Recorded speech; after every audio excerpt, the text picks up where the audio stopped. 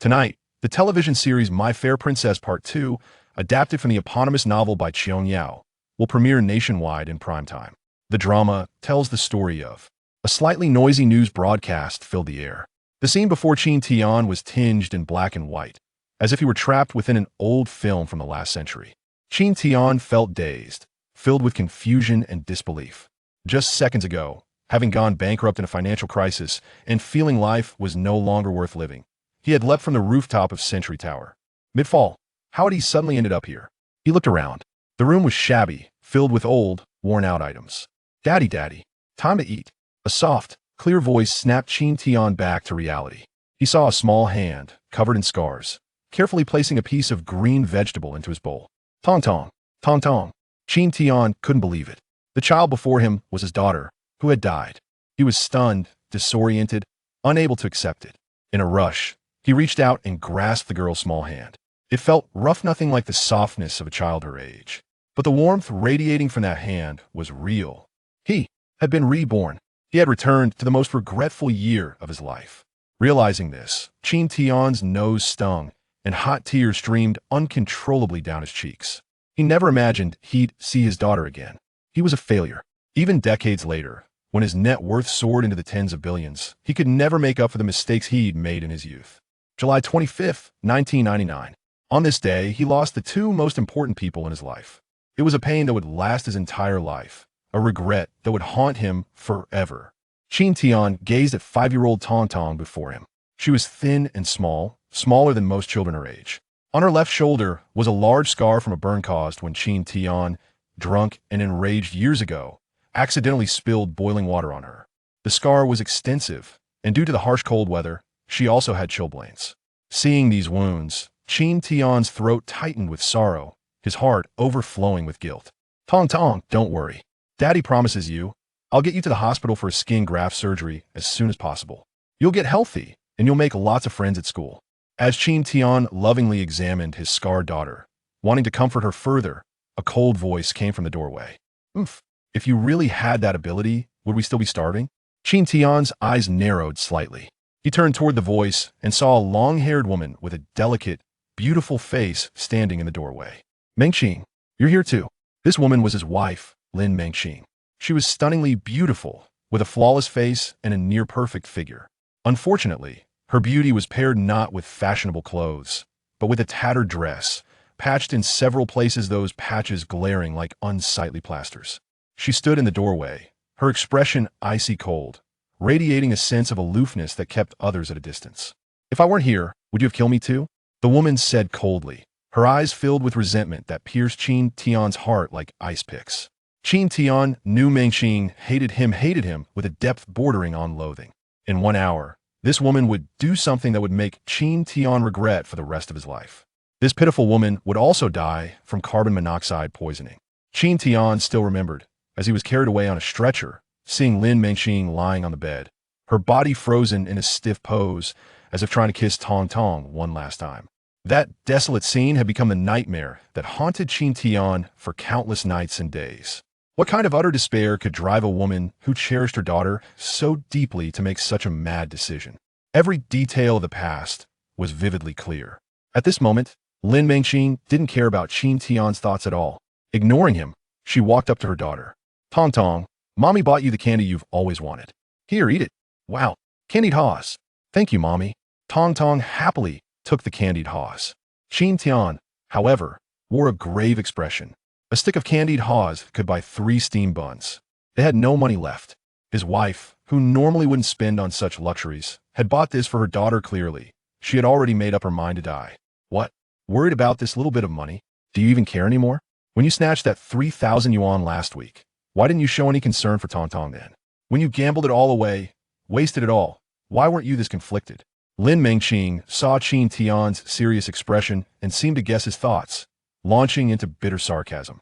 Qin Tian opened his mouth, wanting to explain, but the words stuck in his throat, unable to come out. Lin Mengqing continued to complain. That money was borrowed to save Tongtong's life. You took it and gambled it all away in one night. Do you want to drive us mother and daughter completely insane? You bastard. And now you're pretending to care? As she spoke these words, her voice cracked with sobs. She was truly heartbroken. 3,000 yuan. Even if she didn't eat or sleep, working herself to death, she could only earn 2 or 300 yuan a month. And Qin Tian had snatched it away and lost it all in a single night. It was no different than taking her life. This incident had completely shattered Lin Mengqing's last shred of hope for Qin Tian.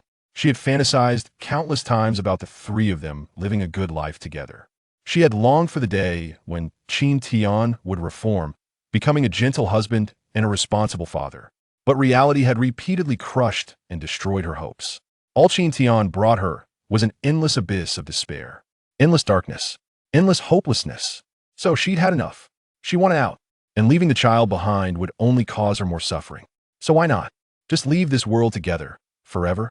All right, let's eat first, then talk about other things. I brought some labo porridge from Annier's place. Drink it while it's hot. Lin Mengqing said, her heart as cold as ice, tenderly stroking Tongtong's head. Her mind was made up no matter what. She would carry out her plan today. Tongtong, after you finish your candied haws, come help Mommy serve the porridge. Okay, Mommy. Tongtong put the candied haws aside and began helping to set the bowls. As the 3 bowls of labo porridge were placed on the table, Qin Tian's heart trembled. He knew exactly what these 3 bowls represented. The porridge was rich and fragrant, but inside, Lin Mengqing had already mixed in a sedative. She did this so the family could leave this world peacefully, slipping away in their sleep. Daddy, come eat.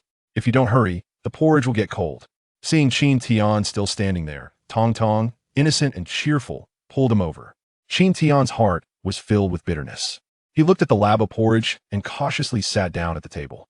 Tongtong, the porridge is too hot. Let's let it cool a bit. By the way, Tongtong, what did your kindergarten teacher teach you recently? The teacher taught us counting ducks and hide and seek.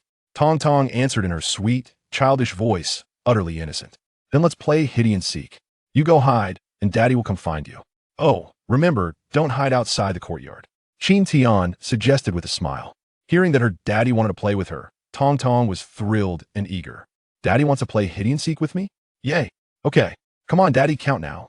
All right. 1, 2. Tongtong quickly ran out to the courtyard and hid in a corner.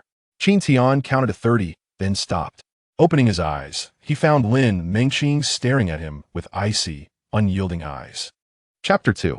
Please give me another chance. What do you want? I have not a single penny left. As Qin Tian suddenly displayed tenderness towards Tongtong, Lin Mengqing felt a surge of vigilance. She could not believe that Qin Tian had transformed into such a considerate figure, especially towards a child. Any gesture of kindness from him, in her eyes, was laden with ulterior motives, with their household devoid of any funds. His theatrics only led her to ponder whether he intended to sell their home. The mere thought deepened her sorrow. Yet, she had long ceased to prioritize the house. After tonight, she and her beloved daughter would finally be liberated. Seeing that Qin Tian remained silent, Lin Mengqing became certain that her words had struck a nerve. This fellow was indeed hiding something. Never mind. Time to sleep. I will extinguish the coal stove. The honeycomb coal can only last for 2 days, so we must conserve it. Lin Mengqing murmured, lost in thought as she approached the coal stove, holding a cup of old tea, which she splashed onto the honeycomb coal. Puff, puff. A wave of acrid steam billowed from the stove. Under ordinary circumstances, Qin Tian would have paid little heed to Lin Mengqing's actions. However, today he was fully alert. Though doused with water, the honeycomb coal would extinguish quickly, yet it would smolder for a time, generating several times the usual carbon monoxide and increasing the risk of indoor gas poisoning. Qin Tian was overwhelmed by the pungent odor permeating the air. Close the windows tight. Lin Mengqing then reminded him. In winter, the bone-chilling cold of Zhonghai City, situated in the lower reaches of the Yangtze River, was even more pronounced in the humble apartment where Qin Tian resided. Lin Mengqing's approach to shut the windows seemed quite ordinary. Just as she was about to close them, Qin Tian grasped her hand. Don't do that, dear. There was a hint of pleading in his gaze. What is it? The blanket is too thin. If the windows remain open, Tongtong will be cold. Under Qin Tian's penetrating gaze, Lin Mengqing felt an uncharacteristic flutter of anxiety. What was behind his expression?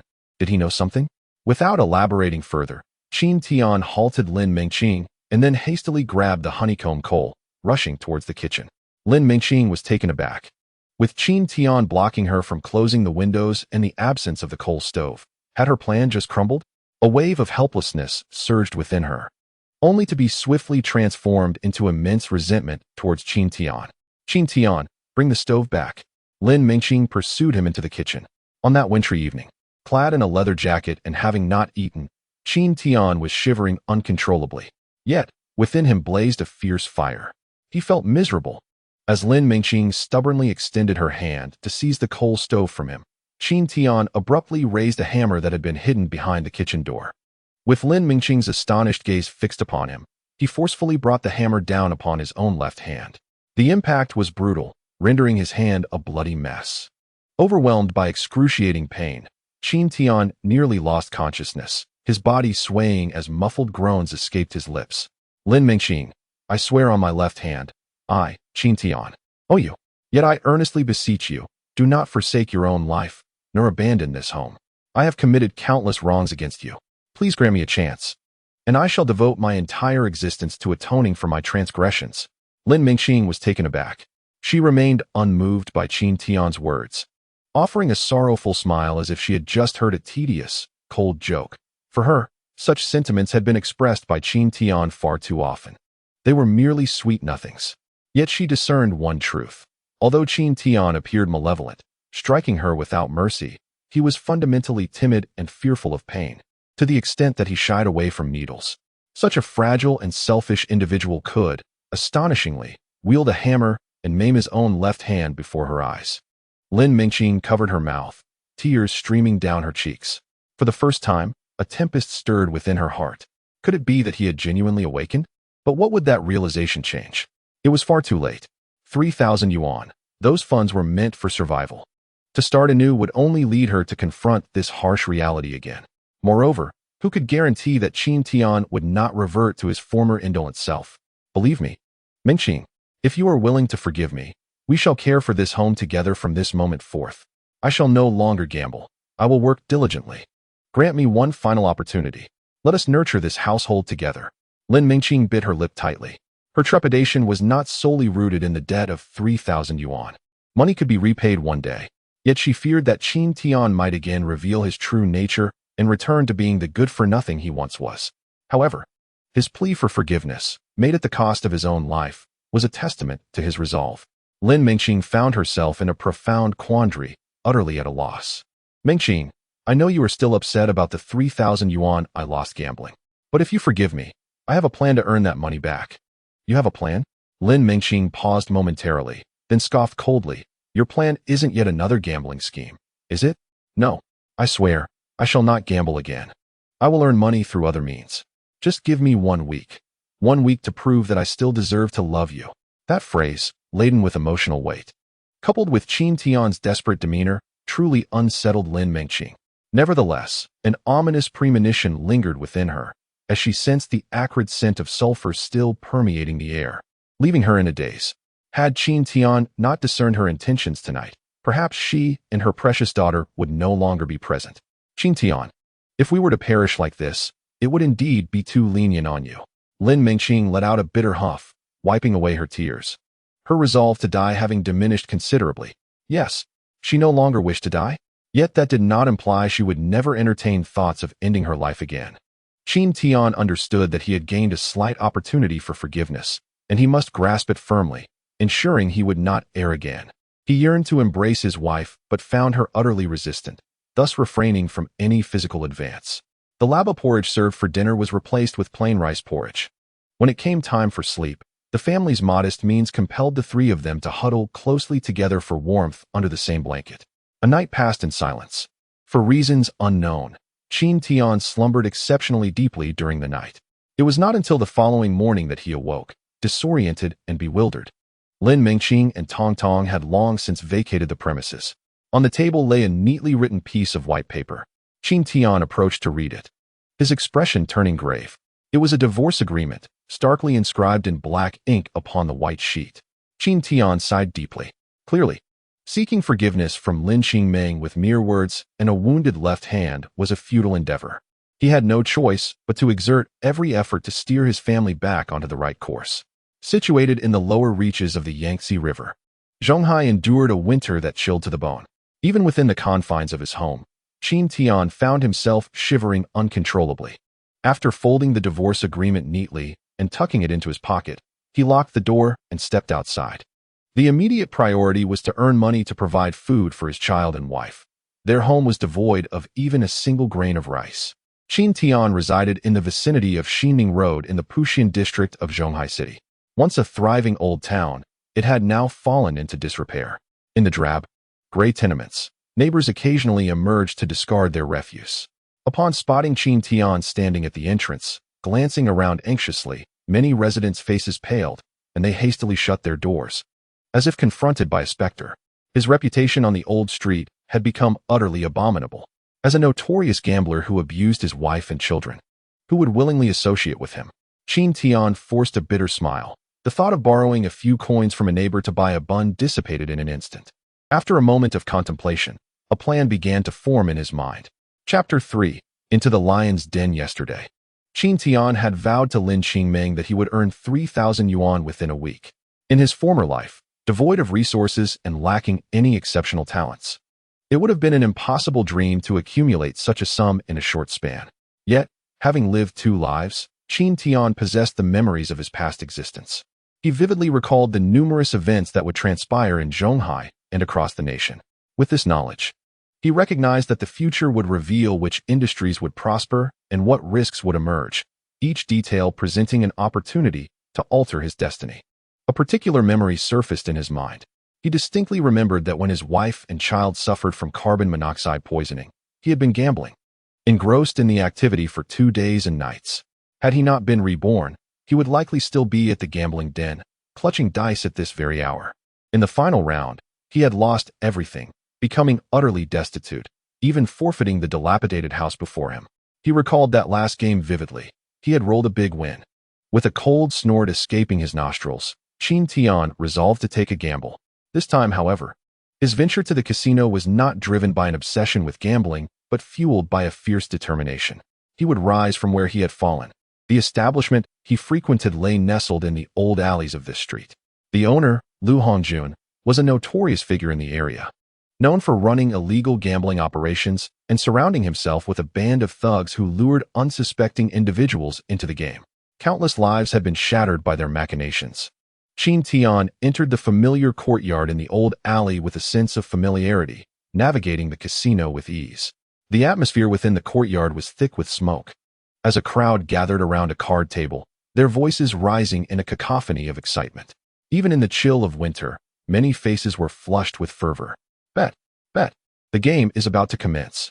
At the head of the large wooden table, Lu Hongjun shouted, his hand resting on the black dice cup. Standing over 6 feet tall, with a robust physique and a face marked by a prominent mole, he commanded attention. Numerous gamblers craned their necks, eagerly tossing their money onto designated spots on the table. I'm betting big. I wager 100 on small. As Qin Tian stepped inside, several patrons glanced at him in surprise. Lu Hongjun recognized Qin Tian and smirked with disdain. Oh, look who's back. Didn't I tell you yesterday that if you're broke, you should stay away from here? Qin Tian was known for his reckless gambling tendencies and poor judgment. When he was short on funds, he often caused disturbances, leading to numerous confrontations with Lu Hongjun. Lu Hongjun had not hesitated to publicly humiliate Qin Tian, often throwing him out whenever he sensed he was out of money. In this place, the once maligned Qin Tian had become a target for ridicule, an easy mark for anyone seeking a laugh.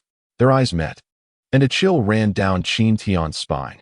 He recognized Lu Hongjun as the man responsible for his past misfortunes that led to his family's ruin.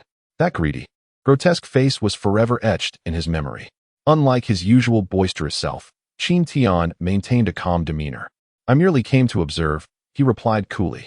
Lu Hongjun furrowed his brow, sensing something unusual about Qin Tian today, though he could not quite articulate what it was. With a dismissive sneer, he declared, fine, I'll give you 15 minutes. After that, you'd better be gone. If you don't leave, I'll throw you out myself. The other patrons, hearing this, joined in the raucous laughter. Sticking around without money? How absurd. Let us play our game and let him indulge his curiosity. Amidst the mocking jeers and Lu Hongjun's harsh words, Qin Tian remained silent, his gaze fixed intently on the card table. Lu Hongjun proceeded to play 3 rounds in succession, each time revealing a high score. Many lamented their losses, while a greater number shifted their focus to the prospect of a small outcome. With 3 high scores already, it has to be small this time. It can't possibly be high again. The patrons buzzed with speculation, and a few, red-eyed from losses, gathered their remaining funds, ready to stake everything on one last chance. A flicker of recognition crossed Qin Tian's face as he absorbed their familiar dialogue, sending a tremor through him. This moment had finally arrived. In his previous life, it was precisely during this forthcoming round that he lost everything. The memory was seared into his mind, for it was this very game that had plunged him into ruin, leaving an indelible mark on his soul. Lu Hongjun shook the dice cup in his hand, a sly smile gracing his lips as his gaze swept across the faces of the onlookers. With a decisive thud, he slammed it onto the betting table and proclaimed with fervor, "It's about to begin. I bet 300 on small. I bet all on small." "Me too." A throng of eager participants clamored to place their wagers. "I want to join in." Suddenly, a voice rang out from the crowd, causing many to fall silent. All eyes converged sharply on Qin Tian, who had approached the table, his injured left hand resting upon it. His gaze was piercing, fixed intently on Lu Hongjun as he enunciated each word with deliberation. "I wish to place a bet as well." Lu Hongjun narrowed his eyes, a dismissive grunt escaping his nostrils. "Qin Tian, if you wish to play, do you have the funds? Whose money will you stake this time?" As a seasoned gambler, Lu Hongjun was well aware of Qin Tian's financial woes. He knew that he had nearly drained Qin Tian's resources, including the meager savings of his wife. "Qin Tian, I look down upon you. Stand your ground. How can you be out of money? Isn't there still a house in your family?" "Qin Tian, for the sake of pride, bring the house along. This round must surely be small." As these familiar yet foreign taunts echoed around him, Qin Tian felt a wave of disorientation wash over him, as if he were transported back to that fateful day in his past when he lost everything.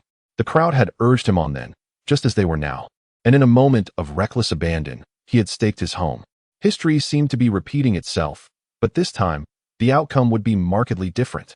A cold smirk flickered across Qin Tian's face as he abruptly seized a bottle of Red Star Erguotu from a nearby participant. The man gasped, intending to protest, but fell silent upon witnessing Qin Tian tilt his head back and gulp down half the bottle in one go. This reckless act sent a chill through the onlooker, leaving him speechless. After finishing the liquor, Qin Tian wiped his mouth and placed his bloodied left hand firmly on the gambling table, locking eyes with Lu Hongjun. "I have no money, but I can still place a bet. I wager this hand. If I lose, then this hand shall be forfeit."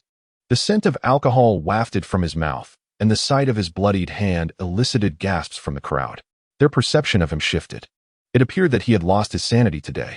Lu Hongjun, equally astonished, widened his eyes and glared at the bloodied hand on the table, demanding, "Qin Tian, what do you mean? Are you jesting? You're betting your hand?" The others, sensing the tension in Qin Tian's demeanor, fell silent, acutely aware that the gambling den had previously witnessed tragedies born from reckless desperation. Provoking the clearly unhinged Qin Tian would be unwise. In response to Lu Hongjun's inquiry, Qin Tian let out a cold laugh. "Lu Hongjun, this banter is pointless. I am fully aware of your deceit. Allow me one last game today. If I lose, I will never speak of it again, and my hand will belong to you. Otherwise, I shall not leave here." Lu Hongjun's eyes glimmered with intensity, momentarily rendering him speechless. His expression remained impassive, yet he understood that Qin Tian was willing to gamble everything, displaying a fearless audacity that left no room for retreat. Otherwise, given Qin Tian's usual demeanor, he would never dare to confront him so aggressively. After contemplating Qin Tian's words, Lu Hongjun felt a twinge of doubt within. Could it be that this young man has discerned something? Yet upon further reflection, he deemed it improbable. "Very well, I shall acquiesce," he said after a moment's hesitation, disdainfully glancing at Qin Tian. "Will you wager high or low?" Qin Tian remained silent, his gaze calmly surveying the surroundings. "Qin Tian, what are you contemplating?" "Betting low guarantees victory." "Bet low," a group of onlookers called out, with a significant number already placing their bets on low. After a brief moment of hesitation, a smile crept onto Qin Tian's lips. "I bet low." At that moment, Lu Hongjun also smiled, casting a meaningful glance at Qin Tian. The table before him was a cheating apparatus acquired from coastal regions, equipped with a hidden mechanism. Unbeknownst to anyone, Lu Hongjun subtly nudged the switch beneath the table with his foot, activating it. The dice within the concealed cup suddenly shifted, transforming from low to high. Lu Hongjun, sensing the change, composedly prepared to unveil the cup, ready to embrace his impending victory. However, at that moment, Qin Tian bellowed. I've changed my mind. I bet high. With that, Qin Tian slammed his bloodied left hand down on the table, firmly placing it in the high position. Lu Hongjun was taken aback, then panic set in. He had just manipulated the dice to show high. How could Qin Tian also change his bet to high? Was he somehow clairvoyant? Yet, Lu Hongjun could not afford to lose this round, as Qin Tian had wagered a hand. If he lost, he would have to forfeit a hand. Lu Hongjun's face flushed with rage. One cannot simply alter the bet at the table. He glared at Qin Tian. It must remain low. Why can't it be changed? Qin Tian replied with a scornful smile. Isn't it a rule that as long as the cup remains covered, I can change my bet, right? Indeed. Qin Tian's remark was met with agreement from several bystanders. Seizing the opportunity, Qin Tian pressed Lu Hongjun further. So what now? Are you afraid to play? I am betting high. Let us proceed. The crowd erupted in fervor. Faced with this situation, Lu Hongjun's anger dissipated.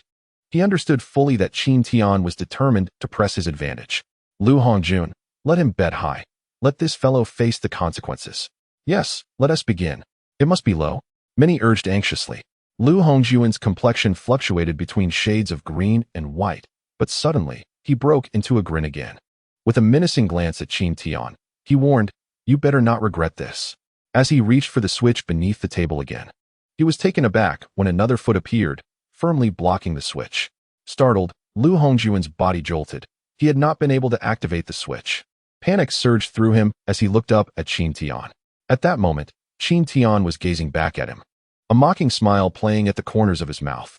Lu Hongjun was jolted to a startling realization. This Qin Tian genuinely knew about his deceit. It became evident that the latter had meticulously calculated his approach. Just as Lu Hongjun began to comprehend the situation, Qin Tian unexpectedly leaned in, swiftly lifting the dice cup that covered Lu Hongjun's hand.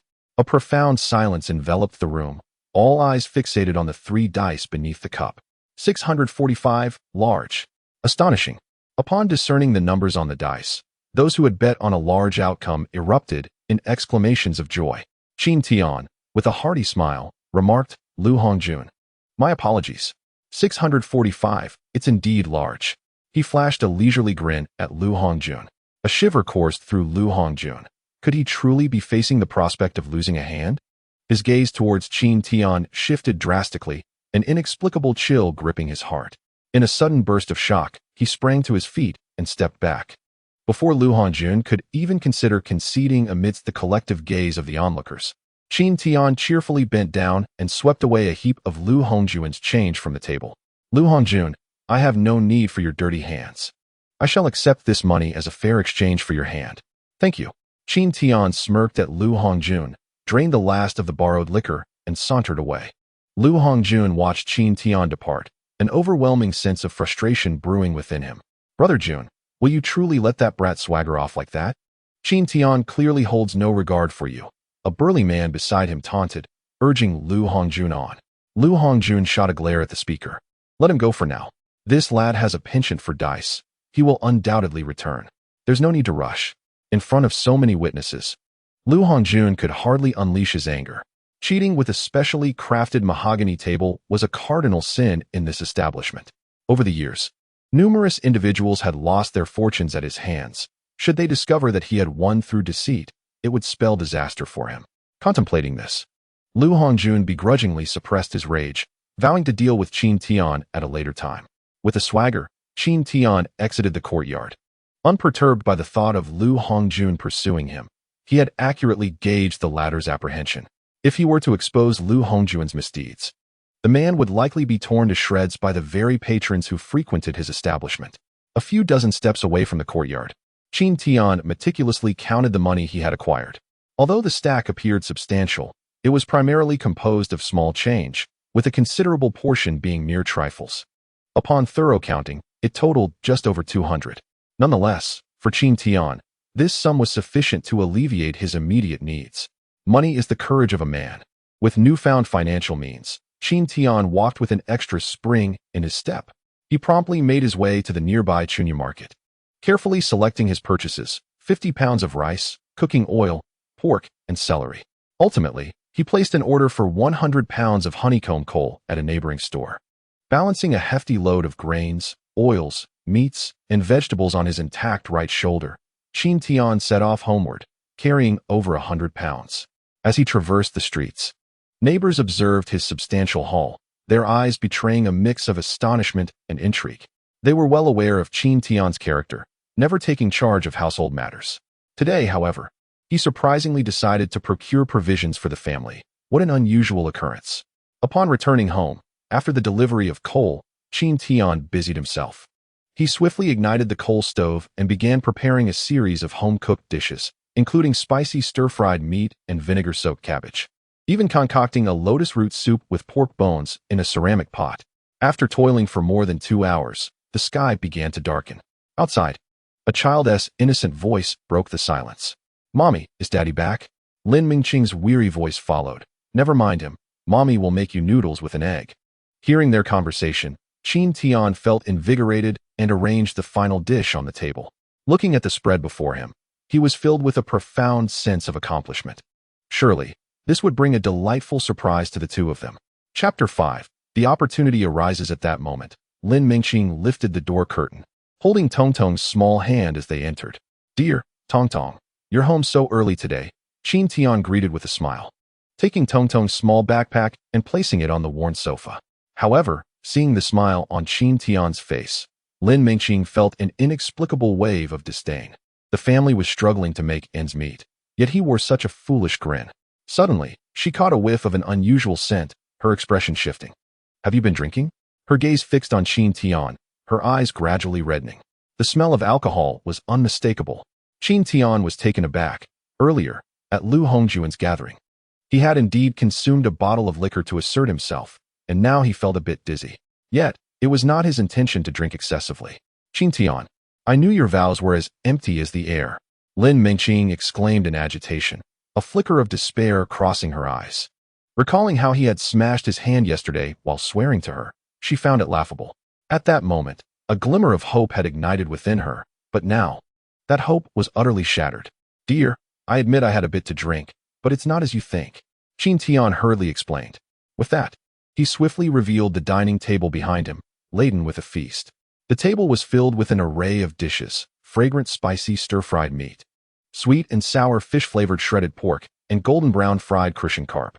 Upon seeing the spread, Tongtong, who had been anxiously listening to her parents' argument, opened her mouth in awe, saliva nearly spilling forth. "Wow, so much meat. It smells so good." With the innocence of childhood, she could no longer contain herself and rushed to the table. Her big eyes fixated on the delicious offerings, her face radiating happiness. "Mommy, Daddy has prepared so many tasty dishes."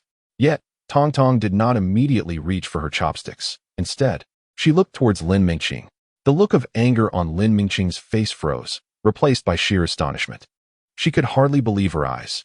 How had Qin Tian managed to create such a sumptuous feast? Moreover, the dishes were a feast for the senses, exuding an exquisite aroma and vibrant colors, hinting at exceptional culinary skills. Before Lin Mengqing could regain her composure, Qin Tian hurriedly brought forth the stir-fried pork with chili. "The pork has cooled a bit. Let me return it to the pan," he exclaimed, adding, "The lotus root stew with pork bones is ready. I'll bring the broth over." Soon, the clattering sounds of cooking emanated from the gas stove in the kitchen. Before long, Qin Tian carefully presented the fragrant lotus root and pork bone soup and placed the reheated stir-fried pork in front of Tongtong. "Tongtong, this is your favorite stir-fried pork with chili. Eat it while it's hot." Qin Tian affectionately touched his beloved daughter's cheek. Gazing at Qin Tian's enthusiasm and the sumptuous spread before her, including the steaming pork bone soup, Lin Mengqing felt a sense of disbelief. Was she dreaming? Could Qin Tian, who had never lifted a spatula in their many years of marriage, truly cook so well? Not to mention the expense of such a lavish meal. "Mengqing, drink some soup to nourish your body. You seem quite frail," Qin Tian said as he ladled a steaming bowl of lotus root soup for her. Lin Mengqing pressed her lips together, reluctant to consume the soup he had served, yet the enticing aroma of the lotus root broth was irresistible. She couldn't recall the last time she had savored meat. Tongtong's chopsticks never ceased, the little girl relishing each bite with a smile that lit up her face. Gradually, Lin Mengqing loosened up, her hand growing more diligent in ladling soup. By the meal's end, the family had nearly finished off most of the dishes, with Lin Mengqing having 2 full bowls. Although she initially intended to conceal her interest in Qin Tian's cooking, the dishes were simply too delectable to resist. Little did she know, the reborn Qin Tian had spent a long, solitary existence in his previous life, perfecting his culinary skills to alleviate his loneliness as a top-tier wealthy individual. The dishes he prepared now rivaled those of many renowned chefs. As she contemplated washing the dishes, before Lin Mengqing could rise, Qin Tian had already gathered the empty plates and utensils, heading toward the kitchen. Watching him depart, Lin Mengqing's expression grew complex, and she called out to him. Our warehouse at Yuanhua department store is hiring temporary workers. You might want to try tomorrow, she suggested softly. Qin Tian was momentarily taken aback, not expecting Lin Mengqing to consider helping him find work. He had his own plans for earning money.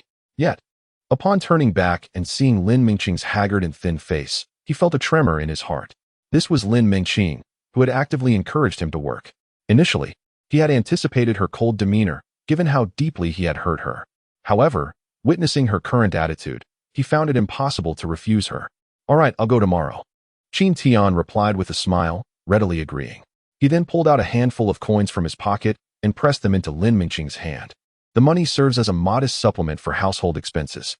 Upon seeing a large handful of coins, Lin Mengqing was taken aback, retracting her hand as if shocked by an electric current. Where did this money come from? You should keep it for yourself. I refuse to accept your dirty money derived from gambling. Her gaze towards Qin Tian was laden with unmasked disdain.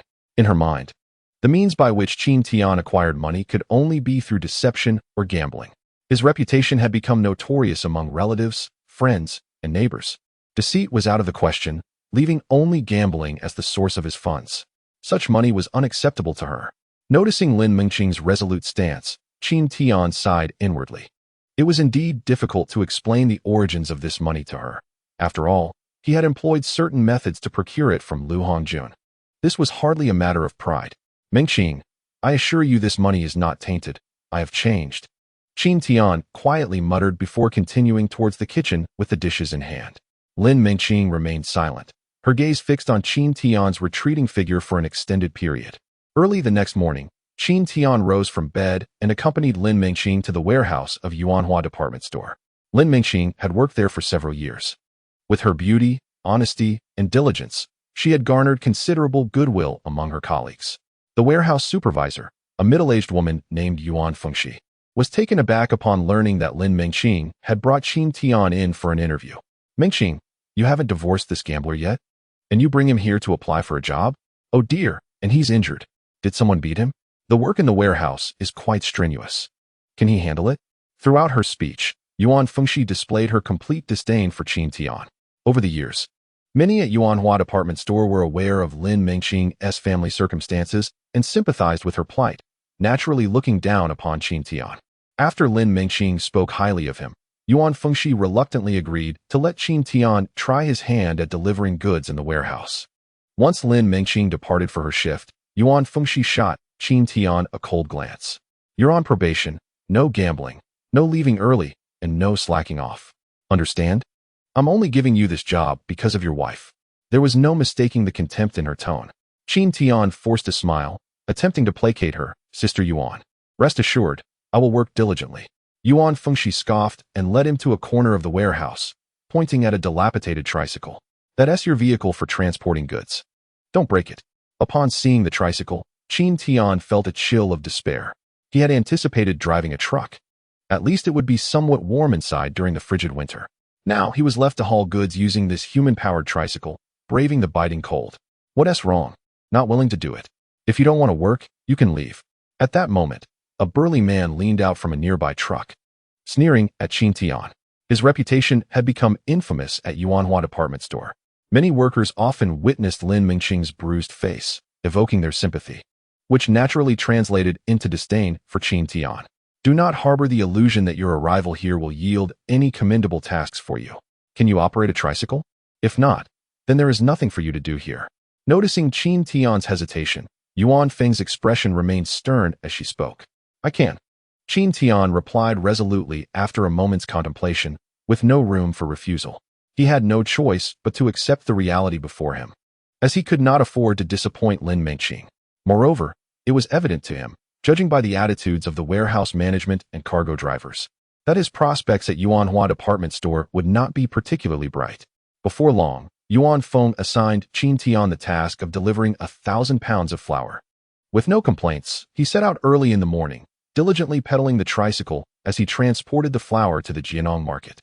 Jianong market stands as one of the largest grocery markets in the vicinity of Puxian district, surrounded by numerous welfare housing complexes belonging to state-owned enterprises.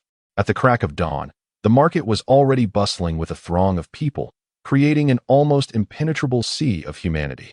Despite the biting cold of winter that left him shivering as he rode the tricycle, once he maneuvered through the throngs in the market, he found himself sweating profusely, his body warming up. Upon arriving at the delivery destination and noticing the sign at the entrance of the Jianong Market Management Office, an epiphany struck Qin Tian. He suddenly recalled that it was no wonder the name of the market had sounded familiar when he heard the goods were to be delivered there. This was indeed the very market where his wife, Lin Mengqing, frequented the night market. From his memory, he recollected that during the winter of '99, due to poor management, the market transitioned from state-run to a contracted system. However, it ultimately failed to recover and eventually closed its doors. As memories of the market swirled in his mind, an electric thought sparked within him. An opportunity for prosperity had presented itself. Chapter 6. I can help you inside the Jianong Market Management Office. Elbin paced restlessly, his mood quite dismal. The vendors in the market were lively, and customers flowed in and out, creating a scene of bustling prosperity. Yet Elbin was acutely aware that the market was fraught with hidden crises. At that moment, Qin Tian knocked and approached, announcing loudly to the furrowed-browed Elbin. I am from Yuanhua department store. Your flour has arrived. Elbin, consumed by his troubles, waved his hand dismissively without looking up. Fine, just leave the flour. He uttered this while continuing to ponder deeply. Suddenly, he sensed something amiss. The individual who had delivered the flour had not departed. Elbin looked up in surprise and frowned. I told you to leave. Why are you still here? Confronted with Elbin's directive to leave, Qin Tian remained unperturbed and certainly had no intention of departing. As a reincarnated individual, he recognized Elbin's identity and discerned his distress through his troubled expression. Taking a hearty bite of a steaming bun he had just purchased, he spoke leisurely. Esteemed leader, I gather you are troubled by the market's operational status? It is not as complicated as it seems. I can assist you. Lubin furrowed his brow, feeling both astonished and incredulous. Can you assist me? Just you? Such audacious words. A mere delivery worker from Yuanhua department store could perceive his inner turmoil at a glance. And he dares to claim he can help? Naturally. Lubin dismissed it as mere coincidence. As a deputy director of a state-owned enterprise, he would hardly take a delivery person's word seriously. On the contrary, Qin Tian's remarks struck Lubin as rather laughable. Observing Qin Tian devouring a meat bun, Lubin couldn't help but smirk. You, a delivery worker, can aid me? Young man, you should leave quickly. I have no time to waste with you today. Just go. Qin Tian had anticipated Lubin's dismissive attitude.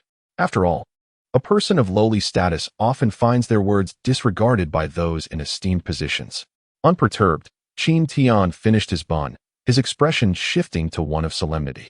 The current operational status of the Jianong market has encountered significant issues. This is a fact, is it not? As an administrator of this market, you must be well aware of this, and I am not mistaken. As he observed Qin Tian's earnest demeanor, waves of unease stirred within Lubin. He could not comprehend how this young delivery worker from Yuanhua department store had discerned anything at all, despite the bustling crowds and numerous vendors at Jianong market, which led many to believe that business was thriving. It was merely an illusion. Recently, although foot traffic had been steady, the overall transaction volume within the market was plummeting. Many customers strolled through, selecting items only to leave without making any purchases, opting instead for other venues. This was one of the reasons for Lubin's current distress. Before Lubin could respond, Qin Tian, recalling pertinent details about Jianong market, delivered another shocking revelation. If Jianong market continues on this trajectory, it will be compelled to undergo restructuring by next year. At that point, my friend, your future will be uncertain. Though his voice was not loud, Lubin found himself reeling, his mind buzzing with disbelief. He stood there, stunned into silence, struggling to regain his composure. Based on whispers he had heard, Lubin knew that there were indeed plans for restructuring the market management. However, this information was known only to insiders.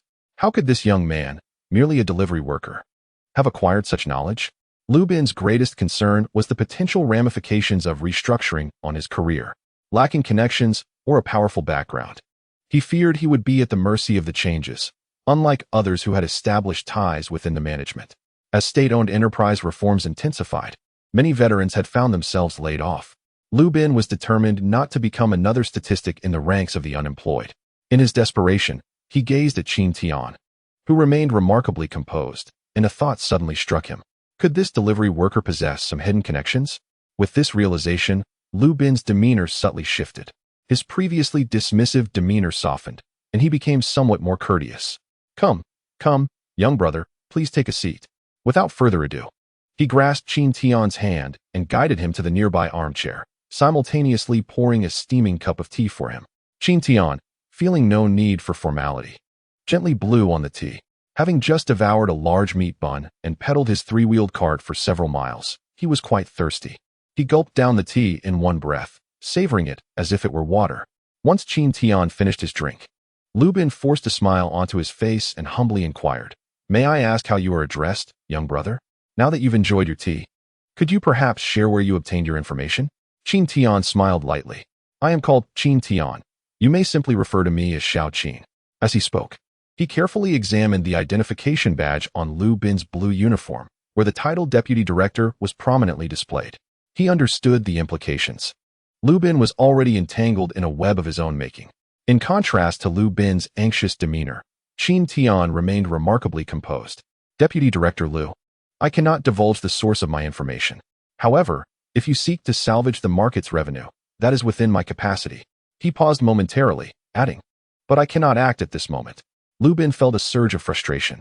Was this a game? His expression darkened as a flicker of anger ignited within him. As a member of the management tier in a national enterprise, he had treated Qin Tian, a mere delivery worker, with considerable respect. It was rare for him to be so approachable towards someone in that position. Yet, this Qin Tian not only withheld insider information, but also possessed a method to enhance revenue without revealing a single detail. It was blatantly a ruse. Noticing Lu Bin's frown deepening, Qin Tian discerned the psychological turmoil of this minor official.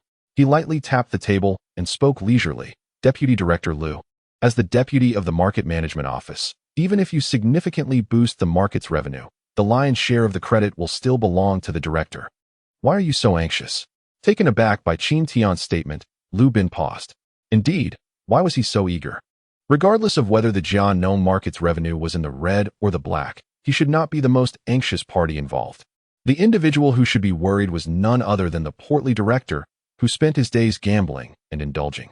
Seeing Lu Bin lost in thought, unable to refute his words, Qin Tian realized his message had struck a chord. He continued nonchalantly, "Deputy Director Lu, what you should truly focus on now is awaiting the complete restructuring of the market. After that, you can take the initiative to secure the contract for the Jiannong market and ultimately restore its vitality. In doing so, you stand to gain significantly." Qin Tian's words were entirely framed from Lu Bin's perspective. After absorbing Qin Tian's insights, Lu Bin felt a jolt of enlightenment, as if a veil had been lifted from his eyes. Chapter 7. Seizing the opportunity, he gazed at Qin Tian in astonishment. Who was this delivery lad? He was nothing short of remarkable. Each suggestion resonated deeply with Lu Bin, perfectly aligning with the maximization of benefits. Thus, Lu Bin need not worry about the restructuring. That burden should fall upon the department head. He merely needs to bide his time until the restructuring concludes before taking action, firmly positioned as a fisherman at ease. After all, as an insider, he is privy to the precise timeline of the changes, and once he acts, no one could possibly outpace him in seizing the market contracts. Observing Lu Bin's astonished expression, Qin Tian sensed an opportunity. Seizing the moment, he recalled the information regarding the decline of the Jiannong market. "Director Lu," Qin Tian began earnestly, "I believe the persistent drop in sales at Jiannong market over the years stems fundamentally from the reckless expansion undertaken 2 years prior, which resulted in an influx of vendors selling trivial goods." Lu Bin, upon hearing this, appeared somewhat perplexed. Could it be? Our performance at Jiannong market was quite commendable 2 years ago, which is precisely why we decided to expand. How could this have contributed to a decline in business? His confusion was palpable. Qin Tian offered a subtle smile. It was not surprising that Lu Bin was bewildered. In 1999, Many grassroots officials had only a rudimentary grasp of market economics, and certain matters touched upon the fundamental principles of economics. As a mere deputy director, Liu Bin lacked the depth to uncover the root causes of the Jianong market's decline. Clearing his throat, Qin Tian moderated his pace. Director Liu, the dynamics of any market require a strict balance. When the conditions are favorable, all parties profit. However, if a particular industry faces either surplus or scarcity, it can leave many without sustenance. For instance, your current night market is saturated with vendors selling trivial goods. Such fierce competition inevitably results in lackluster business. After reflecting on Qin Tian's words, Liu Bin began to grasp the essence of the argument. The more he contemplated, the more he recognized the validity of Qin Tian's assertions. At that moment, his gaze towards Qin Tian transformed entirely. Having ascended to the position of Deputy Director of Market Management, Liu Bin was no fool. There is no such thing as a free lunch in this world. He and Qin Tian were not acquaintances. Why would someone offer unsolicited guidance? Mr. Qin, Liu Bin inquired. You share this information with me not out of sheer goodwill, do you? Are you perhaps seeking something in return? He gestured with his fingers in a motion reminiscent of counting money. Unbeknownst to him, he had inadvertently begun to address Qin Tian with a respectful title. How much do you desire? You may express your wishes, Qin Tian replied with a smile. Was he the sort to covet a trifling sum? Director Liu, I too wish to partake in the Jianong market, aspiring to collaborate with you for mutual benefit, Qin Tian stated plainly. With a person as astute as Director Liu, certain matters required directness. Otherwise, the conversation would meander indefinitely. Upon hearing Qin Tian's proposition, Liu Bin felt a sense of internal resistance. Some matters were better left shrouded in ignorance. Yet, now, awakened by Qin Tian's words, he was acutely aware of the substantial profits to be garnered from contracting the Jianong market. The thought of allowing Qin Tian to involve himself filled him with reluctance. Moreover, Qin Tian's inscrutable nature left him uncertain of how to navigate a partnership with him. In the event that Qin Tian engages in deceitful dealings behind the scenes, the authority over this market remains uncertain. Contemplating this, L.V. Bin slowly remarked, Mr. Qin, I sense that you are unlike the ordinary individual. Your words carry substantial weight. However, the matter of contracting the vegetable market cannot be resolved merely through discourse. The intricacies involved are profound, and if we are not the management personnel, I fear we might struggle to navigate the complexities, leading to considerable complications. Upon hearing this, Qin Tian shook his head inwardly. Did he not grasp L.V. Bin's ulterior motives? It was simply that, upon awakening to the potential benefits of the vegetable market, he was reluctant to invest himself. Such is the nature of humanity. Qin Tian chose not to elaborate further, narrowing his eyes and regarding L.V. Bin with a gaze that was both enigmatic and slightly amused. L.V. Bin felt a pang of unease under Qin Tian's scrutiny, as if that penetrating gaze could unveil his hidden thoughts. Just as he was about to offer an explanation, a young man wearing a management badge burst into the room, his expression fraught with urgency. Director L.V., it's bad news. The west gate of our market has been blocked by Lu Dingshan's men again. It's chaotic out there. Vehicles cannot enter, and the tricycles inside cannot exit. L.V. Bin's countenance shifted dramatically, and he slammed his fist onto the table. Those rascals, Lu Dingshan and his gang, are causing trouble again. A flicker of annoyance crossed his face. Xiao Lu, I will not meet with those thugs. Think of a way to send them off. Xiao Lu, hearing this, wore a woeful expression. Director L.V., I have no means to deal with them. Those men are menacing. If I say anything, they might resort to violence against me. They just stated that if they do not receive payment today, no one will be allowed to pass through the west gate. At this, L.V. Bin sprang to his feet, his face flushed with anger. This is lawlessness. Xiao Lu, call the police immediately. I refuse to believe we cannot handle them. Xiao Lu glanced at L.V. Bin, sighed in resignation, and turned to leave. Before exiting, he looked back and said, Director L.V., you must find a way to resolve this issue. Calling the police is not a long-term solution.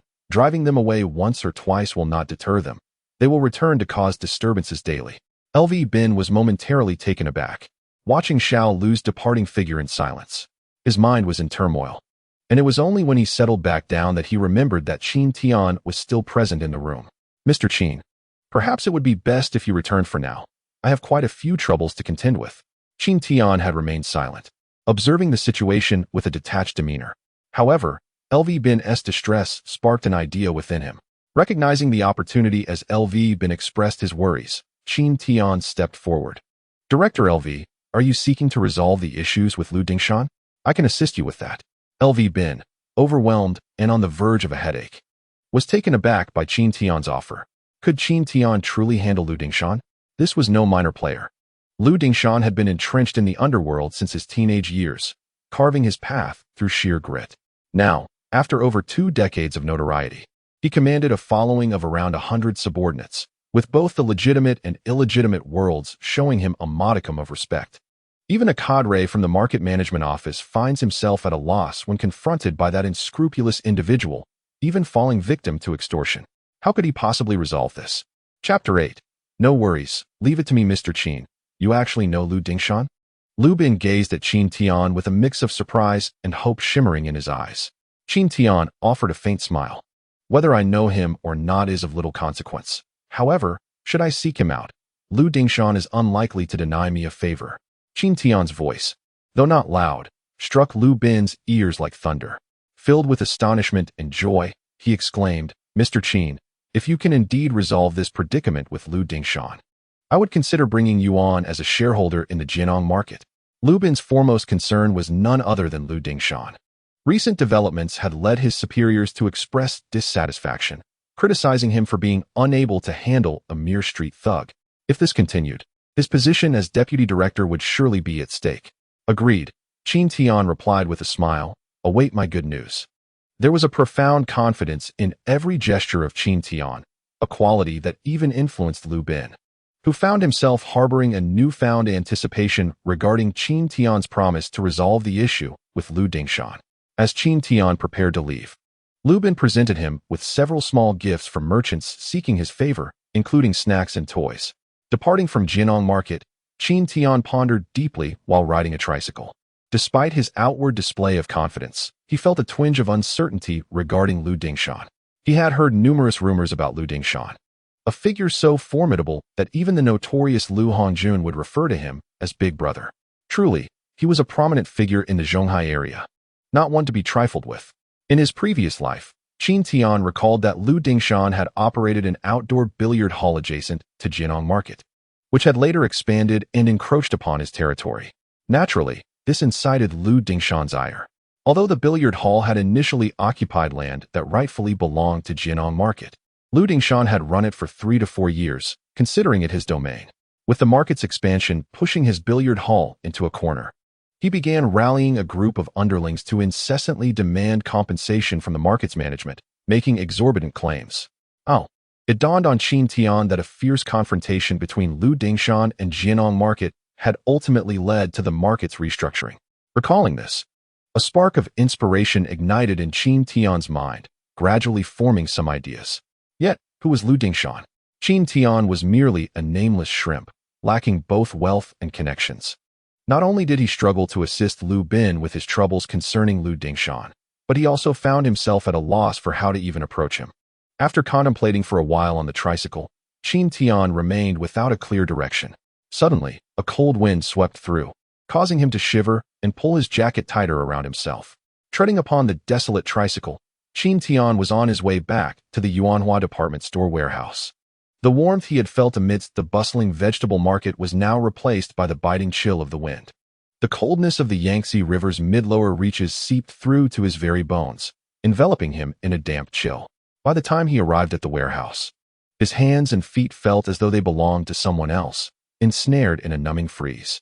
Upon careful inspection, he discovered that the wound on his left hand had reopened, oozing blood that trickled from the scabbed surface.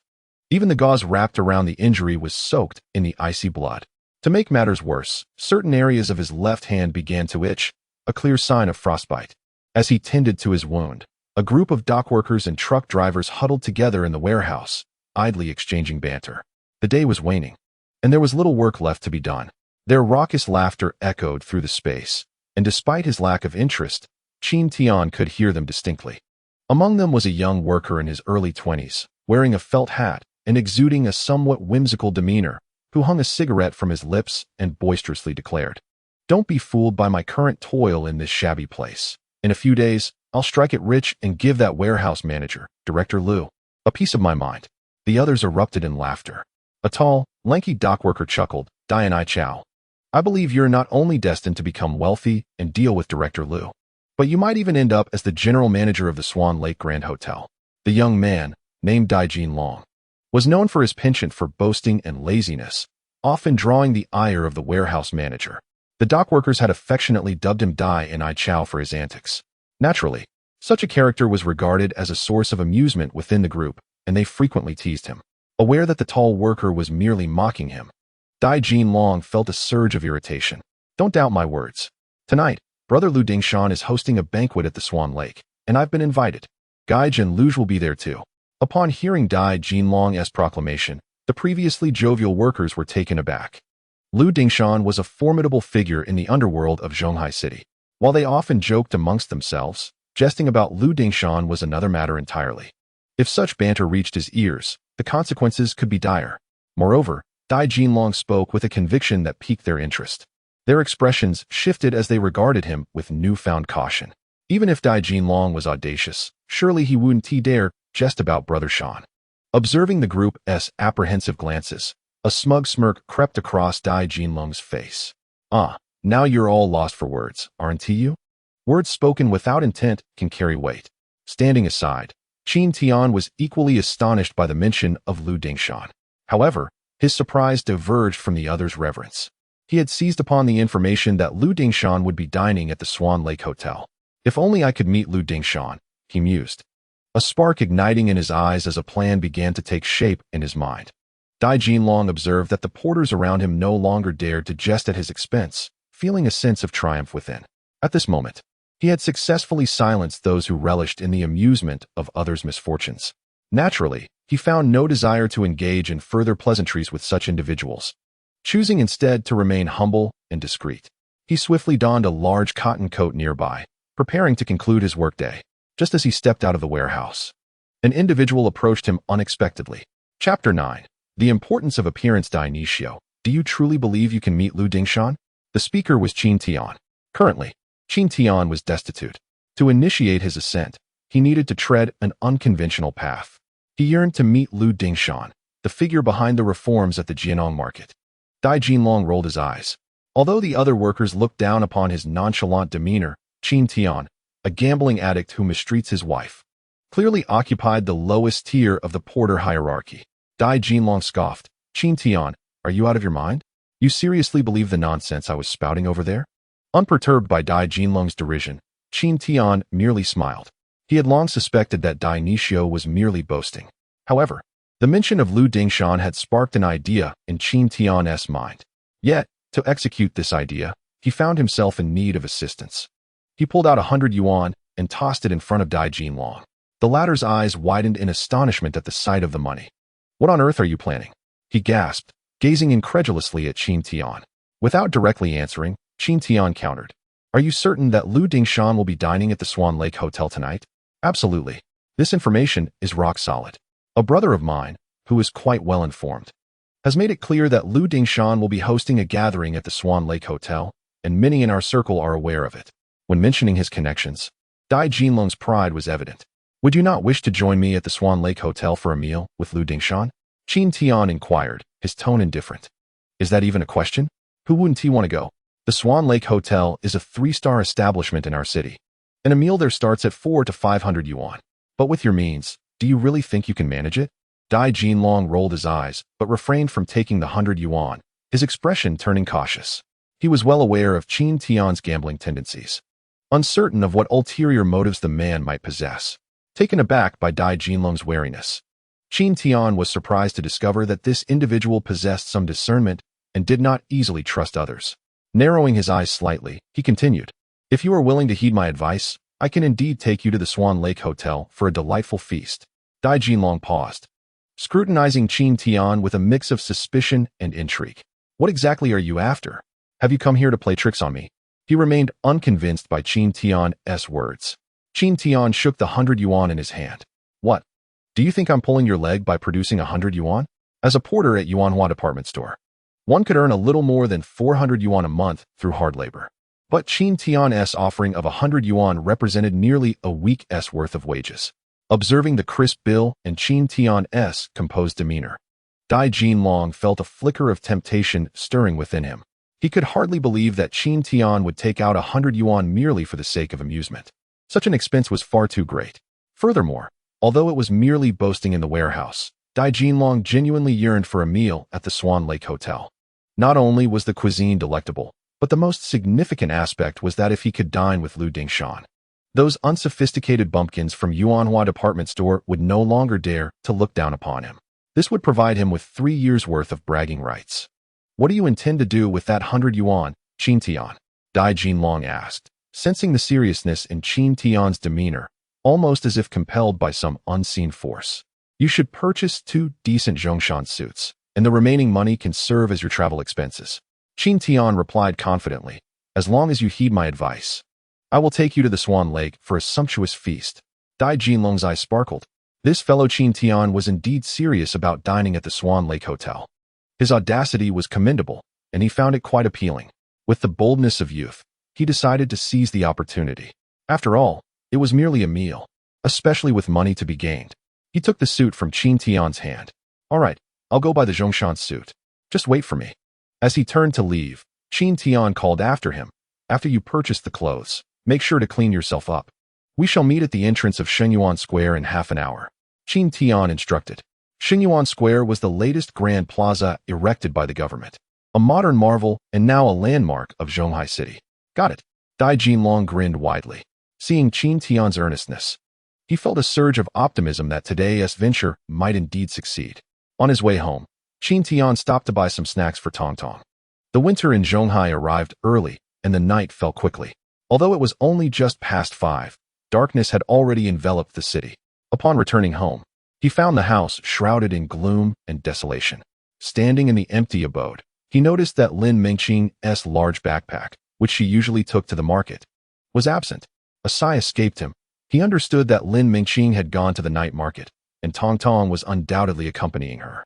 Initially, he had intended to ask his wife for a leave of absence to return home later, but it seemed unnecessary now. Yet, he felt increasingly guilty about her braving the cold to man a stall in such wintry weather. He splashed some water on his face, hastily poured boiling water over a bowl of cold rice, and took a few bites accompanied by pickled vegetables before rushing to a nearby barber shop. After a quick haircut, beard trim, and touch-up of his sideburns, he hurried to Shenyuan Square. Upon arriving at the square, he spotted Dai Jinlong from a distance, clad in a Zhongshan suit. His hair neatly styled in a side part, scanning the area. He held another outfit in his hands. Qin Tian, Dai Jinlong called out, relieved to see Qin Tian approaching. He had been lost in thought, fearing that Qin Tian might stand him up. So what do you think? Does this outfit suit me? Dai Jinlong asked, grinning with pride, his leg bouncing with excitement before Qin Tian. Give me the clothes.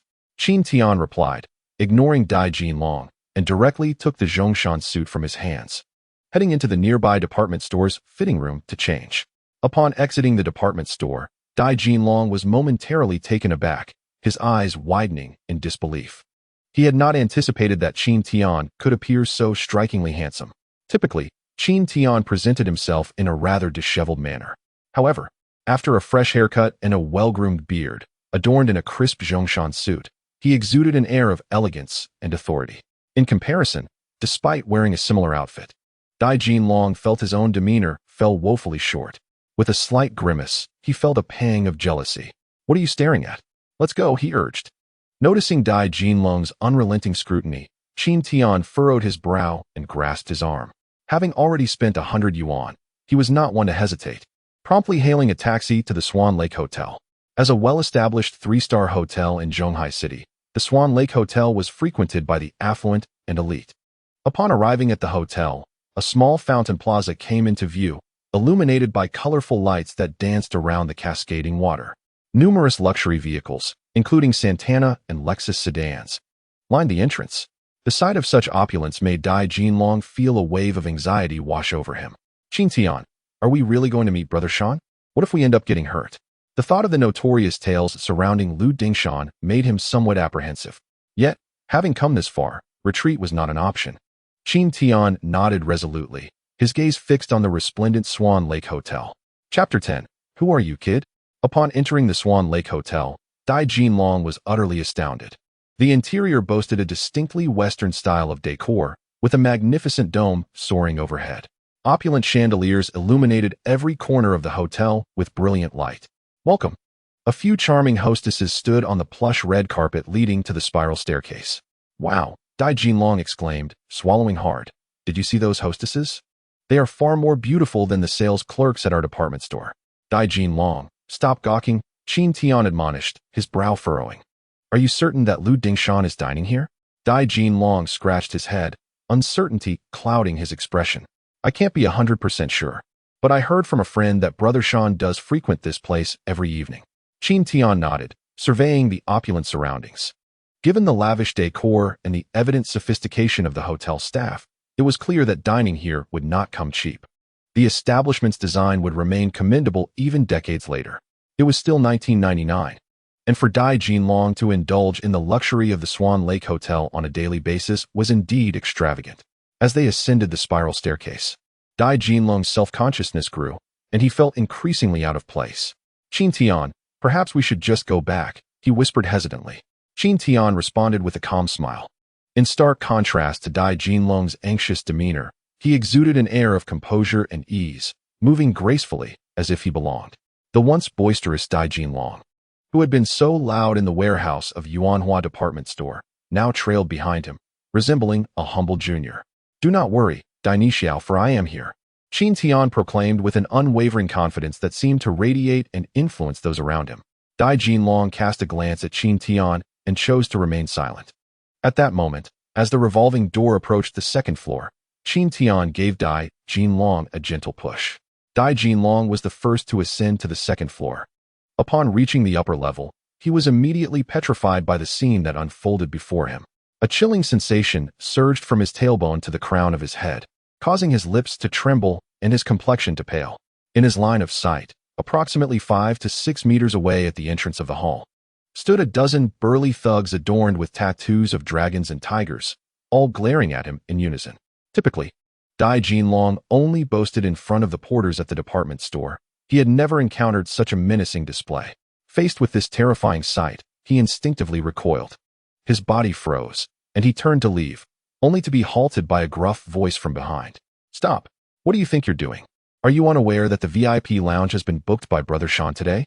The imposing thug who called out was Zhao Laosan, a trusted subordinate of Lu Dingshan. With his shout, Dai Jinlong felt as if he had been ensnared by a spell, his legs turning to jelly.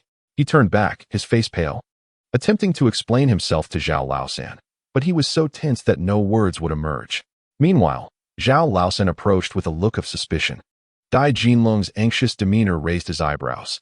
After all, while Lu Dingshan was notorious, he had also made many enemies. What if this intruder was here to cause trouble? What faction do you belong to? Dressed in a Zhongshan suit, you appear rather respectable, yet you're trembling with fear. Zhao Laosan scrutinized Dai Jinlong, his voice sharp. Under the oppressive gaze of Zhao Laosan, Dai Jinlong's tongue became tangled, rendering him speechless.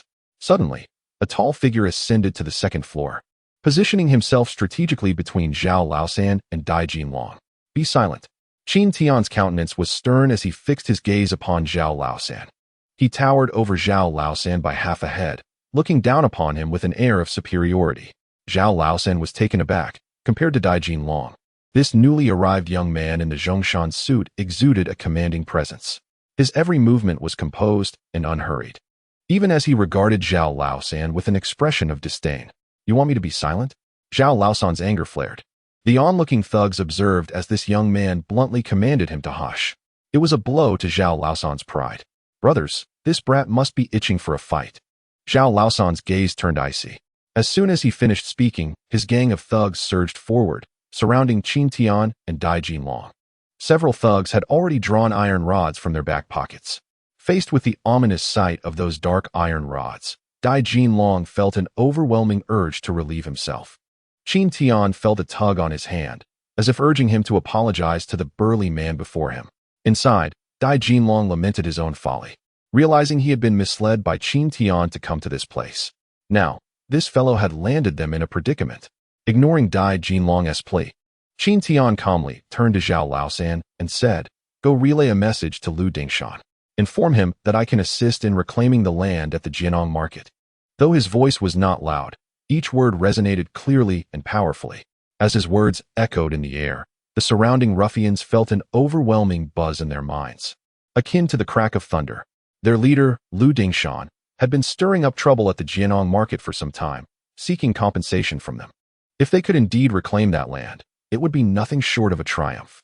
After all, the Jianong market was a bustling hub, and establishing a billiard hall there would provide a steady stream of income, a veritable golden goose. For the past 2 years, Lu Dingshan had repeatedly sent his men to the market, yet the management had remained indifferent, offering only a pittance as compensation, treating them as if they were beggars. Naturally, Lu Dingshan could not tolerate such disrespect, but faced with a state entity, he refrained from resorting to violence, opting instead to disrupt the market's business. Thus, a stalemate ensued. The land at the Jianong market had become a source of persistent anxiety for Lu Dingshan, yet he had been powerless to change the situation. Now, the man before them boldly claimed he could recover that land. Zhao Laosan's heart sank with uncertainty. Who was this individual, exuding such confidence? It was common knowledge that the land at Jianong market was a prime location, capable of generating significant profits whether for a billiard hall or street vendors. Lu Dingshan had sought connections to reclaim that land, but the management remained unyielding. Zhao Laosan scrutinized Qin Tian, his brow furrowing in contemplation. The young man was impeccably dressed in a tailored Zhongshan suit, exuding an air of calm authority. His gaze, laced with disdain, mirrored the look that police officers often directed at them. The other small-time thugs also sensed something amiss. A man dressed in a Zhongshan suit, radiating such presence. Demanding to see Lu Dingshan was a rare occurrence. Many began to speculate that he might be a government official. With that thought in mind, the ruffians surrounding Qin Tian and Dai Jinlong began to withdraw quietly, hesitant to provoke someone associated with the state. After all, if they had been unable to resolve matters with the Jianong market management in 2 years, they were not inclined to take unnecessary risks. One of the thugs had already turned to dash towards the hall to relay the news, though Zhao Laosan harbored some doubts. The reprimand from Qin Tian still lingered in his mind, leaving him feeling somewhat disgruntled. After all, he was a minor leader among these ruffians, while others might back down. He could not. You want me to be silent? You truly are something else. Where did you crawl out from? In the area of the Jianong market. Do you truly believe you can reclaim it? What audacity you possess! Zhao Laosan exclaimed, deliberately showcasing a menacing demeanor. As he threatened Qin Tian, he subtly attempted to discern Qin Tian's identity. While Zhao Laosan bellowed, the group of small-time thugs who had been whispering behind him suddenly fell silent. The thugs encircling Qin Tian instinctively parted to create a pathway. Zhao Laosan sensed the change and glanced back. Shanggu. His eyes lit up. Chapter 11. Give me 3,000 yuan. Qin Tian's calm gaze swept across the scene, landing on a towering figure emerging from the crowd. This man was robust, with a square jaw and large eyes, his physique imposing, towering over Qin Tian by at least half a head. Coupled with his formidable presence, he resembled a mountain. A subordinate of Lu Dingshan murmured a few words to him. Following the direction indicated by the subordinate, Lu Dingshan strode confidently towards Qin Tian. He scrutinized Qin Tian up and down before speaking in a deep voice. Is it you who claims you can reclaim the land at Jianong market? Upon Lu Dingshan's approach, Dai Jinlong could not muster the courage to look up. Despair washed over him. Fortunately, Qin Tian remained composed, preventing Dai Jinlong from succumbing to panic. Qin Tian assessed Lu Dingshan before him, recalling fragments of his memories regarding this individual. He nodded slightly. Indeed, it is I who has made that claim. Upon hearing this, a meaningful expression crossed Lu Dingshan's face. Pray tell, what gives you the audacity to assert such a thing? You appear to be in your early 20s. Could it be that Director Hua of the Market Management Office is your father? As he spoke, Lu Dingshan donned a mocking smile. After years of navigating the tumultuous waters of Zhonghai, he was not easily deceived. The youth before him was far too green, too young for Lu Dingshan to readily trust his words. The surrounding thugs erupted in laughter. Shanggu, perhaps you've hit the nail on the head. This kid might just be the illegitimate son of Director Hua. His bravado is impressive, but alas, it cannot fool us.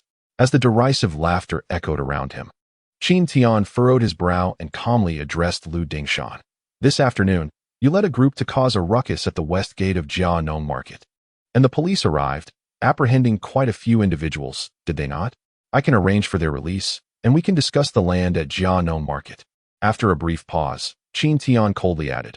Of course, should you continue to jest, you may personally visit the Public Security Bureau to retrieve your people with a deposit. Striking at the heart of the matter, Qin Tian's words undeniably struck a nerve with Lu Dingshan. Lu Dingshan was momentarily taken aback, his smile fading. The events of yesterday had indeed vexed him greatly. Several of his subordinates, who had accompanied him to the west gate of Jianong Market, had been arrested by the police for provoking trouble. He had been fortunate to escape in time. Otherwise, he too would have been caught.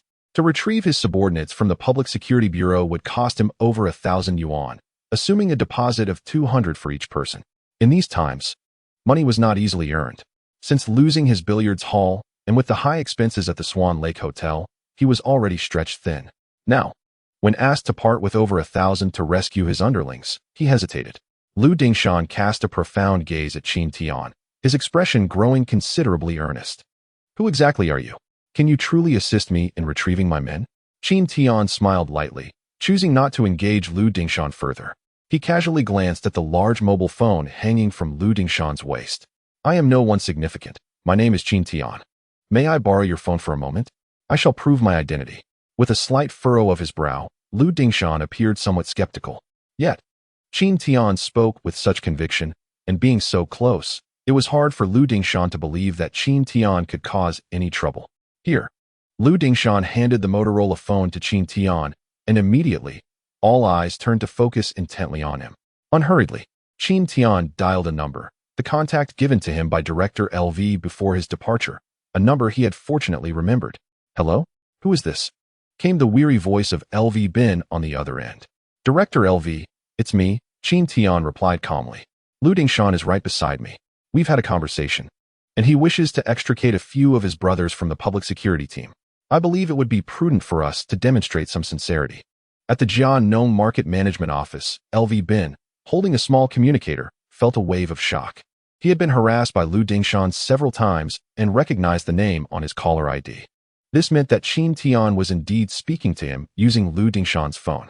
Initially, LV Bin had little expectation of Qin Tian upon his departure, considering their brief encounter. How much trust could one place in someone met only once? However, he was astonished to discover that Qin Tian had genuinely contacted Lu Dingshan. And the fact that he could casually use Lu Dingshan's phone indicated that he held a significant position in Lu Dingshan's esteem. Feeling a surge of excitement, LV Bin recalled clearly what Qin Tian had just said about discussing matters with Lu Dingshan. What could this discussion entail? Surely, it pertained to reconciling with Lu Dingshan. If he could resolve this troublesome issue through Qin Tian and achieve a reconciliation with Lu Dingshan, it would undoubtedly elevate his standing in the eyes of his superiors. Especially during this critical period of market restructuring, he stood to gain considerably. All right, Qin Tian. Tell Lu Dingshan that I will instruct the public security team to release them immediately, LV Bin exclaimed, a hint of exhilaration in his voice. Upon hearing LV Bin's prompt agreement, Qin Tian felt a wave of relief wash over him. Everything was well within his control.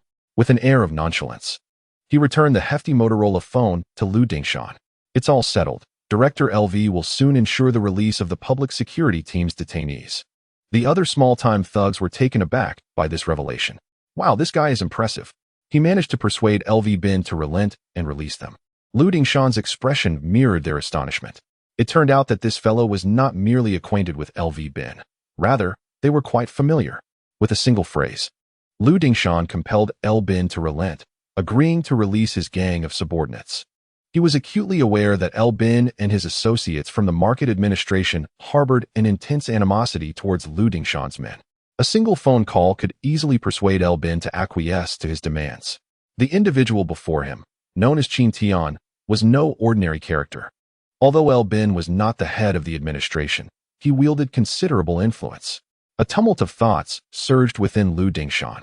If Qin Tian could assist him in reclaiming that piece of land from the market administration, it would spare him a great deal of trouble.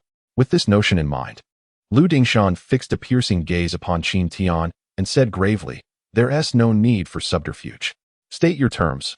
I wish to reclaim that land." It was a well-known truth that one does not receive something for nothing. Lu Dingshan, a seasoned rogue, was far too shrewd to believe that Qin Tian had come to offer assistance without ulterior motives. This individual was undoubtedly here to seek personal gain. At that moment, Qin Tian felt a sense of calm wash over him. As soon as Lu Dingshan took the initiative to speak, the deal would be sealed. A slight smile crept upon Qin Tian's lips as he replied, Lu Dingshan, you are indeed a perceptive individual. Let me be straightforward. If you wish to reclaim that land, a facilitation fee of 5,000 is required. He gestured with his fingers as he spoke.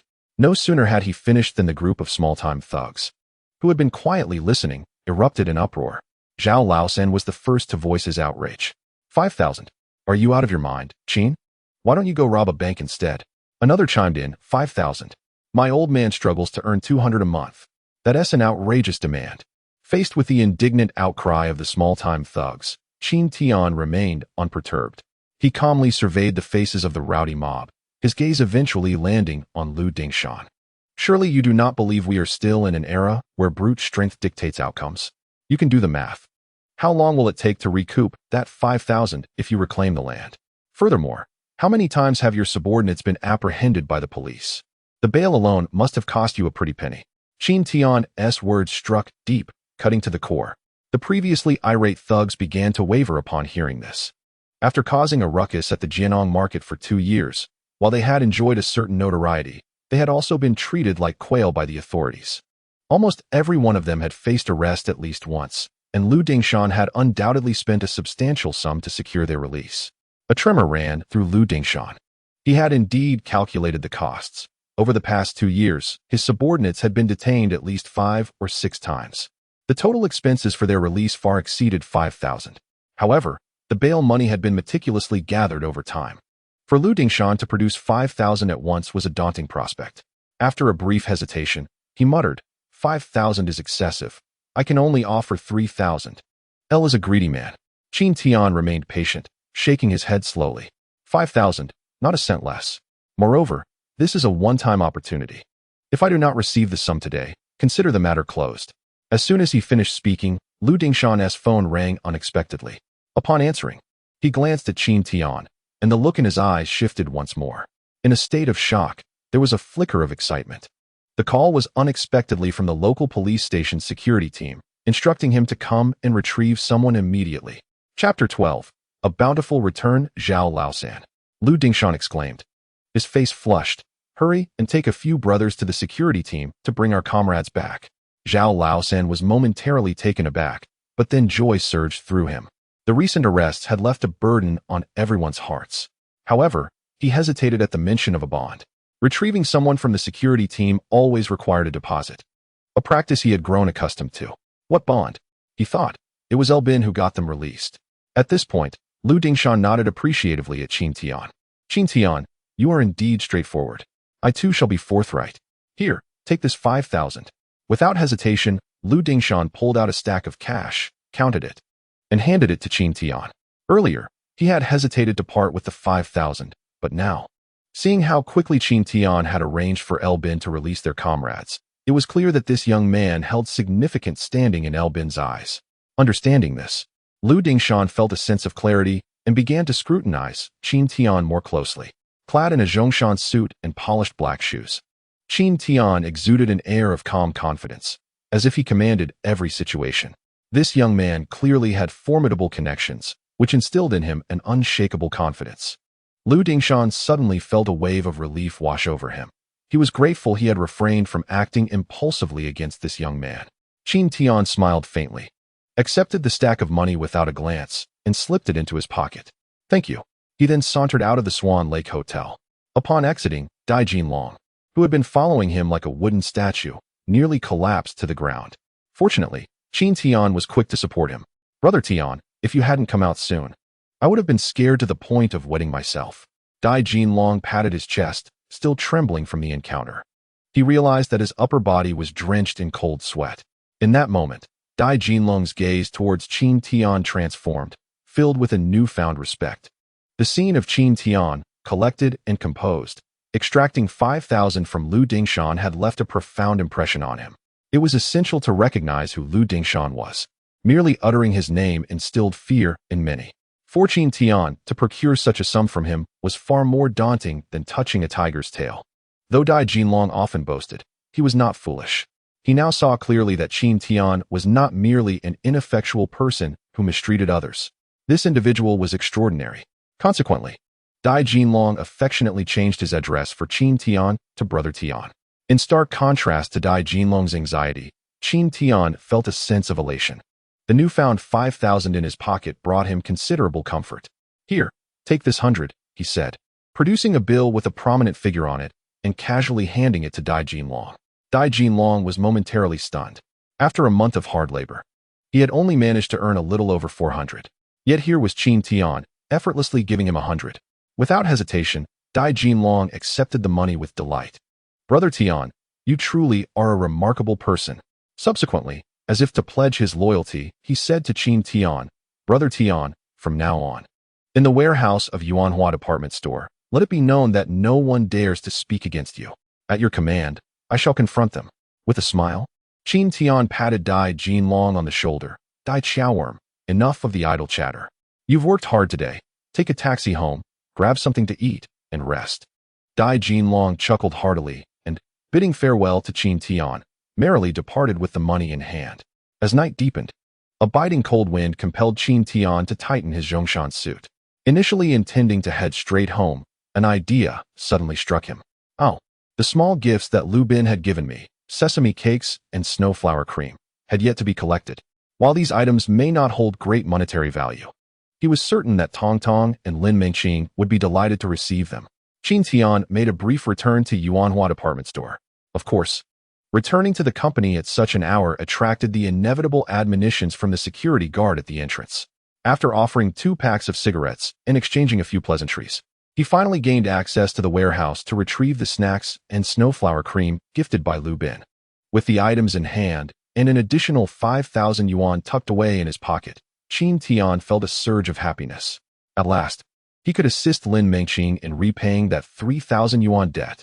The thought of not having settled this debt weighed heavily on his heart. However, upon reaching his doorstep, a sense of confusion washed over him. The lights were off, and there was no sound of conversation. Upon unlocking the door and stepping inside, he realized that Lin Mengqing and Tongtong were not home. Cursing under his breath, he suddenly remembered that Mengqing had taken Tongtong to the Jianong night market to set up a stall. He smacked his forehead, recalling the detail only then. Sighing, he felt a wave of guilt wash over him. In this bitter cold, nearing 9 in the evening, his wife was still out laboring for their livelihood, burdening the child as well. A pang of sorrow gripped his heart. Pressing his lips together, Qin Tian picked up the snowflower cream, resolved to deliver it to Lin Mengqing. In such frigid weather, his wife and child were surely suffering.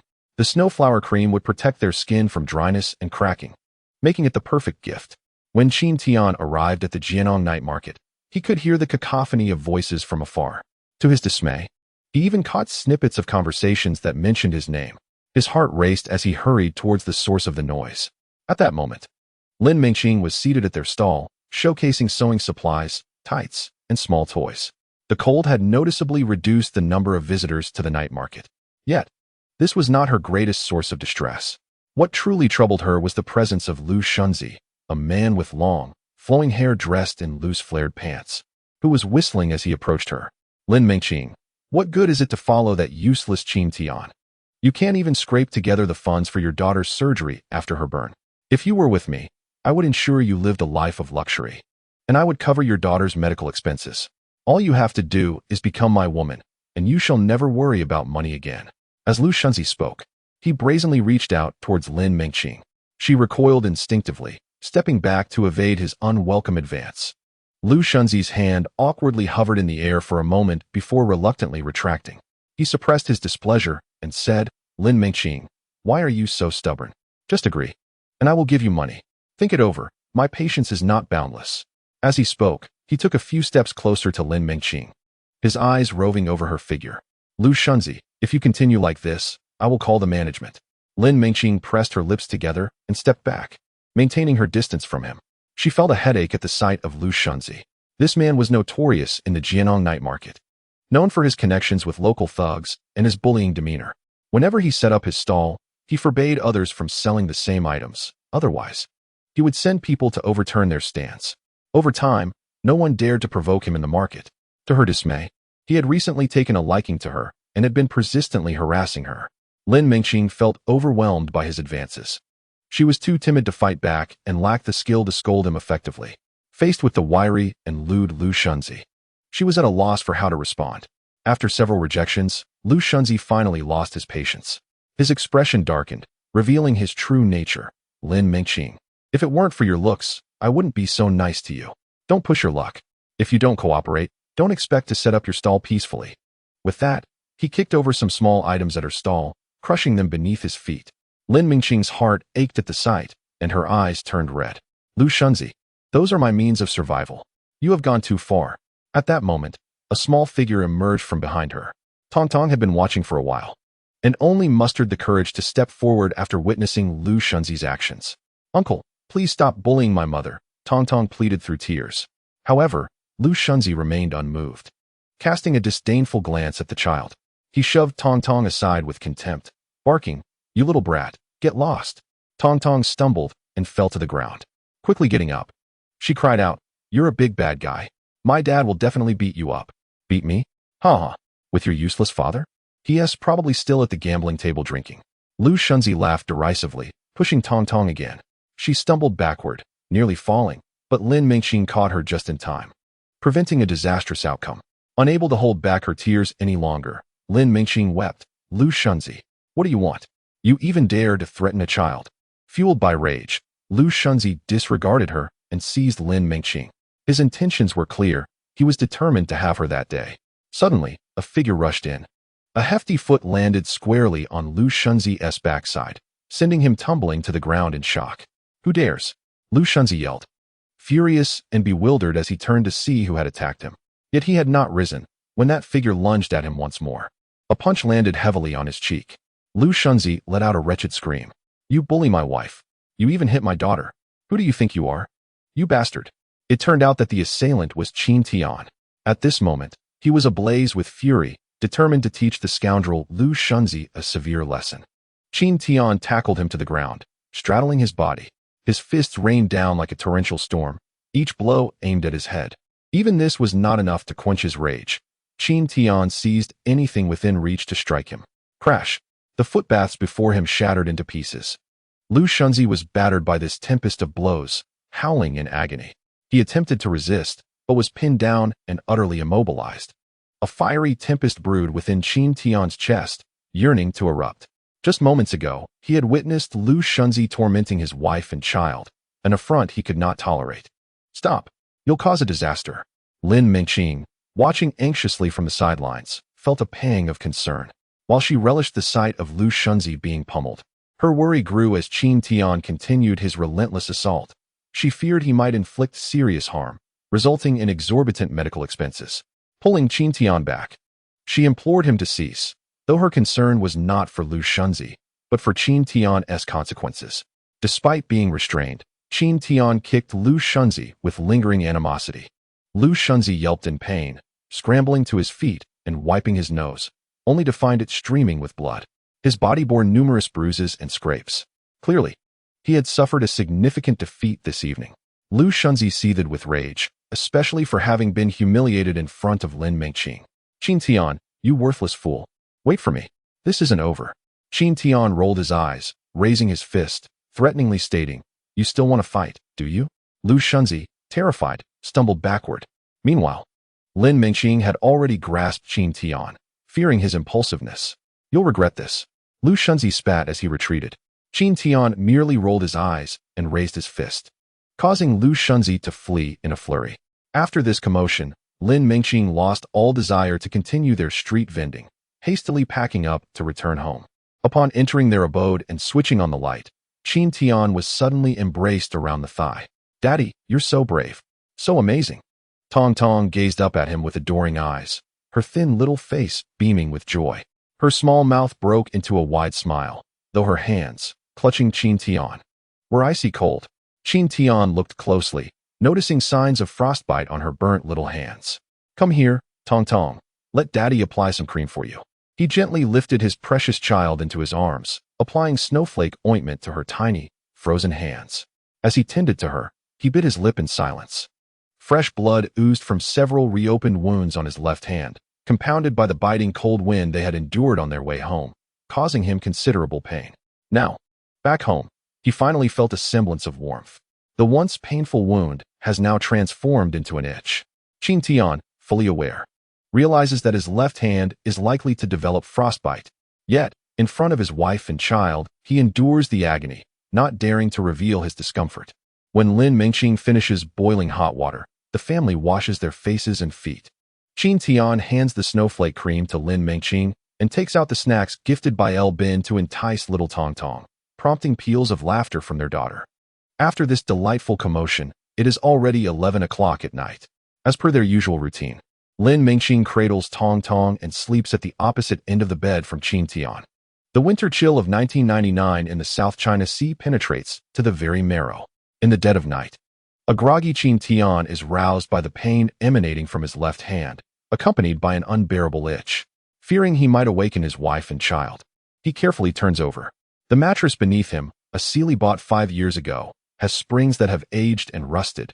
Despite his cautious movements, it creaks ominously. Startled, he remains tense, unwilling to disturb those beside him. Unexpectedly, the bedside lamp flickers on, casting a dim yellow light upon him. Lin Mengqing has sat up, having been roused by the creaking sound due to her light sleep. She glances at Qin Tian with confusion. "What's wrong? Your left hand is bleeding." Suddenly noticing the bandage on his left hand soaked with blood, her heart tightens, and she rushes over to unwrap it. "Wasn't your hand bandaged yesterday? How did it come to this?" Unveiling the bandage reveals a purple fist, with 1 or 2 gaping wounds on the back of the hand. She recalls that earlier, when Qin Tian was fighting Lu Shunzi at the night market, he had swung both fists with abandon. A shiver runs through Lin Mengqing, and tears begin to fall uncontrollably. "Why did you let it get this bad? Lu Shunzi is just a thug. Why be so foolish?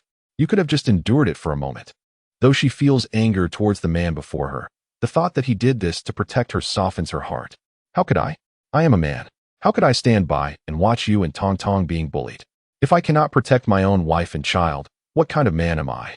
Qin Tian's words are fervent, his emotions surging. "Mengqing, don't fear Lu Shunzi anymore. As long as I'm here, he won't dare to bully you."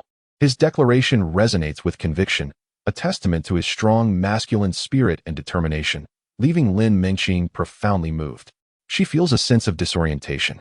Is this spirited man truly the same one who once verbally abused his wife and child and squandered his days on drunken gambling? He seems like a transformed individual. For reasons unknown, she feels a flicker of joy within her. Chapter 14. Major market reforms. Of course, Lin Mengqing does not express her emotions. Instead, she maintains a frosty demeanor. "Qin Tian, you are still too impulsive. Please don't act like this next time." As she spoke, her hands were not idle. She moved over to retrieve fresh bandages and applied a new ointment to Qin Tian's wounds. Throughout the process, Qin Tian remained silent, quietly watching Lin Mengqing tend to his injuries, a subtle curve gracing his lips. The following morning, Qin Tian busily sketched a blueprint at home. Subsequently, he returned to the management office of the Jinan market. Upon entering Lu Bin's office, without allowing Lu Bin to utter a word, he placed the meticulously prepared blueprint on the desk. "Director Lu, take a good look at this." Lu Bin, caught off guard by Qin Tian's suddenness, picked up the blueprint with a puzzled expression. As he examined it, his surprise grew, eventually transforming into sheer delight, his voice tinged with excitement. "This is the design for the Jinan market, isn't it? It's truly remarkable, absolutely splendid."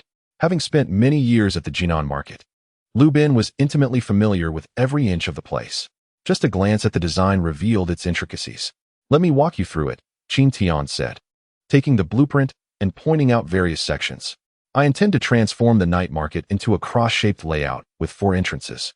At the entrance, there will be specialty snack shops, as such establishments are enticing and can create a lively atmosphere to draw in customers. Deeper into the market will be the play areas, featuring games like ring toss and air gun shooting, activities that appeal to both children and adults. These attractions can occupy a significant amount of time, enhancing customers' dwell time in the market and attracting many children. Of course, the most lucrative aspect of this design lies in the small commodities, shoes, jeans, trendy clothing. By the time customers reach this area, they are likely to feel a bit fatigued and will want to take a moment to rest, thereby lingering patiently in the small goods section, carefully selecting their choices. As Qin Tian elaborated on the blueprint, Lu Bin listened intently, his eyes growing brighter with each detail. "Mr. Qin, This design is exceptionally valuable. No other night market in Zhonghai City has such an innovative layout. I find your insights profoundly impactful. If we implement your design, it will undoubtedly boost the Jinan market's profits significantly. Lu Bin's praise was sincere, not mere flattery. He genuinely recognized Qin Tian's worth.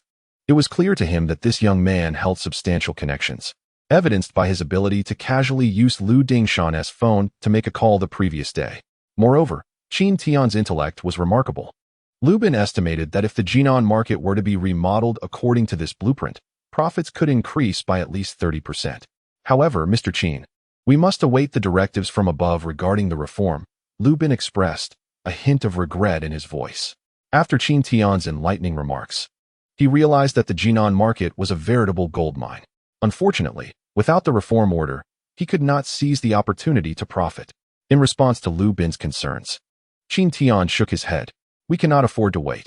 If we delay until the news arrives from above, many competitors will surely emerge. Though the Jinan market may not be as prosperous as it once was, the prospect of transformation will undoubtedly attract numerous potential contractors. What you ought to do now is to take the design blueprints and approach the local street office. With Qin Tian's reminder, Lu Bin suddenly came to a realization. Indeed, he could not afford to wait idly. If the authorities were to initiate reform, they would surely seek a contractor capable of enhancing the market's efficacy. Someone with the requisite ability. Armed with Qin Tian's impressive design, Lu Bin felt confident that his competence would be recognized by the street office. After all, the design was remarkably compelling. It was evident to any discerning eye that the proposed renovations would significantly elevate the market's performance. With this thought, Lu Bin felt a surge of joy. Mr. Qin, I shall head to the street office at once. If this contracting endeavor succeeds, I shall surely remember your assistance. Lu Bin exclaimed, playfully mimicking the act of counting money. A week later, the Jinan market underwent a vigorous institutional reform. Several individuals, deemed inept by the management, were dismissed from their posts. The authorities opened up the contracting rights for the market, and Lu Bin seized the opportunity, securing the contract without delay. The street office had already been impressed by his market planning proposal, and with Lu Bin's years of experience in management, along with some well-placed connections and modest gifts, he deftly eliminated competing contenders. Stepping out of the system to take charge of the Jinan market, Lu Bin felt a profound sense of reflection. On that day, as he was packing his personal belongings from the market management office into a large bag, he encountered a portly man waddling toward him. They found themselves momentarily halted, one exiting and the other entering. Ah, little Lu, where might you be heading? The rotund middle-aged man inquired, sizing Lu Bin up. Upon recognizing the speaker, Lu Bin's brow furrowed, a fleeting glimmer of disdain flashing in his eyes. The corpulent man was none other than Lu Xiong, the former head of the market management office. This man boasted a formidable family background. His father-in-law held a prominent position in the city, allowing him to absent himself from work for weeks without consequence. Typically, it was Lu Bin who bore the brunt of managing the office. Now, with the reform underway, Lu Xiong had re-emerged. Lu Xiong, I am merely 5 years your junior. Please refrain from addressing me as little Lu every time we meet, Lu Bin retorted coldly. His irritation stemmed not only from Lu Xiong's lackadaisical attitude, but also from the latter's condescending manner, treating Lu Bin, the deputy director, as if he were an ordinary staff member. No longer bound by the constraints of the system, Lu Bin had no intention of indulging Lu Xiong. Do you truly believe that by contracting the Jinan market, you have triumphed? You are far too naive. I was aware of your ambitions to take the helm of the market, but now you have merely gained a sesame while losing a watermelon, Lu Xiong mocked. Unfazed by Lu Bin's displeasure. To him, the system was sacrosanct. In his pursuit of taking over the vegetable market, Lu Bin made a hasty leap out of the established system, a decision that was entirely counterproductive and epitomized a lack of foresight. He rolled his eyes at Lu Xiong, disregarding him entirely. Of course, he was aware of Lu Xiong's thoughts. It was merely the lamentation of a man who believed he had squandered a golden opportunity and would subsequently come to regret it. Lu Xiong, spare me the feigned concern. My undertaking of this market is far superior to your aimless existence. Once the Jinan market is operational, I shall indulge in a life of luxury, earning in a single day what you accumulate in a month. Lu Bin scoffed. After a moment of reflection, he sternly added, moreover, you need to hastily pack your belongings. This market is now under my management, including the office of the administrative unit. I intend to renovate this place post-haste. Any items left uncollected will be discarded. In the face of Lu Bin's sharp words, Lu Xiong remained unfazed, simply sighing and shaking his head as he ambled towards the former director's office. His demeanor clearly conveyed a long-standing disdain from the bureaucratic realm towards those who had ventured outside of it. Confronted with Lu Xiong's attitude, Lu Bin felt a twinge of unease. It dawned on him that he had indeed ventured into uncharted waters. Qin Tian, you must come through for me, ideally. I wish to earn in a month what would typically take years.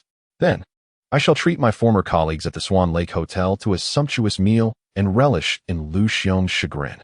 Lu Bin resolved fiercely in his heart. Naturally, should Qin Tian fail to deliver, he would face dire consequences. This resolute decision to invest all his savings into the Jianong market had already prompted considerable complaints from his wife. Shortly after leaving the administrative office, Lu Bin encountered Qin Tian, who hurried over.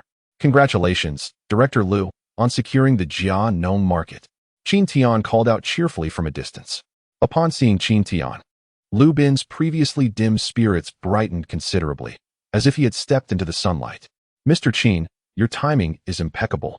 I have invested over 100,000 into the Jianong market, exhausting all my savings, and now I find myself with no way back. You must assist me in making this market a success. Lu Bin grasped Qin Tian's hand, a desperate smile on his face. I just had an encounter with that Lu Xiong from the administrative office, and his words still send shivers down my spine. As he recounted his encounter with Lu Xiong, he embellished the tale, particularly emphasizing how Lu Xiong looked down upon those who dared to venture into business.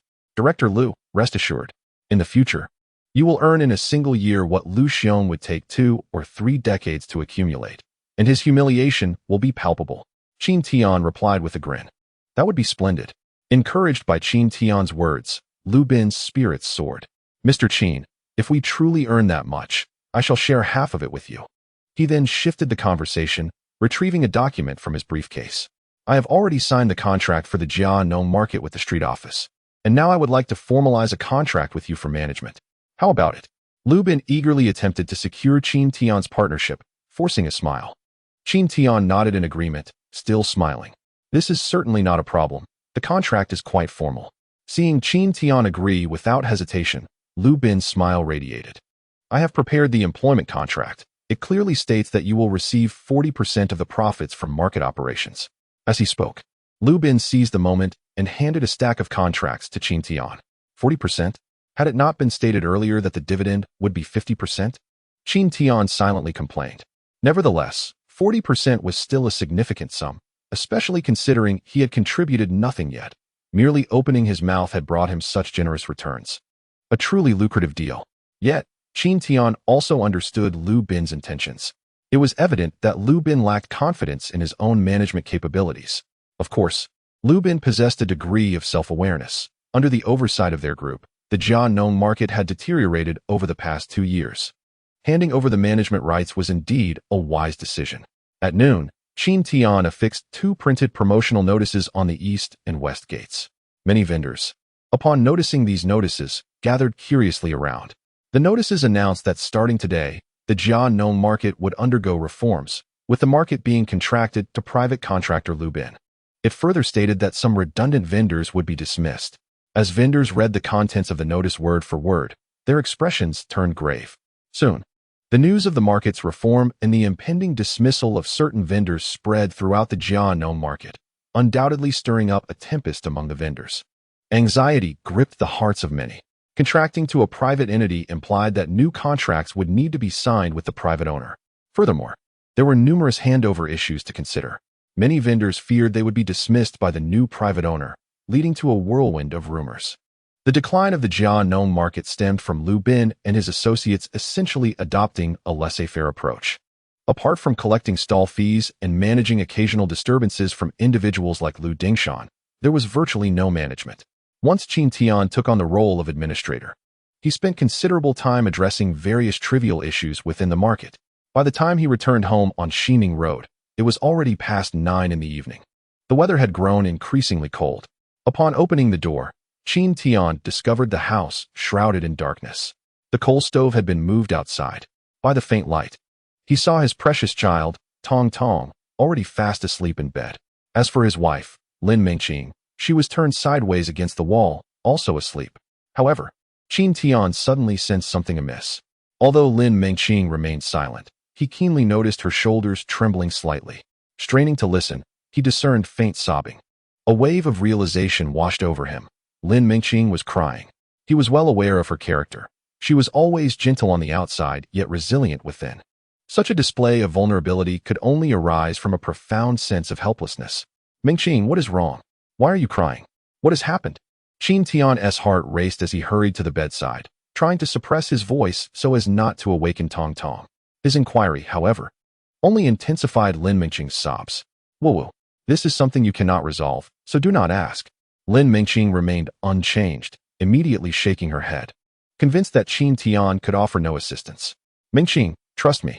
If you have any grievances, speak up, and I will surely resolve them. Qin Tian, feeling a surge of urgency, grasped Lin Mengqing's hand with concern. He was overwhelmed with guilt towards the woman before him. So much so that he could not bear the thought of her enduring any injustice, let alone witnessing her helpless tears. Under Qin Tian's persistent inquiries, Lin Mengqing reluctantly relented. You don't understand. Our Jiannou market is undergoing a restructuring, and I can no longer set up my stall. What will I do from now on? For Lin Mengqing, the income from her nightly market stall was a crucial source of support. If she could not set up her stall, how would she cover Tongtong's kindergarten fees? Where would she find the money for Tongtong's burn treatment? She was in a state of frantic despair. Qin Tian was taken aback. The restructuring of Jiannou market undoubtedly affected the night market as well. However, he held the authority to influence this change as the market administrator, with Lu Bin having entrusted him with nearly all the power, effectively leaving him as a hands-off manager. There was no way Qin Tian would allow his wife to be deprived of her stall. With this thought, Qin Tian couldn't help but chuckle. Mengqing, how can you be so sure you won't have a stall? The restructuring of Jiannou market won't impact you directly. Your night market stall isn't saturated. And it doesn't conflict with the daytime vendors, he reminded her. Lin Mengqing paused, acknowledging the validity of Qin Tian's words. Yet, recalling her own unfortunate circumstances, a flicker of despair crossed her face. It's that Lu Shunzi. After you confronted him last time, he continued to harass me. Today, he even mentioned that he has a strong connection with that private owner, Lu Bin. He said if I don't sleep with him, my stall will be taken away. Upon hearing this, a surge of anger ignited within Qin Tian. Lu Shunzi again. This man was utterly intolerable. Qin Tian's fists clenched tightly, cracking ominously. Startled by Qin Tian's furious demeanor, Lin Mengqing exclaimed, Qin Tian, please don't act impulsively. You can't afford to provoke Lu Shunzi. Last time he was alone. These days, he has been associating with a group of thugs, terrorizing everyone at the night market. She paused briefly before continuing. Perhaps I could try buying him a couple of cigarettes and bottles of liquor as an apology. You shouldn't get involved. He has already threatened you multiple times, promising revenge. Qin Tian smirked coldly. Mengqing, do not worry. I will not act rashly, and you need not offer gifts to that scoundrel. Just set up your stall as usual. I have my ways of dealing with him. In the darkness, Qin Tian's eyes glimmered with a strange confidence, exuding an infectious aura that inexplicably calmed Lin Mengqing's anxious heart. However, deep within, she still entertained the notion of appeasing Lu Shunzi, hoping that perhaps he would spare Qin Tian. The next morning, Qin Tian set off for Jiannou market once again, this time donning a red armband emblazoned with the word administration. He had spent the entire day at Jiannou market yesterday, addressing numerous issues. Numerous vendors have become acquainted with Qin Tian, and they are well aware that he is now the true steward of the market. Leader Qin, come. Please sample this freshly steamed meat bun. A vendor eagerly thrust a large bun into Qin Tian's arms. Brother Tian, take this toy back for the children. It's all the rage now, the digital monsters and Pikachu models. Some merchants, seeking to curry favor, discreetly presented him with a bag of model toys. Qin Tian, ever gracious, accepted the snacks and small gifts with open arms. In Huaxia, it is customary for a manager to accept such small tokens of goodwill, as it serves to stabilize the hearts of the people. They perceive him as empathetic and approachable. Conversely, a demeanor of unwavering sternness could only breed anxiety and further chaos in the bustling Jiannou market. Wherever Qin Tian roamed, praise followed. Rumors had spread that certain vendors were to be eliminated for not meeting standards, leading many to desperately seek his approval. Some even attempted to offer him money. which Qin Tian promptly declined. In recent days, he had commenced an extensive renovation of the Jianong market according to his design blueprint, transforming the previously cramped and disorderly space into a well-organized cross-street layout. He widened the thoroughfare, strategically placing the many crowded stalls in prime locations. Suddenly, he noticed that the market near the west gate had grown eerily quiet. Numerous vendors fell silent, as if a hand had gripped their throats. Chapter 16. Let us open a cinema. Qin Tian's expression tightened slightly as he observed a group of individuals entering through the west gate. Thanks to his design, the Jianong market was now significantly more spacious, with aisles wide enough to accommodate 2 vehicles side by side. However, the incoming group blocked the entire pathway, their arrogance palpable. The vendors on either side shrank back, hesitant to speak. Lu Dingshan, Qin Tian called out to the leading figure among the boisterous crowd. Lu Dingshan, tall and imposing, stood out like a crane among chickens. As he approached, his demeanor was serious, yet upon seeing Qin Tian, a glimmer of recognition softened his expression. Brother Qin, Lu Dingshan responded, his tone lightening as he raised a hand in greeting. As he reached Qin Tian, a subtle smile played at the corners of his mouth. I just walked by and noticed that my previous billiard hall space has been vacated. Brother Qin, you truly keep your promises. It is my duty to deliver what I have pledged, Qin Tian replied, maintaining a balanced tone. Having accepted 5,000 yuan from Lu Dingshan, he was bound to allocate the promised space for the billiard hall. While the two exchanged pleasantries, many vendors cast astonished glances at Qin Tian. Lu Dingshan was a well-known figure in Zhonghai City, and the sight of such a young man being familiar with him was indeed surprising. At that moment, Lu Dingshan's gaze shifted to the market behind Qin Tian, a hint of admiration evident in his eyes. The entire market had been transformed into a cross-street layout, with an array of food stalls at the forefront, where numerous pedestrians indulged in the delectable offerings. Behind the snack stalls lies an entertainment area adorned with air guns and ring toss games, followed by booths selling petite garments, denim, and women's accessories. Everything is meticulously organized. A delightful chaos transformed into order. Compared to the past, the transformation is striking. Brother Qin, you possess quite the talent. This market, once chaotic and filthy, is now under your adept management, appearing clean and considerably more spacious. As Lu Dingshan strolled through, he keenly observed the remarkable evolution of Jinan market, a change that resonated deeply within him. Qin Tian offered a subtle smile. I merely did what was necessary. He paused momentarily, then inquired earnestly, Lu Dingshan, with that vacant lot in your possession, do you still intend to establish a billiard hall? Lu Dingshan nodded affirmatively. Indeed, the market seems more bustling than before. I am eager to set up the billiard tables immediately. Qin Tian regarded Lu Dingshan with a penetrating gaze, then shifted the conversation to speak candidly. In this day and age, running a billiard hall hardly yields substantial profits. That vast space would be squandered on a billiard hall. Lu Dingshan furrowed his brow, responding in a low voice, Brother, while you have assisted me, you may not be aware of the daily earnings my billiard hall once generated. He felt that Qin Tian was entirely oblivious to the figures of his past revenue. Unperturbed by Lu Dingshan's skepticism, Qin Tian smiled lightly. Your billiard hall spans just over 300 square meters, at most accommodating 13 or 14 tables. If you expect 8 or 9 tables to be in constant use, your maximum daily earnings would barely exceed 200. Moreover, given the winter chill, who would dare to play billiards in such frigid conditions? Thus, during the season, your income is virtually non-existent. As Qin Tian concluded his statement, the group of Lu Dingshan's subordinates exchanged glances of disbelief. His words struck a chord, accurately reflecting even the peak earnings of Lu Dingshan's billiard hall in summer. Indeed, winter is a slow season for billiards, with scant visitors. Lu Dingshan's expression darkened.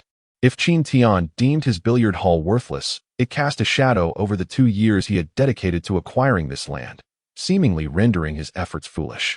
Although it's cold, I could still transform that vacant space into a small ice skating rink, Lu Dingshan muttered, feeling the sting of embarrassment from Qin Tian's remarks. Qin Tian chuckled again. Lu Dingshan, if you were to establish a roller skating rink, your earnings would dwindle even further, barely exceeding 100 a day. Agitated by Qin Tian's comments, Lu Dingshan replied, I am well aware of my potential profits. I am not intentionally confronting you. I am merely assisting you in analyzing your business, Qin Tian replied calmly. Regardless of whether it is a billiard hall or a roller skating rink, The customer density for these ventures is far too low, and the revenue generated from such spaces is limited, making it nearly impossible to earn significant profits. However, my project could enable you to earn over 2,000 a day. 2,000 a day? Upon hearing Qin Tian's assertion, Lu Dingshan raised an eyebrow. Despite the facade of success he had maintained in recent years, it belied a reality of unstable and meager income sources. The prospect of earning 2,000 a day, even if he harbored doubts, still piqued his interest. The attitude of Lu Dingshan subtly shifted. "Brother Qin, what is the money-making project you mentioned?" Qin Tian replied with a faint smile. "It's opening a cinema. Just think about it. If you establish a cinema with a capacity of 300, charging a ticket price of 5 yuan, and host 4 screenings a day, the gross income would amount to 6,000 yuan. After expenses, you could still earn at least 3,000 a day. Even accounting for empty seats, you could still net around 2,000 yuan daily." Qin Tian spoke with remarkable confidence, and his analysis left Lu Dingshan deep in thought. In 1999, earning 2,000 a day was equivalent to the wages of 4 or 5 individuals. Such earnings were indeed astonishing. Lu Dingshan furrowed his brow, yet deep within, his heart raced uncontrollably. The more he pondered, the more he recognized the feasibility of Qin Tian's cinema venture. However, hesitation crept in. "Brother Qin, your suggestion is indeed appealing, but I have never operated a cinema before. How would I even go about it?" Lu Dingshan was not a fool. Entering a new industry recklessly entailed significant risks. What if it turned out to be a loss? Moreover, to open a cinema, one must first construct the building. The costs for materials and labor would be considerable. Qin Tian spoke solemnly. "If you lack knowledge in this area, I can assist. However, you must allocate me half of the profits." Upon hearing this, Lu Dingshan's expression darkened. Half of the profits was no small sum, amounting to a full 1,000 yuan, and that was pure profit, not even considering the initial investment. Did Qin Tian expect to reap rewards without any investment? "Brother Qin, how much capital do you plan to contribute?" Lu Dingshan inquired coolly. He was eager to profit, yet he was equally unwilling to be taken for a fool. Qin Tian shrugged. "I have no capital." This revelation provoked an immediate fury in Zhao Laosan, who shouted, "Are you trying to play us, Brother Shan?" He rolled up his sleeves, prepared to confront Qin Tian. Demanding profits while contributing nothing was a blatant mockery of their intelligence. Zhao Laosan's temper flared. He could hardly contain himself. The previous incident where Qin Tian had borrowed 5,000 yuan from Lu Dingshan still lingered in his mind, a source of irritation. As Zhao Laosan charged forward, Qin Tian frowned and took a couple of steps back. Lu Dingshan swiftly intervened, blocking Zhao Laosan's advance. His gaze was fixed upon Qin Tian. "Brother, your terms are excessive. I cannot agree to them. I need to return and contemplate this matter further." Although he had only known Qin Tian for a few days, he was not inclined to easily acquiesce to his demands.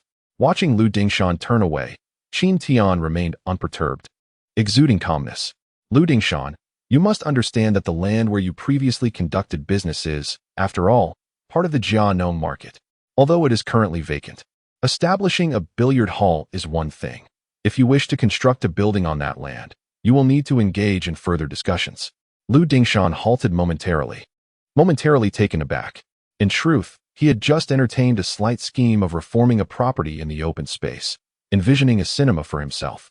After all, he had heard Qin Tian's notion, yet it seemed that Qin Tian had taken precautions against him. The Jialong market was, after all, under Qin Tian's dominion. Had he not noticed the red armband of authority upon Qin Tian's shoulder? As soon as Qin Tian's words fell, Zhao Laosan erupted in fury. What audacity did Qin Tian possess to threaten their brother Shan? "Young man, do you comprehend the meaning of death? If not, allow me to inscribe it for you." Zhao Laosan glared with ferocity, his visage contorted with rage, nearly thrusting his face into Qin Tian's. He exuded an aura of menace, causing the other lackeys to murmur in shock. "Young man, as long as you remain in the Jialong market, do you believe we cannot render your business eternally barren? To dare threaten our brother Shan is to court death." In the face of Zhao Laosan's ominous threats, Qin Tian's previously tranquil countenance suddenly shifted, his brows arching as if a blade had been unsheathed. He stood with an imposing presence, his gaze piercing and sharp, akin to a sword, radiating an astonishing vigor. In that fleeting moment, he appeared to transform into an entirely different individual. Under the weight of Qin Tian's formidable stare, Zhao Laosan inexplicably felt a wave of trepidation wash over him, an undeniable discomfort enveloping his entire being. This sensation mirrored that of being scrutinized by a powerful figure from law enforcement, leaving him unnerved. Chapter 17. The tight arrangement. Qin Tian's fierce gaze did not waver as it swept over Zhao Laosan and the raucous gangsters, ultimately landing upon Lu Dingshan. Lu Dingshan, I could effortlessly remove your men in an instant and just as swiftly incarcerate them. It would be prudent for you to keep your entourage in check and dissuade them from causing any disturbances on my territory. Otherwise, you shall bear the consequences. Qin Tian enunciated each word with formidable confidence. His voice, though soft, resonated in Lu Dingshan's ears like thunder, leaving him startled. Lu Dingshan suddenly recalled the recent incident where a mere phone call from Qin Tian had secured the release of his brother from the Public Security Bureau. This Qin Tian possessed a significant background. His threats were not mere fabrications. You would do well to contemplate my counsel, Qin Tian concluded with a final remark, tightening the red armband upon his arm as he departed towards other areas of the market. The Jialong market was bustling that day, demanding his attention in numerous places. He had no inclination to prolong the exchange with Lu Dingshan. Casting a deep glance at Qin Tian's retreating figure, Lu Dingshan left the Jialong market with a group of brothers, feeling disgruntled. No sooner had they exited the market than Zhao Laosan could contain himself no longer. He felt an overwhelming embarrassment, realizing he had been intimidated by a mere glare from Qin Tian. Fortunately, his brothers remained oblivious to his inner turmoil. However, discontent festered within him.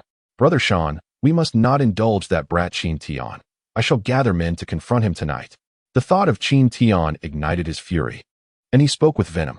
Yet, before he could finish his sentence, a sharp slap resounded, leaving his head ringing.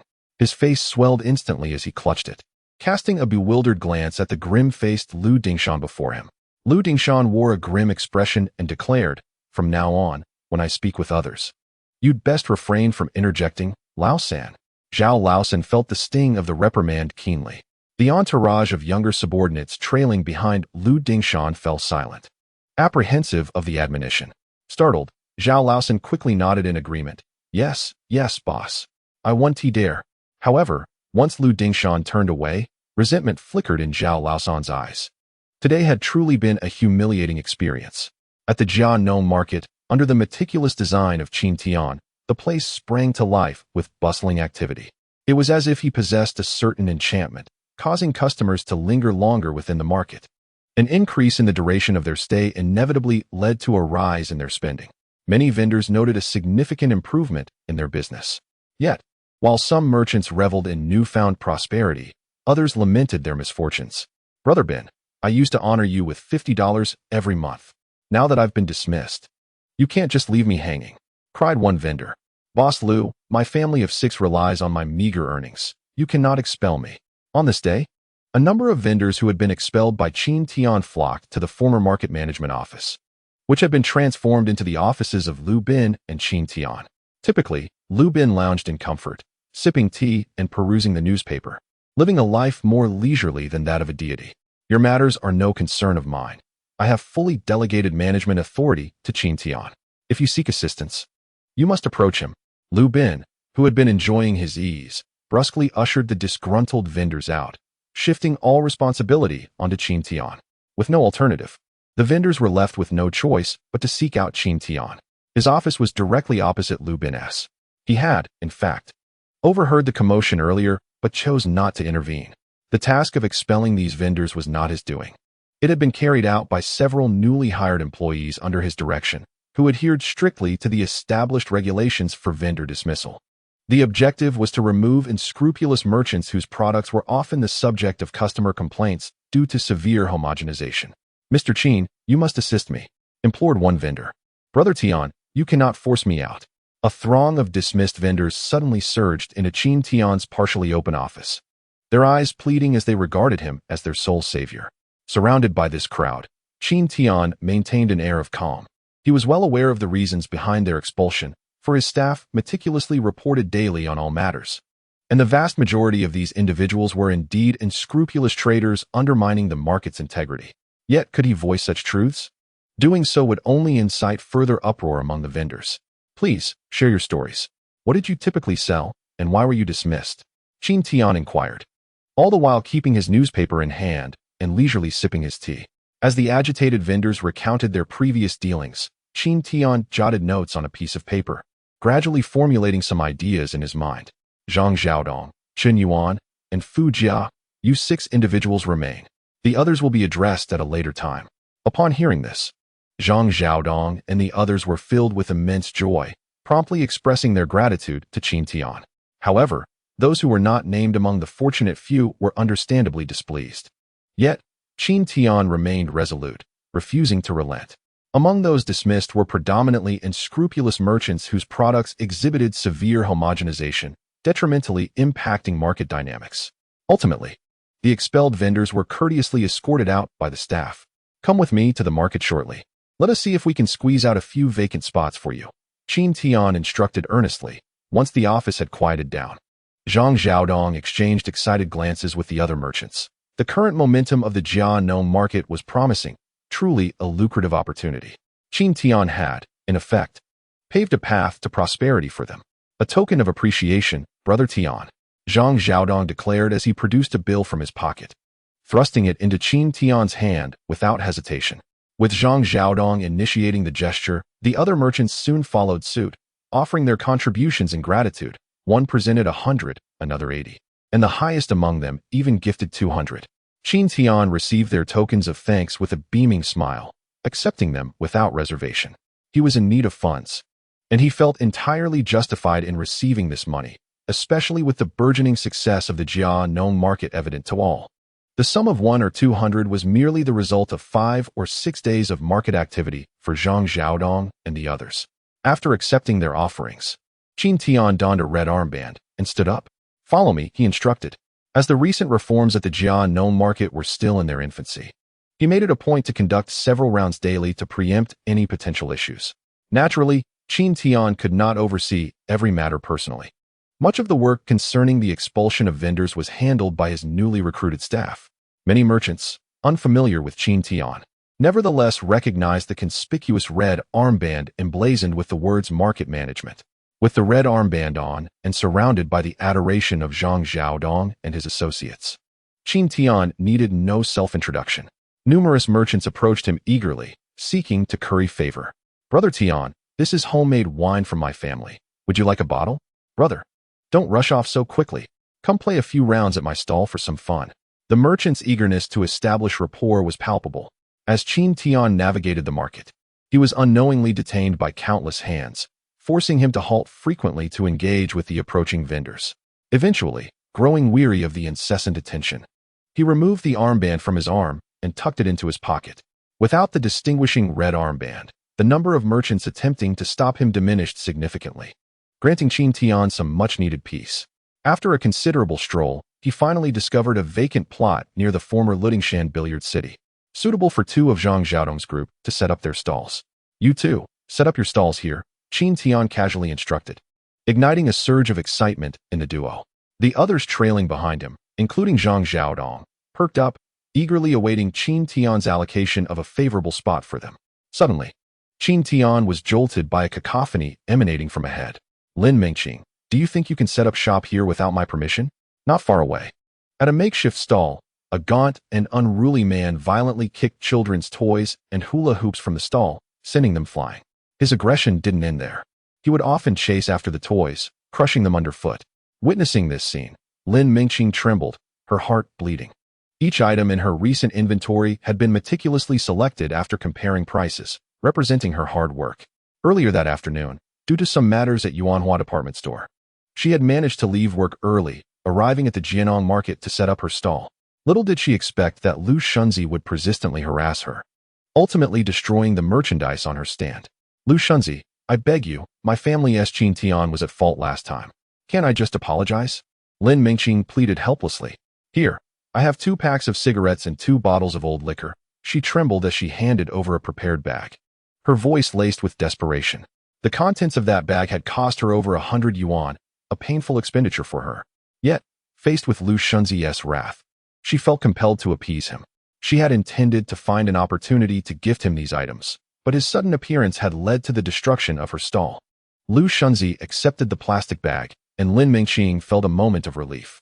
Did this gesture signify that the previous incident involving Qin Tian could be forgiven? Humph. What do I need this for? Do you think I lack money? Lu Shunzi suddenly smashed the bag onto the ground. With a loud crack, a rich aroma of liquor spilled from the torn plastic. His expression twisted into a menacing glare. Damn it. What I lack is you, Lin Mengqing. As long as you sleep with me, we can forget about last time when your useless husband ambushed me. As he spoke, he lunged toward Lin Mengqing. Startled, she screamed and randomly hurled a toy at Lu Shunzi's head, retreating a few steps. At that moment, numerous people were entering and exiting the Jianong market. Many vendors, especially the burly male merchants, had silently observed Lu Shunzi bully Lin Mengqing, but had not dared intervene. However, witnessing Lu Shunzi attempt to seize Lin Mengqing in front of everyone crossed an unforgivable line. Finally, a robust vendor could no longer bear to see Lin Mengqing humiliated. With a friendly demeanor, he approached Lu Shunzi to reason with him. Hey, Lu Gu, we're all vendors at Jianong Market. We see each other every day. Calm down. Don't stoop to Lin Mengqing's level. Slap. Before the vendor could finish, he received a resounding slap to the face, causing it to swell visibly. The robust vendor covered his face, stepping back a few paces, his gaze fixed on Lu Shun's motherport, filled with astonishment and anger, yet he uttered not a word. Who do you think you are, daring to act as a mediator before me? Lu Shun glared fiercely at the vendor, letting out a cold snort. He then brazenly scanned the faces of the surrounding merchants, his eyes sweeping across them without restraint. In this Jianong market, I hold the reins. Who dares to chatter in my presence? Just wait and see if I don't deal with you. Upon meeting Lu Shun's gaze, a tremor of fear washed over the group of vendors. Witnessing this scene, Lu Shun let out a self-satisfied hum. He leisurely turned to Lin Mengqing. My beautiful lady. You see this, don't you? Don't expect anyone to come to your rescue. I share your bed. Who dares to defy me? Most vendors present felt a mix of anger and helplessness, yet a few could not tolerate Lu Shun's incessant harassment of Lin Mengqing and stood up to rebuke him. Lu Gu, enough is enough. How can you bully others like this? Show some restraint. We want to say anything if you just take your interest. But you cannot toy with a married woman. Seeing these vendors rise to speak, Lu Shun was filled with disdain. What kind of riffraff dares to interrupt? Did I permit you to speak? What I do is none of your business. Do you still wish to continue your trade here? Say another word, and I'll ensure you all can't make a living. After declaring this, Lu Shun cast a cold, piercing glance at the crowd, plunging the surroundings into an uneasy silence. Lu Shun was a notorious local thug, rumored to have connections with some underworld figures. If he had set his sights on someone, ominous consequences were sure to follow. The thought of provoking him was terrifying. Noticing that no one dared to speak further, Lu Shun laughed heartily. Now that is more like it. I am the king of this market. Whether you are a dragon or a tiger, you all shall bow before me. Here, I am the law. Is that so? Who do you think you are? A voice rang out from the crowd, not loud, yet strikingly clear. The crowd turned, and it was none other than Qin Tian. You? Lu Shun was momentarily taken aback, then a wave of delight washed over him. Qin, I hadn't come looking for you, and yet you present yourself at my doorstep? Just in time. Today, I will make you kneel before me and confess your wrongs amidst all these witnesses. As he spoke, he discreetly retrieved a hammer from his waistband. Qin Tian, be careful, Lin Mengqing exclaimed urgently upon seeing this. Qin Tian narrowed his eyes, and upon observing Lu Shun brandishing the hammer, he not only showed no fear, but wore a cold smirk as he strode forward. His nonchalant demeanor left Lu Shun somewhat taken aback. Nonetheless, Lu Shun was no coward. Seeing Qin Tian approach, he gritted his teeth, his eyes gleaming with menace. Qin, do you truly believe I dare not lay a hand on you? Let me tell you. Today you shall pay in blood for your transgressions. He roared, raising his hand to bring the hammer crashing down upon Qin Tian's head. At that moment, several vendors who had followed Qin Tian rushed forward to intervene. Stop. Qin Laoda is someone you can offend? Lu Shunzi, obstructed by others, gazed at the two before him in bewilderment. Zhang Xiaodong, Fujia? What do you mean? Do you still wish to make a living in this market? Make a living in this market? Zhang Xiaodong's expression darkened. It appeared that Lu Shunzi was still unaware of Qin Tian's true identity. Previously, in the Jianong market, there was no oversight, allowing Lu Shunzi to gather a group of street thugs, flaunting his power. Everyone, adhering to the philosophy of avoiding trouble, let them plunder without resistance. Over time, an unspoken rule emerged, mandating protection fees for the local ruffians. The former market administrators were a bunch of weaklings. Having received bribes from Lu Shunzi and his ilk, they turned a blind eye, which emboldened Lu Shunzi. However, the situation had now changed. Under Qin Tian's management plan, he had purged the market of its negative influences and assumed full control. Regulations like the protection fee were certainly to be eliminated. Yet, Lu Shunzi remained oblivious to this fact. Although he had heard rumors of a new market administrator, he dismissed it, believing that with a few bribes, he could continue his reign of terror. Little did he know that his arch-nemesis, Qin Tian, was the new market administrator. Get out of my way. Lu Shunzi shoved Zhang Xiaodong aside, turning to the others, brandishing a hammer in a threatening manner. Today, anyone who dares to stop me will suffer the consequences. Qin Tian raised an eyebrow, a cold smile forming on his lips. Lu Shunzi, do you think you hold the power here? Indeed, I am the one in charge. What of it? Lu Shunzi boasted arrogantly, seemingly convinced that he ruled this market. What gives you the audacity to make such grandiose claims? Qin Tian asked coldly. Lu Shunzi, however, laughed scornfully. Haha, everyone knows my standing in this market. Even the administrator must give me some face. If I don't hold the power, could it be that a worthless fool like you does? Qin Tian chuckled softly, and the vendors behind him joined in, their eyes casting derisive glances at Lu Shunzi. Did Lu Shunzi truly believe he could continue to flaunt his authority as before? How foolish. What are you laughing at? Lu Shunzi furrowed his brow, questioning Qin Tian upon seeing his smile. I laugh at your ignorance, Qin Tian replied, pulling a red armband from his pocket and donning it. A symbol exclusive to market administrators, completely disregarding Lu Shunzi. Indeed, I hold the power here. Upon seeing the armband, Lu Shunzi's eyes nearly bulged out of his head. Qin Tian had actually worn the exclusive armband of the market administrator. He could hardly believe his eyes. How could Qin Tian possess the administrator's armband? Impossible. Absolutely impossible. That armband must be fake. I know what you're thinking, Qin Tian sneered coldly. You must be doubting the authenticity of this armband, right? Take a good look. Qin Tian then pointed to the upper left corner of the armband, where the unique anti-counterfeiting mark of Jianong Market was displayed. No one dared to fabricate a false armband in the market. Qin, the new market administrator, was a fact that Zhang Xiaodong hastily corroborated. Not only Lu Shunzi was astounded, but even Lin Mengqing was taken aback. How had Qin Tian become the market administrator? What was the meaning of this? Lu Shunzi's initial shock quickly morphed into a sullen expression. Indeed, no one would dare to feign a false armband in the market, for if discovered, the consequences could range from a mere fine to imprisonment. Qin Tian could never stoop to such deceit as to flaunt a counterfeit armband. Yet, within just a few days, this Qin had unexpectedly risen to the position of market administrator? How could this be possible? Huh? Qin Tian, you dare to pilfer an armband and impersonate an administrator. Lu Shunzi spat venomously. In response to Lu Shunzi's vitriol, Qin Tian could not suppress a laugh. The vendors trailing behind him, led by Zhang Xiaodong, followed suit with their chilling chuckles. Some people, unwilling to confront reality, had concocted the absurd notion of Qin Tian stealing an armband. How foolish. At this moment, Qin Tian was nearly doubled over with laughter, gesturing dismissively as he said, Lu Shunzi, do you genuinely believe that the market regulatory authorities would permit a fraudulent administrator to roam freely? Zhang Xiaodong, seizing the moment, jeered, Old Lu, if I were you, I would immediately bow and apologize to Brother Qin. Your days of comfort are over.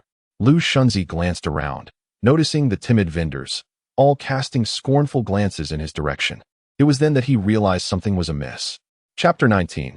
Kneel before me, Lu Shunzi. How do you suggest we handle this? Qin Tian's voice, though not loud, resonated with authority. Lu Shunzi looked at him, swallowing hard. What do you intend to do? To dare to bully Brother Qin's wife is to cross us in the market.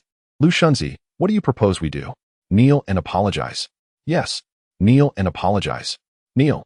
The previously muted vendors, now emboldened by Qin Tian's support, spoke up with sharp voices.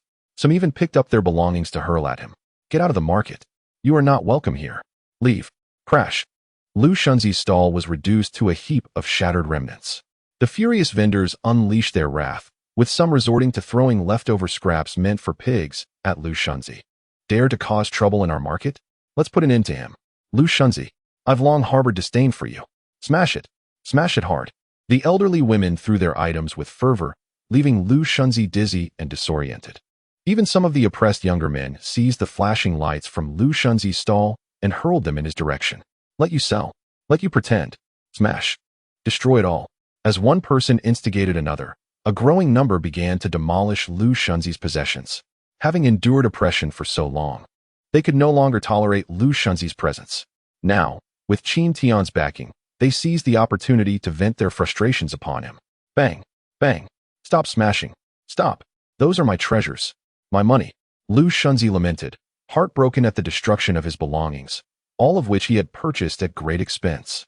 The accrued interest during ordinary days has all been placed here. With a single blow, at least 1/3 has vanished. I was wrong, I was wrong. I implore you. Cease your assault. Yet, regardless of his desperate cries, they fell on deaf ears. Suddenly, a stone the size of a palm flew through the air, striking Lu Shunzi squarely on the forehead. Ouch! Darkness clouded his vision, and with a muffled groan, he collapsed to the ground. Hot blood streamed down from his forehead, leaving him in a state of utter disarray. Not a single part of him remained clean. The onlookers reveled in this spectacle, their actions growing increasingly frenzied. Realizing that he might perish here, Lu Shunzi dared not provoke them further. He turned, looking up at Qin Tian, and crawled over, pleading pitifully.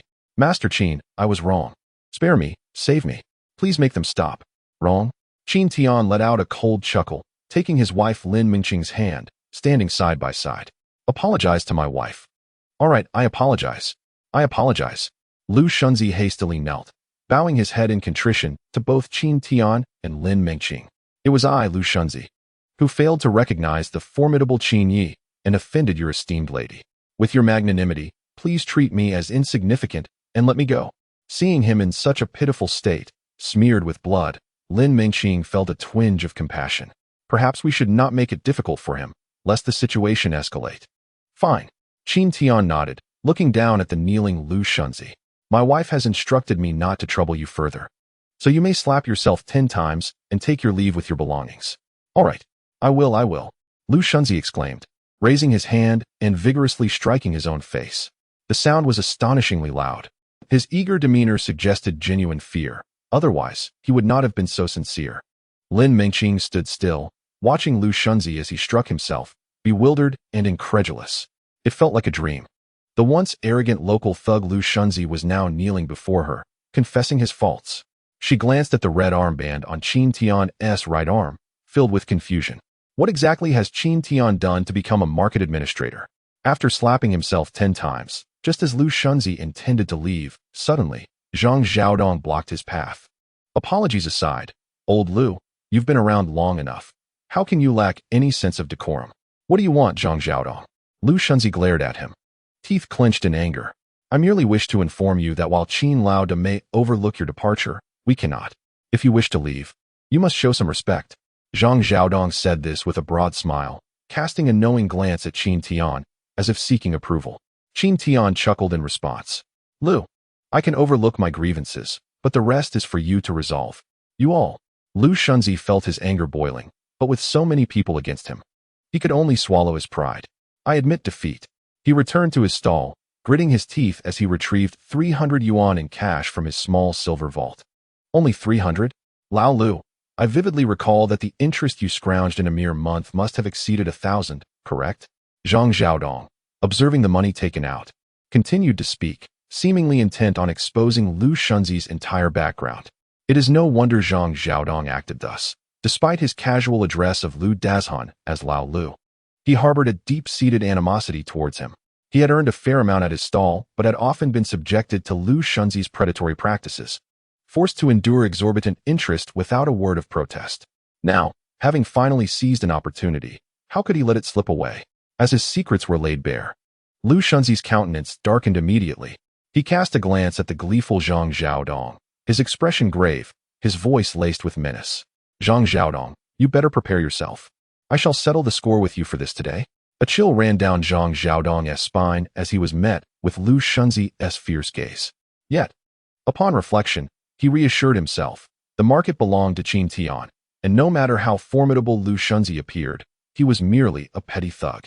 With Qin Laoda's protection, what was there to fear? His resolve strengthened significantly. Lao Lu, It would be prudent for you to compensate me quickly, should you refuse. You may find it difficult to exit this alley, warned Fu Jia and the other stall owners, their tone threatening. Lu Shunzi glanced behind him, and indeed, a throng of onlookers was fixated on him, their eyes glinting with anticipation. The walls may crumble, but it is the mud that draws the crowd's ire. Lu Shunzi's departure would be a boon to all. They were undoubtedly united in their effort to deal with this scoundrel.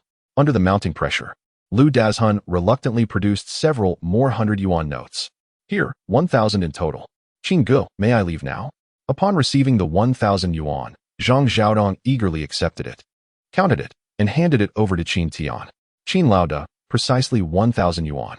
Qin Tian, uninterested in counting, accepted the sum and promptly placed it in the hands of his wife, Lin Mengqing. She was taken aback, having never anticipated that the money would be entrusted to her by the usually avaricious Qin Tian. Lu Shunzi, this matter is concluded. You may depart. From this day forth, do not let me see you in the market again. Upon hearing Qin Tian's words, Lu Shunzi finally exhaled in relief. He hastily gathered the remnants of his stall and made his exit. A chorus of spitting followed him, a testament to his unpopularity. In his haste, perhaps overwhelmed by panic, he stumbled and fell at the market's entrance, his possessions shattering around him. The crowd erupted in laughter at the sight. Ha ha, that scoundrel Lu Shunzi truly deserves such misfortune. Isn't it amusing to witness him sprawled on the ground, resembling a turtle? Ha ha, indeed it is. He strutted around like a peacock. But it turns out he is merely a paper tiger.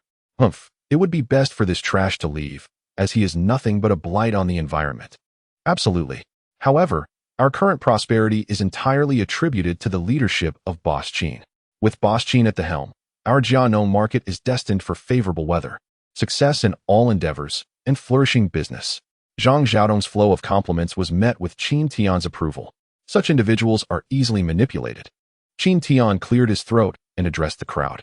Today, we have successfully expelled the disruptive Lu Shunzi from Jiannou market, thanks to everyone's efforts. His stall is now vacant and will soon be reassigned to others. Furthermore, I solemnly declare to all present, as long as I, Qin Tian, remain the administrator of Jiannou market, all individuals will be treated equally. In the future, should anyone dare to engage in unscrupulous practices or exploit the market for personal gain, I, Qin Tian, shall be the first to oppose it.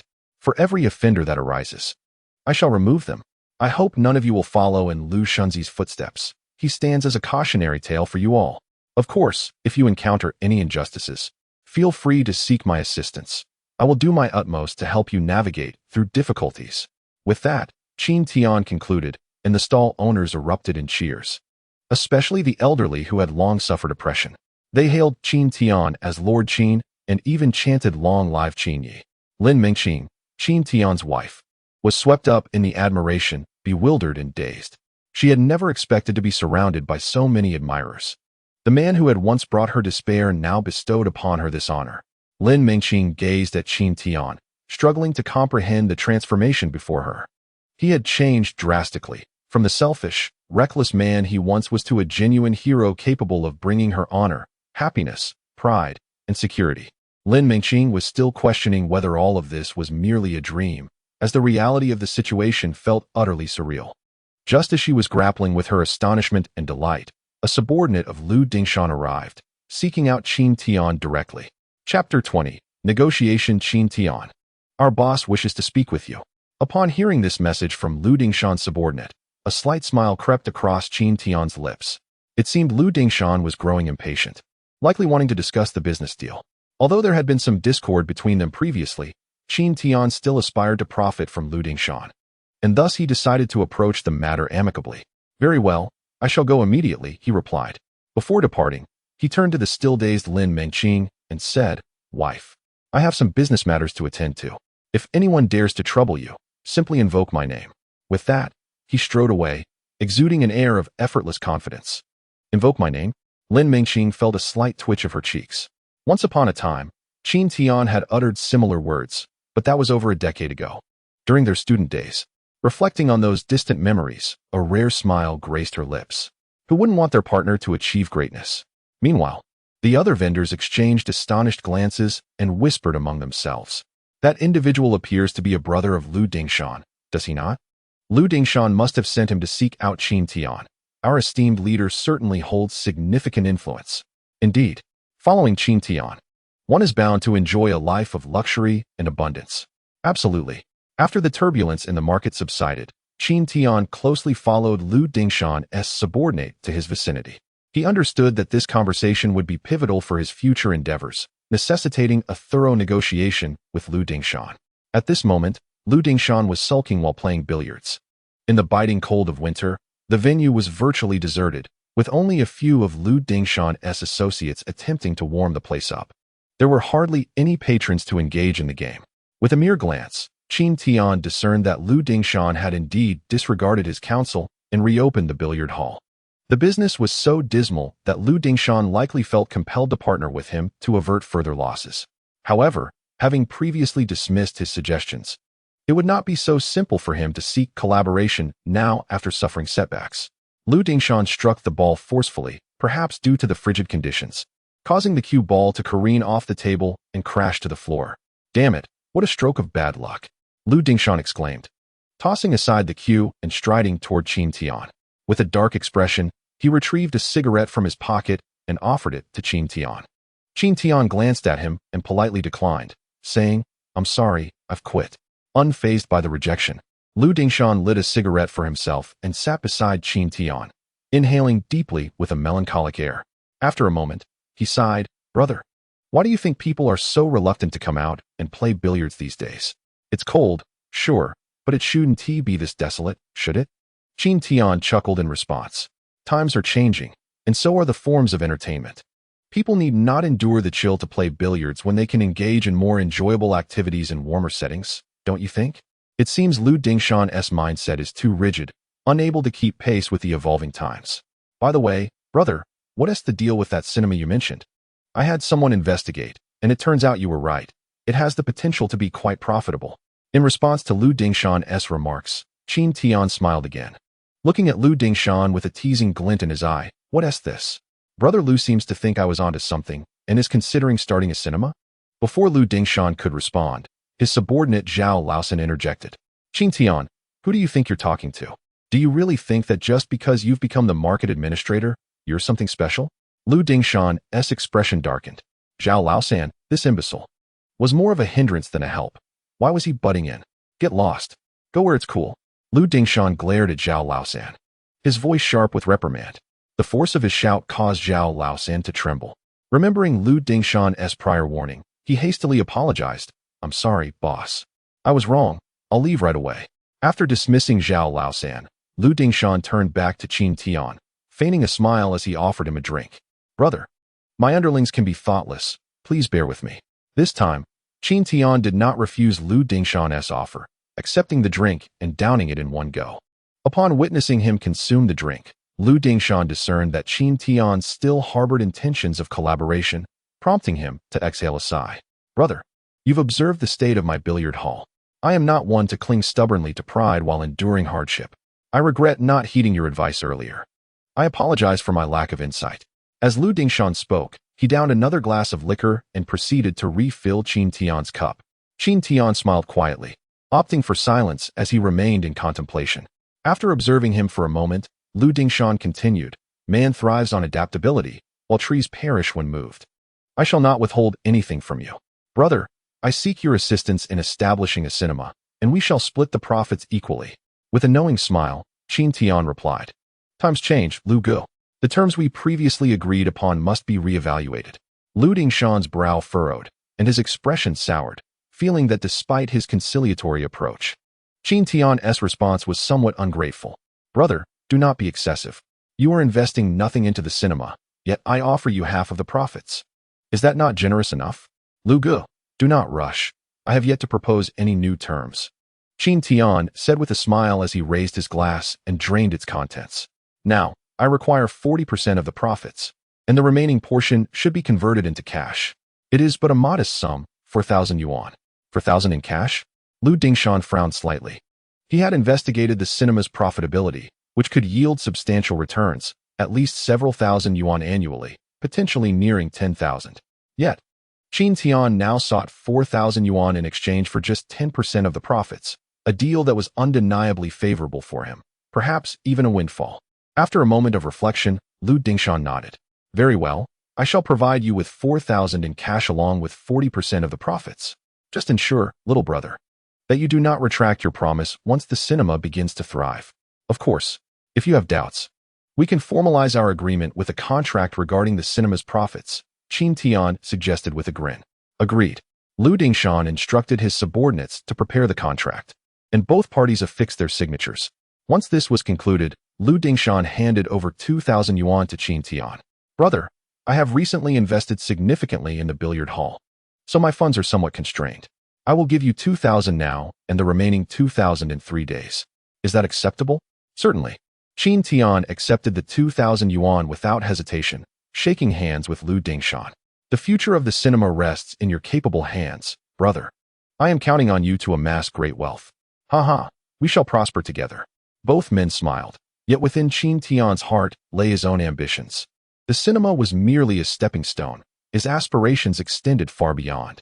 Having concluded matters there, Qin Tian returned from Lu Dingshan's territory to the market management office.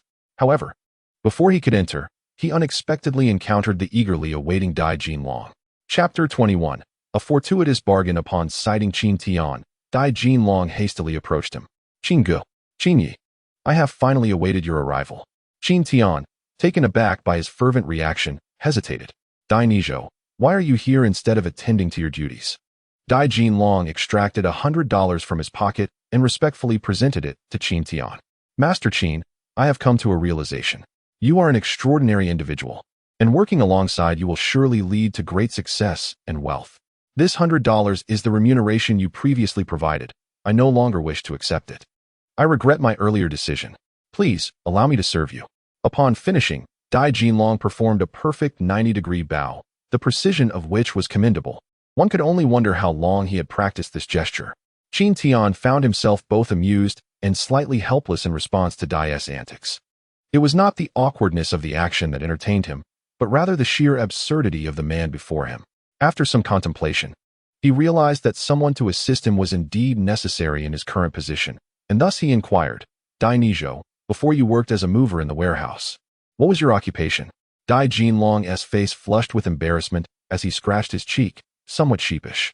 I used to deal in automotive parts, but after being caught by the Industrial and Commercial Bureau once, I dared not pursue it further. His explanation was vague, omitting specifics. Yet Qin Tian understood all too well what he was implying. Back in '99, substandard factory parts were not yet widespread, and the market was rife with counterfeit products crafted by small workshops. The reason Dai Jinlong encountered trouble with the authorities was simply due to his involvement in selling imitation parts, which ultimately led to his apprehension. It was a matter of providing for his family. Earning a living was not shameful, though the exposure was indeed humiliating. Since you have experience in this field, do you know how to repair cars? Qin Tian asked. Repair cars? Upon hearing Qin Tian's question, Dai Jinlong perked up, thumping his chest with confidence. Of course I can. Otherwise, how could I sell parts? Oh, Qin Tian's eyes brightened, a smile gracing his lips. How fortunate, for I am in the market for a used car. Let us go, Qin Tian declared, turning on his heel. Master Qin, where are we headed? Dai Jinlong hurried to follow. To buy a car, Qin Tian replied with a grin. Before long, they arrived at the second-hand car market. The market owner greeted them warmly, yet after wandering for some time, they failed to locate a suitable vehicle. The cars were either too expensive or lacked proper documentation, failing to meet Qin Tian's expectations. Initially, the market owner was quite amiable, but as he observed Qin Tian perusing the lot and inquiring about prices, he realized Qin Tian was merely a penniless individual hoping to find a good deal. He began to regard Qin Tian with disdain. Sir, have you not wandered long enough? If you lack funds, you might as well consider those lower-tier vehicles over there, the market owner said, impatience lacing his tone. Qin Tian frowned, and before he could respond, Dai Jinlong interjected. How can you speak like that? My master is entitled to take his time choosing. The market owner scoffed coldly. After all this time, it seems you are merely seeking a cheap vehicle that also has some prestige. Speak up sooner, there are options available. Follow me. With that, the market owner led them to a nearby parking lot filled with damaged cars. Here, these are the types of vehicles you are after. This Santana was just purchased for 18,000. Regrettably, it has been submerged in water, leaving the interior completely muddied. Of course, the engine remains intact, after all. Are you not in search of something both economical and reputable? This vehicle will suffice. The expression on the market owner's face was rife with sarcasm. To him, this Santana was practically a write-off. Setting aside the dismal state of the interior, the engine, once ignited, sounded akin to a tractor, shaking and emitting black smoke. Who could possibly endure that? Yet, Qin Tian scrutinized the situation for a moment, lifted the hood, inspected the engine, and then discreetly addressed Dai Jinlong. Could you check the oil pump? Is it reparable? Dai Jinlong took a glance at the engine and nodded in response. It can be fixed, but it will require a considerable sum for suitable parts. As long as it can be repaired, Qin Tian sighed in relief and turned to the market owner, stating, I will take this car. The market owner was momentarily taken aback. Is there truly someone willing to purchase such a nearly defunct vehicle? Why not sell it? After all, he wouldn't incur any loss. Qin Tian retrieved 500 yuan from his pocket. Sir, I do not have sufficient funds on me at the moment. Allow me to provide a deposit, and I shall return in 3 days to collect the car. Is that acceptable? Of course. The market owner accepted the 500 yuan deposit, feeling quite pleased, and his demeanor toward Qin Tian softened considerably. Off you go. Qin Tian and Dai Jinlong exited the used car market. The hour was late, and they parted ways. Before leaving, Qin Tian returned the 100 yuan to Dai Jinlong. Dai, being by my side should come with some prestige. Take this 100 yuan and manage yourself well. Be sure to report to my office punctually tomorrow. Upon hearing this from Qin Tian, Dai Jinlong was elated. It was clear that Qin Tian had agreed to have him as a subordinate. Yes, Boss Qin. By the time he arrived home, night had fallen. Qin Tian stealthily entered the house, moving with utmost caution to avoid awakening his wife and daughter. He approached the bedside, removed his clothing, and was about to settle down in the dark when Lin Mengqing suddenly sat up. Qin Tian, I need to ask you something. Seeing her rise, Qin Tian felt a twinge of exasperation. My dear, can we discuss this tomorrow? I don't want to disturb Tongtong's sleep. No. You must tell me what happened today. How did you become the market administrator? Her expression was tense, filled with confusion and concern. Is that red armband of yours genuine? If it's a forgery, you must turn yourself in. Being caught could lead to severe penalties. Qin Tian could only manage a bitter smile. He understood why his wife harbored such thoughts. Anyone would be bewildered if a societal drifter suddenly ascended to the esteemed position of an administrator. However, how could he elucidate the matter swiftly? Rest assured, my love, I truly am the administrator, personally appointed by Director Liu. Director Liu? Lin Mengqing was taken aback and astonished. Are you referring to Director Liu Bin? Indeed. However, I cannot explain all the details in just a few words. Rest assured, I will not engage in any illegal activities. As he spoke, Qin Tian produced the funds he had recently accumulated, approximately 8,000 yuan, a sum he had acquired from 2 encounters with Lu Dingshan, along with contributions from small vendors. Upon witnessing Qin Tian place a substantial sum of money upon the table, Lin Mengqing was utterly taken aback. How could you possess such a fortune? Qin Tian extracted 3,000 yuan from the pile and handed it to Lin Mengqing. My dear, take this 3,000 to settle your debts. We need not rely on others for our sustenance. The sooner you repay them, the sooner you can find peace of mind. Lin Mengqing gazed at the money in disbelief, astonished that Qin Tian had indeed kept his word this time. After a moment's contemplation, she returned the money. Qin Tian, if you truly assume a managerial role, you will undoubtedly require funds for various dealings. You should keep this money. My debts can wait. It's nothing. I still have more. Just 3,000 yuan.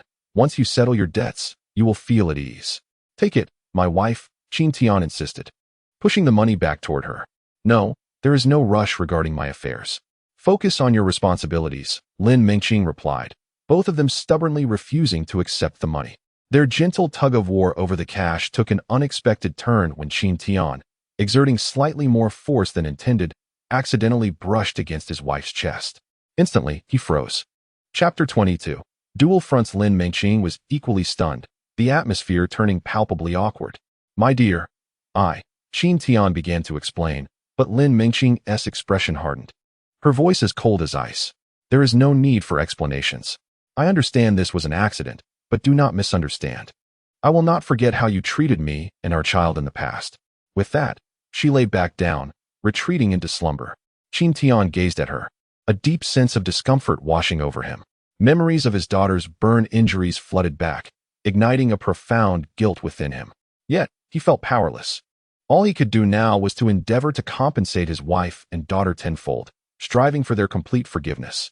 That night, Qin Tian found himself awake late, wrestling internally yet resolute. He was determined to bring happiness and joy to his wife and child. The following day, buoyed by a renewed vigor, Qin Tian embarked upon his work. Under his leadership and after eliminating the troublemaker Lu Shunzi, the market atmosphere began to improve remarkably. Qin Tian's reputation soared as well. Vendors greeted him with enthusiasm upon his arrival, some even offering him food and supplies as tokens of appreciation. Previously, Qin Tian would have accepted such bribes, but now he declined them all. It was wise to refrain from indulging in these overtly petty gains. Accepting favors could lead to complications. As the market expanded, it was imperative for a market administrator to set a good example. At the entrance, Qin Tian turned to survey the bustling market, nodding in satisfaction. The business was thriving beyond his expectations. With such prosperity, he anticipated a considerable profit. Contemplating this, he headed toward LV Bin. "Brother Qin, what brings you to my humble abode today? Please, take a seat." LV Bin greeted him with a smile, his face beaming with joy. Since Qin Tian's ascension, he had reaped substantial rewards.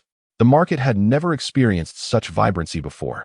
To LV Bin, Qin Tian was akin to the god of wealth, deserving of a warm reception. "Director LV, I come not for pleasantries, but rather to discuss finances. I need to settle the accounts from recent days." "Settle accounts?" Upon hearing this, LV Bin was momentarily taken aback, his face twitching slightly, yet he maintained a smile. It turned out that his younger brother was in need of funds.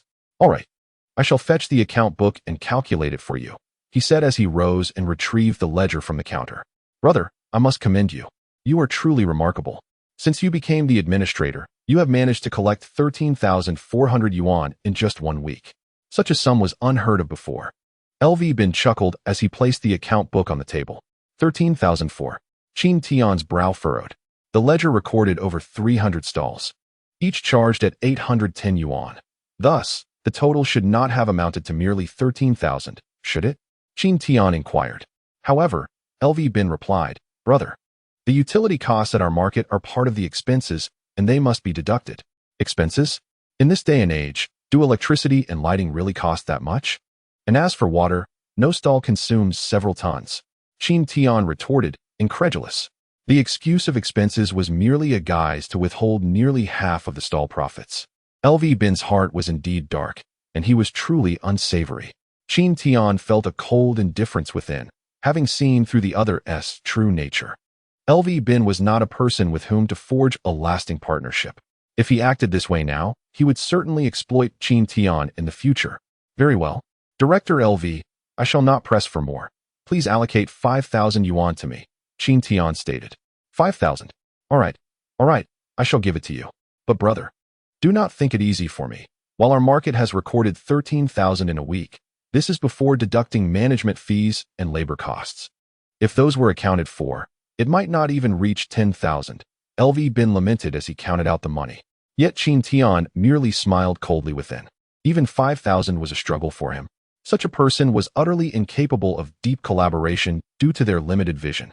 After receiving the funds, Qin Tian squinted thoughtfully and suddenly proposed, "Director LV, I have an idea that could further enhance our market's revenue." "Oh." The prospect of increased income piqued LV Bin's interest immediately, dispelling his previous somber demeanor. "How can we achieve this? Do enlighten me." "Currently, the market operates along just 2 parallel streets, which are not utilized to their fullest potential. We could transform the main street into a crossroad, thereby freeing up the corners for constructing buildings that could generate rental income." Qin Tian elaborated, producing the prepared blueprints and laying them on the table. LV Bin examined the proposed transformation of the market into a crossroad, contemplating the possibilities. Qin Tian continued, "Our market's daytime revenue is modest. With this reform, coupled with additional storefronts, we could significantly enhance our income. Compared to now, we could see at least a 30% increase in profits." 30%, LV Bin exclaimed, his spirits soaring. The market's daily earnings had already doubled compared to before.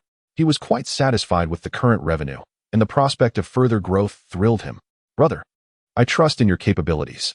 Please calculate the costs for the street renovation and report back to me." Proceed with this endeavor, he encouraged. Very well, Director LV. I shall set this in motion, Qin Tian replied, his mind already racing with thoughts of utilizing LV Bin's funds to aid Lu Dingshan. Hoping that Lu Dingshan can demonstrate some reliability, unlike the unreliable L Bin.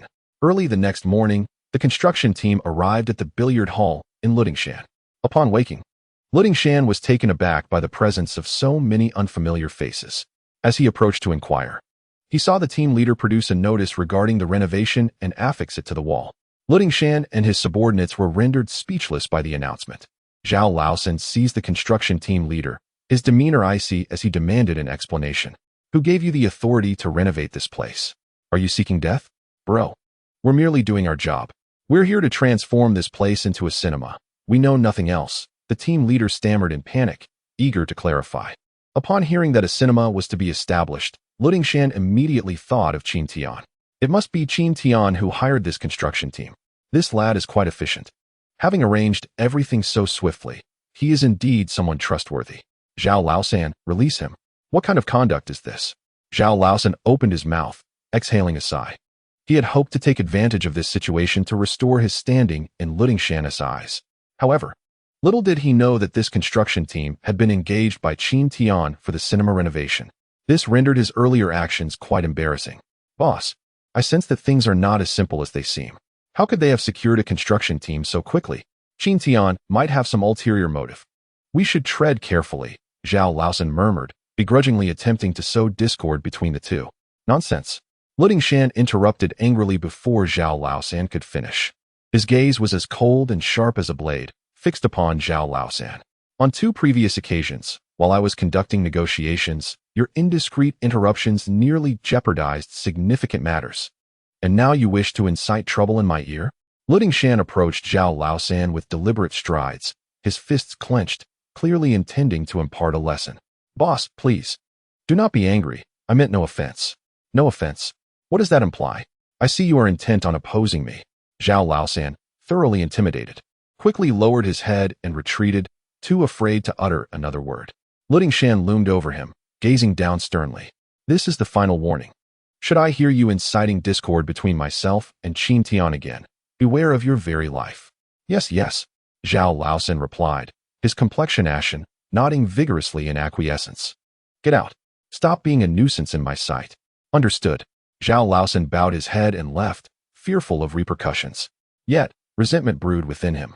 Ever since Qin Tian's arrival, his position in Lu Dingshan's faction had plummeted.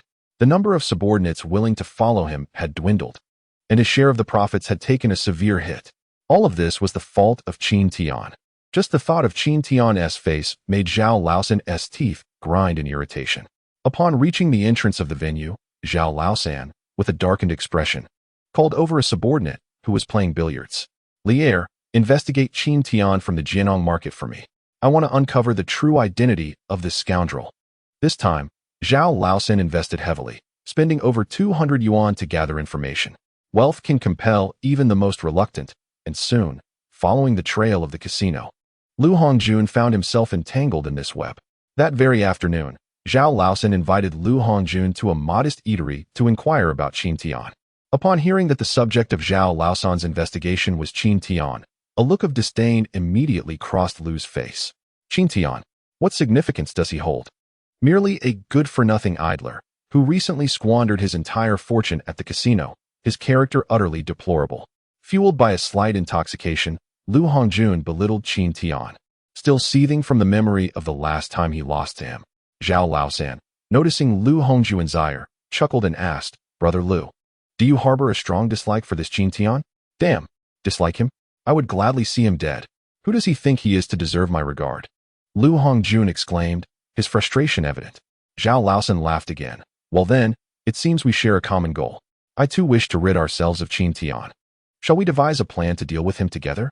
Lu Hongjun furrowed his brow, hesitating. I isn't it a bit too brazen to do this in broad daylight? What has to fear? Do you know who I am? I am under the protection of the esteemed Lu Dazhong. With Lu Dazhong backing us, we need not fear a mere worthless trash like him. As long as you dare to lead me, we can handle Qin Tian as we see fit. Zhao Laosan asserted confidently. In his view, if Lu Hongjun's claims were true, there was indeed nothing to fear. Why would his leader, Lu Dingshan, extend any courtesy to Qin Tian?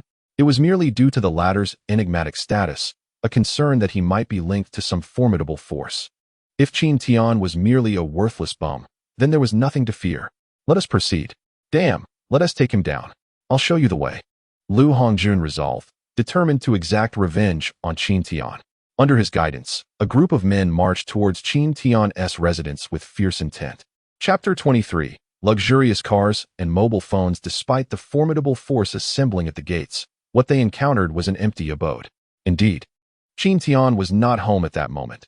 He had stepped out on an errand, while Lin Mengqing was out selling goods, and Tongtong had gone to school, leaving the house utterly deserted. Observing the absence of anyone at the residence, Zhao Laosan ordered his subordinates to blockade the courtyard. The intimidating display frightened the neighboring residents into silence. What is happening? Why are there so many people at Qin's house? They don't seem to come with good intentions. Should we call the police? Shoo. It's better to avoid trouble. Let us not meddle in others' affairs. Just go back inside, they advised. Unbeknownst to Qin Tian, a throng of uninvited guests had gathered at his home. At that moment, he was at the second-hand market. Dai Jinlong diligently assisted Qin Tian with repairs, spending an entire day to restore the water-damaged Santana to its former glory. The interior was revitalized. When the market owner approached, he was left utterly astonished. Was this truly the same waterlogged vehicle? Dai Jinlong, wiping his brow with pride, remarked, "If it weren't for the temporary inability to afford a new engine, this luxury vehicle would be indistinguishable from new." Qin Tian could hardly contain his excitement as he took his place behind the wheel. He ignited the engine, and after the rear compartment's motor emitted a series of sputtering sounds, the vehicle smoothly embarked on its journey. Was it truly operational? The market owner stood in stunned disbelief. He had assumed that despite the meticulous repairs, the car was merely restored in appearance. He never anticipated that it would run so seamlessly. Where were the billowing black fumes? The cacophony? It is no wonder he was so astonished. In his past life, Qin Tian had frequently engaged in the refurbishment of vintage automobiles. His discerning eye surpassed that of even the most seasoned mechanics. With just a cursory glance at the engine, he identified the underlying issues. Although the car was grimy and had endured water damage, the vital components remained intact. A little maintenance would undoubtedly render it operational. As Qin Tian drove the vehicle, he encountered no issues along the way. Upon parking and stepping out, he regarded the car, which appeared as if freshly acquired, and nodded in satisfaction. Admittedly, there were minor imperfections. The engine still exhibited occasional sputtering. Yet, it operated steadily, posing no safety concerns. For the time being, he could manage with it, planning to replace the engine once finances allowed. Externally, the car bore no difference from a new model, exuding a certain prestige. The most astonishing part was that the vehicle had only cost 8,000 yuan. Including repairs, he had spent less than a few hundred. Acquiring a luxury car for such a modest sum was nothing short of a windfall. You did well with this deal. Take this money and use it wisely, Qin Tian remarked, handing a 100 yuan note to Dai Jinlong. Seeing the bill so casually bestowed upon him filled Dai Jinlong with joy. Yet his greatest delight stemmed from Qin Tian's recognition of his skills. He had successfully completed the first task assigned by his esteemed leader. Thank you, Qin Lauda. Qin Tian approached the second-hand market owner, who was gazing incredulously at the Santana, unable to hide his amusement. Boss, the car you recommended is quite functional. Keep the remaining 7,005.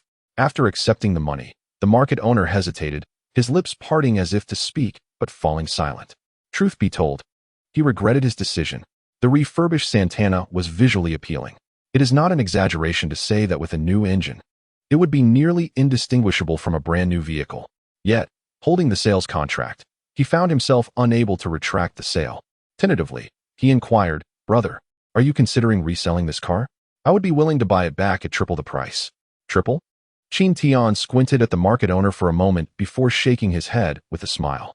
Boss, if I were to replace the engine, I could sell this car for at least 10 times that amount. Do you truly believe I would sell it back to you? Wake up. Dreams of easy gains do not materialize. As he spoke, Qin Tian strolled towards the Santana. Just before entering the vehicle, he suddenly tapped his forehead, chuckling awkwardly while casting a meaningful glance at the market owner. Oh wait, it seems I may have indeed stumbled upon a stroke of luck. With that cryptic remark, Qin Tian settled into the car, ignited the engine, and departed from the second-hand market. leaving behind a market owner who was now filled with regret, wishing he could turn back time. Previously, he had mocked Qin Tian, yet it was he who turned out to be the fool. Qin Tian, driving his new car, arrived at the People's Mall. Having acquired the vehicle, he found it rather inconvenient to lack a mobile phone for communication, prompting him to purchase one befitting his current status. Upon reaching the brand-name mobile phone boutique, he parked his car in a designated area. The lobby manager, upon seeing the luxurious vehicle's owner arrive, promptly stepped outside to extend a warm welcome. "Welcome, sir. Please, come in. I require the latest model of a mobile phone. Kindly show me the samples," Qin Tian requested. "Certainly, sir," the lobby manager replied, leading the way as Qin Tian strode into the store with an air of extraordinary poise. Dai Jinlong followed closely, filled with admiration and awe. In his eyes, Qin Tian was undeniably a seasoned magnate, exuding confidence in every gesture. Indeed, Qin Tian's demeanor was not a fade. It was the result of years of hard-fought experience in his past life, having cultivated the aura of a person in power. Although he appeared youthful, his unique charisma at this age rendered him particularly enigmatic. The lobby manager escorted Qin Tian to the premium mobile phone section, recommending several models. Ultimately, Qin Tian opted for the latest Alcatel smartphone, which, along with the SIM card, cost a total of 3,000 yuan. When it came time to pay, Qin Tian did so with remarkable ease, as if he were merely quenching his thirst. Dai Jinlong observed him producing bill after bill of 100 yuan notes, feeling an overwhelming sense of envy. Such a sum. The average worker would hardly earn that much in a year, yet Qin Tian spent it so casually. When would he, too, possess such lavishness? The more he pondered, the greater his anticipation grew. He believed that by remaining close to this magnate, he would surely enjoy a life of luxury and indulgence. Just today, he had already received a 100 yuan tip. After purchasing the phone, the lobby manager personally saw them off, his enthusiasm almost overwhelming for Dai Jinlong. Qin Tian, however, remained unfazed, as if accustomed to such treatment. His calm demeanor only deepened Dai Jinlong's sense of intrigue regarding his enigmatic superior. Upon exiting, Qin Tian glanced at his watch, realizing it was getting late. He instructed Dai Jinlong to head home and decided to drive back himself. Arriving at the alleyway, he noticed neighbors obstructing the street and honked his horn. Beep, beep. The sound drew the attention of the residents, who turned to behold the luxury car driven by Qin Tian. "Wow, is that a Santana? Who is this? So wealthy to drive such an expensive car?" they murmured. In this day and age, only a major boss or a high-ranking official could afford such a vehicle. What business could a big shot have in our alley? Perhaps he had his eye on a local girl and intended to propose, unbeknownst to the neighbors. The owner of the car was Qin Tian, as they speculated amongst themselves. Soon, Qin Tian parked at his doorstep. Before he could step into the yard, he spotted Zhao Laosan and Lu Hongjun entangled in a confrontation. Qin Tian's brow furrowed. How dare these two block his home? "Zhao Laosan, what are you doing in my yard?" Qin Tian lowered the glass window, leaned out, and coldly inquired. Upon seeing Qin Tian emerge from the luxury car, the neighbors were utterly astonished. "Is that really Qin Tian? Am I dreaming? This ruffian can actually afford such a vehicle? What is happening?" Zhao Laosan was equally taken aback, for he understood better than anyone else what this car represented. A Santana, a luxury vehicle valued in the millions. In the entire Zhonghai city, few could afford such a model. Even his boss, Lu Dingshan, could not. At this moment, Qin Tian was actually seated inside this luxurious car. Zhao Laosan rubbed his eyes in disbelief, glancing at Lu Hongjun, his expression filled with confusion. "Did you not say that Qin Tian was a useless scoundrel?" I also don't know what's going on." Lu Hongjun was equally astonished, sensing Zhao Laosan's gaze, and quickly shook his head, feeling even more perplexed. He clearly understood the type of person Qin Tian was, yet this seemingly useless scoundrel was now driving a top-tier luxury car? Surely, this cannot be reality. Qin Tian observed the complex expressions of the two, understanding perfectly that Zhao Laosan and Lu Hongjun had come to trouble him. However, he remained unfazed, confident that they would not dare to lay a finger on him. With a cold chuckle, he icily questioned Zhao Laosan. "Have you come here to discuss something with me?" Zhao Laosan opened his mouth, unsure of how to respond. Yet, Qin Tian stepped out of the car, advancing towards Zhao Laosan with an air of intimidation. His eyes filled with disdain. "You blockaded my home. Do you intend to lay hands on me?" As he spoke, Qin Tian closed the distance, his gaze growing ever more menacing. Zhao Laosan swallowed hard, feeling a chill run down his spine under Qin Tian's unwavering stare. Qin Tian fixated on the stick in Zhao Laosan's hand and leaned forward. "Come on, give it a try," he taunted, offering Zhao Laosan the chance to strike, positioning the stick against his own forehead. "Go ahead, hit me. This spot tends to hurt." The more he spoke, the more forceful his tone became, and his overbearing presence caused Zhao Laosan to break into a cold sweat, retreating repeatedly. Zhao Laosan was intimidated. After witnessing Qin Tian return in such an expensive luxury vehicle, he no longer dared to confront him. His mind raced with thoughts of how to defuse the situation, desperate to avoid offending Qin Tian. Noticing Zhao Laosan's cowardice, Qin Tian was unwilling to let him off the hook. He advanced, grabbing Zhao Laosan by the collar. "Zhao Laosan, why are you such a coward? I offer you the chance to hit me, yet you hesitate. You dare bring so many people here. Could it be at the behest of Boss Liu? If so, I must have a word with him to ascertain whether he sent you." With that, Qin Tian retrieved his newly purchased phone. The sight of the device left those around him even more astonished. "Was that the latest Alcatel model? I just saw it at the store." "Alcatel? I remember that brand. The cheapest model costs over 2,000, right? It's exorbitantly priced. It is a renowned brand, thus undoubtedly expensive. Driving a luxurious sedan, wielding a designer smartphone, Qin Tian's consecutive actions left the neighboring onlookers perplexed. Was this truly the same ruffian they remembered? What was unfolding before their eyes? Upon witnessing Qin Tian dialing a number, Zhao Laosan immediately faltered. He hastily grasped Qin Tian's hand, a frantic smile plastered on his face. "Brother Qin, it's a misunderstanding. A complete misunderstanding. This matter is my fault. Please don't inform Brother Liu."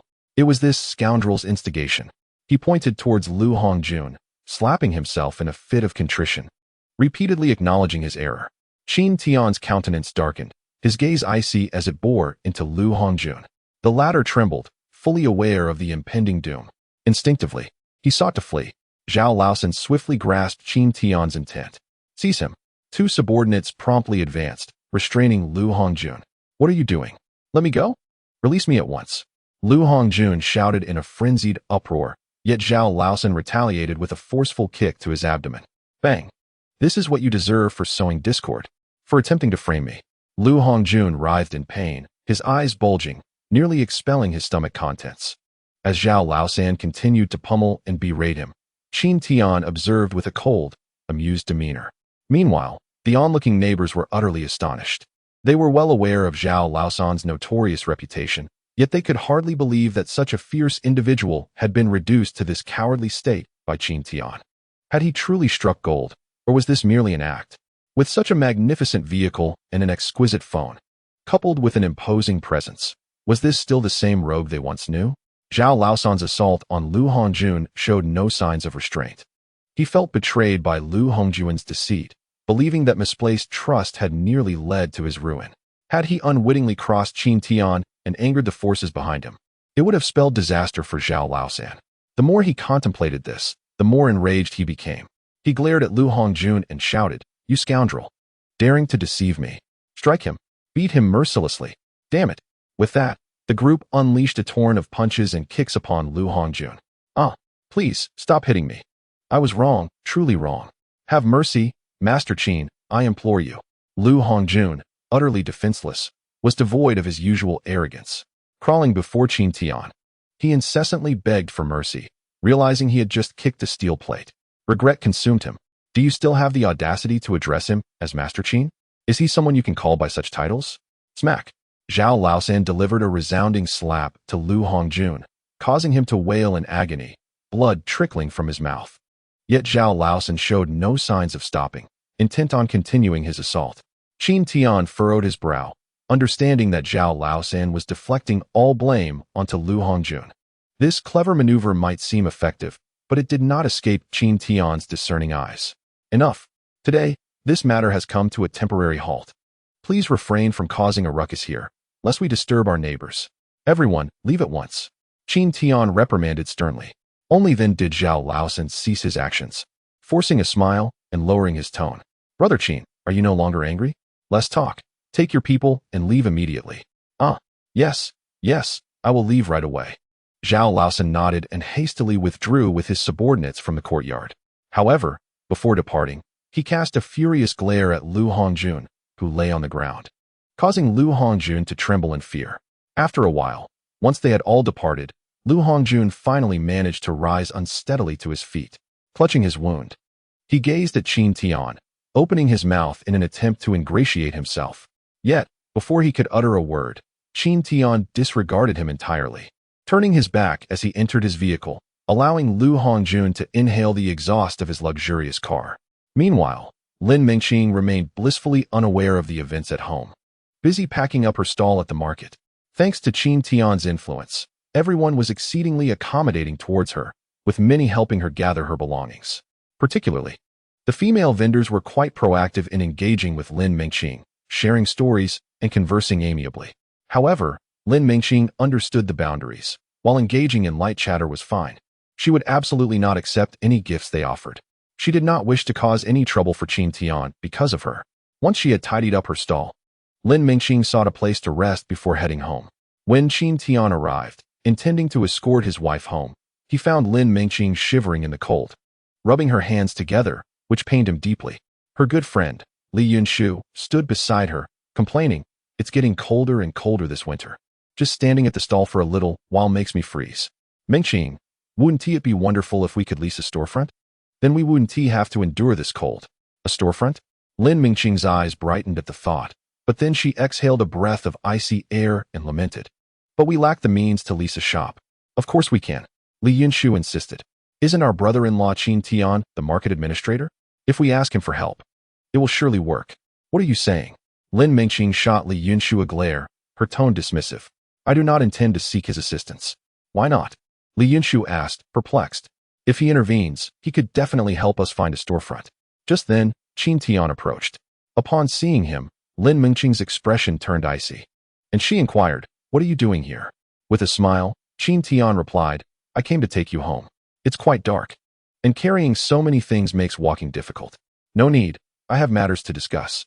You needn't worry about me. I can manage on my own." Qin Tian's lips twitched slightly, feeling the chill emanating from his wife's demeanor, and though he felt a pang of sadness, he did not blame her. He knew this was all of his own making. "Very well, but it seems quite burdensome to carry all of that. May I assist you by taking some of it back?" he offered, already lifting the neatly arranged items from her stall. "You." Lin Mengqing furrowed her brow at his presumption. But with Li Yunshu present, she refrained from expressing her anger, choosing instead to suppress her irritation.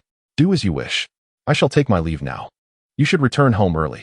With a smile upon his face, Qin Tian departed from the scene. At that moment, Li Yunshu remarked, "Sister Mengqing, just look at how capable our manager Qin is. Why won't you allow him to assist you?"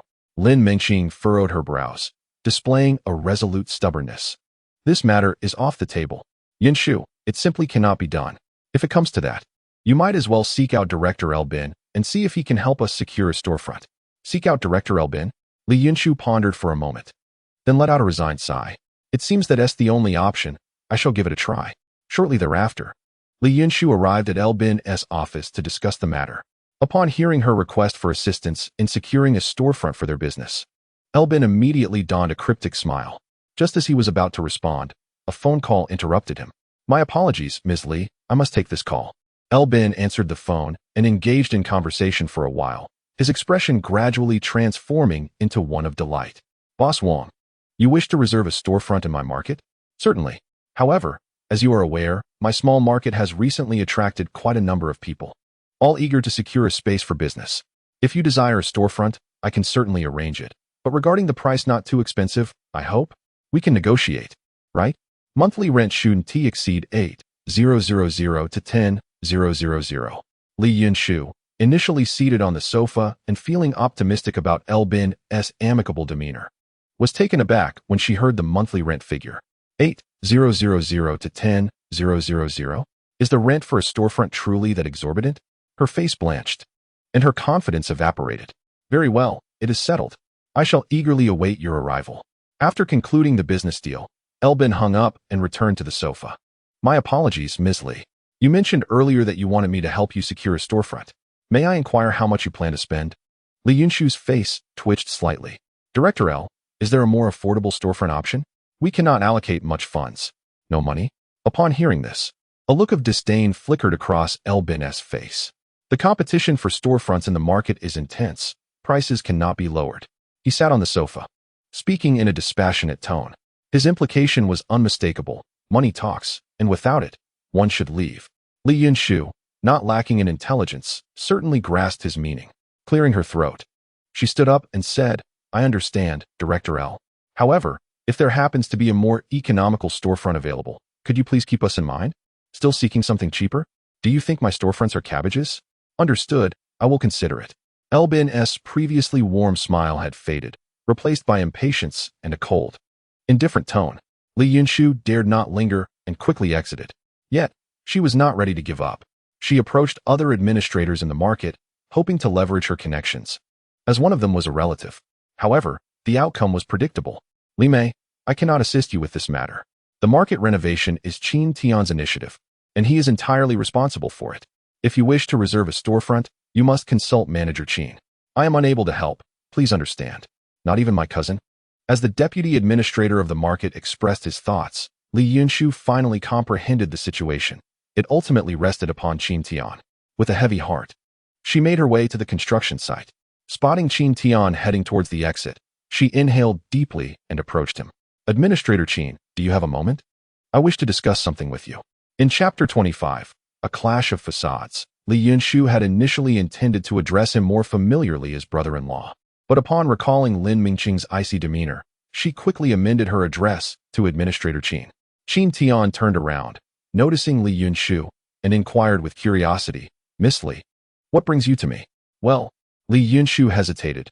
Casting her gaze aside, she awkwardly continued, I heard that our market plans to renovate some facades, and I was wondering if you could reserve one for me.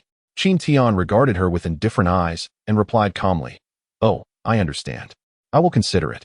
Another mere consideration? Li Yunshu forced a smile, feeling disheartened. Ultimately, consideration seemed to equate to refusal. Well then, I shall not disturb you any longer. Goodbye. With a sigh, she turned to leave. Observing her despondent figure, a hint of helplessness flickered in Qin Tian's eyes. He surmised that Li Yunshu's request likely stemmed from his wife's wishes. However, it appeared that his wife was reluctant to humble herself before him, thus prompting Li Yunshu to approach him on her behalf. Upon returning to the market, Li Yunshu lamented to Lin Mengqing, Mengqing, if it comes to it, you should swallow your pride and plead with your brother-in-law. As women, we must learn to be humble when the situation calls for it. In the past, your brother-in-law was indeed unworthy, but now that he has prospered, a little flattery wouldn't he hurt. Lin Mengqing, upon hearing this, sprang to her feet in fury, resolutely declaring, Absolutely not. I will never bow my head to him.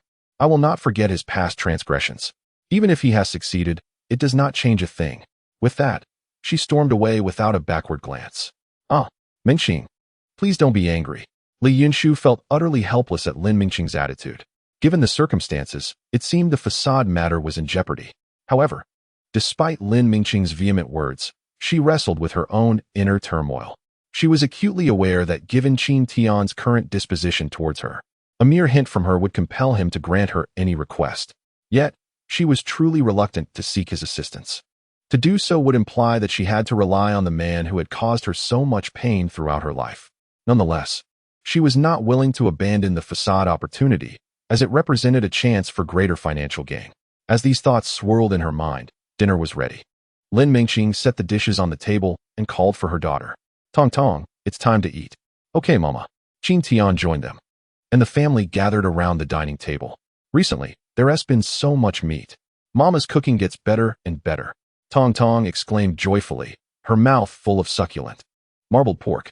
Lin Mengqing looked at her indulgently, wiping her mouth clean with a napkin, and playfully scolded, You little glutton. Enjoy your meal, but don't choke. Yes, Mama.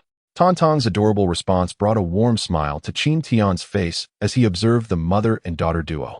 Although Lin Mengqing had yet to fully forgive him, the fact that their family of three could enjoy a harmonious meal together upon his rebirth was already a remarkable achievement. There was no rush to achieve everything at once. Even the most persistent drops of water can wear away stone. One day, he would earn his wife's complete forgiveness.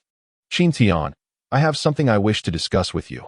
Lin Mengqing's voice suddenly broke his reverie, prompting him to focus and inquire eagerly. What is it, my dear?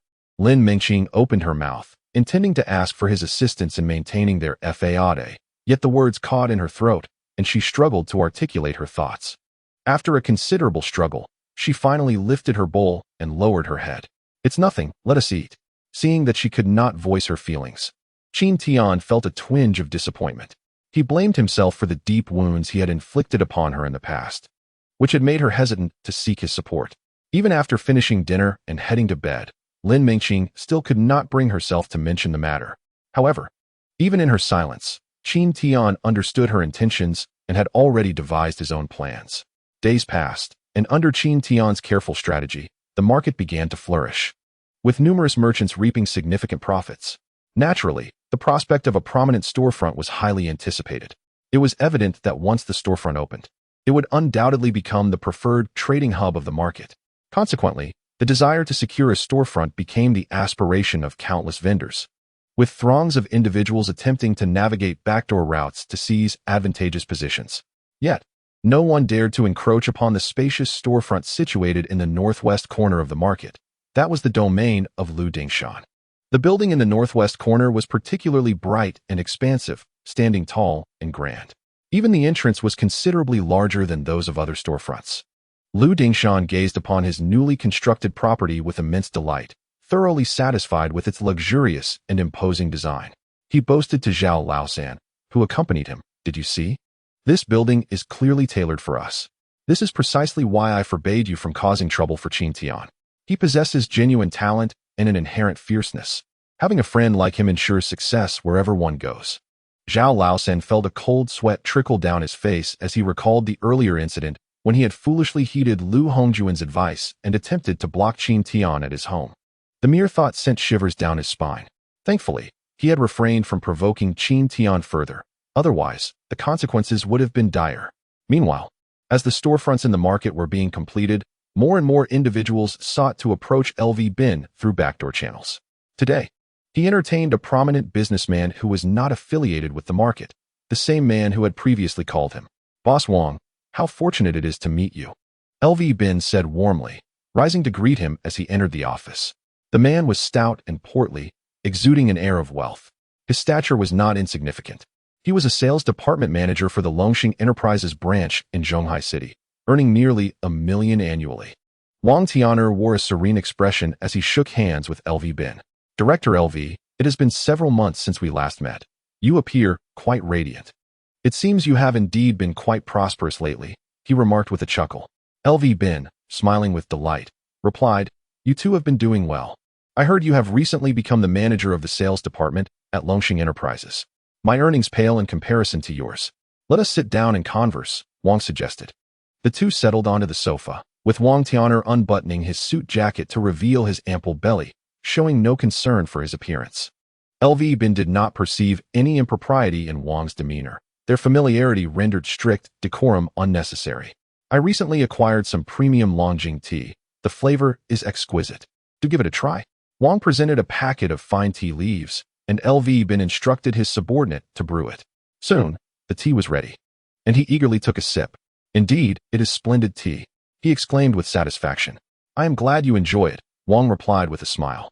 LV Bin set down his teacup and retrieved a blueprint, spreading out a large map of the renovated market on the table. "Boss Wang, choose whichever entrance you prefer in this market." "Excellent." Wang reclined slightly, scrutinizing the map of Jianong Market, and quickly identified the entrance in the southwest corner. "Let us go with that one. There's less traffic, making it easier for me to transport goods.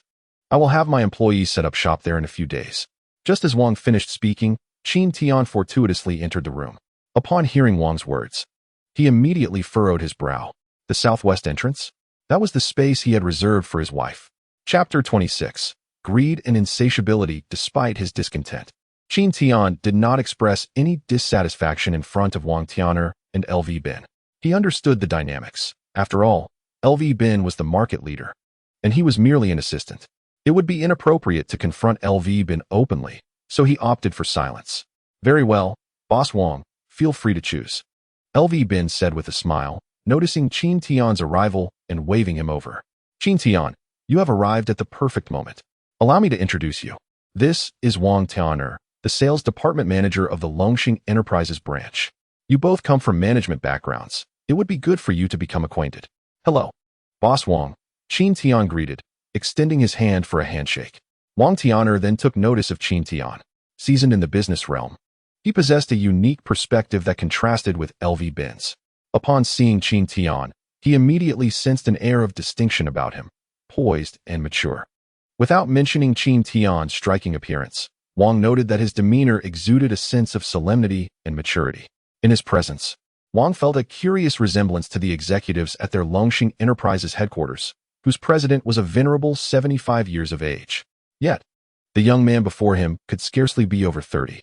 Intrigued, Wang narrowed his eyes and inquired, "Manager Qin, your approach to market renovation is quite fascinating. Was it conceived by you?" Upon hearing his words, Lu Bin's expression instantly tightened. He seemed to discern from Wang Tianer's remarks an underlying intention to poach talent. Thus, before Qin Tian could respond, Lu Bin preemptively stated, "The market strategy was conceived collaboratively by Qin Tian and myself. I provided the ideas while Qin Tian oversaw the implementation." Qin Tian furrowed his brow. The market renovation plan was entirely under his purview, and Lu Bin had merely contributed funds. He had not offered any genuine insights. "Oh." Wang Tianer nodded in realization. "I had no idea that Director Lu possessed such remarkable ideas. It seems I must learn from you in the future." "Not at all. Not at all. Ha. Let us not dwell on that. Let us enjoy some tea." Lu Bin chuckled, deftly shifting the conversation. After engaging in some pleasantries, Wang Tianer excused himself to attend to business matters, casting several meaningful glances at Qin Tian before his departure. A subtle, intriguing smile played upon his round face. Unfazed by Wang Tianer's gaze, Qin Tian handed Lu Bin the meticulously organized financial statements once he left. "Director Lu, the funds required for the renovation of the market FAAD are detailed here for your review."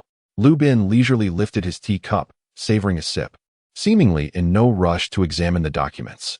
"Indeed, this is fine tea." After finishing his sip, he set down the cup and began to peruse the statements. As he read, a peculiar expression surfaced on Lu Bin's face.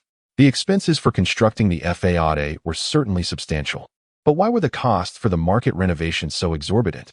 That seemed to exceed the budget. Qin Tian, maintaining a calm demeanor, clarified, "Director Lu, transforming the two streets into a crossroad necessitates relocating a significant number of stalls. The expenses incurred for this endeavor are not less than those for the FAAD construction. Then why are the labor and drainage fees accounted separately instead of included in the construction costs?" Qin Tian's brow furrowed. "Director Lu, what do you imply by that?" "Oh, come now, my young friend, why so serious? I never claimed there was anything amiss with your accounts.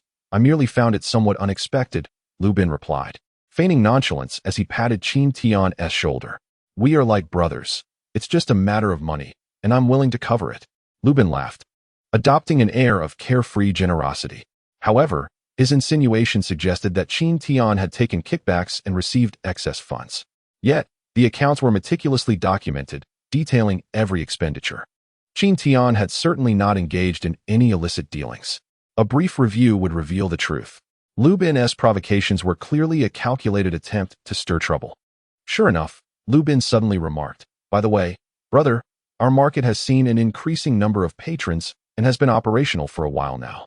Perhaps we should discuss the profit-sharing arrangements." Qin Tian's expression tightened, a glint of coldness appearing in his eyes. "Director Lu, are you suggesting a change in the profit distribution? The revenue agreement we initially established was rather hasty. This entire market is fundamentally mine, and splitting the profits equally places me at a disadvantage. As a market administrator, you can often enjoy some illicit income and take half the profits. This is quite inappropriate," Lu Bin remarked with a grin. Qin Tian's eyes widened in disbelief. The agreement established earlier is now being revised? Is he truly relying on his elevated status to disregard his commitments? Suppressing his anger, Qin Tian inquired, "Then, Director Lu, how do you propose we divide it?" The very utterance of these words caused Qin Tian's teeth to clench audibly. Lu Bin chuckled once more, his gaze fixed on Qin Tian, glimmering with avarice. "An 80-20 split seems fair. You have full control over the market, and with those illicit earnings, the profits are substantial. 80-20 ensures you won't suffer a loss." An 80-20 split. Qin Tian's eyes narrowed. He had always known Lu Bin to be untrustworthy and exceedingly greedy. Yet he had not anticipated such blatant avarice. A 60-40 or even 70-30 split would have sufficed, but now he demands 80-20? Very well. Just wait. Be cautious not to overreach. A glint of coldness flashed in Qin Tian's eyes as he snorted disdainfully. 80-20 it is. Director Liu, please distribute the recent earnings to me. Of course, I shall distribute, Liu Bin replied, retrieving a stack of money from the safe, smiling as he imparted words of wisdom to Qin Tian. Brother Qin, work diligently alongside me, and in the future, we shall indulge in life's pleasures together. I shall not shortchange you. Such utter nonsense. Qin Tian scoffed at his words. Indulge in pleasures? More like draining my lifeblood. Before long, Qin Tian received the money Liu Bin had allocated. The recent business in the market had been quite prosperous, yielding over 30,000 in profit. Initially, they had agreed on a 50-50 split, which would have netted him at least 15,000.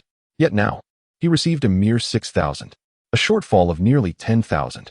This clearly illustrated Liu Bin's utter lack of shame. Qin Tian paid it little mind, for these were trifling sums. Sometimes, discerning a person's true nature is far more vital than monetary loss. A person like Liu Bin is destined to achieve nothing significant. After collecting the money, he had no desire to linger in Liu Bin's presence any longer. Upon returning to the market, night had fallen. The market was ablaze with lights, bustling with activity. Many small vendors chose this time to set up, as it was the most lucrative period of the day. Lin Mengqing and Li Yunshu were also selling at the intersection. As Qin Tian approached their stall, he opened his mouth, intending to call out wife to inform her of the reserved storefront. Yet the words caught in his throat. Their relationship had yet to reach that level of intimacy.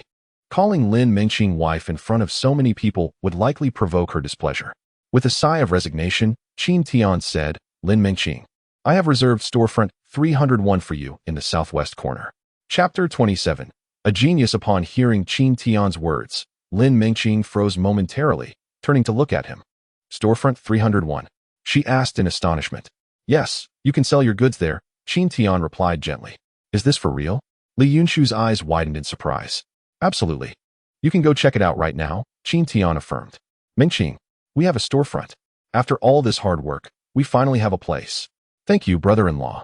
As soon as Li Yunshu blurted out the word brother-in-law, Lin Mengqing shot her an angry glare, prompting Li Yunshu to quickly amend her words. No thank you. Manager Qin. With a playful stick of her tongue, she lightened the mood. The others around them began chattering animatedly. Isn't our market front a bustling hotspot? Indeed. The southwest corner is one of our market's two main entrances, far more crowded than this. How enviable. If only I had a brother who was a manager. I could set up a stall there and earn at least double the money. Double? I'd say it's more like 4 or 5 times. A group cast envious glances their way, while some enterprising stall owners approached Qin Tian, hoping to glean information about other available spaces. However, Qin Tian remained steadfast, politely declining all requests, asserting that all spaces had already been reserved and there were no others available. Lin Mengqing watched as Qin Tian was surrounded, feeling a pang of frustration, torn between accepting Qin Tian's goodwill and her innate resistance to such favors. She felt that accepting his kindness would somehow compromise her dignity.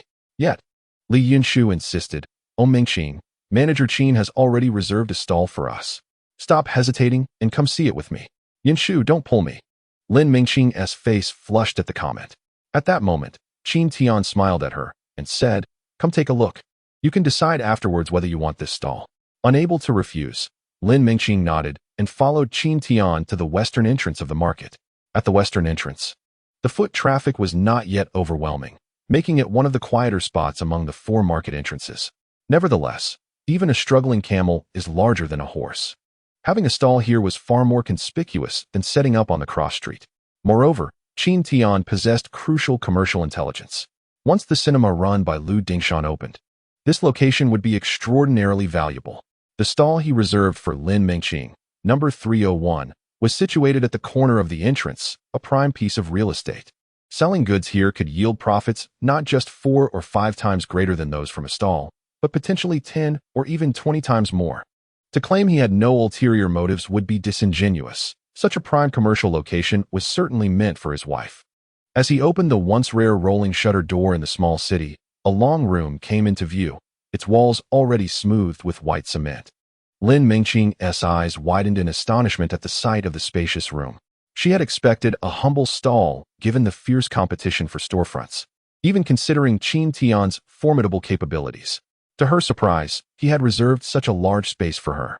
This was truly unexpected. Manager Qin, is this stall really meant for us? Li Yunshu, now astonished, covered her mouth in disbelief as she turned to Qin Tian for confirmation. Qin Tian smiled.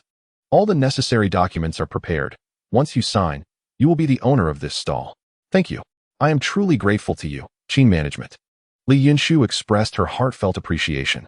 At this moment, Lin Mengqing, rarely in front of Qin Tian, spoke with a stiff expression. Regardless of the circumstances, I still thank you.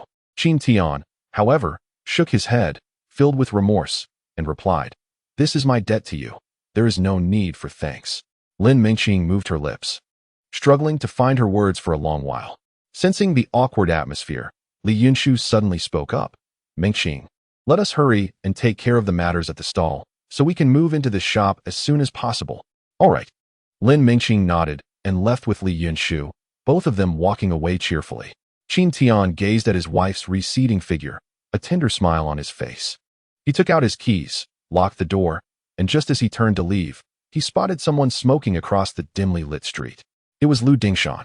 Qin Tian approached him, smiling as he inquired, Brother Lu, have you decided on the renovation plan?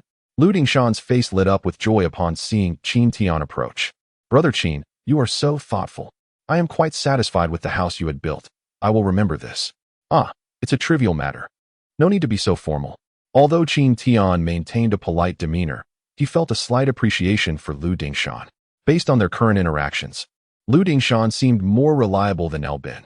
At least he understood the importance of remembering those who aided him. By the way, brother, I recently enlisted someone to help me devise a renovation plan. Given the size of this area, how about we design it as a hall where tickets are checked before entering to watch films? It could accommodate several hundred people at once. Lu Dingshan proposed. However, Qin Tian shook his head and waved his hand. Brother, your plan is reminiscent of the video halls from years ago. A few years back, it was still novel.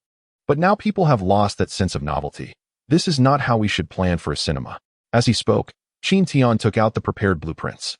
Upon seeing that Qin Tian was already prepared, Lu Dingshan immediately discarded his cigarette and focused intently on the blueprints. Qin Tian gestured over the contents of the blueprints while explaining. Our hall doesn't need excessive space. We only need to leave a passage for ticket checking. Following the passage, we can create 2 spacious screening rooms within 2 larger rooms, and surrounding them, we can set up several smaller screening rooms for about 20 people each. Lu Dingshan pondered carefully, feeling it was indeed a good idea, but he still sensed that the space utilization might not be optimal. Brother, isn't it a bit wasteful to leave just a passage in the hall? Qin Tian chuckled, as he had certainly considered Lu Dingshan's concern. Brother, once our cinema is up and running, the foot traffic will undoubtedly be substantial. What will people do after watching a film if they feel hungry or thirsty? They will certainly need to eat and drink. As Qin Tian spoke, he marked divisions in the hall area on the blueprint. On both sides of the hall, aside from the ticket-checking passage, we will partition the remaining space into small stalls. We can then lease these stalls, generating a significant amount of rental income. Upon hearing Qin Tian's plan and looking at him, Lu Dingshan was utterly astonished. Selling at stalls within the cinema to secure rental income? Oh, is this not a first? Qin Tian's business acumen is truly remarkable. He is undeniably a genius. Chapter 28. Dispute over the facade. It is no wonder that Lu Dingshan is so astonished. Qin Tian's operational strategy for the cinema had already been validated in his previous life. Upon reflection, it becomes clear that his plan is exceedingly avant-garde. Meticulously utilizing all available resources, truly impressive. When the time comes, this cinema will not merely generate revenue through ticket sales. The rental income from surrounding stalls will constitute a significant profit. Brother, I am genuinely impressed. Come, let me treat you to a drink as a token of my appreciation. Lu Dingshan was so elated that he wished to invite Qin Tian for a meal. Qin Tian chuckled but politely declined, shaking his head. Brother Lu, I have matters to attend to tonight. Perhaps another time? Matters, you say? That is fine. Just be sure to come by when you're free. Lu Dingshan replied cheerfully, not at all displeased by Qin Tian's refusal. All right, I shall not be modest then. Qin Tian agreed, suddenly remembering something. He turned to Lu Dingshan and said, by the way, Brother Lu, you have a vast network. I would appreciate your assistance in inquiring if there are any skilled dermatologists nearby. The more accomplished, the better. A dermatologist? Lu Dingshan nodded thoughtfully. Very well, I will keep an eye out and contact you once I gather information. Thank you. If there is nothing else, I shall take my leave now, Qin Tian said with a smile. Safe travels, brother. After expressing his gratitude, Qin Tian departed. He glanced at the time and realized it was getting late, so he drove to the kindergarten to pick up his wife and child. Upon seeing the luxurious Santana, passers-by instinctively stepped aside. Who is this, driving a Santana? Are there really such affluent parents at our school? Could they be a new enrollee? A group speculated among themselves. Before long, Qin Tian located Lin Mengqing and Tongtong, parking the car in front of them. Tongtong, Daddy is here to pick you up. Daddy. As soon as Tongtong spotted Qin Tian, her face lit up with joy. After exiting the vehicle, Qin Tian lifted Tongtong into his arms and asked, Were you a good girl at school? Has anyone bullied you? No one has bullied me, Daddy. Recently, I have made many friends. Tongtong replied with innocent delight. That is wonderful. Now, let us get in the car, Tongtong. I have prepared some delicious treats for you at home. Qin Tian kissed Tongtong's cheek affectionately. Wow, really? Let us hurry home. Tongtong's eyes sparkled with excitement as she eagerly took her seat in the back. Lin Mengqing furrowed her brow, her expression slightly frosty. Yet she refrained from expressing her displeasure at that moment. Lin Mengqing, you should join us as well. Qin Tian had initially intended to address her as his wife, but upon noticing her formidable demeanor, he opted to call her by her name instead. How pretentious, Lin Mengqing murmured discontentedly as she settled into the back seat. Although her voice was soft, Qin Tian heard her clearly, feeling a bitter sense of resignation, and chose to endure in silence. Please buckle up, I shall commence driving now. As Qin Tian departed in his vehicle, the onlooking parents gradually regained their senses. Is that person Qin Tian? How has he become so affluent? One exclaimed in disbelief. My goodness, has Lin Mengqing's family won the lottery? Shortly thereafter, upon returning home, Qin Tian carried Tongtong inside, presenting her with an array of recently purchased snacks, which she devoured with unrestrained delight. However, Lin Mengqing's demeanor remained perpetually frosty. Only after dinner, once Tongtong had fallen asleep, did she coldly confront Qin Tian. With all that money you used to buy a car, why didn't you save it for Tongtong's surgery? Qin Tian was momentarily at a loss for words, the atmosphere turning icy. His previous inaction did not stem from a lack of desire to help. Rather, he sought the best doctor to treat Tongtong. Yet now Lin Mengqing accused him of not saving money for her treatment, leaving him feeling unjustly wronged. My dear, I am not as you perceive me. You have misunderstood my intentions. Stop calling me my dear. I am not your wife. Lin Mengqing retorted, turning away, her eyes filled with disdain. I stand by my words. I will never forget what you have done to us, not for a lifetime. With that, she left him and retreated to her room, leaving Qin Tian utterly exhausted and pondering when he might cease being misunderstood by his wife and fully mend their relationship. That night, he struggled to find sleep. The following day, Dai Jin arrived at the market management office. Boss Qin, I have found a suitable engine, he exclaimed. Upon noticing Qin Tian's prominent dark circles, he inquired, Boss, what has happened to you? You seem rather dispirited. Qin Tian managed a wry smile and waved his hand dismissively. It's nothing. Show me the engine you mentioned. Of course, follow me. Qin Tian drove to a salvage yard, where, with Dai Jinlong's guidance, he spent a modest sum to acquire an aging Jidai engine. Dai Jinlong was eager to install it in the Santana, chattering excitedly as he worked.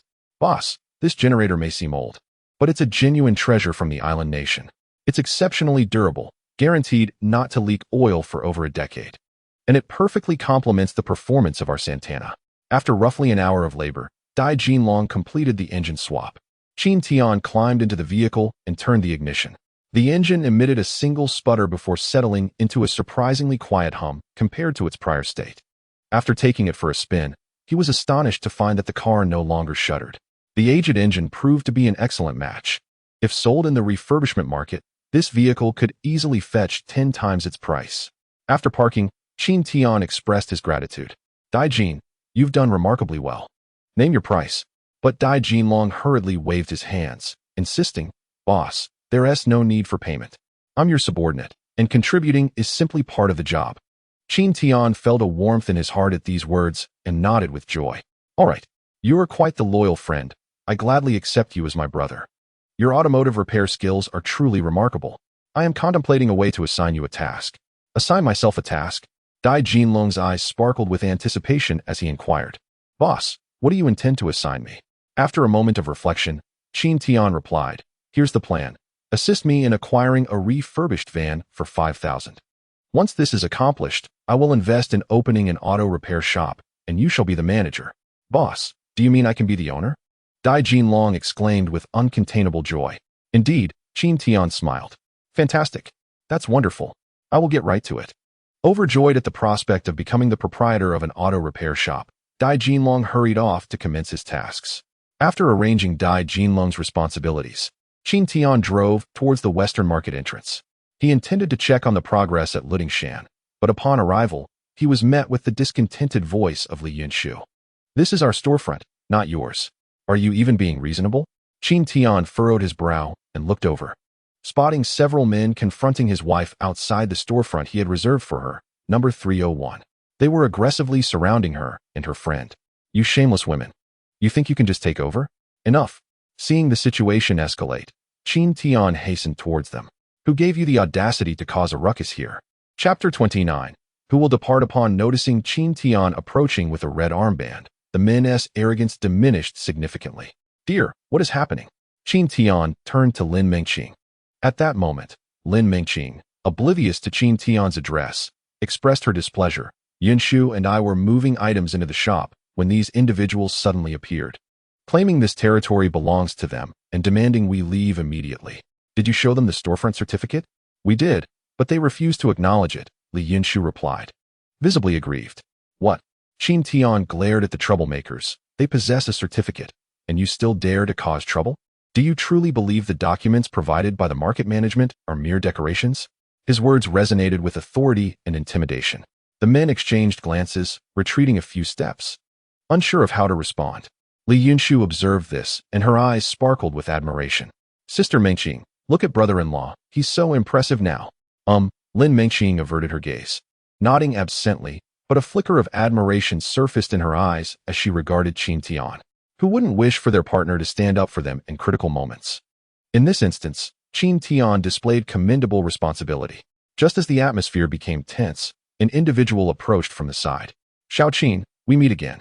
Qin Tian's brow furrowed upon recognizing the individual as Wang Tanner, the sales department supervisor from Longxing Enterprises, who had been hosted by LV Bin the previous day. Xiao Qin, I am here to select a storefront. You heard Director LV mention that I could choose any storefront here, right? I trust you have not forgotten. Upon hearing that he had received approval from LV Bin, both Lin Mengqing and Li Yunshu grew increasingly concerned.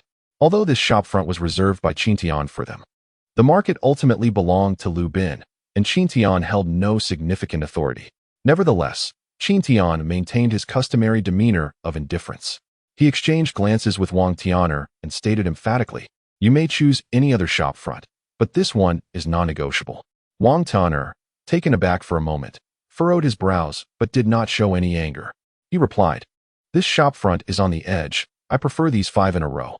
You may select the others freely. After all, we are friends, and I would appreciate your consideration. As he spoke, he produced a 100 yuan note from his pocket and attempted to slip it into Qin Tian's hand. Manager Qin Tian, buy yourself a nice pack of cigarettes. To his surprise, upon receiving the money, Qin Tian raised his hand and let the bill fall to the ground. You may choose any other shopfront, but this one is non-negotiable. He reiterated, his tone as frigid as ever. In all matters, one must adhere to the principle of precedence. My wife has already set her eyes on this shopfront. No one else can have it. Wang Tanner, glaring at the note that lay discarded on the ground, felt a flicker of anger and retorted, Manager Qin Tian, this is quite excessive. Do you really think that being a mere manager grants you such significance? I could very well summon Director Lu to teach you a lesson. It would be of no use to summon anyone. Qin Tian remained steadfast, his resolve unshaken. Very well, just you wait. Wang Tianer pulled out his large mobile phone and dialed Lu Bin's number. Shortly thereafter, Lu Bin arrived in haste, his expression dark. Upon seeing Wang Tianer, he smiled apologetically. Boss Wang, I am sorry to have kept you waiting. Turning to Qin Tian, his face clouded with discontent, he demanded, what is the meaning of this? Are you not aware that Boss Wang is one of our key partners? How could you show him such disrespect? Apologize to Boss Wang at once. Apologize? Qin Tian let out a cold laugh, his gaze unwavering as he locked eyes with Lu Bin. I laid claim to this shopfront first. There is no way I will apologize. You, how can you be so obstinate? There are plenty of other shopfronts. Why can't you take a step back? Do you have no sense? Lu Bin pressed urgently. Yet, Qin Tian scoffed inwardly. Take a step back? Hadn't he already conceded enough regarding the profit-sharing arrangement? If he retreated any further, he would be left with nothing but bones. Director Lu, I will not relinquish this shopfront. It is either he leaves, or I do. The decision rests with you. Qin Tian's expression was resolute, as if to suggest that further pressure from Lu Bin would indeed drive him to depart. Internally seething with anger, Lu Bin thought to himself that he was the market owner, and what right did this mere manager have to be so brazen? However, recognizing the recent progress in the market and the necessity of Qin Tian's management, he felt compelled to suppress his fury. With a conflicted expression, he took a deep breath, turned to Wang Tianer, and forced a smile. Boss Wang, Qin Tian has a point. In all matters, it is indeed important to observe the order of precedence. Why not choose another shopfront? I will offer you a discount. Wang Tianer's facial expression twitched slightly. At this point, it was clear that Lu Bin had sided with Qin Tian. Whatever director Lu decides will be accepted, he huffed disdainfully before storming off with his companions. After he left, Director Lu coldly remarked, All right, you may proceed with your business. With that, he departed with a stern expression. At that moment, Lin Mengqing expressed her concerns to Qin Tian, saying, By not giving Lu Bin face today, you may have sown the seeds of trouble. There's no need for worry. Qin Tian replied nonchalantly. He still requires my oversight of the market. He won't turn against me. Naturally, Qin Tian was aware that this peace would not last indefinitely. There would come a day when he and Lu Bin would fall out. I hope for the best, Lin Mengqing sighed. Had I known this would unfold, I would have avoided such entanglements. Troubles abound. After resolving matters at hand, Qin Tian proceeded to the side of Lu Dingshan. The renovation of the cinema was progressing well, and it appeared that it would soon be ready for its grand opening. He shared a drink with Lu Dingshan before returning to rest. The following day, Lu Bin arrived, accompanied by a young man in his 20s. Upon introduction, it became clear that this individual was Lu Yinghua, Lu Bin's cousin, who was currently unemployed and sought Qin Tian's guidance in securing a position in market management. Qin Tian scrutinized the young man carefully. Lu Yinghua stood approximately 1.75 meters tall, adorned in extravagant attire, replete with designer labels, and donned gold-rimmed glasses that lent him an air of feigned sophistication. It seemed Lu Bin's intentions were less than honorable in introducing his relative. The suggestion of mentoring Lu Yinghua likely hinted at aspirations for him to take over Qin Tian's position in the near future. With a smirk of inner amusement, Qin Tian decided not to reject the proposal and smiled, saying, Very well, let's take him on a tour of the market. Yinghua, pay close attention. Manager Qin is quite capable, Lu Bin remarked, casting a meaningful glance at Lu Yinghua. His intentions were unmistakable, and Qin Tian was well aware of them. Before long, Qin Tian led both Lu Yinghua and Lu Bin to the market. He diligently provided a comprehensive overview of the market structure. Originally, the market consisted of 2 streets, but I later proposed a crossroad layout, resulting in its current form. Crossroad? Lu Yinghua adjusted his glasses, maintaining a composed demeanor as he remarked, Your crossroad design is indeed commendable, enhancing the visibility of the surrounding side streets with numerous storefronts. However, I believe this approach is detrimental to market development. With storefronts established, will anyone still meander through the market? Your market management appears rather lacking. Qin Tian found amusement in this. Was Lu Bin's cousin truly criticizing his management? Look at this, Lu Yinghua exclaimed, pointing out the state of the streets. Vegetable leaves are strewn everywhere. The cleaning staff seems to be slacking off. And over there, how far have those stalls encroached? This warrants additional fees, particularly those 2. Upon observing the 2 stalls carelessly positioned, Lu Yinghua's displeasure was evident. Qin Tian, do you see how they are setting up their stalls? This disarray is utterly unacceptable. Aren't you going to intervene? Qin Tian glanced at the 2 individuals, his expression calm as he shrugged and replied indifferently, Manager Lu, this matter is beyond my purview. If you are so inclined, you may address it yourself. You cannot manage this. L. Yinghua was taken aback for a moment, then displayed a face full of disdain, his contempt for Qin Tian deepening. Why should his cousin El Bin have him follow Qin Tian to learn anything? He didn't even dare to exercise his authority as an administrator, let alone manage anything. With such thoughts, Lingua let out a dismissive snort. He pretended to address Qin Tian with feigned authority. Pay close attention and learn well. Watch how I educate them. Qin Tian found his pompous demeanor amusing. Very well, go ahead. I shall observe your methods of instruction. Lingua swaggered forward to the stalls, scrutinizing the two vendors before him. The vendor on the left sold fish for a living, while the one on the right dealt in pork. The two vendors, who had been engaged in jovial conversation, immediately stood up upon seeing Lingua approach. Ah, esteemed sir, here to purchase meat? My pork is quite affordable. Come, take a look at my fish, freshly caught and splendid. Enough with the flattery. Be honest. Lingua revealed his administrator badge, declaring, do you see this? I am the newly appointed administrator Lingua, and my cousin is Director Ben. It is explicitly stated that only one vendor is allowed at each stall. Why are you both operating at an angle? Rectify it immediately. Upon hearing this, the two vendors exchanged glances, their earlier enthusiasm evaporating. And they quickly began to argue their cases. The fish vendor spoke first. Administrator L, listen to me. I acquired this stall from another vendor. Look, I have the contract. He produced the document and handed it to Lingua.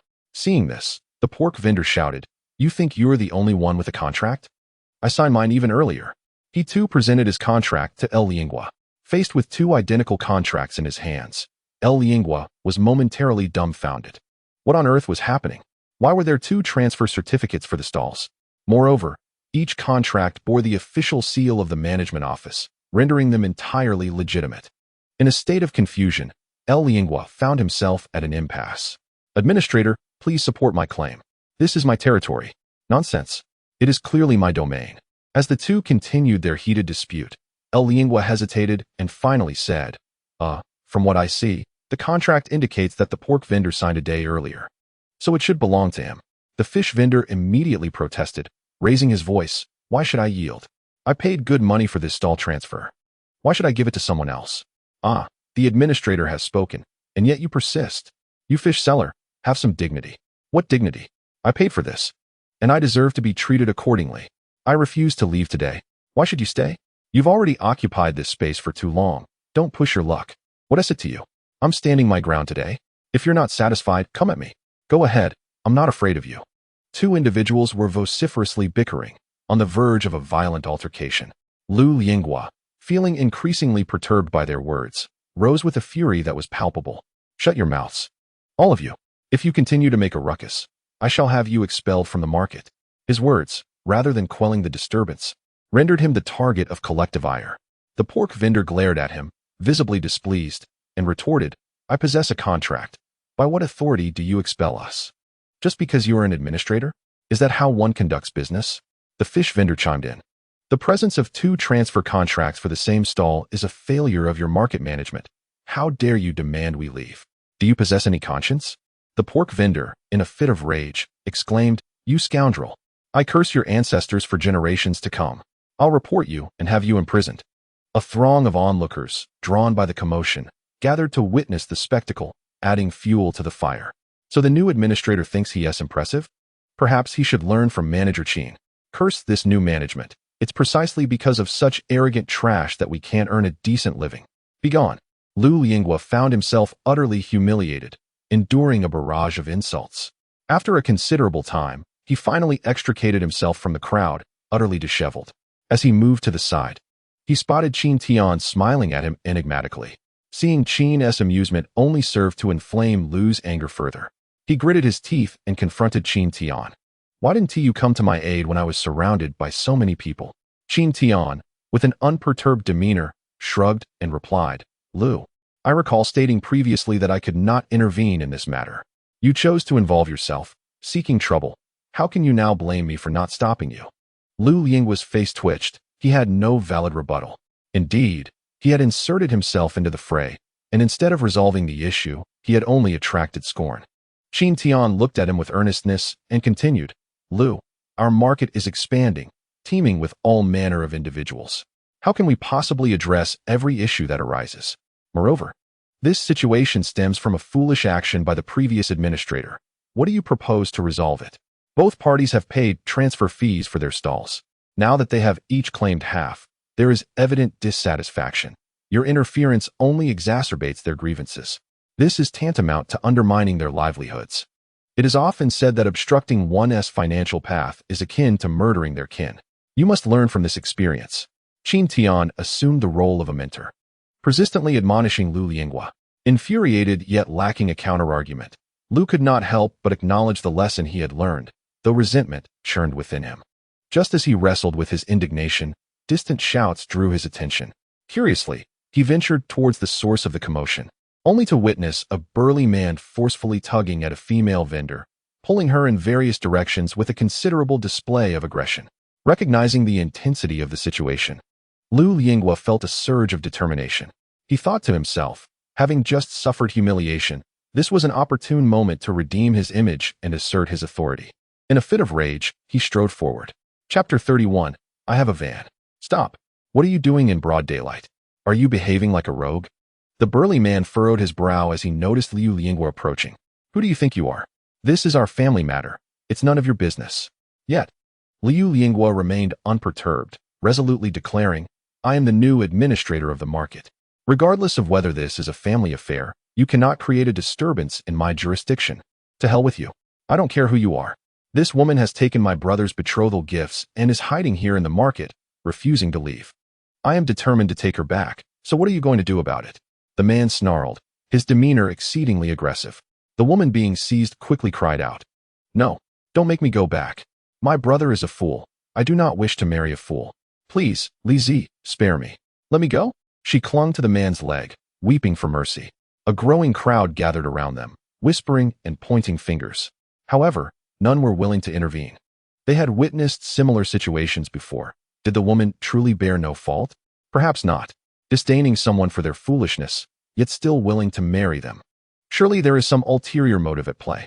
Yet, Lu Linghua, unaware of the underlying complexities, filled with a sense of justice, proclaimed, We live in an era of marital freedom.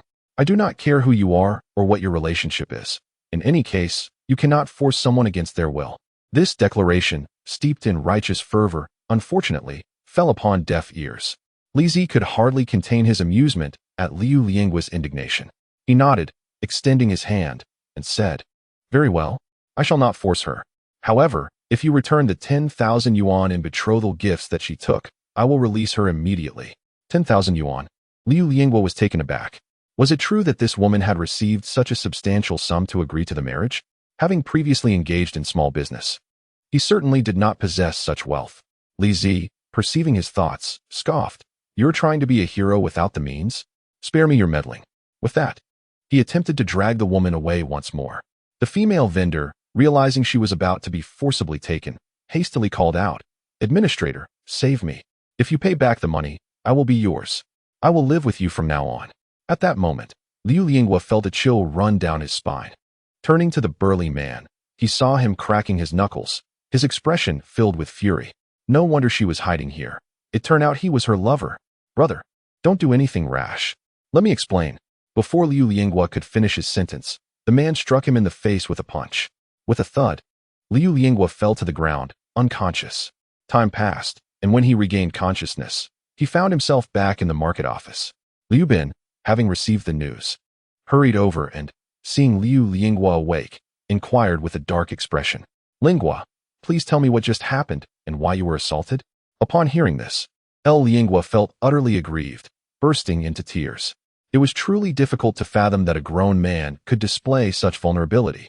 He pointed at Qin Tian, exclaiming, He is nothing but a despicable coward. He stood by as I was misunderstood and attacked, without lifting a finger to assist. As he spoke, he tenderly pressed his hand against his eye, which had been bruised into a panda-like appearance by a burly man named Li. Bin, his expression frosty, confronted Qin Tian with palpable discontent, demanding, Qin Tian, kindly elucidate this matter to me. Qin Tian shrugged his shoulders, maintaining a calm demeanor as he replied, I am utterly powerless in this situation. Linghua chose to meddle in the affairs of others and was consequently treated as an adulterer. If I had intervened, I would likely have been entangled in the same predicament. At that moment, both administrators would have been embroiled with that woman, and it would not reflect well on our market. Upon hearing this, Bin's face twitched slightly, his anger surging within him. He could not fathom that with Qin Tian's capabilities, he could not resolve the issue at hand. Yet, Qin Tian used the market's reputation as an excuse, seemingly shirking responsibility and purposefully humiliating his cousin. However, Elbin refrained from expressing his ire openly, recognizing Qin Tian's value and the validity of his reasoning. To provoke enmity over this incident would invite gossip from others. Thus, Elbin could only manage a strained smile. Qin Tian, if the situation is indeed as you describe, then you cannot be blamed. Thank you for aiding in bringing my cousin back, he said. Qin Tian feigned a smile in return. It was merely a trifling matter. No need for such formality. Director L, if there is nothing further, I shall busy myself elsewhere. Very well, you may leave. There is nothing more for you here. After Qin Tian departed, Elbin's smile transformed into a menacing scowl, radiating an icy fury. He turned to El Lianghua, reprimanding him harshly. Did I instruct you to shadow Qin Tian to learn market management? Instead, you have brought me nothing but trouble.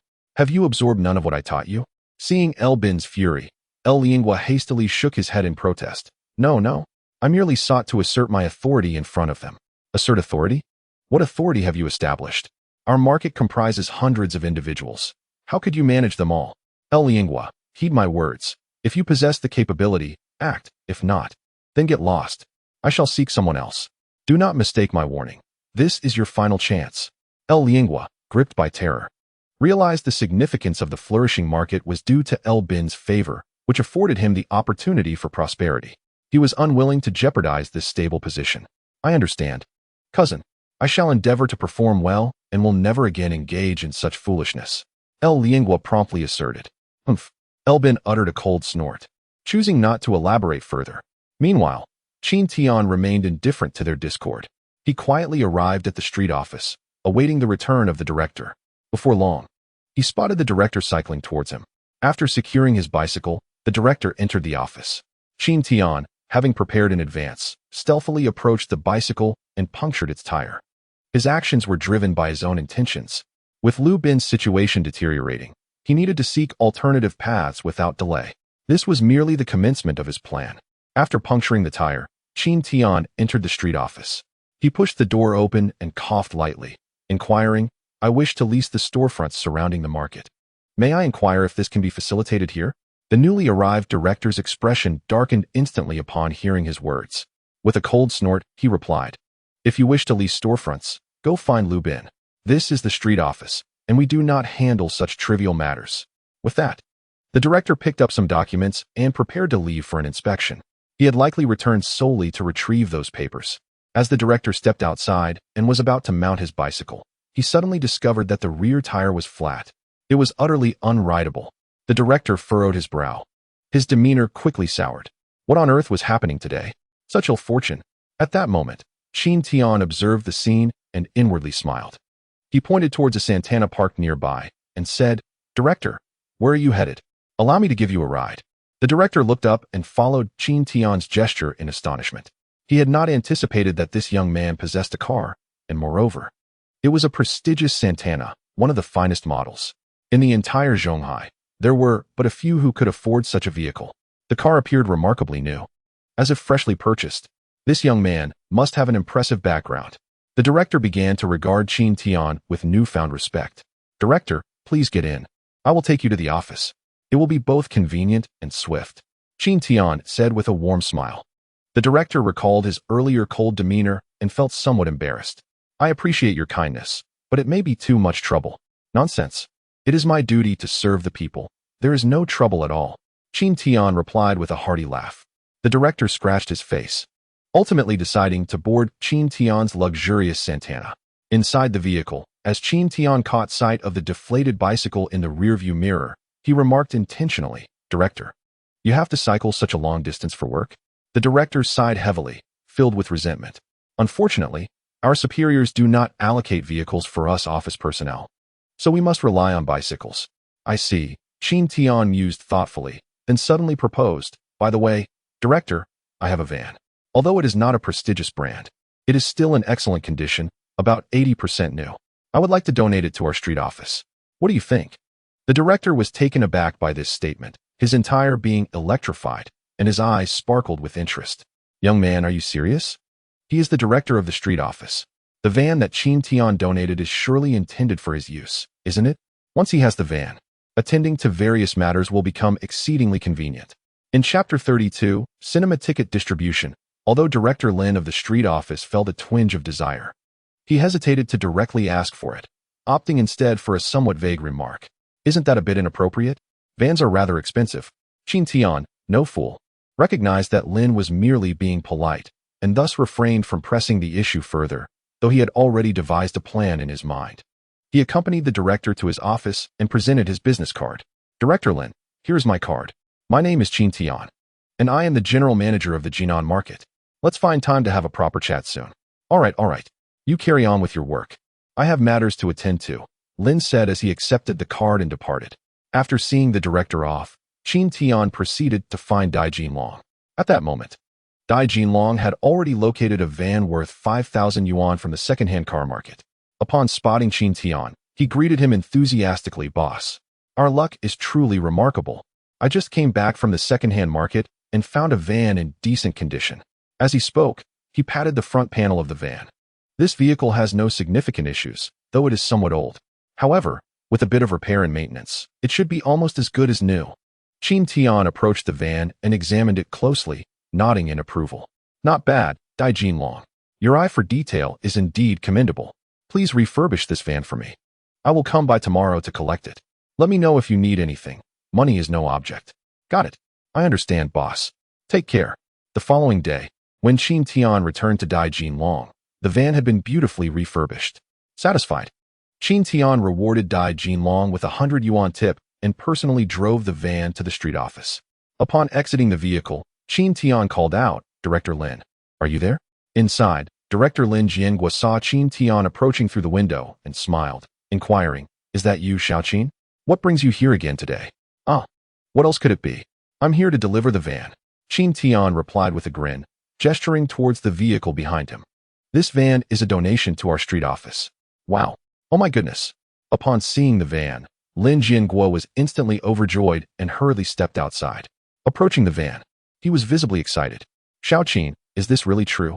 You actually brought the van. Despite his words, Lin's expression revealed his genuine desire for the vehicle.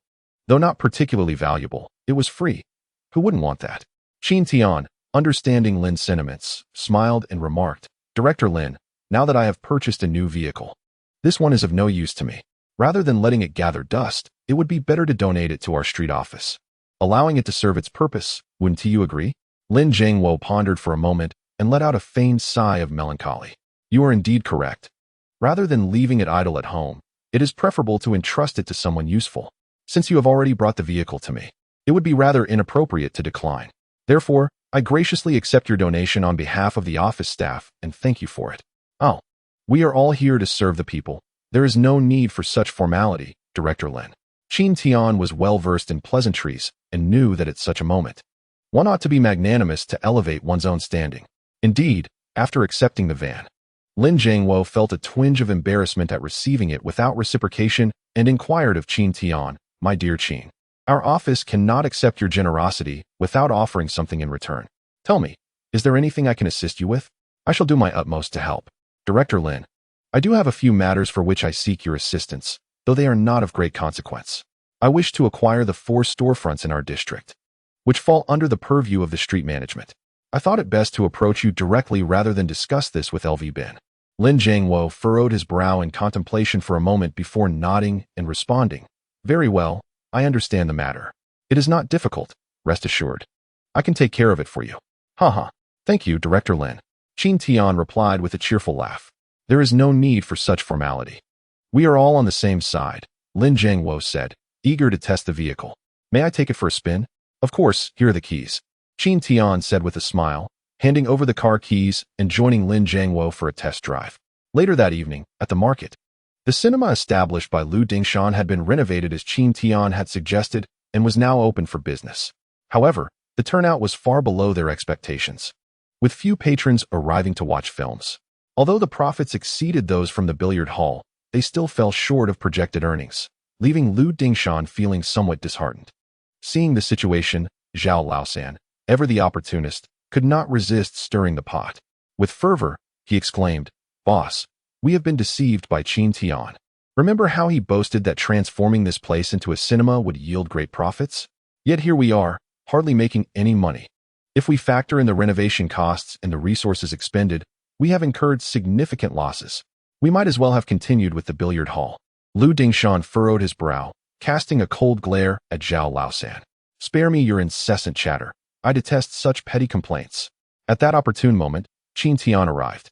Upon his arrival, he overheard Lu Dingshan chastising Zhao Laosan and felt increasingly assured that Lu Dingshan was a friend worth having. What troubles you, brother Lu? Why the foul temper? Before Lu Dingshan could respond, Zhao Laosan resumed his incessant prattling. Qin Tian, you have arrived at a perfect time. We need to question you. Did you not claim that converting this place into a cinema would lead to substantial profits? Yet now, we find ourselves hardly earning anything. Are you trying to deceive us? Silence. Lu Dingshan, filled with anger, reprimanded Zhao Laosan, yet deep down, he felt a twinge of discomfort. The root of his displeasure lay in the stark contrast between the cinema's earnings and his expectations. As the adage goes, the greater the expectation, the more profound the disappointment. He was indeed quite disheartened. Qin Tian, fully aware of his current mood, chuckled and pointed out the underlying issue of the cinema's lack of popularity. Brother Lu, selling tickets as you currently do is simply insufficient. To ignite interest, we must adopt a different operational approach. A different approach? Both Lu Dingshan and Zhao Laosan exchanged curious glances. What sort of operational method do you propose? Qin Tian, with a knowing smile, continued. Our cinema boasts impressive decor and a remarkably avant-garde interior. However, the number of patrons visiting is alarmingly low. Therefore, we must engage in effective promotion. Of course, we must promote it, but what constitutes effective promotion? Lu Dingshan inquired again. Qin Tian's lips curled into a grin as he revealed a rather shocking strategy. Free tickets. Free tickets. Upon hearing this, Zhao Laosan exclaimed in disbelief. Qin Tian, have you lost your mind? The cinema is barely profitable as it stands, and now you suggest giving away free tickets? Might as well ask us to give away money. Chapter 33. The flames of jealousy. Lu Dingshan fell silent, struggling to comprehend Qin Tian's reasoning. With an air of nonchalance, Qin Tian smiled and said, who said we need to give everyone a ticket? We will only give 1 ticket per household. 1 ticket per household? Zhao Laosan was momentarily taken aback. Precisely, Qin Tian affirmed with a nod, continuing, consider this. How many individuals come to the cinema alone? Upon reflection, Lu Dingshan realized that very few attend alone, perhaps only 2 or 3 out of 100. If we give 1 ticket per household, those parents or couples wishing to watch a film will inevitably need to purchase additional tickets. Lu Dingshan's eyes widened in realization as he turned to Qin Tian. Yes. Why didn't I think of this sooner? The key lies in the details, Qin Tian added with a subtle smile. We can implement a group discount policy. The more individuals that come together, the greater the discount they receive. Of course, the specific discount will depend on the ticket price.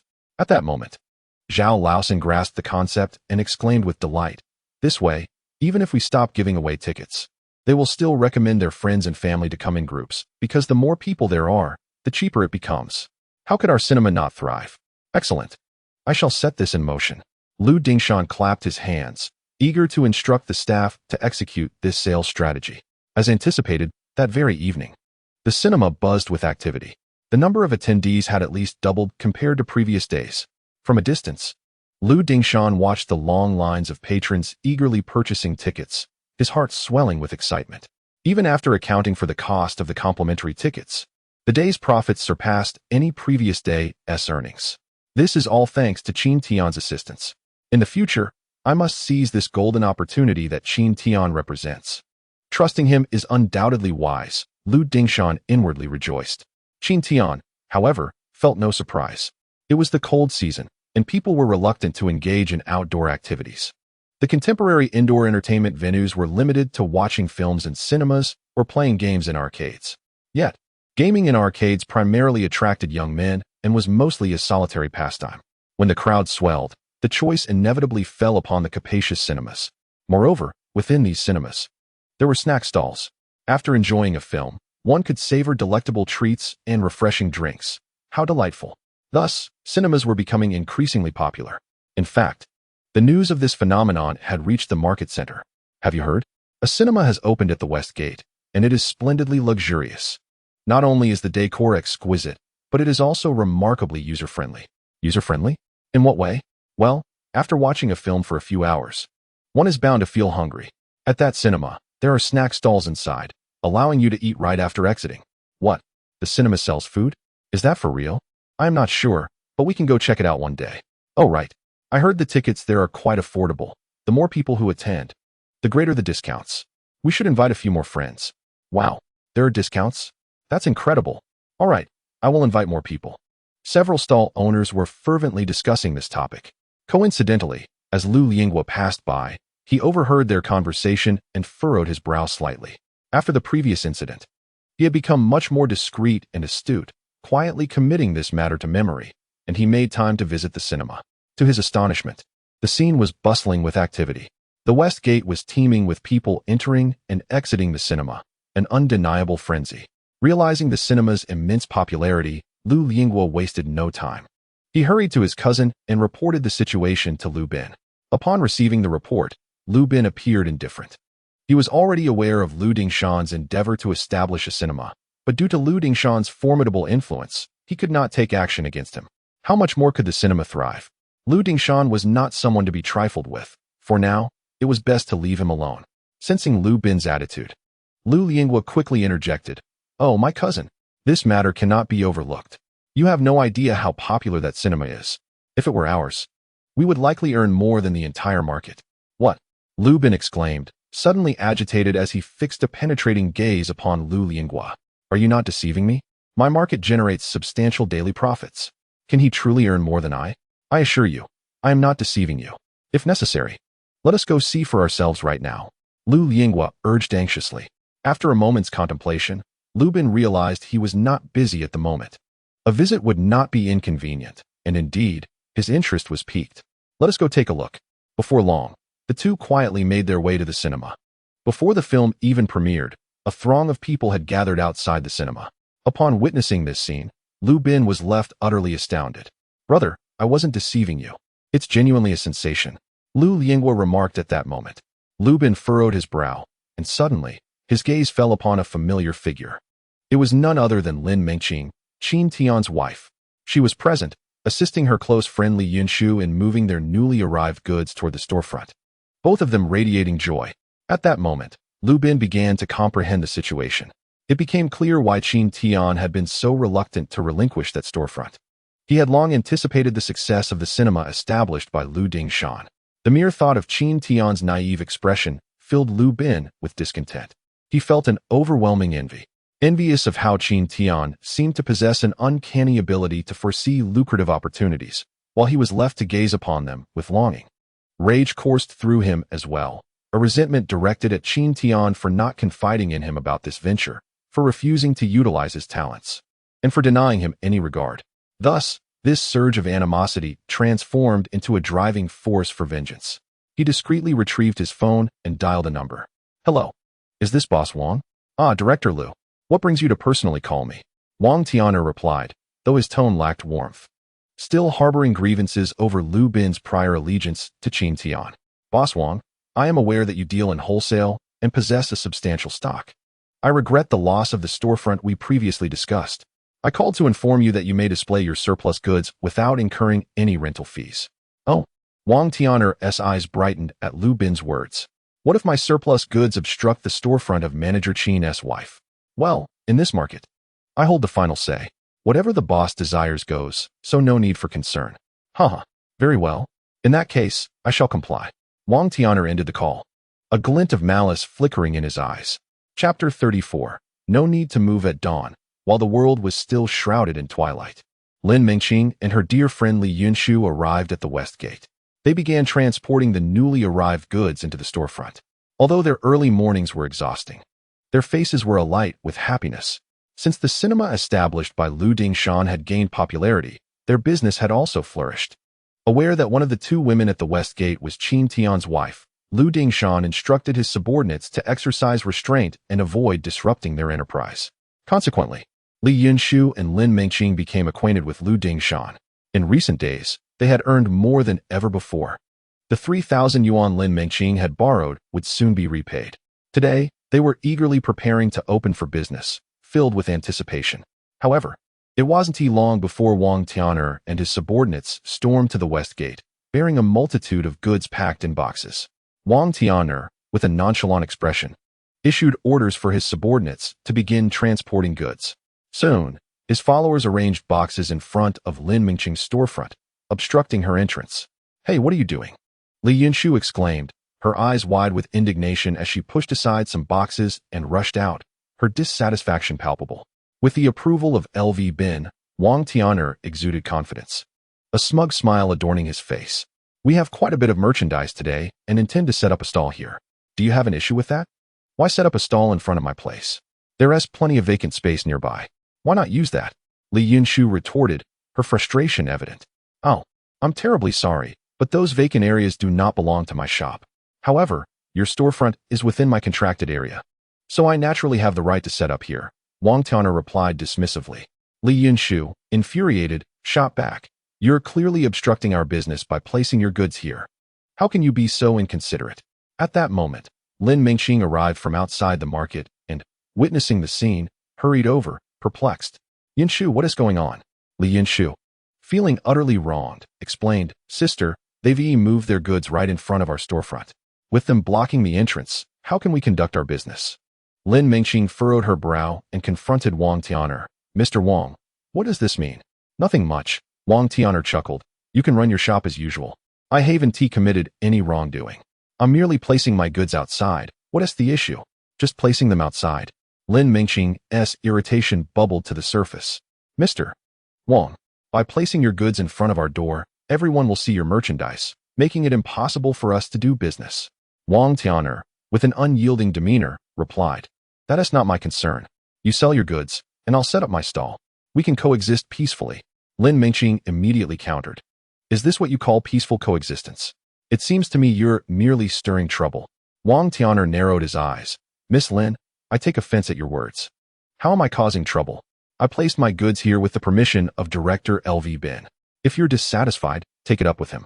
Upon hearing that he had obtained LV Bin's consent, Lin Mengqing felt her resolve wane slightly. After all, this market belonged to LV Bin, and if he had summoned Wang Tianer, it would complicate matters for them. Just as the atmosphere grew tense, a robust voice emerged from nearby. "What is going on?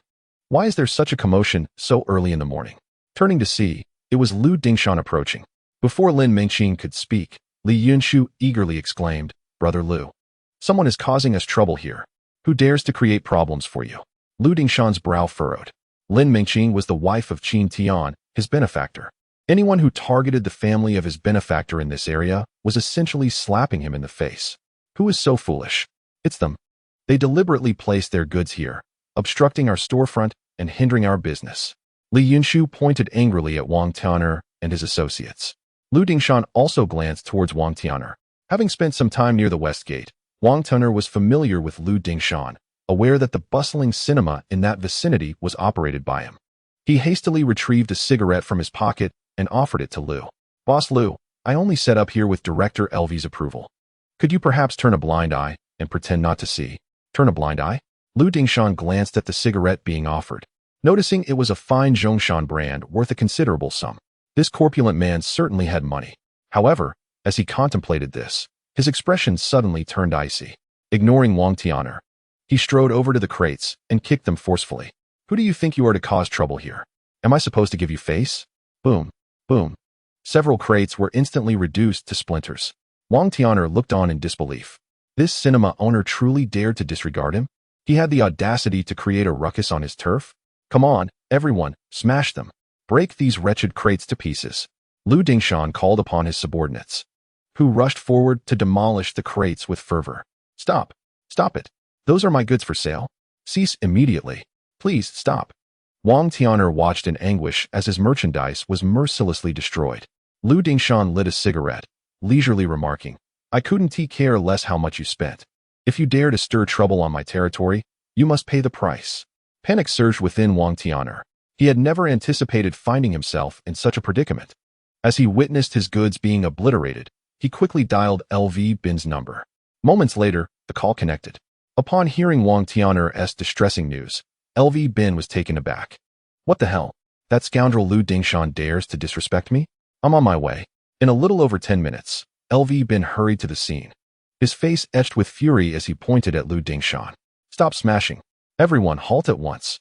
Approaching Lu Dingshan, his face darkened with anger, he warned, Lu Dingshan, don't forget whose market this is. Don't overstep your bounds. Lu Dingshan crushed the cigarette underfoot, locking eyes with LV Bin, unfazed as he replied. What if it is your market? Is it acceptable for him to bully women while I am not allowed to confront him? LV Bin's countenance darkened further. Meanwhile, Lin Mengqing and Li Yunshu were deeply concerned, filled with dread at the potential escalation of the situation. Wang Tianer, surveying the wreckage of his goods, wore a woeful expression and lamented, Director LV, I came here to conduct business with your blessing. But look at what has happened. My goods are utterly destroyed. Is this truly your market, or someone else's? Upon hearing this, Lu Bin's countenance darkened even further. He inhaled deeply, casting his gaze upon Lu Dingshan and Lin Mengqing. I solemnly inform you that my market has no need for you troublesome elements. Begone. Move out at once. As soon as Lu Bin uttered these words, Qin Tian approached from the side. No need to move. Chapter 35. The Wheel of Fortune turns. Qin Tian's expression was indifferent.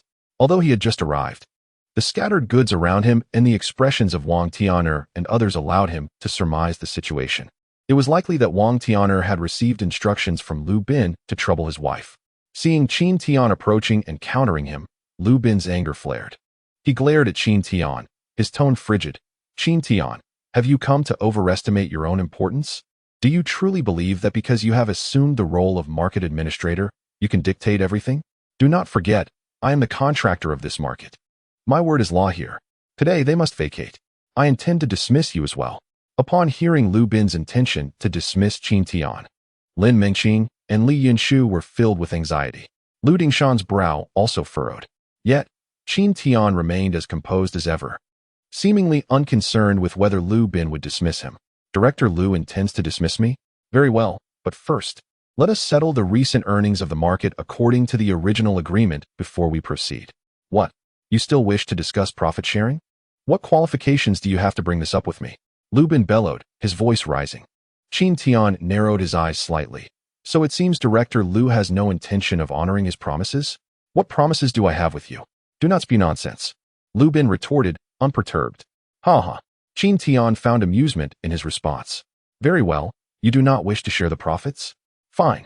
However, Director Lu, I must forewarn you. Do not forget, I am the one who has developed the entire Jianong market for you. If you choose to act in bad faith, do not blame me for implementing strategies against you. Qin Tian's words held a cryptic weight. Yet, Lu Bin responded with a sneer. Am I supposed to be afraid of you? What can a mere pauper like you possibly do? You will soon discover whether or not you should be afraid, Qin Tian replied, turning to Lin Mengqing and Li Yunshu. Mengqing, do not open today. You have been quite busy lately. Take a day to rest. Upon hearing Qin Tian's words, Lin Mengqing realized he intended to take care of matters at the market. Unfamiliar with the intricacies, she nodded in agreement. Be careful. Yunshu, let us return for today. All right. After they departed, Lu Dingshan approached Qin Tian with an expression of regret. I am sorry, brother, that my issues have implicated you. Qin Tian waved his hand dismissively. Brother Lu, do not say such things. If I am not mistaken, they came to trouble my wife first, and you intervened to teach them a lesson, which then brought Lu Bin here.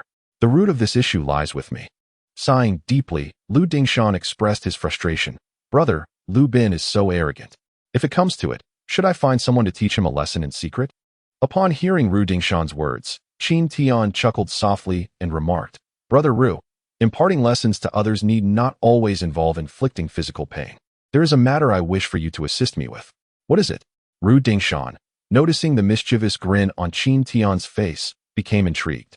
Qin Tian whispered, have your men find a reason to block all 4 entrances to the market. This course of action will yield the desired effect. Upon hearing Qin Tian's suggestion, Lu Dingshan's eyes sparkled with understanding. I see. Consider it done. That very morning, before the crowd had gathered, Lu Dingshan summoned his brothers to execute the plan at the market's entrances. His men took their positions at each of the 4 gates, ready to stage a grand blockade. Starting from 10 o'clock, a group began to stir trouble at the entrances. However, they did not resort to violence. Instead, they formed 2 factions, standing aggressively and hurling insults and threats at one another. The ordinary citizens, witnessing such a spectacle, dared not approach the market, preferring to keep their distance. Lu Bin, aware of the situation, found himself powerless. Since there were no actual fights or brawls, he could only attempt to disperse the crowd with verbal admonitions. Yet, after a brief lull, another wave of troublemakers would arrive, resulting in a significant drop in foot traffic throughout the day. As the market's customer flow dwindled and profits evaporated, Lu Bin's frustration mounted to a breaking point. He was acutely aware that this was the cunning scheme of Ru Dingshan and Qin Tian. Yet he was at a loss for how to counter it. By evening, only a handful of customers managed to enter the market. The day's earnings plummeted to an all-time low. Ultimately, unable to endure the situation any longer, Lu Bin sought out Qin Tian, expressing his impatience. "Take your money. Let us split it 50-50. Hurry and make those rascals led by Ru Dingshan leave. If he isn't making money, I still need to." Qin Tian, upon seeing the money Lu Bin brought, smiled cheerfully. "Director Lu, why didn't you do this sooner? I never intended for anyone to suffer losses. It was you who compelled me to act in this manner." Lu Bin found himself at a loss for words, unable to retort against Qin Tian, and with a contemptuous snort, he departed. Qin Tian, gazing at the pile of money on the table, smiled subtly. He had plans for this money, as it was crucial for executing his ambitions. The storefronts he had arranged with the street office director, Lin Mengqing, were now set up and ready. Once the funds were in place, he could promptly launch his night market initiative. Qin Tian began leasing out these storefronts and soon established a night market that he personally managed. This night market quickly emerged as the most formidable competitor to the Jianong market.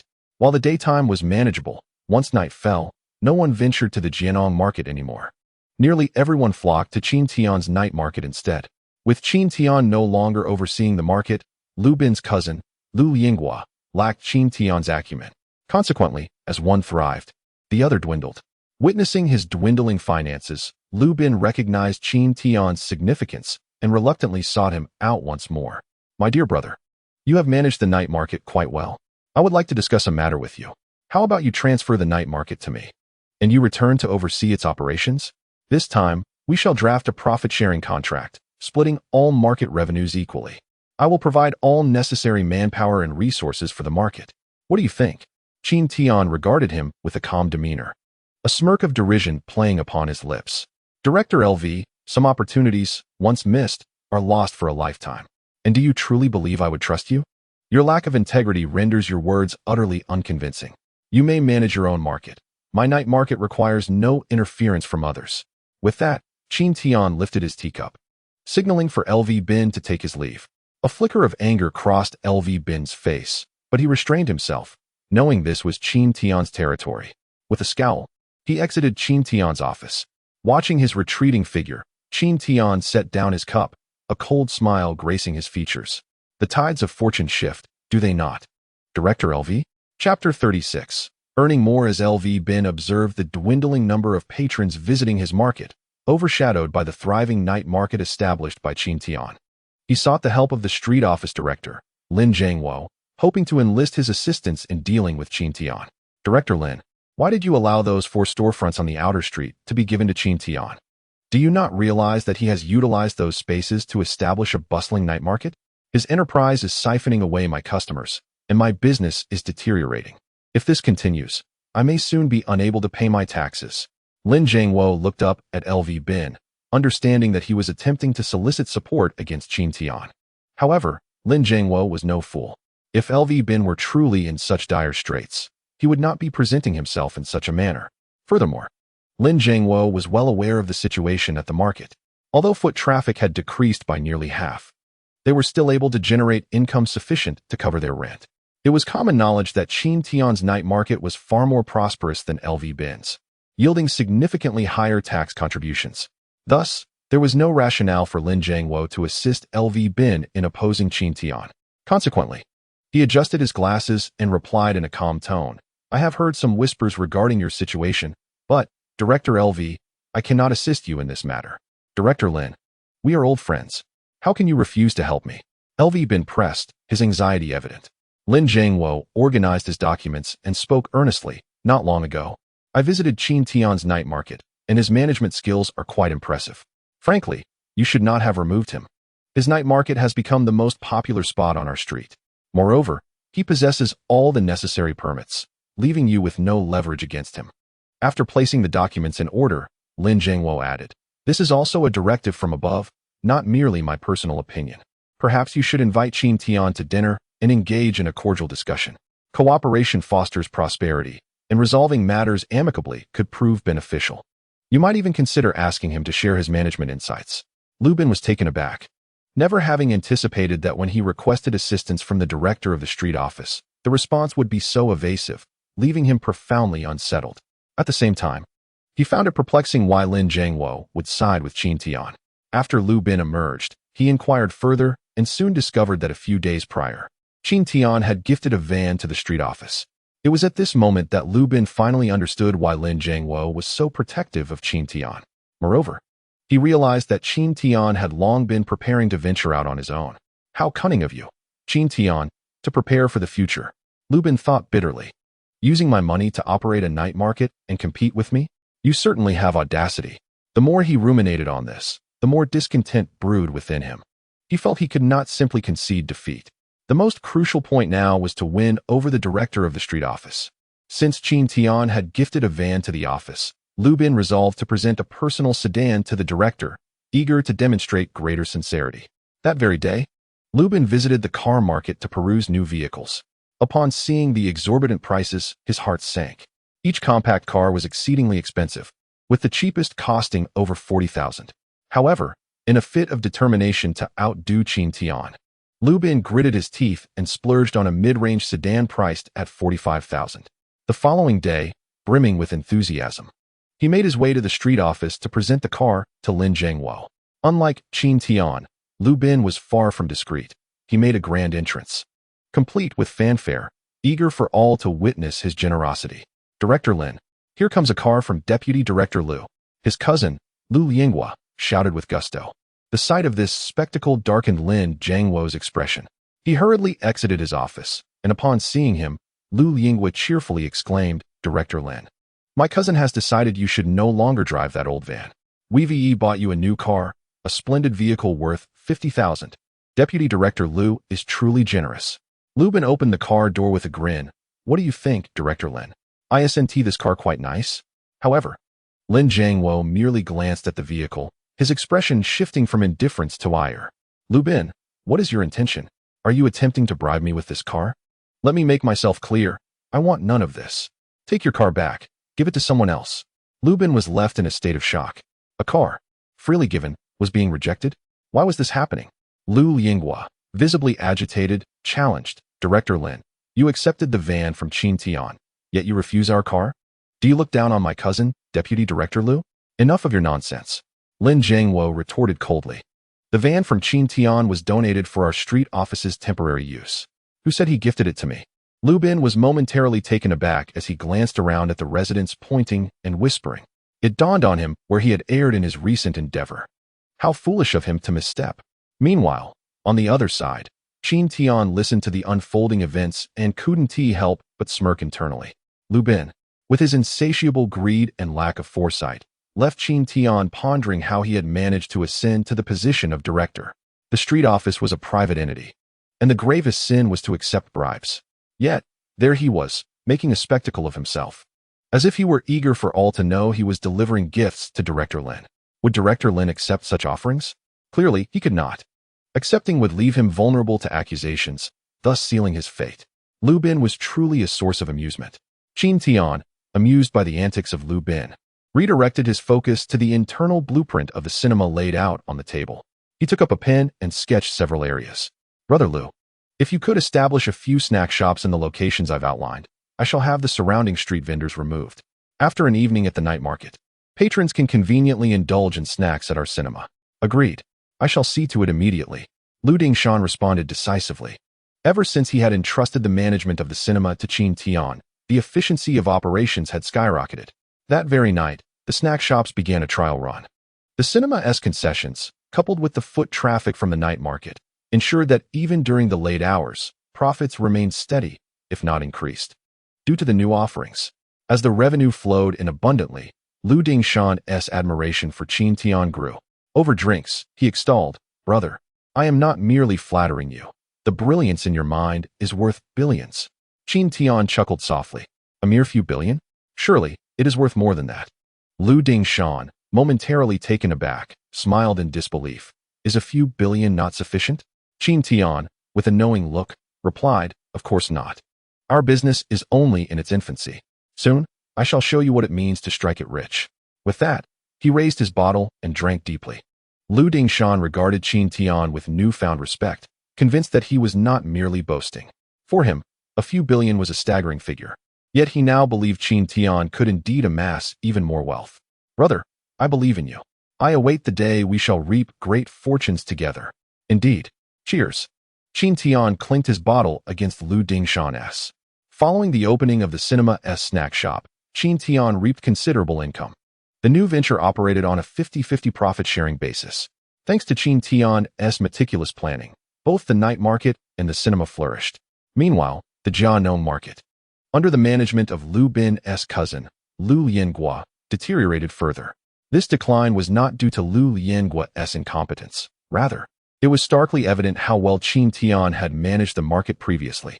Their contrasting management styles became increasingly apparent.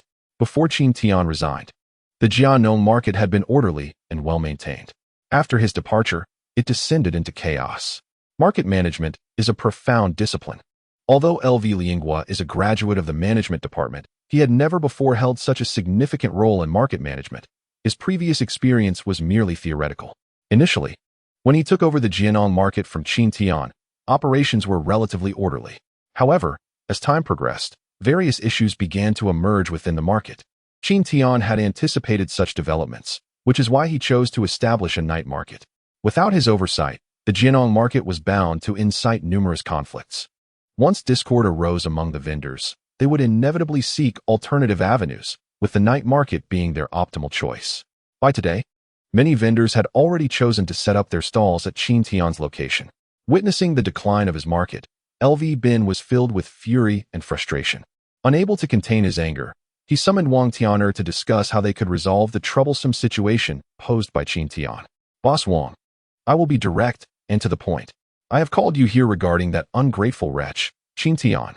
He has recently established a night market that has drawn away my vendors, severely affecting my business. I intend to teach him a lesson and ensure his night market fails. Wang Tianer, seated on the couch, sipped his tea while recalling Qin Tian's previously arrogant demeanor, his teeth grinding in anger. This fellow is indeed insufferable. Director L.V., how do you plan to deal with him? Ideally, we should create chaos at his night market. Wang Tianer narrowed his eyes and pondered for a moment. As a sly smile crept across his face, it became evident that he had concocted a nefarious scheme. Director L.V., if you wish to sow discord at Qin Tian's night market, it is quite simple. He operates at night, in the pitch darkness. If items begin to go missing, with thieves abounding and public safety deteriorating, who would continue to frequent such a place? Wang Tianer left his words hanging, but L.V. Bin, not lacking in intelligence, quickly grasped the implication. I see. That is indeed a brilliant idea. Boss Wang, could you assist in arranging this? Rest assured, I will cover all expenses. Very well. Director L.V., we must act swiftly. I will set things in motion immediately. Wang Tianer set down his teacup and departed from L.V. Bin's office. That very night, they orchestrated the presence of a dozen seasoned thieves at Qin Tian's night market. In no time, incidents of theft surged. Hey, where's my wallet? Who stole my wallet? What the hell? I just went to the restroom, and my belongings have vanished. Which scoundrel took my late-night snack? However, Qin Tian remained unconcerned with the happenings at his market. In this day and age, there are many unscrupulous individuals. All that was required was for market regulators to bolster their vigilance. Today, he had brought some local specialties to the head of the street office. The smooth establishment of the night market was largely thanks to Director Lin's support. Without his approval for those 4 storefronts, Qin Tian would have found it exceedingly difficult to bring this initiative to fruition. Director Lin, it's me, Xiao Qin. Today, I purchased some items and wish to treat you. Qin Tian's face radiated with a smile as he knocked on the door. After a brief moment, Lin Zhengwo opened the door, though he did not appear particularly cheerful. Upon seeing Qin Tian, he let out a resigned sigh. Come in first, he said. Qin Tian could discern from Lin Zhengwo's gaze that he was likely troubled by the situation between himself and L. Bin. Once inside, Qin Tian placed the local delicacies on the table. Director Lin, I've set the items on the table for you. You must try them. They are truly delicious. Director Lin nodded, settling into a chair, and replied, Xiao Qin, please have a seat. I would like to have a serious conversation with you. All right. After Qin Tian sat down, Lin Mengqing spoke earnestly. Xiao Qin, I acknowledge your remarkable capabilities in business management. However, Elbin is a department head. It would be prudent for you both to resolve your differences swiftly. This would greatly benefit the development of our municipal office and the street. Qin Tian chuckled lightly, having no intention of pursuing a relentless conflict with Elbin. Since Director Lin had offered a way out, he would graciously accept it. Well, since you've said so, Director Lin, I shall certainly give you face. Rest assured, as long as Elbin does not provoke me again, I shall not instigate any trouble. Upon hearing this, a hint of a smile returned to Director Lin's expression. He relaxed his brows and nodded in satisfaction. A teachable youth. This is the mark of a promising individual, peaceful and uncontentious. Quite commendable. All thanks to your guidance, Director Lin, Qin Tian replied, engaging in pleasantries when suddenly his phone rang. I apologize, Director Lin. I must take this call. Go ahead, Lin Mengqing replied. Qin Tian stood and answered the phone. Hello, who is this? The news from the other end left him momentarily stunned. What did you say? A vendor at the night market has been injured by a thief. Hold on. I'm on my way. Hastily hanging up, Qin Tian turned to Lin Mengqing. Director Lin, there has been an issue at the night market that requires my immediate attention. I shall not disturb you any further. Chapter 38. Toppling Elbin rushing to the night market. Qin Tian was met with the sight of a vendor whose arm had been broken, their stall shattered into pieces. He was momentarily taken aback, then consumed by fury. A thief? This is no mere thief. This is clearly someone deliberately seeking trouble. Do they think they can wreak havoc in my market without consequence? Qin Tian instructed the market regulators to take the injured vendor to the hospital before proceeding to the cinema to find Lu Dingshan. Brother Lu, I need your assistance with something. Seeing Qin Tian approach with a dark expression, Lu Dingshan immediately sensed something was amiss. What's wrong, brother? What happened? Some brazen fools caused a ruckus at my night market today. Not only did they steal from the vendor, but they also broke his arm and destroyed his stall. I suspect this is a deliberate act of revenge against the night market, and I need Lu Gu to arrange for some manpower to capture those thieves. Qin Tian spoke with a fierce gaze. How dare anyone create a disturbance in your night market? Rest assured, my brother, I will ensure this matter is handled properly. How dare they wreak havoc on my brother's territory? They must be tired of living. Lu Dingshan cracked his knuckles, seemingly ready for a showdown. That night, as darkness descended, the market illuminated with vibrant lights. The thieves, orchestrated by Wang Tianer, commenced their illicit escapades once more.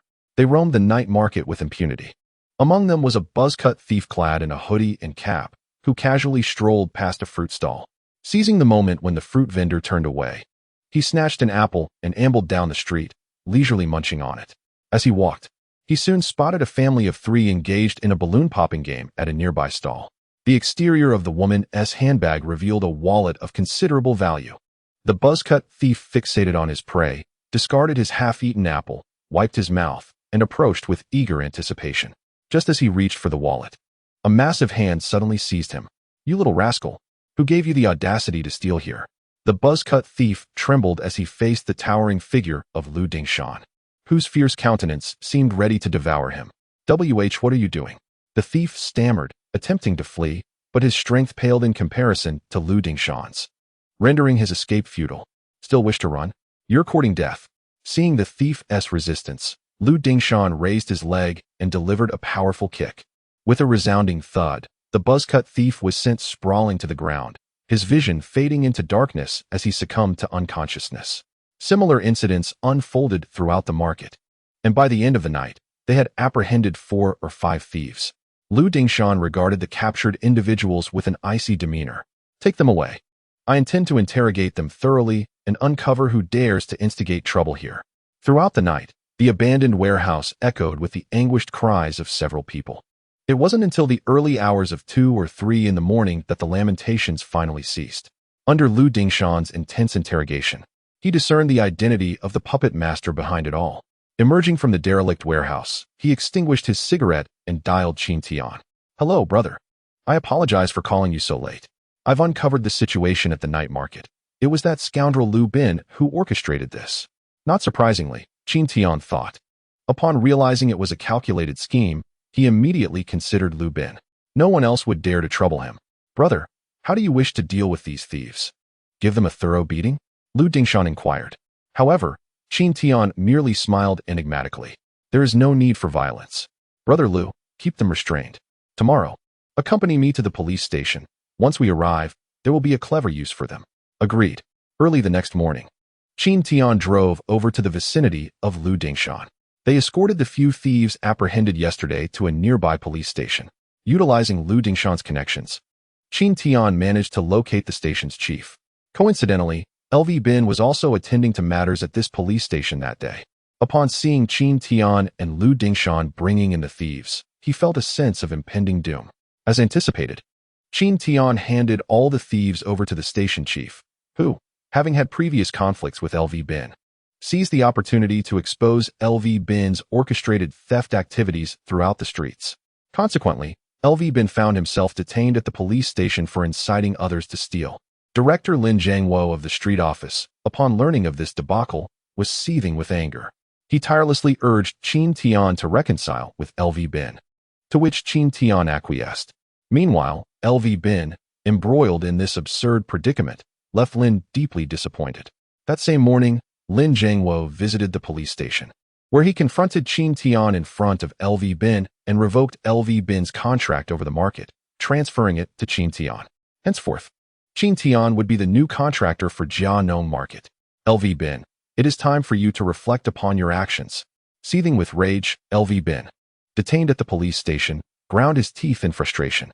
If looks could kill, both Qin Tian and the street office director would have perished hundreds, if not thousands, of times.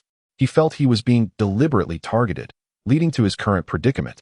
Yet, everyone knew this was a consequence of his own making.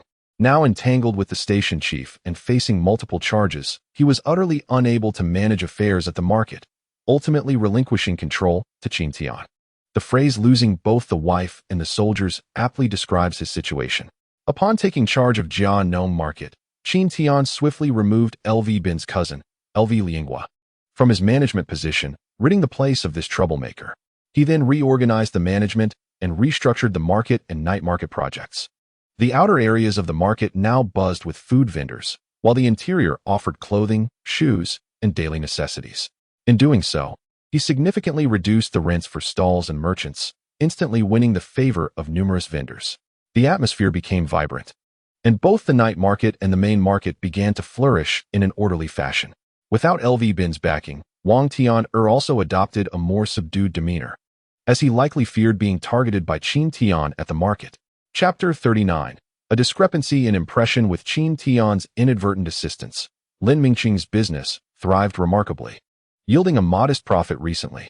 Observing the increasing foot traffic, Li Yunshu continuously praised Qin Tian, exclaiming, "ISNT, my brother-in-law, truly impressive." After resigning previously, the number of visitors to the market had diminished by half.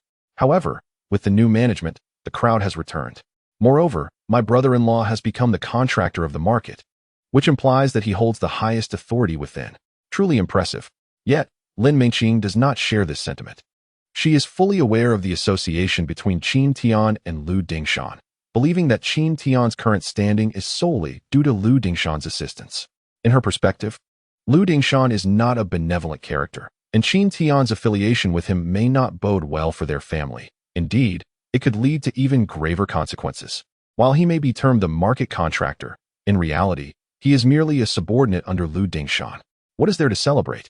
Lin Mengqing snorted disdainfully before returning to her work. Li Yunshu, upon hearing her words, felt a sense of helplessness. Her sister held a profound prejudice against her brother-in-law. When would the poor man be able to prove himself? Unbeknownst to Qin Tian, Lin Mengqing harbored such opinions of him.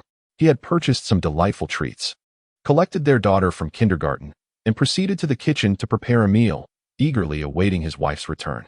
Throughout the journey home, Lin Mengqing pondered the relationship between Qin Tian and Lu Dingshan.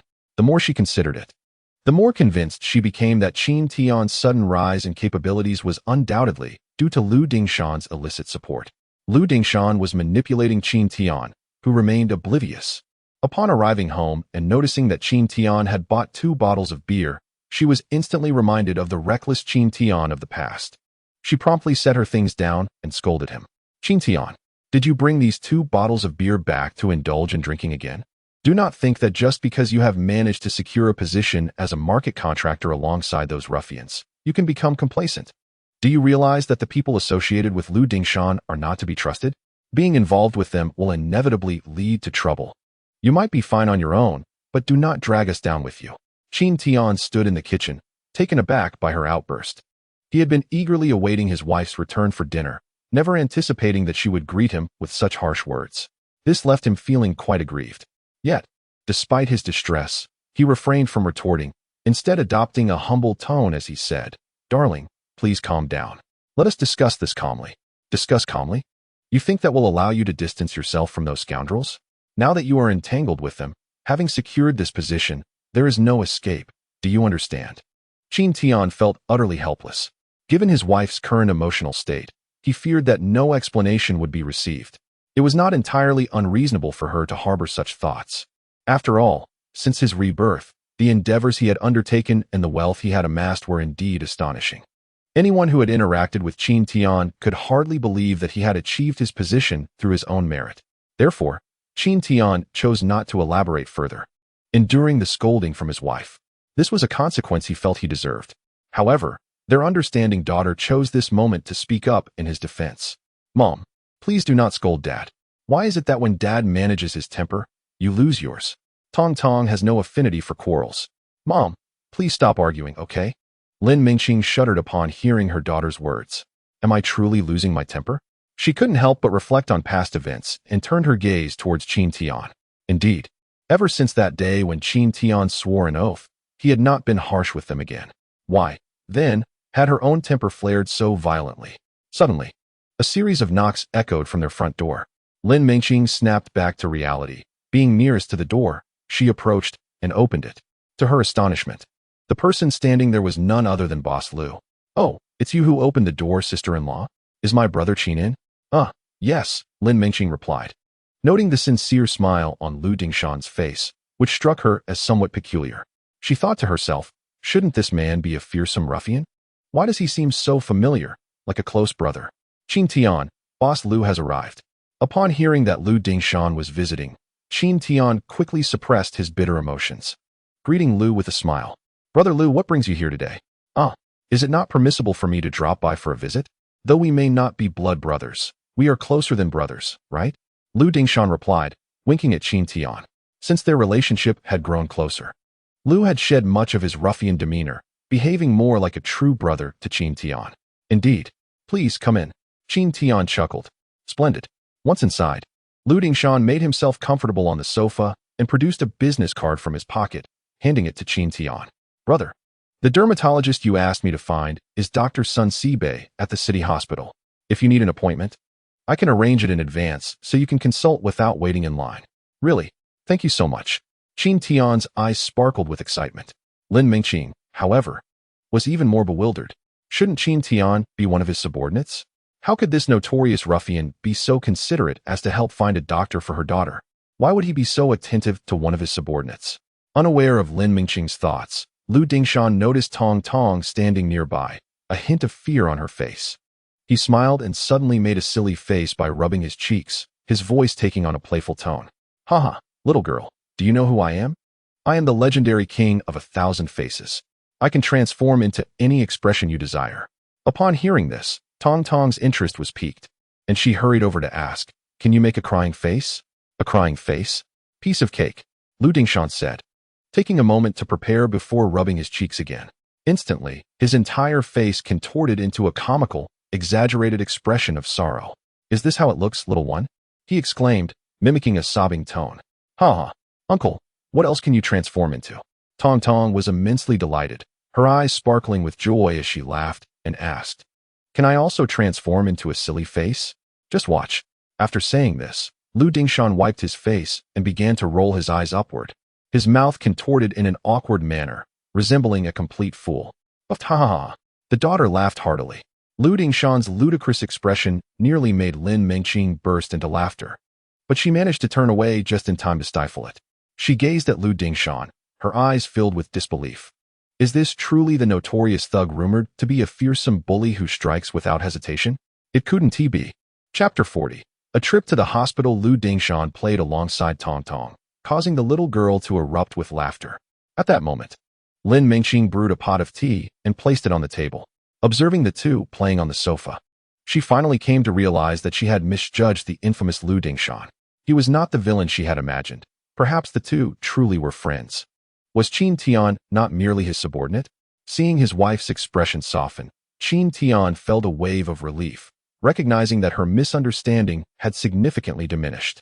Meanwhile, while playing with Tongtong, Lu Dingshan inadvertently noticed the burn scars on her arm, his expression shifting to one of surprise. It dawned on him why Qin Tian had asked him to inquire about a skin specialist. With a sigh, he reflected on the considerable area of Tongtong's burn. What a lovely girl to endure such a severe injury. Truly a painful ordeal. Brother Lu, have you eaten? Why not stay and have a meal with us? Qin Tian inquired politely. Lu Dingshan waved his hand dismissively. I've already eaten before coming, my brother. You all enjoy your meal. If you go to the hospital tomorrow, give me a call beforehand, and I will help you make an appointment. All right. Qin Tian nodded, accompanying his wife and child to see Lu Dingshan off. Little Tongtong stood at the doorway, waving her hand and cheerfully saying, Uncle, come play again another day? Sure, I'll definitely come by when I have the time. Lu Dingshan replied with a smile as he waved goodbye. Once he departed, the family returned to their seats. Lin Mengqing presented a bowl of rice to Qin Tian. He was momentarily taken aback, noticing the slight discomfort and apology on her face. Although she said nothing, he understood that she was expressing remorse. Happily accepting the bowl, he said, Let us eat. The food is getting cold. Realizing that Qin Tian was not upset, Lin Mengqing breathed a sigh of relief. After the tension, the family spent a harmonious day together. The following morning, Qin Tian drove with Tongtong and Lin Mengqing to the municipal hospital. He had already coordinated with Lu Dingshan, and the family went directly to the dermatology office on the second floor of the West Building. There, they met Dr. Sun Sibei, a man in his 30s, whose appearance was unremarkable, yet bore an air of scholarly elegance. The white coat fit him exceptionally well. Upon their arrival, Dr. Sun Sibei stood up to shake hands with Qin Tian. Greetings, Dr. Sunday. My name is Qin Tian, and I sincerely appreciate you taking the time to meet with us amidst your busy schedule. Hello, Mr. Qin. There is no need for such formality, replied Sun Sibei, directing his gaze towards Tongtong. This little one is the patient who is to undergo surgery, correct? He squatted down, offering a warm smile as he inquired. May I ask your name, young one? Tongtong, somewhat shy, hid behind Lin Mengqing and softly replied, I am Qin Tongtong. Ah, so you are Tongtong. Sun Sibei nodded and retrieved a lollipop from his desk drawer. Do you like lollipops, little one? Lollipop. Upon seeing the treat, Tongtong's eyes sparkled with delight, yet before responding, she glanced up at Lin Mengqing, suppressing her cravings and shaking her head. Thank you, uncle, but I don't want any. Lin Mengqing, hearing her daughter's refusal, smiled helplessly. She had taught her daughter not to accept things from strangers, and Tongtong was indeed very obedient. Sun Sibei, still smiling, continued, It's all right, if you would like one. Please take it. I have plenty more, and this one is a gift for you, Tongtong. Really? Tongtong's desire grew stronger, yet she remained hesitant. She looked up at Lin Mengqing with hopeful eyes. Unable to resist her daughter's pleading gaze, Lin Mengqing chuckled and said, Since uncle is offering it to you, you should accept it. Wow. With her mother's approval, Tongtong eagerly approached and accepted the candy from Sun Sibei, her innocent smile illuminating her face as she exclaimed, Thank you, uncle. Not at all, my dear, Sun Sibei replied with a smile, then asked, By the way, Tongtong, I have heard that you suffered a burn injury in an accident. Would you mind showing it to me? Tongtong hesitated slightly, glancing back at Lin Mengqing. Lin Mengqing nodded encouragingly. It's all right to show it to Dr. Sunday. All right. Tongtong lifted her sleeve, revealing the burn scar that had festered, a stark contrast to her previously delicate skin, a truly unfortunate blemish. Upon seeing the scar, Sun Sibei furrowed his brow, having made a preliminary assessment of the injury. All right, little Tongtong, you may cover it now. Tongtong lowered her clothing again and began to savor her lollipop. Sun Sibei then returned to his desk to record the medical information. Dr. Sun, will my daughter be able to undergo skin graft surgery to regain her health? Qin Tian approached, his concern evident in his voice. Sun Sibei nodded. continuing to write as he spoke. Although the burn area is extensive, my initial assessment indicates that a skin graft should restore her health. However, the hospital is currently short-staffed, so we will need to schedule accordingly. He completed the medical documentation and handed the form to Qin Tian. Mr. Qin, please proceed with the admission procedures, and I will arrange the surgery for you as soon as possible. Upon learning that their daughter's skin graft surgery could commence promptly, Qin Tian and Lin Mengqing's eyes sparkled with excitement. Meanwhile, Tongtong remained blissfully unaware, engrossed in enjoying her lollipop, oblivious to their conversation. A few minutes later, Qin Tian and Lin Mengqing, accompanied by Tongtong, proceeded to the hospital lobby to complete the admission formalities. Coincidentally, Wang Tianer, who was also at the hospital for some errands, spotted them from a distance. Upon seeing Qin Tian, Wang instinctively ducked behind a pillar, fearful of being noticed. However, as he concealed himself, he quickly regained his composure. This was no longer the marketplace. Why should he feel so intimidated?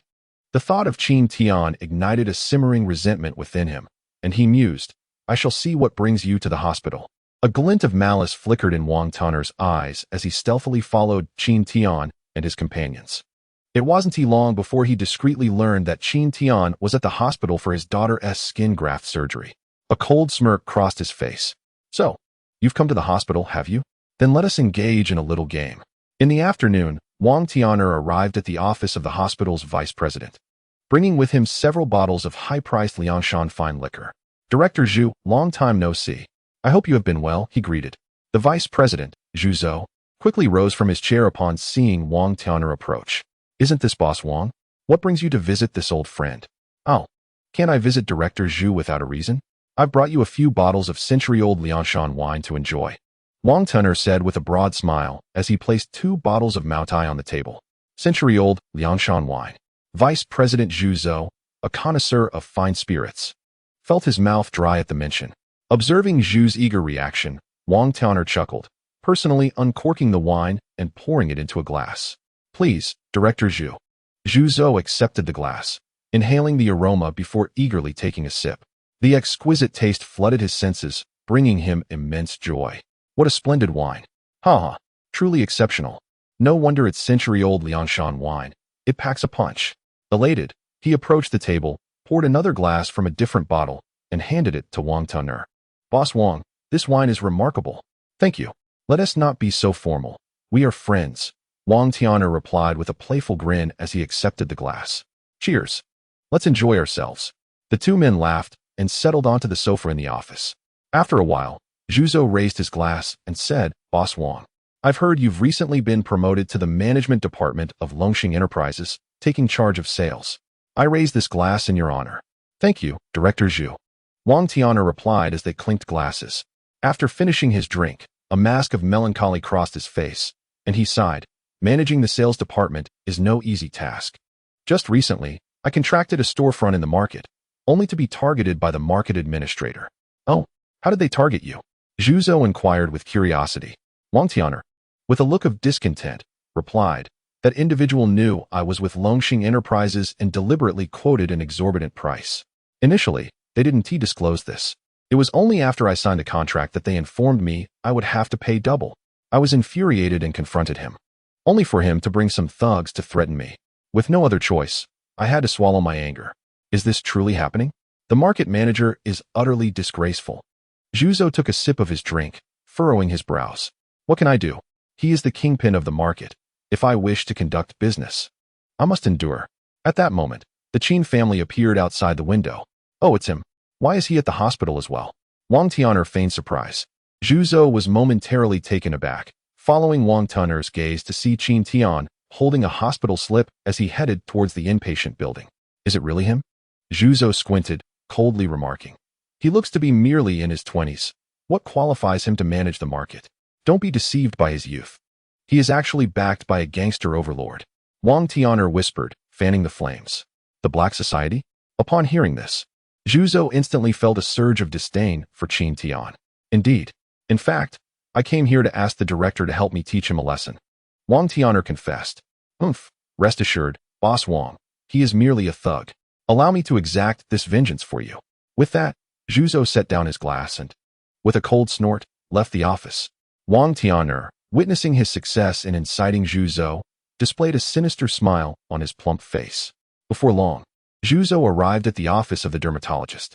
At that moment, only Sun Sibei was present, busy organizing medical records in preparation for Tongtong's surgery. Knocking on the door, Zhu Zhou entered without waiting for an invitation.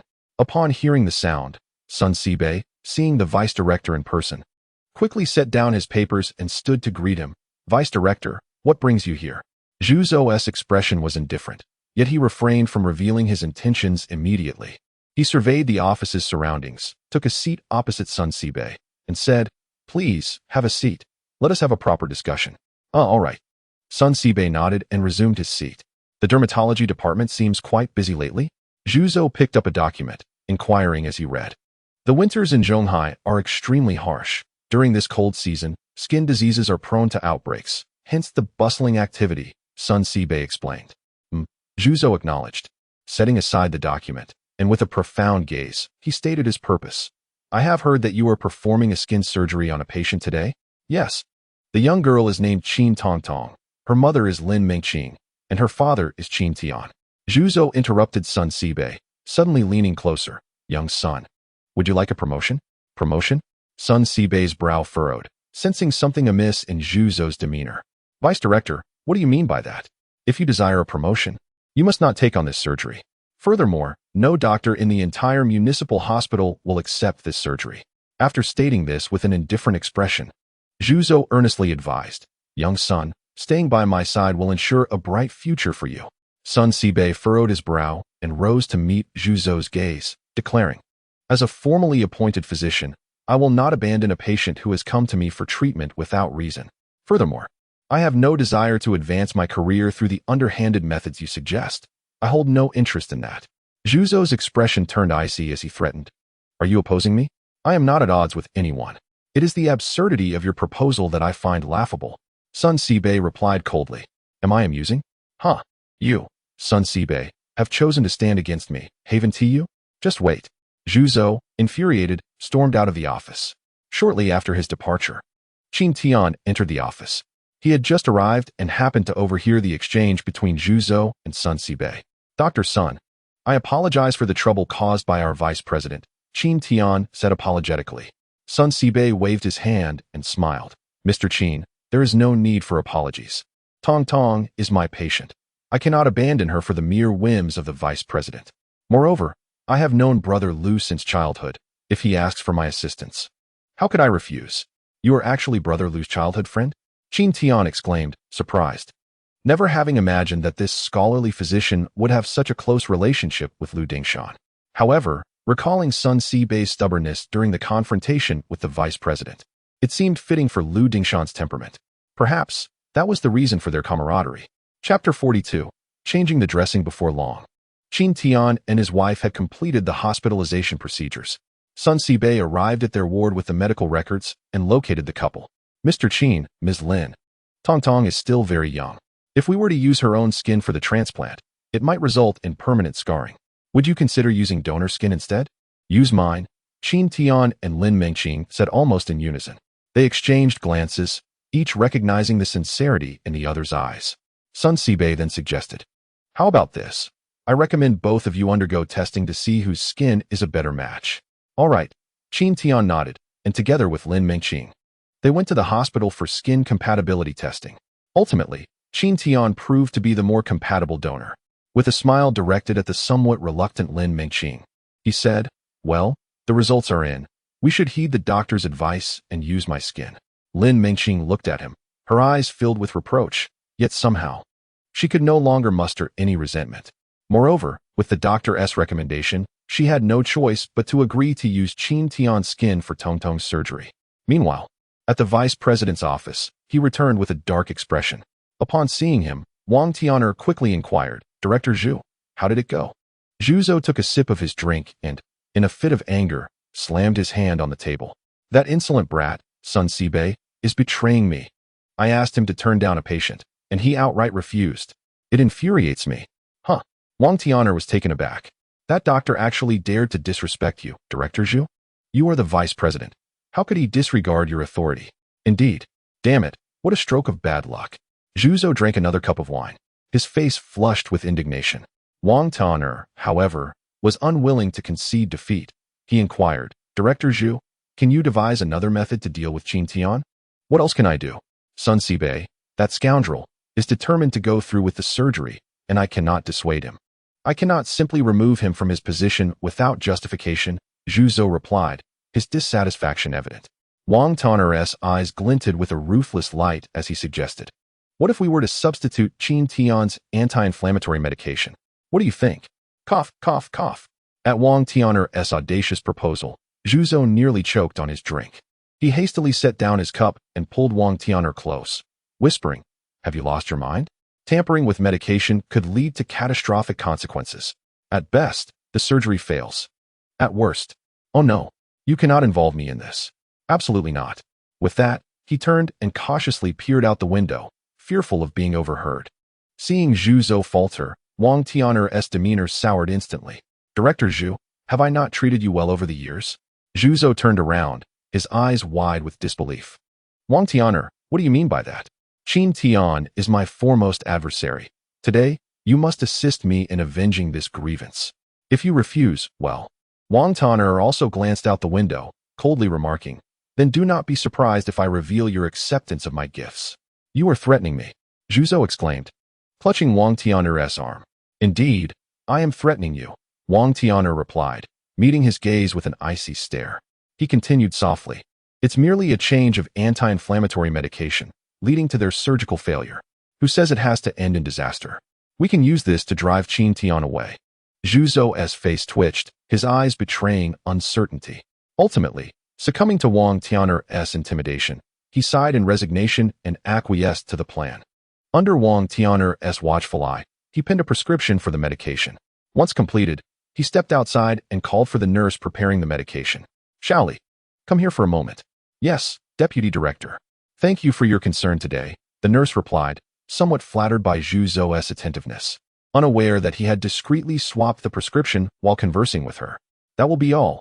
Take care of yourself, he instructed. Understood, Deputy Director. The nurse acknowledged as she wheeled away. Wang Tianer emerged from the office, watching her retreating figure with a chilling smile. Qin Tian, soon you shall face the consequences. Meanwhile, in the operating room, Tongtong was prepared for surgery. Before entering, she lay on the medical bed, a hint of worry etched on her face. Will Mommy feel a lot of pain during the surgery? Don't worry, Tongtong. Just close your eyes and rest for a bit. It will be over before you know it. Besides, Daddy will be with you. Everything will be all right, Qin Tian reassured her, lying on the adjacent stretcher, ready to donate his skin to Tongtong. Hearing his wife's comforting words filled him with emotion. All the efforts he had made in recent days had not been in vain. His wife had once again acknowledged him as Tongtong's father, acknowledged that he held this rightful place. At this moment, Sun Sibei had donned his surgical attire. With a serious expression, he addressed Ms. Lin, we are about to proceed. The operation will take approximately 2 to 3 hours. Please wait outside the operating room. All right, Lin Mengqing nodded in agreement. Soon, the doctors and nurses wheeled Qin Tian and Tongtong into the operating room. What followed was an agonizing wait. Inside the operating room, Sun Sibei instructed the assisting doctor to administer local anesthesia to both Qin Tian and Tongtong before grasping the surgical knife to commence the operation. The entire procedure unfolded at a painstakingly slow pace. Tongtong's burns had developed into open sores, and merely addressing these wounds consumed more than half an hour. Fortunately, Qin Tian had recently improved their living conditions, preventing further frostbite on Tongtong. Otherwise, the surgery would have been even more arduous. Sun Sibei's hands were deft, and he swiftly peeled away the layer of scarred, necrotic tissue, meticulously transplanting segments of Qin Tian's skin onto the affected area.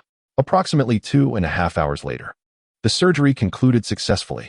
Tongtong's arm was properly positioned, while Qin Tian reclined on the bed frame, gazing at her with a gentle expression.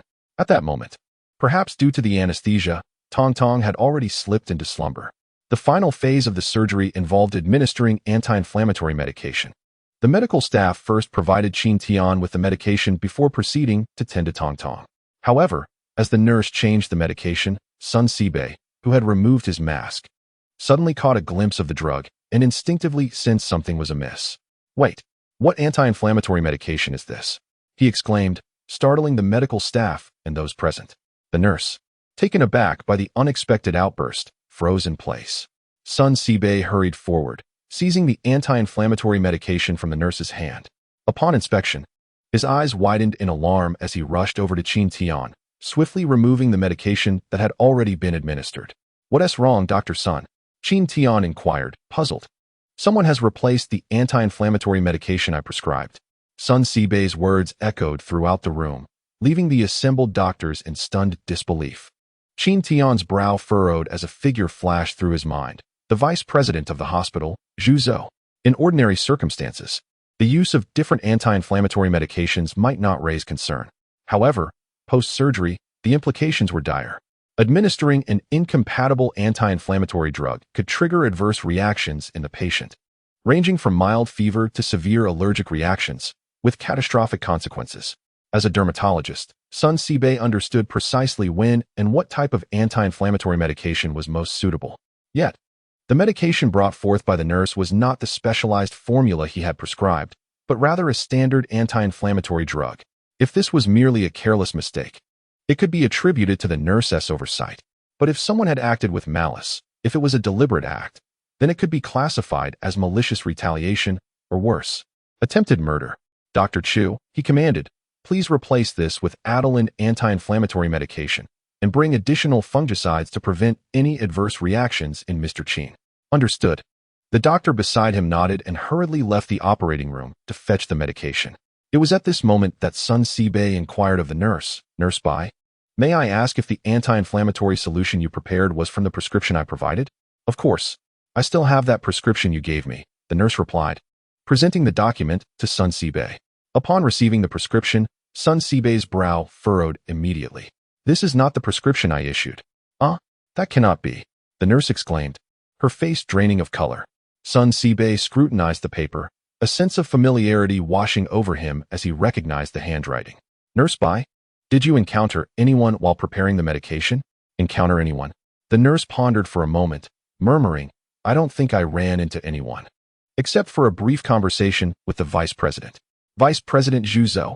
Upon hearing this, Sun Sibei recalled how Zhu Zhou had come to his office earlier, urging him not to take on the surgery for Qin Tian. It must be him. With a cold glint in his eyes, Sun Sibei shed his surgical attire and declared, "I need to step out." Clutching the prescription, he exited the operating room. Lin Mengqing, witnessing his departure, hurriedly approached him. "Dr. Sun, how is everything?" "The surgery was successful, but there was a slight issue during the medication change. Once Dr. Chu brings the anti-inflammatory solution, we will be fine. I have other matters to attend to, so I cannot chat with you, Ms. Lin." All right." Lin Mengqing, observing the grave expression on Sun Sibei's face as he left, felt a sense of unease. What could have transpired to provoke such anger in Dr. Sun? Meanwhile, in the vice president's office, Wang Tian'er had temporarily departed, leaving Vice President Zhu Zhou to sit uneasily in his chair, plagued by concerns that his actions regarding the medication change would be discovered. Knock, knock, knock. Suddenly, a knock echoed at the office door. "Who is it?" "Vice President, it's Sun Sibei. I need to speak with you." Upon hearing Sun Sibei's voice, Zhu Zhou's heart raced with anxiety. After a moment of composure, he straightened himself and feigned calmness. "Come in." Sun Sibei entered the office with a grave demeanor, and upon seeing Zhu Zhou's facade, Zhu Zhou's intuition began to stir. He feigned ignorance. "Dr. Sun, shouldn't you be in surgery? What brings you here?" With a disdainful snort, Sun Sibei tossed the prescription onto Zhu Zhou's desk, demanding, "Vice President, don't you think you owe me an explanation regarding this matter?" The hospital colleagues present stood in shock, utterly unprepared for a doctor to address the vice president in such a manner. Zhu Zhou glanced at the document without reaching for it, instead asking, "Explanation? Dr. Sun, what are you implying? Still playing coy, are we?" Sun Sibei pressed the paper closer to Zhu Zhou, pointing at the anti-inflammatory formula inscribed upon it, and stated coldly, "This anti-inflammatory prescription was penned by you. You deliberately engaged Nurse Bai in conversation, then switched the formula, did you not?" "Nonsense." Zhu Zhou sprang to his feet, glaring at Sun Sibei in fury. "Dr. Sun, you must present evidence when you speak. Fabricating such claims without basis could lead to a defamation suit. This is the truth. Are you aware that the substitution of the anti-inflammatory medication may very well provoke a systemic allergic reaction in patients who have recently undergone surgery?" Should such symptoms arise, how will you assume responsibility? Lives could be at stake. Sun Sibei seethed with indignation. Utter nonsense, Zhu exclaimed, forcefully slamming his hand on the table in an attempt to project authority. He was acutely aware that admitting to his actions was not an option. The clandestine exchange of medication could lead to incarceration, jeopardizing not only his position as deputy director, but potentially subjecting him to a grim fate behind bars. Thus, Zhu resolved to steadfastly deny involvement and deflect blame. Casting a sly glance at his colleagues within the deputy director's office, Zhu pointed accusingly at Sun Sibei. Oh, I see. You miscalculated the prescription you prepared, and in front of so many witnesses, you orchestrated a medical mishap, leaving you embarrassed and seeking an excuse to tarnish my reputation. Am I correct? You are speaking utter nonsense.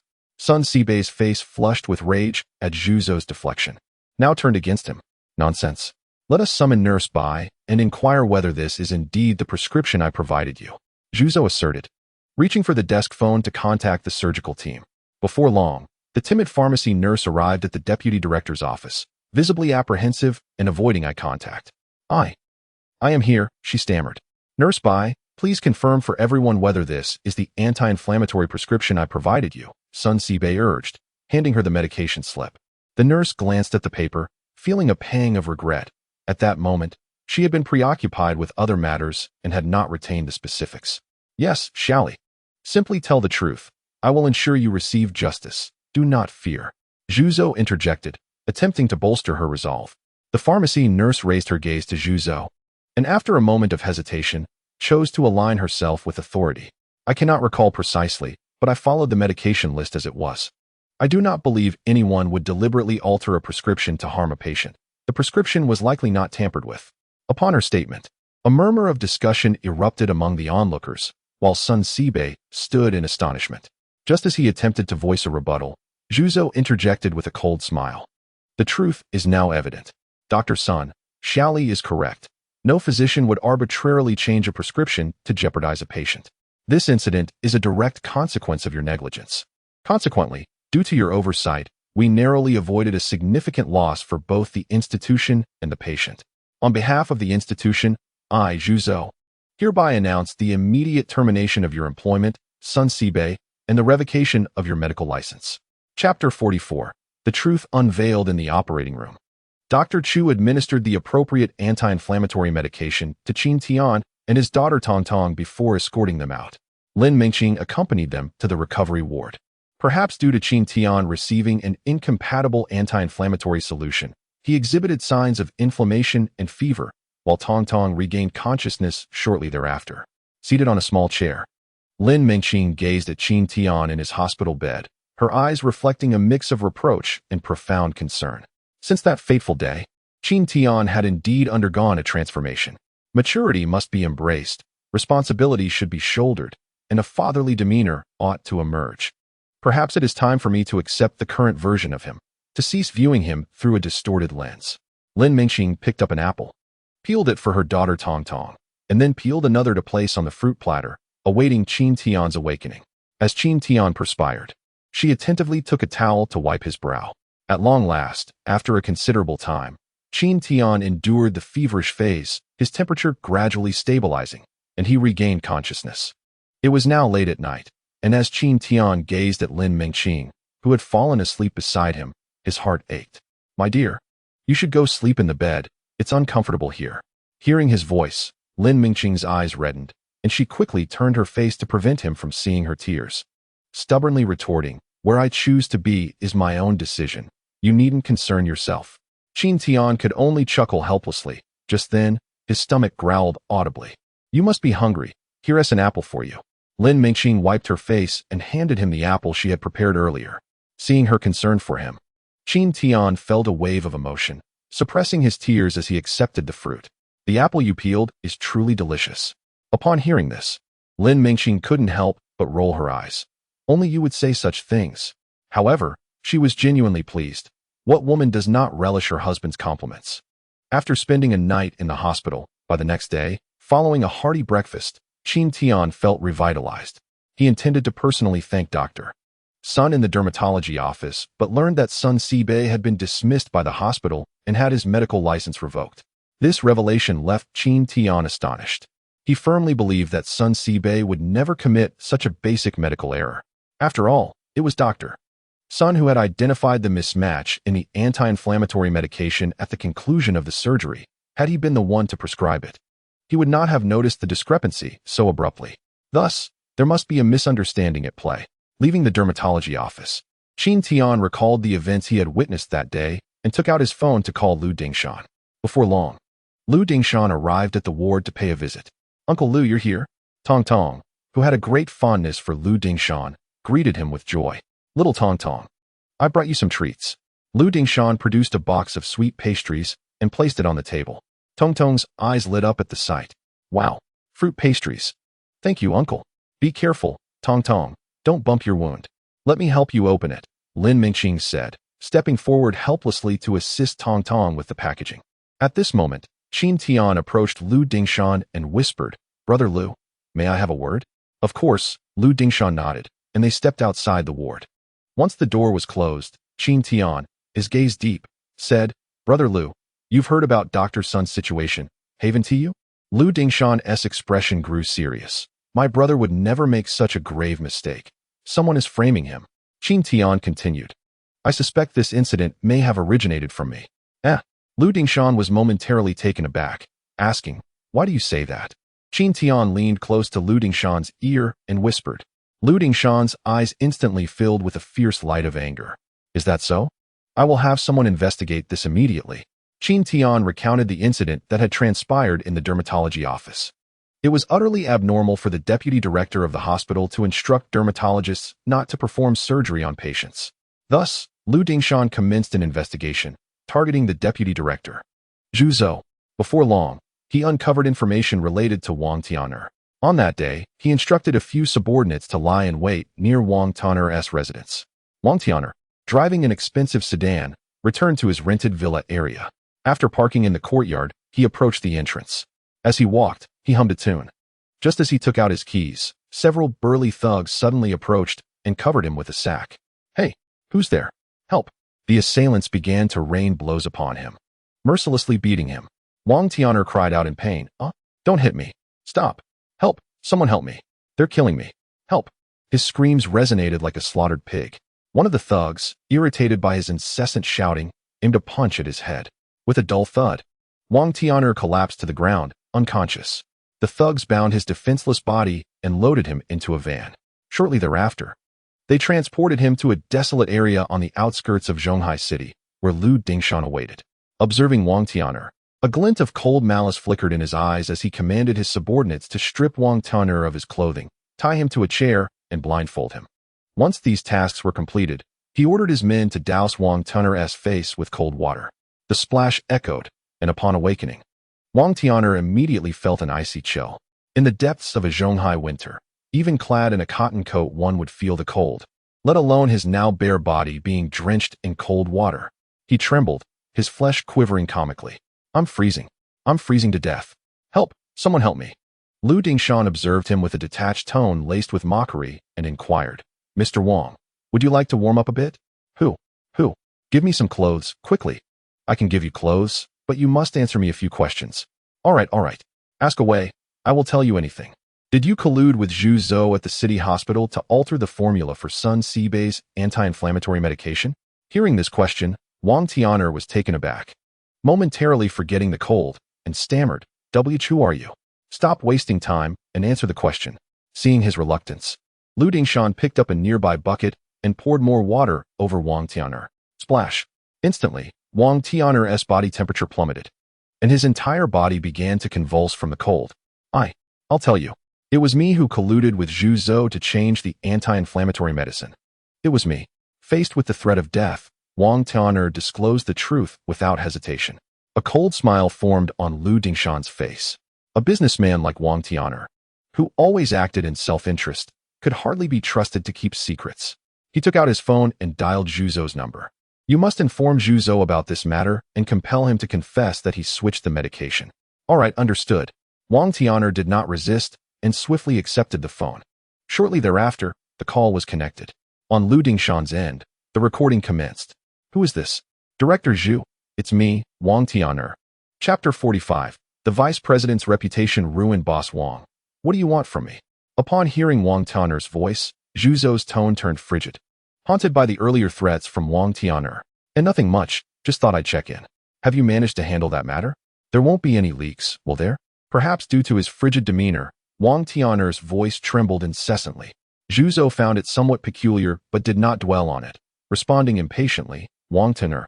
Don't forget who had a conflict with that person surnamed Qin and then threatened me to change the anti-inflammatory medication formula. Now you're asking me this and that, fearing I might mishandle it. And no, where did you get that idea? Director Zhu, you've misunderstood me. Wang Tian'er feigned a smile. Your threats have crossed the line. And I must seriously warn you, do not contact me again, do not call me. The call was abruptly terminated. Wang Tian'er exhaled white mist, his voice quivering as he queried. Is it over now, boss? Lu Dingshan took the phone, a slight smirk gracing his lips, instructing someone to escort Wang Tian'er back to the van. Observing the phone, a cold smile emerged on his face. The following morning, Qin Tian was discharged from the hospital, and Lu Dingshan had been waiting at the entrance to receive him. Once Qin Tian entered the vehicle, Lu Dingshan played the recorded tape. I say, Wang Tian'er, don't forget who had a conflict with that person surnamed Qin and then threatened me to change the anti-inflammatory medication. Hearing this, Qin Tian exhaled a sigh of relief. The evidence is irrefutable. Brother Lu, please take this recording to the newspaper office. We must seek justice for Dr. Sun. Understood. By noon, the Tianhai newspaper received an anonymous parcel. The editor opened the box to find a letter of accusation detailing numerous corruption incidents involving the vice president accepting bribes to assist others. Enclosed was a tape recording. When they played the tape, the newsroom erupted in chaos. Within an hour, the story made headlines. Breaking news.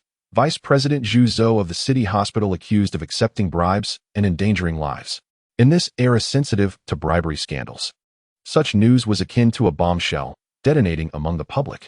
The speed at which this news spread was astonishing, rivaling that of the post-era internet. Meanwhile, at the city hospital, Vice President Zhu Zou remained oblivious to the unfolding drama. Having just enjoyed a sumptuous meal at noon, he was strolling through the hospital corridor, patting his slightly bulging belly. However, as he walked, he suddenly sensed something amiss. Why were the surrounding doctors avoiding him as if he were a harbinger of plague? In earlier times, would not everyone have greeted him with utmost sincerity? Pondering this, he caught sight of Nurse Xiaoli. Xiaoli, wait. Don't run away. The nurse appeared intent on escaping, prompting Zhu Zou to hastily intervene and block her path. What is the matter with you? Why are you avoiding me? The nurse, with a distressed expression, replied, Vice President, I truly have matters to attend to. Patients are waiting for me to change their dressings. So I shall not disturb you any longer. With that, without waiting for Zhu Zou's response, she hurriedly pushed her medical cart away. Zhu Zou felt a surge of anger. How dare a mere nurse treat him with such disrespect? Had she grown so bold as to challenge him? Dismiss her. Just like that fellow named Sun, let her go. He stormed into his office, only to suddenly notice the hospital director, Chen Du, seated at his desk. Ah, Director Chen, what brings you here? Aren't you supposed to be catching a flight abroad this evening? Zhu Zou exclaimed, quickly moving to offer Chen a cup of tea. Chen Du, engrossed in his newspaper, only lowered it upon hearing Zhu Zou's words. I was indeed set to leave, but something delayed me. What could possibly delay you? Zhu Zou inquired with curiosity. With a cold smile, Chen Du gazed at Zhu Zou, his voice laced with indifference. Do you even have the audacity to question me? Read for yourself. He tossed the newspaper onto Zhu Zou's desk. Dumbfounded, Zhu Zou glanced down at the paper, and upon reading it, he was taken aback. Vice President Zhu Zou accepts bribes to harm others.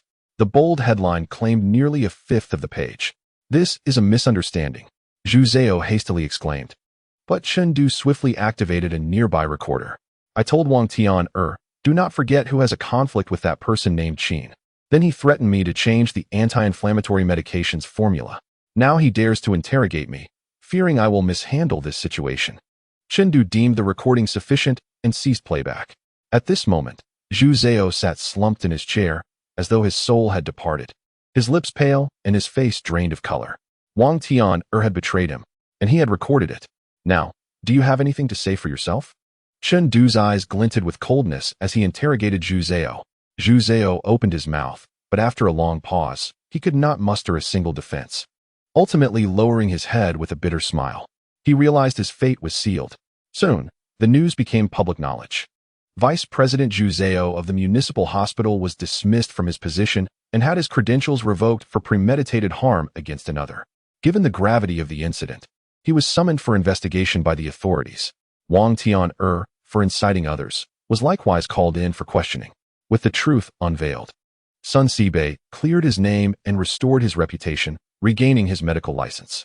The hospital expressed a desire for Sun Sibei to return. However, he declined.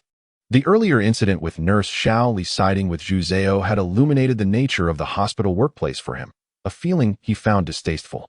Thus, even when the director himself implored him to reconsider, he steadfastly refused. After leaving the hospital, I ventured to the market cinema area to meet with Lu Dingshan and Qin Tian. Bro, did I hear you correctly? You're abandoning your esteemed position at the hospital to rent a storefront here for massage therapy? What is the reason behind this? Lu Dingshan inquired, his face a picture of confusion, while Qin Tian also expressed his astonishment. Sun Sibei replied with a dismissive snort, the hospital is rife with an unhealthy atmosphere. I have no desire to remain there.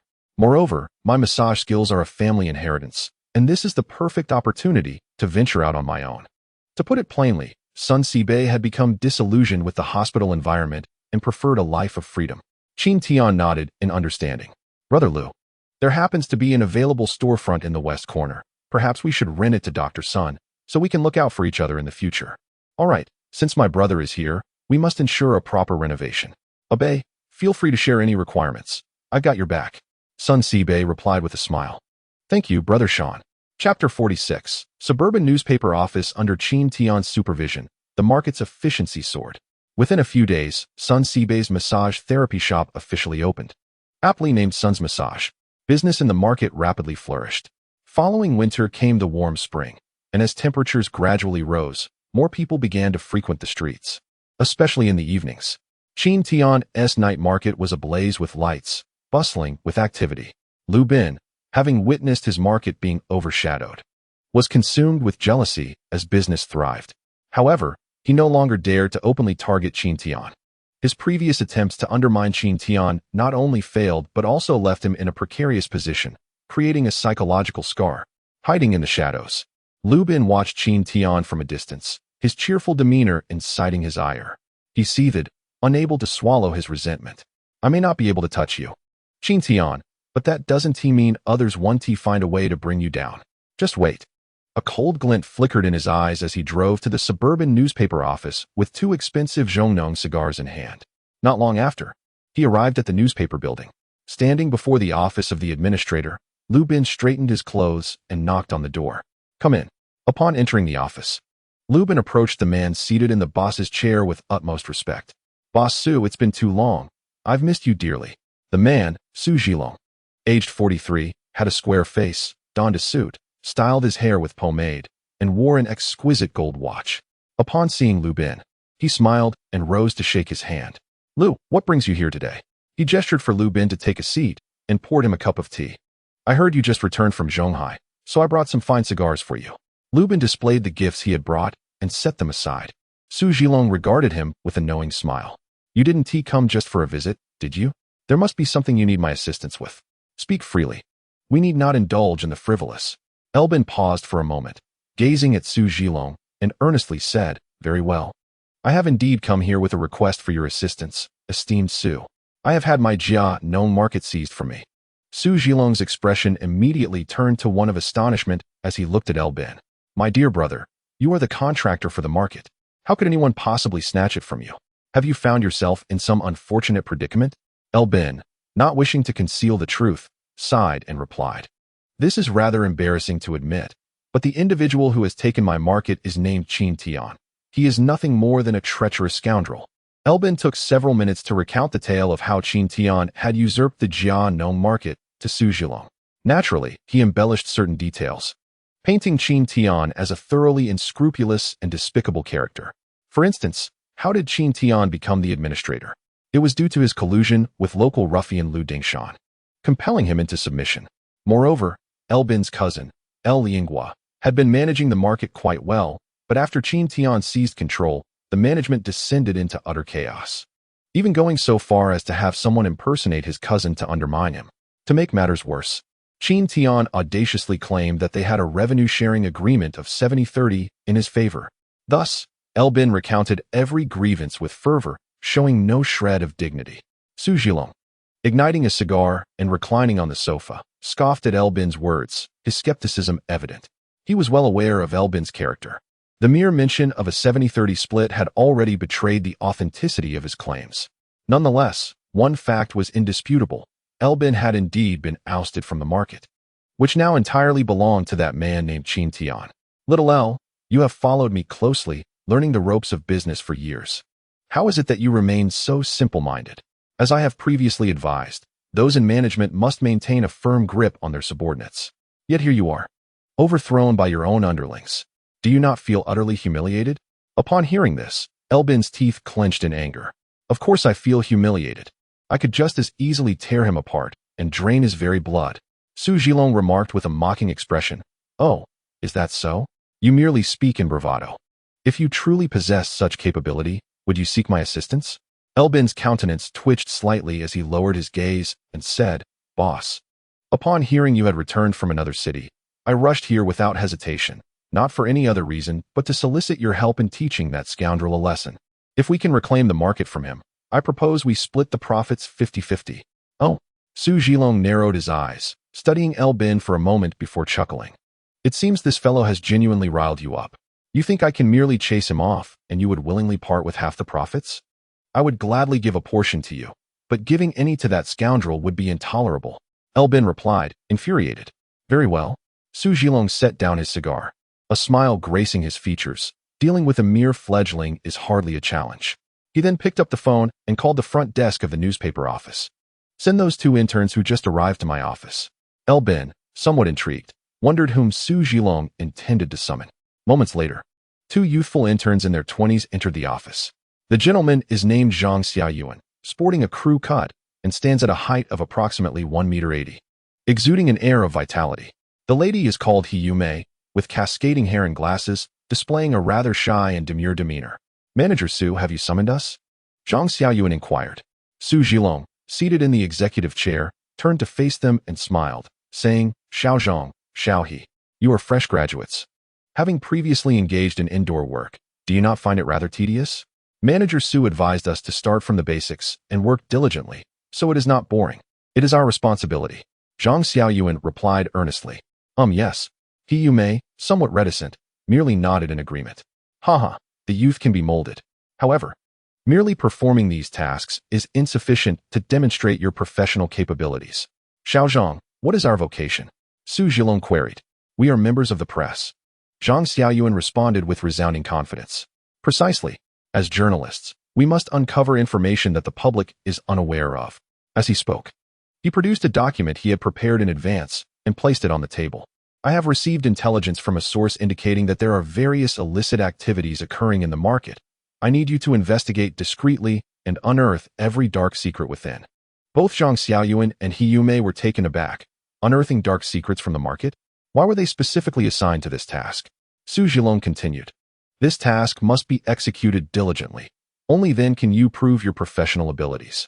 If you cannot manage this simple task, our newspaper cannot afford to sustain inept individuals. Zhang Xiaoyuan shuddered and quickly bowed, declaring, understood. We will exert every effort to complete this investigation and uncover all the dark secrets of the market. Chapter 47. Discreet inquiry. Noticing He Yume's hesitation, Zhang Xiaoyuan promptly reached out and tugged at her, prompting her to bow alongside him. Su Zhilong smiled at them and waved his hand, saying, All right, you may leave. Remember, the more dark secrets you uncover, the better. Yes. The 2 interns from the newspaper exited the office. Meanwhile, Elbin, who had been seated nearby, hesitated and asked, Boss Su, can we truly rely on them to bring down Qin Tian?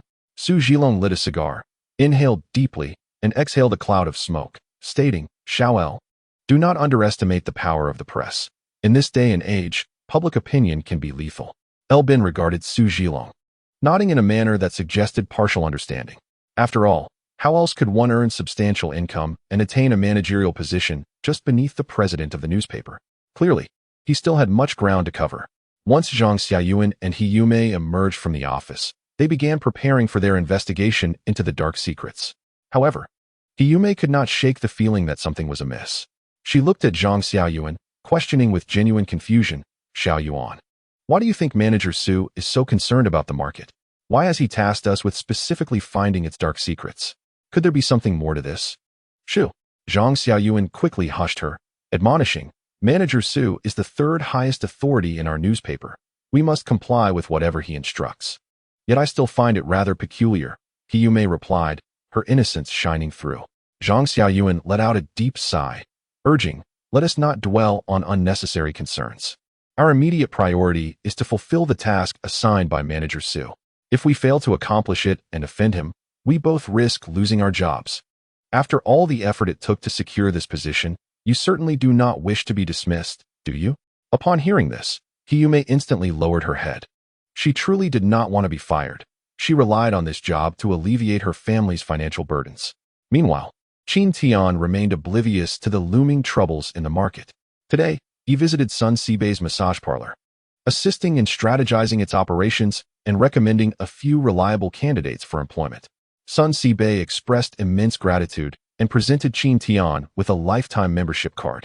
With this card, Qin Tian and his family could enjoy a discount of 20% on all services at the establishment. Excited by this perk, Qin Tian promptly decided to experience a massage himself. The process was indeed quite painful, yet the results were remarkably beneficial. After the massage, as he strolled along the market streets, he felt a significant sense of comfort, as if the accumulated fatigue of recent days had dissipated into thin air. Dr. Sun's massage technique was truly exceptional. Regrettably, he had no intention of teaching it to others. Mastering such a skill could open avenues to substantial financial gain. As Qin Tian stretched his limbs, he felt utterly relaxed, and his spirits were notably elevated. Business in the market was flourishing, with daily earnings steadily increasing, now amounting to several thousand yuan. In due time, he could utilize these funds to invest in more substantial ventures. That would mark the true beginning of his financial prosperity. A subtle smile graced Qin Tian's lips. The vendors and merchants greeted him with warm enthusiasm as he passed by. Good afternoon, Boss Qin. Hello, Boss Qin. Greetings, Boss Qin. In contrast to LV Bin, Qin Tian's reputation in the market was continuously on the rise. He was held in high regard by the community, primarily because he had guided them toward greater success and prosperity. Witnessing the influx of income, it was only natural that they respected Qin Tian. Conversely, LV Bin, who charged exorbitant rent and lacked any management acumen, was a figure they wished to forget. Boss Qin, back for another stroll this afternoon? Why not come in for a drink? Called the enthusiastic owner of a newly opened liquor store as Qin Tian walked past. Smiling, Qin Tian waved his hand. No? Thank you, Laoli. I'll come by another day when I have more time. You carry on. All right. Laoli replied cheerfully, attending to other customers. As Qin Tian continued on his way, he suddenly overheard two individuals speaking with regional accents. Boss, where do you source your food products? I recall there are no manufacturers near Zhonghai. They can't possibly be counterfeit, can they? Zhang Xiaoyuan inquired skeptically from outside a small goods shop. The shopkeeper, taken aback, responded with a hint of exasperation. How could I dare sell counterfeit goods? In this day and age, the scrutiny is so tight that no one would risk it. You can rest assured, my products are guaranteed authentic. Meanwhile, Hiyume was inquiring at a snack shop. The owner of the snack shop cheerfully inquired, what do you sell here? Whatever is fried, boiled, or steamed in my establishment is undeniably delicious. He replied with a smile. Hiyume glanced at the food on the adjacent small table and furrowed her brow, asking, what if there are hygiene issues in your snack shop? Oh, that won't be a problem. I've been here for quite some time, and no customer has ever fallen ill from my food. If you doubt it, feel free to ask anyone. The owner confidently patted his chest. Hiyume indeed sought out a few patrons of the snack shop to inquire about their experiences. Me? I eat at least 10 meat skewers a day. I can't stand it if I don't. But I've never had a stomachache, declared a robust young man. My mother's eyesight has deteriorated this year, so she hasn't been cooking. I eat here every day during school lunch and even take a portion home for her. And I haven't encountered any health issues, stated a female student clad in her school uniform. As for Qin Tian, he initially intended to buy some snacks to take home for Tongtong, but upon arrival, he found himself questioned by Hiyume. Observing her earnest concern regarding food cleanliness, he smiled and remarked, you can simply take a look inside to see if it's hygienic. Hiyume and Zhang Xiaoyuan's eyes brightened as they asked, "Can we really go inside and see?" Of course, Qin Tian nodded and approached the shop owner, Uncle One. "May I allow these two young visitors to take a look inside?" "No problem. They'll see for themselves how hygienic our food preparation is," the owner replied. Although Qin Tian wasn't wearing a red armband at that moment, the snack shop owner recognized him as a market contractor and was inclined to accommodate him. Thus, under Qin Tian's guidance, the two entered the interior of the snack shop. They had anticipated a filthy kitchen, yet to their surprise, it was impeccably clean. Furthermore, the utensils used for food were washed at least 4 or 5 times by the staff. The employee's adept washing technique indicated that he maintained this level of cleanliness routinely, not merely for show due to their presence. At that moment, Mr. Wen placed a freshly cooked plate of stir-fried rice cakes on the table. "Please, try some. It's complimentary." Hiyume and Zhang Xiaoyuan eagerly picked up their chopsticks and sampled a piece of rice cake. The moment it touched their tongues, their eyes widened in astonishment. "Delicious. This stir-fried rice cake is absolutely remarkable. Hey, don't snatch it away. Let me have the last one." Hiyume chuckled as she seized the final rice cake from the plate. Within moments of its arrival, the dish had been completely devoured by the two. Qin Tian observed them and remarked, "Now that you've seen the conditions in the shop, you should be assured that our market maintains impeccable hygiene, right?" Hiyume and Zhang Xiaoyuan exchanged glances, then lowered their heads in silence. Indeed, as Qin Tian had stated, the information they had gathered indicated that the hygiene and product management at Jianong Market posed no significant issues. It is quite common for minor issues to arise in various places, and they do not suffice to constitute scandalous material. The rental fees for stalls here are significantly lower than in other markets. Every aspect here adheres to regulations, so how can they fulfill the task assigned by Editor Su? Surely, they cannot return empty-handed. Editor Su has explicitly stated the necessity of completing the search for incriminating information. Returning empty-handed would likely lead to dismissal. After leaving the snack shop, Zhang Xiaoyuan gazed at the market stalls, a glint of ruthlessness flashing in his eyes. Why not fabricate the truth outright? With this thought, he took out a notebook and began to inscribe some exaggerated claims. Hiyume, curious about what he was writing, glanced over and gasped in surprise.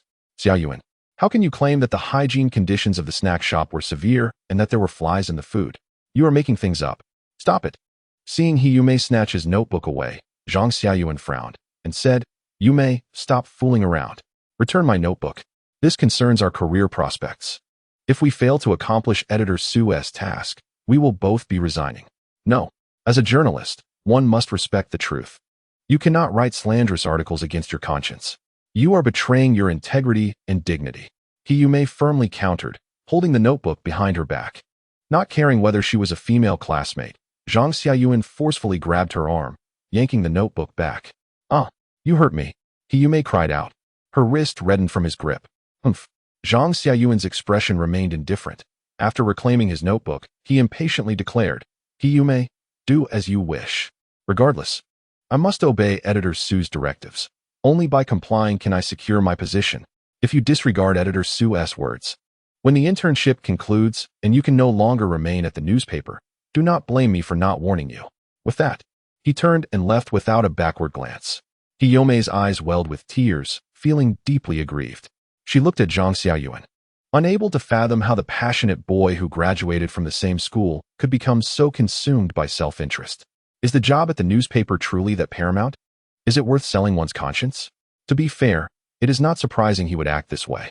Young and brimming with ambition, Zhang Xiaoyuan aspired to shine at the newspaper and ascend to a managerial position, which would make finding a partner much easier.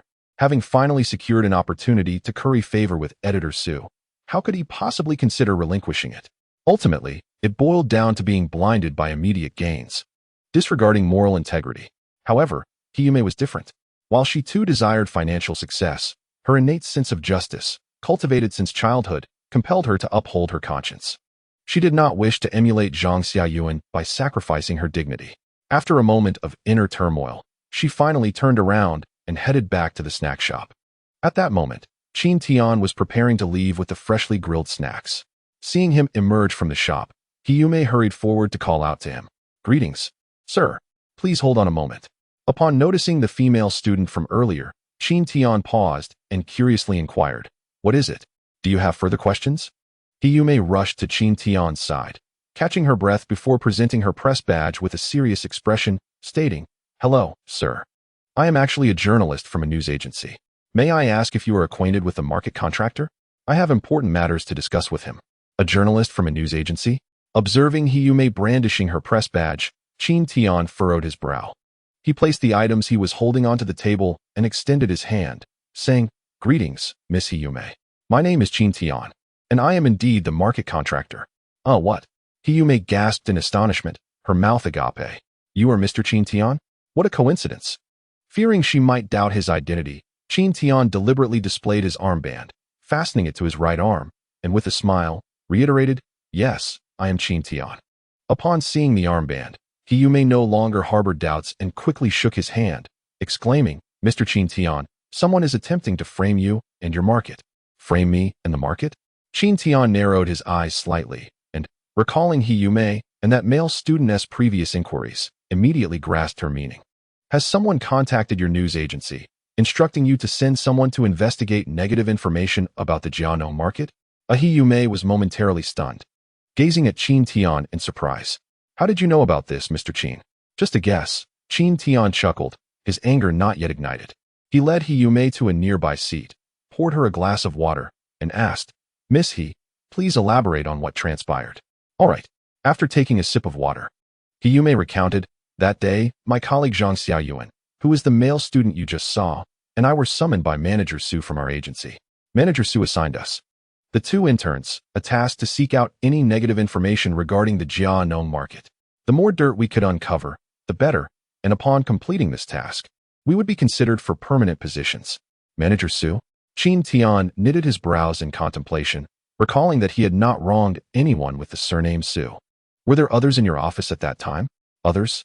Hiyume pondered before recalling the presence of Lu Bin, who had been seated on the sofa. "Oh, right. There was another person. He seemed to have provided the investigation documents for Jiano market. His name is Lu Bin." "Indeed," Qin Tian prompted. "Yes, that's it. Lu Bin," Hiyume affirmed. "I see." Qin Tian realized with sudden clarity. It was Lu Bin's scheme all along. He had contacted individuals from the news agency, intending to have them compose disparaging articles to tarnish the market and create trouble for him. A cold glint flickered in Qin Tian's eyes as he felt a surge of anger. This Lu Bin fellow was determined to create mischief for him, wasn't he? Chapter 49. Establishing a news agency. Qin Tian had resolved that the next time he encountered Lu Bin, he would not let him off easily. Nonetheless, he felt grateful to the journalist before him. Were it not for her, he would still be oblivious to the machinations at play. "Miss He, thank you for sharing these matters with me. In this day and age, individuals of your integrity are increasingly rare. However, how shall I account for this upon my return?" Qin Tian inquired with a hint of concern. Hiyume, with a touch of resignation in her eyes, could foresee her own fate. Gritting her teeth, she declared, "If worst comes to worst, I shall simply resign from their employ. I have no desire to remain in such a toxic environment." Upon hearing her words, Qin Tian regarded her with admiration. This young lady possesses a commendable spirit. Perhaps she is indeed a talent worth cultivating. After a moment of contemplation, an idea struck him. "Miss He, what if I were to invest in establishing a newspaper and invite you to lead it? What would you think?" Hiyume was momentarily taken aback, her expression one of astonishment. "Mr. Qin, you must be joking, are you not? I assure you, I speak with utmost seriousness. You are exceedingly well suited for this role." Qin Tian replied earnestly, devoid of any jest.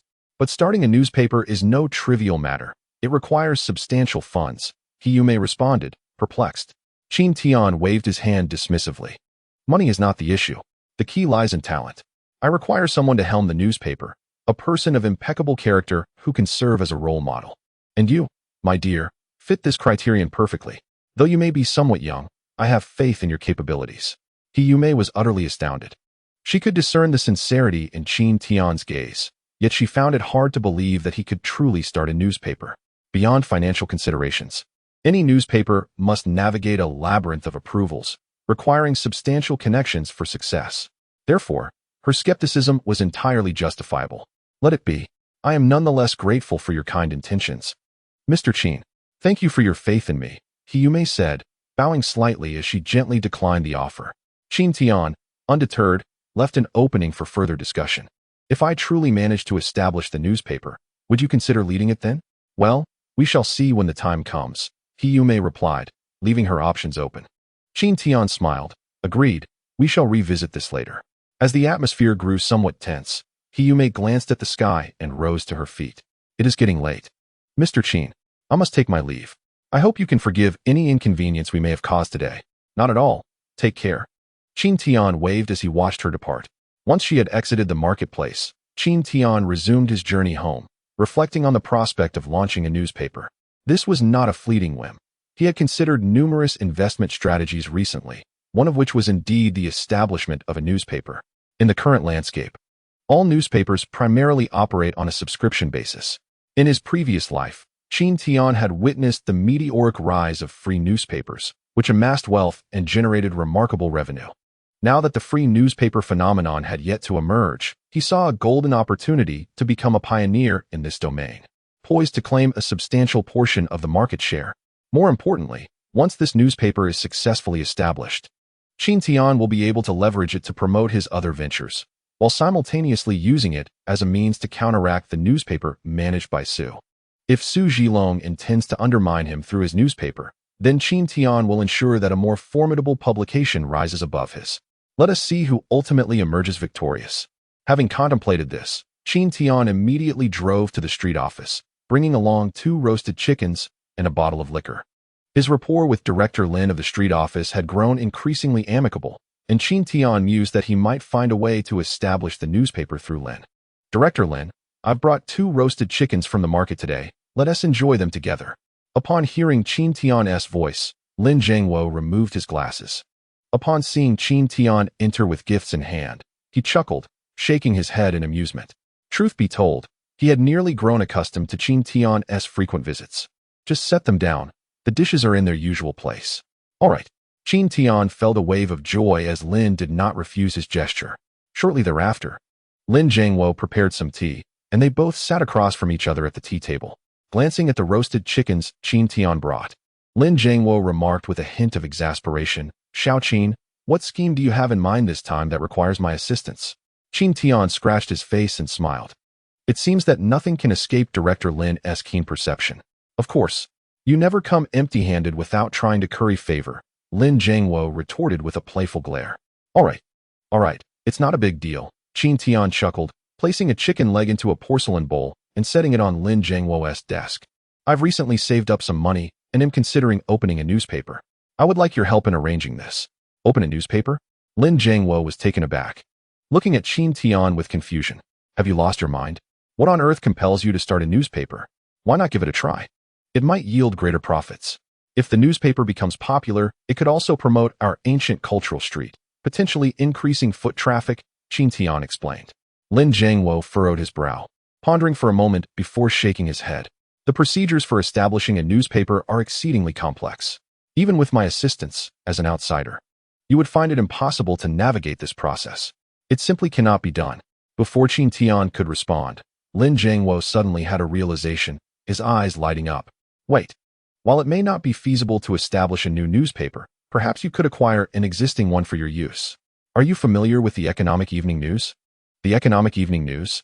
Qin Tian vaguely recalled having seen reports from this newspaper, though he could not pinpoint where. Lin Zhengwo continued.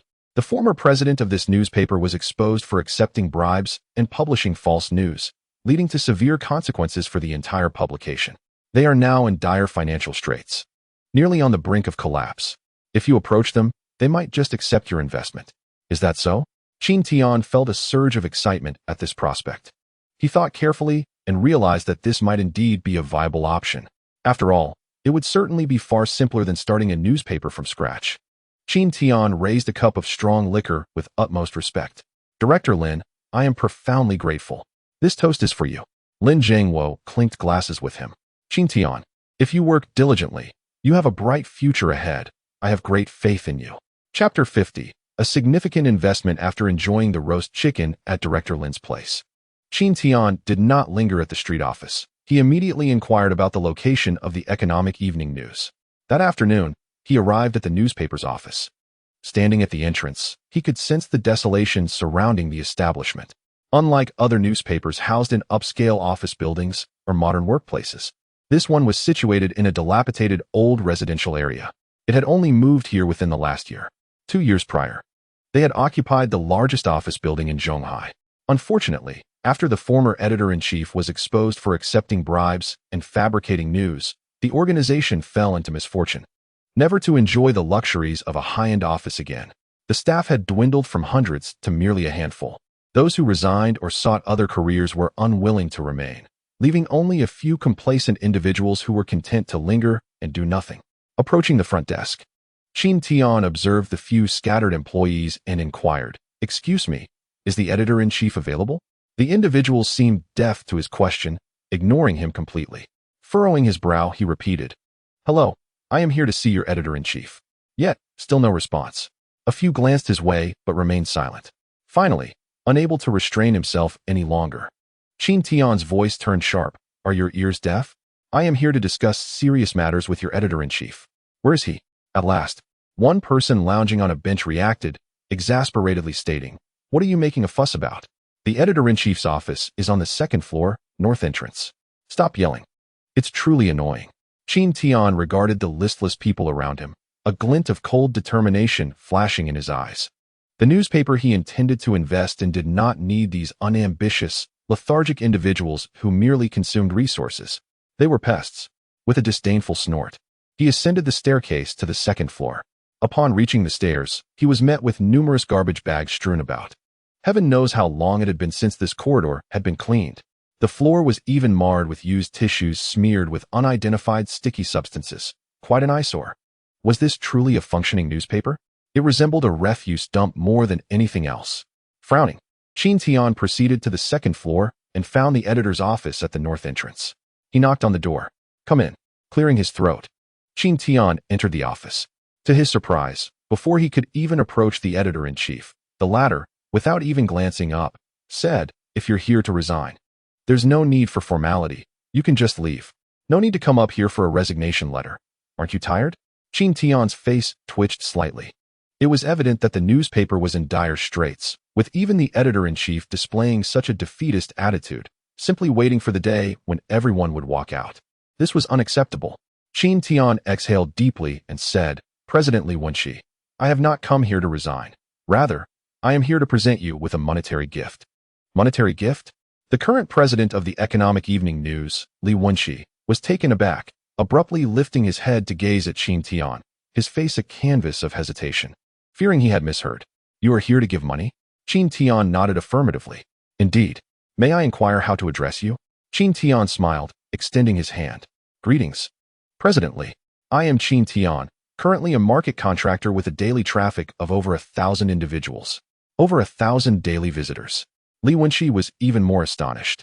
Staring at Qin Tian, there were scarcely a handful of markets in Zhonghai boasting such traffic. This young man, appearing to be in his 20s, was indeed a market tycoon? He quickly approached and shook hands with Qin Tian. "Mr. Qin, it is a pleasure to meet you. Please, have a seat." He led Qin Tian to the plush sofa, and perhaps due to the long absence of guests, a cloud of dust wafted into the air as soon as Qin Tian sat down. Cough, cough, cough. Both Qin Tian and Lin Mengqing were choked by the dust and hurriedly moved aside. Lin Mengqing, feeling quite embarrassed, swiftly grabbed the dusty stool, wiped it with a cloth, and placed it in front of Qin Tian, saying, "I apologize for this. I was away recently and neglected cleaning, so it has accumulated some dust. Please forgive me."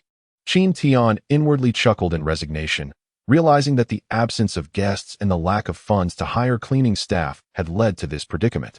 It appeared that this newspaper was indeed in dire financial straits. "Please, allow me to prepare some tea for you," Lin Mengqing said as he moved to the counter. Qin Tian observed him and inquired, "President Li, I recall that our newspaper has published several news articles. However, I have searched extensively in the latest edition and cannot find our news section. Where is it?" Lin Mengqing, brewing a pot of Longjing tea that he had saved for nearly half a year, deliberately added a bit more water to economize. Upon hearing Qin Tian's question, he approached and replied, "Our newspaper features news in every issue." Qin Tian picked up the newspaper, scanning it thoroughly for a considerable time before asking in confusion, "Where?" "Right here," Lin Mengqing said, pointing to a small editorial box in the lower right corner of the newspaper. It displayed a single headline: Zhonghai City to host the 35th Commodity Conference, and then it ended. Indeed, just that one title and nothing more. Moreover, the font of the title was so diminutive that one would need a microscope to read the name of the Economic Evening News. Upon seeing this news, Qin Tian had assumed it was published alongside the articles from the other newspaper. Little did he know it was actually from the Economic Evening News.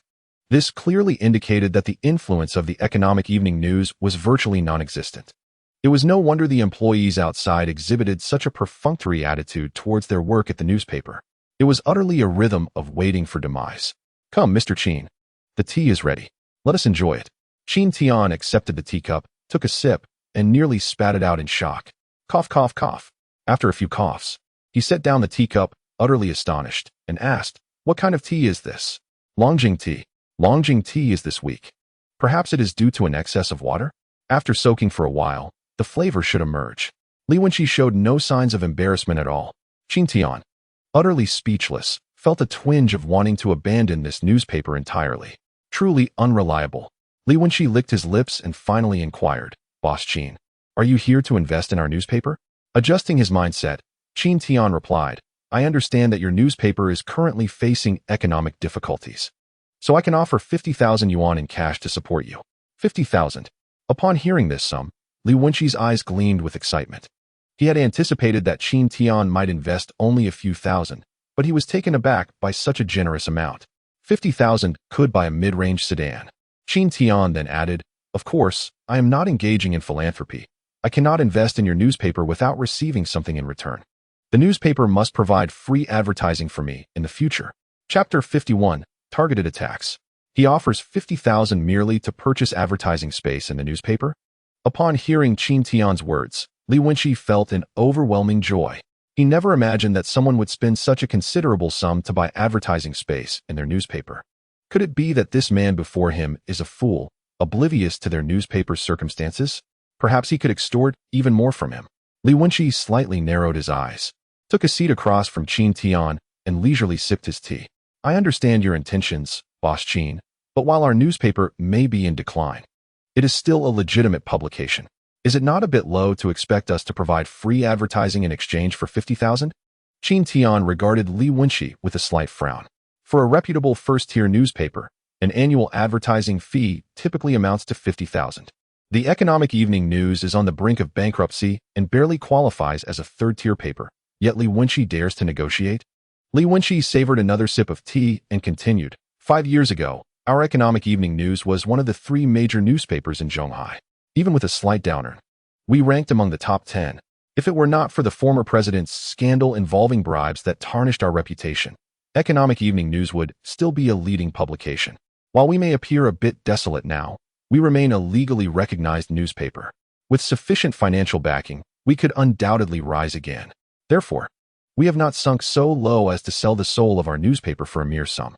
Ancient sages did not bow for mere rice. Mr. Qin, your proposal of 50,000 for free advertising is simply disrespectful to our newspaper." Qin Tian observed his righteous demeanor with a cold smile and asked, "Then what do you propose I do to show respect?" Li Wenqi licked his lips and replied, "You must offer 100,000 for us to even consider granting you advertising space." "Huh?" Qin Tian chuckled coldly. After all that talk, Li Wenqi still deemed the amount insufficient. He desires 100,000? Qin Tian glanced around the chaotic office. With this state of affairs, they expect me to invest 100,000? If no funds flow in, your newspaper would likely struggle to survive even a month. With what audacity do you demand 100,000? Presently, let me confirm, you seek 100,000?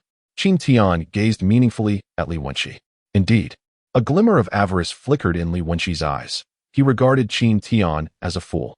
But is Qin Tian truly a fool? Clearly, he is not. Leaning back in his chair, Qin Tian nonchalantly extended 4 fingers. "I have changed my mind. I shall only invest 45,000. Li Wenqi was momentarily taken aback, his mind bewildered. Not only had Qin Tian refused his initial demand, but he was also reducing the price.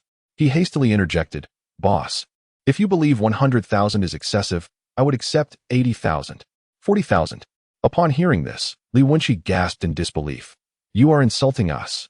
"Insulting you?" Qin Tian let out a cold laugh, fixing his gaze on Li Wenqi as he continued. Perhaps it would be better if I withdrew my investment altogether. With a newspaper on the brink of bankruptcy, you expect me to invest 100,000? Why would I not invest that sum in Tianhai newspaper instead?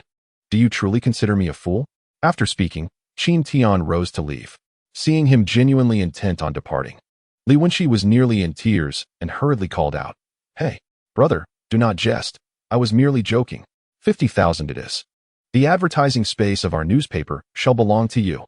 Upon hearing this, Qin Tian regarded Li Wenqi with utter disdain. Despite the lofty claims he made about the newspaper, it was evident he merely sought to extract more money from him. Such individuals, akin to LV Bin, merely dabble in clever schemes for financial gain, and are not worthy of deep engagement. Nevertheless, Qin Tian had no intention of retracting his stance. Investing in the newspaper was imperative. Missing this opportunity would mean forfeiting access to the newspaper's resources. I can invest 50,000 in your newspaper, but I must insist on appointing someone to oversee the advertising affairs. That should not be an issue, correct? Qin Tian inquired with a cold expression. No issue at all. Of course not, Li Wenqi replied with a forced smile, licking his lips and wiping his hands as he asked, "When will you transfer the funds to us, Mr. Qin?" Qin Tian responded with a calm smile. There is no rush. Since acquiring the Jinan market, the stall fees he collects have been steadily increasing, providing him with quick revenue. The rent for the street office is paid biannually, and there remains ample time before the next payment is due. Presently, the stall fees circulating in Qin Tian's hands can be freely utilized without the need to save them. The 50,000 he planned to invest in the newspaper was not a substantial amount, and he could readily afford it. Meanwhile, at the suburban newspaper, Hiyume had returned to the office. No sooner had she entered than Su Zhilong summoned her to his office. Upon entering, she found Zhang Xiaoyuan standing by the sofa, while Su Zhilong sat in the boss's chair, quietly observing the scenery outside. Feeling uneasy, Hiyume trembled as she spoke. "Su, you called for me?" Su Zhilong slowly turned, placing the teacup he held onto the table. "Little he, Zhang has just returned with an impressive article, and I am quite satisfied. Now, what of your article?" Hiyume hesitated, biting her lip, and admitted, "I have not written it." "Not written it?" Su Zhilong chuckled coldly. "Are you implying that you have failed to complete the task I assigned you?" "That is not the case, Manager Su. I, along with Xiao Yuan, ventured to the market and conducted an extensive investigation, only to discover that there was indeed no incriminating evidence. Hence, I refrained from rushing to defend myself." "Enough with your meaningless chatter," Su Zhilong coldly reprimanded, his tone frigid. "No incriminating evidence. Then why could Zhang Xiaoyuan fill an entire sheet of paper while you could not? It appears you have no regard for me and are intentionally neglecting the task I assigned to you." I did not," Hiyume protested, her voice laden with injustice, tears welling in her eyes. "There is nothing." Su Zhilong glared at Hiyume, demanding, "I heard from Zhang Xiaoyuan that you did not return with him, but rather went into the depths of the market. Did you inform the contractor Qin Tian of the Jiano market?" Hiyume trembled, casting a bewildered glance at Zhang Xiaoyuan. She had not anticipated that he would disclose this matter to Su Zhilong. Zhang Xiaoyuan averted his gaze, unable to meet her eyes. Faced with Su Zhilong's intimidating stare, Hiyume could not bring herself to lie. I encountered the contractor Qin Tian in the market and informed him about the gathering of incriminating evidence." "Just as I suspected." Su Zhilong scoffed coldly, seemingly unfazed, and pressed, "Is there anything else?" Upon hearing my words, he remarked that he also intended to establish a newspaper and invited me to serve as its host. "What?" Su Zhilong's expression froze, followed by a burst of laughter. "That scoundrel Qin Tian hasn't even completed university. An illiterate thinks he can run a newspaper?" Zhang Xiaoyuan joined in the mockery. "Establishing a newspaper requires multiple layers of scrutiny. It would be astonishing if a market bumpkin could pull it off." Let him be. A mere pest aspires to ascend. First, let's tarnish his market, and then we shall see him become the subject of ridicule." Su Zhilong set aside the disparaging article written by Zhang Xiaoyuan, instructing Xiao Zhang, "Format this article well, and then publish it." "Understood," Zhang Xiaoyuan replied with a smile, retrieving his notebook. Once Su Zhilong finished his directives, he turned to Hiyume, his expression once again icy. "As for you, Hiyume, you shall never attain a permanent position here. If you wish to leave now, you may, but I will ensure a blemish on your employment record, making it impossible for you to secure a decent job for the rest of your life." Chapter 52. Attracting talent. Su Zhilong inhaled from his cigar, holding it in his hand, and continued with a cold smirk, Do not doubt my words. I am a manager at one of the two major newspapers in Zhonghai. The entire journalism community will recognize my authority. You are doomed. Upon hearing this, Hiyomei's eyes glazed over, her heart engulfed in despair. You may leave now, Su Zhilong declared, dismissing her without further conversation. Despite her unwillingness, Hiyomei found herself powerless. She could foresee a dismal fate awaiting her, yet she was resolute in not compromising her integrity alongside those blinded by self-interest. Upon exiting the office, Hiyomei broke down in tears, utterly despondent. Zhang Xiaoyuan rushed out after her, feigning concern as he admonished, Xiaomei, I warned you not to offend Manager Su. Yet you refused to listen. Now look where it has led you. Your chance for a permanent position is gone, isn't it? But worry not. Manager Su has high hopes for me, and I should soon secure my own permanent position. As I await my ascent to a higher position by leveraging Su's influence, I vow to ensure you become a permanent employee at the newspaper, Zhang Xiaoyuan declared, inadvertently reaching out to embrace Hiyomei's shoulders. You must trust me, Xiaomei. You are aware of my long-standing affection for you. I would never abandon you. However, Hiyomei, sensing his intentions, immediately pushed him away in disgust. You despicable and shameless informant. Spare me your feigned concern. With that, she delivered a resounding slap to his face. Zhang Xiaoyuan, momentarily dazed, took a while to regain his composure and shouted piercingly, Hiyomei, do you dare strike me? Not only will I strike you, but I shall also sever all ties with you. From this moment forth, I wish to have no further dealings with you. With that, Hiyomei turned and walked away without a glance back. Watching her retreating figure, Zhang Xiaoyuan clenched his fists, seething with resentment as he roared, You wretched woman. Just you wait. The day will come when you will be on your knees begging me once I become the leader of the newspaper. Hiyomei gritted her teeth, covered her ears, and quickened her pace to leave. How could Zhang Xiaoyuan be such a loathsome individual, despite his seemingly amiable exterior? The entire day passed in a haze of despair for Hiyomei. In the afternoon, as she departed from the newspaper building, preparing to head home, she was startled by the arrival of a luxurious Santana sedan that halted right before her. Hiyomei, taken aback, had no inkling of who owned such an extravagant vehicle. At that moment, Qin Tian rolled down the window and, noticing her pale countenance, realized she had fallen victim to Su Zhilong's machinations. Miss He, it is a pleasure to see you again. Upon seeing Qin Tian, Hiyomei forced a smile. Mr. Qin, is it really you? Please get in. I shall drive you home. Qin Tian opened the car door. Hiyomei hesitated, saying, Isn't this inappropriate? Qin Tian smiled reassuringly. It is no trouble. It provides us the perfect opportunity to discuss matters. Discuss matters? Hiyomei inquired, puzzled.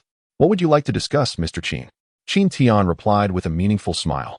Naturally, I wish to invite you to work at my newspaper. You already have your own newspaper? Hiyomei was utterly astonished. Just earlier, Su Zhilong and his cohorts mocked Qin Tian's ambition, asserting he could never establish a newspaper. Yet, how could it be that within a single day, Qin Tian had his own publication?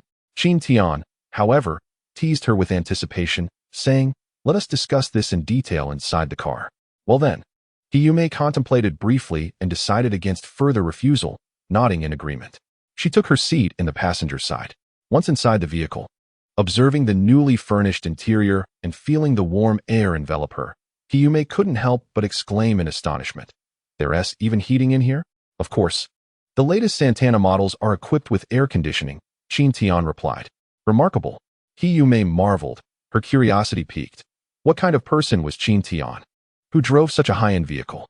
Qin Tian then started the engine, and soon they were on their way. During the journey, they engaged in light conversation before transitioning to the main topic. Miss He, what are your thoughts on the economic evening news? Qin Tian inquired. The economic evening news? Hiyomei was taken aback. Although merely an intern, she had certainly heard of the publication's reputation. The newspaper is in dire straits, teetering on the brink of bankruptcy, with daily resignations becoming a common occurrence. Its circulation languishes at the bottom, with no promising future in sight. Hiyomei anxiously inquired, Mr. Qin, you wouldn't want me to work there, would you? In this very newspaper? Qin Tian did not deny it. Hiyomei immediately lost interest in the prospect. Qin Tian, however, smiled and said, Miss He, in other places, you may encounter individuals like Su Zhilong, who would have you pen articles that betray your conscience. But in this newspaper under my management, such occurrences are utterly impossible. Once you join, You can write whatever you wish, and any article that adheres to the truth shall be published. There is no need to utter a single insincere word. Guillaume's heart trembled upon hearing this. I can write what I desire, without compromising my principles. Of course, Qin Tian responded with a smile. Observing Qin Tian's serious demeanor, Guillaume discerned that he was truthful. Yet, she remained deeply hesitant. The reputation of the Economic Evening News was notoriously poor, and its imminent closure seemed likely. What if she ventured there only to find it had indeed collapsed? Nevertheless, she was reluctant to abandon this opportunity. Su Zhilong had made it abundantly clear that her chances of promotion at the suburban newspaper were non-existent. Despite its impending demise, the Economic Evening News still clung to life. With Qin Tian at the helm, it may not be doomed after all. Yet, the risks remained. If it were to shut down, it would be a complete waste of time. Guillaume was caught in a quandary. Qin Tian did not pressure her. Miss He, take your time to ponder. Whenever you reach a decision, feel free to share it with me. On behalf of the Economic Evening News, I extend a warm welcome to you. Guillaume was taken aback by Qin Tian's regard for her, exclaiming, Mr. Qin, you are exceedingly gracious. Miss He, you embody a spirit of justice. And my newspaper is in dire need of indomitable talents like yourself. Rest assured, should you choose to join us, your compensation will be most satisfactory. Guillaume bit her lip thoughtfully, and after a moment, replied, All right, I will give it serious consideration. By the way, Mr. Qin, I must warn you that Su Zhilong is preparing to have Zhang Xiaoyuan publish his disreputable market article. You should be cautious. Oh, Qin Tian narrowed his eyes slightly. This information was of considerable importance. Understood, he replied. Shortly thereafter, Qin Tian escorted Guillaume back to her dormitory building. Before departing, he jotted down his phone number and handed it to her. Miss He, once you've made your decision, please do not hesitate to call me. I have matters to attend to, so I shall return to the market now. All right, goodbye, Mr. Qin. After leaving the dormitory, Qin Tian drove directly back to the market. He activated the market announcement horn and issued a recruitment notice for all to hear. The market management urgently sought to hire numerous part-time delivery personnel, inviting interested individuals to submit their resumes directly at the market office, with daily payment guaranteed. Soon, the loudspeaker at the market crossroads broadcasted this announcement repeatedly. The current market management urgently needs to recruit a substantial number of part-time couriers to deliver resumes to the market office, with wages paid daily. Upon hearing this announcement, many stall owners expressed their confusion. What does Boss Qin need couriers for? Who knows? Oh well, why concern ourselves with the details? Boss Qin must have his own reasons for this. I've heard that couriers earn at least 10 yuan daily, and the more deliveries they make, the more they earn. Plus, meals are provided for lunch and dinner. Is that true? That's quite a fortune. Indeed, but Boss Qin is wealthy and would never default on payments. Should we refer more people to give it a try? Absolutely, let us give it a shot. Chapter 53. Free newspapers thanks to Qin Tian's esteemed reputation in the market. The news spread rapidly among stall owners, resulting in a flurry of applications overnight. Lin Mengqing, his wife, upon hearing this news, felt curious about the need for so many recruits, but refrained from asking further questions. She trusted that Qin Tian had his own plans in place. Her focus was solely on managing her small shop. While recruiting these couriers, Qin Tian also instructed the Economic Evening News to write an article praising the Jinan market overnight. Once he approved the piece, it was printed in large quantities, marking the beginning of his confrontation with the suburban newspaper. The next day, Qin Tian arrived early at the market to interview the applicants. After a thorough selection process, he successfully recruited 20 physically fit couriers. By 1 o'clock that afternoon, the newspaper office had printed the day's edition and dispatched a team with a van to deliver it to the market. Qin Tian instructed the 20 couriers to wait in front of the market management office. Shortly thereafter, Dai Jinlong arrived, carrying boxes filled with newspapers.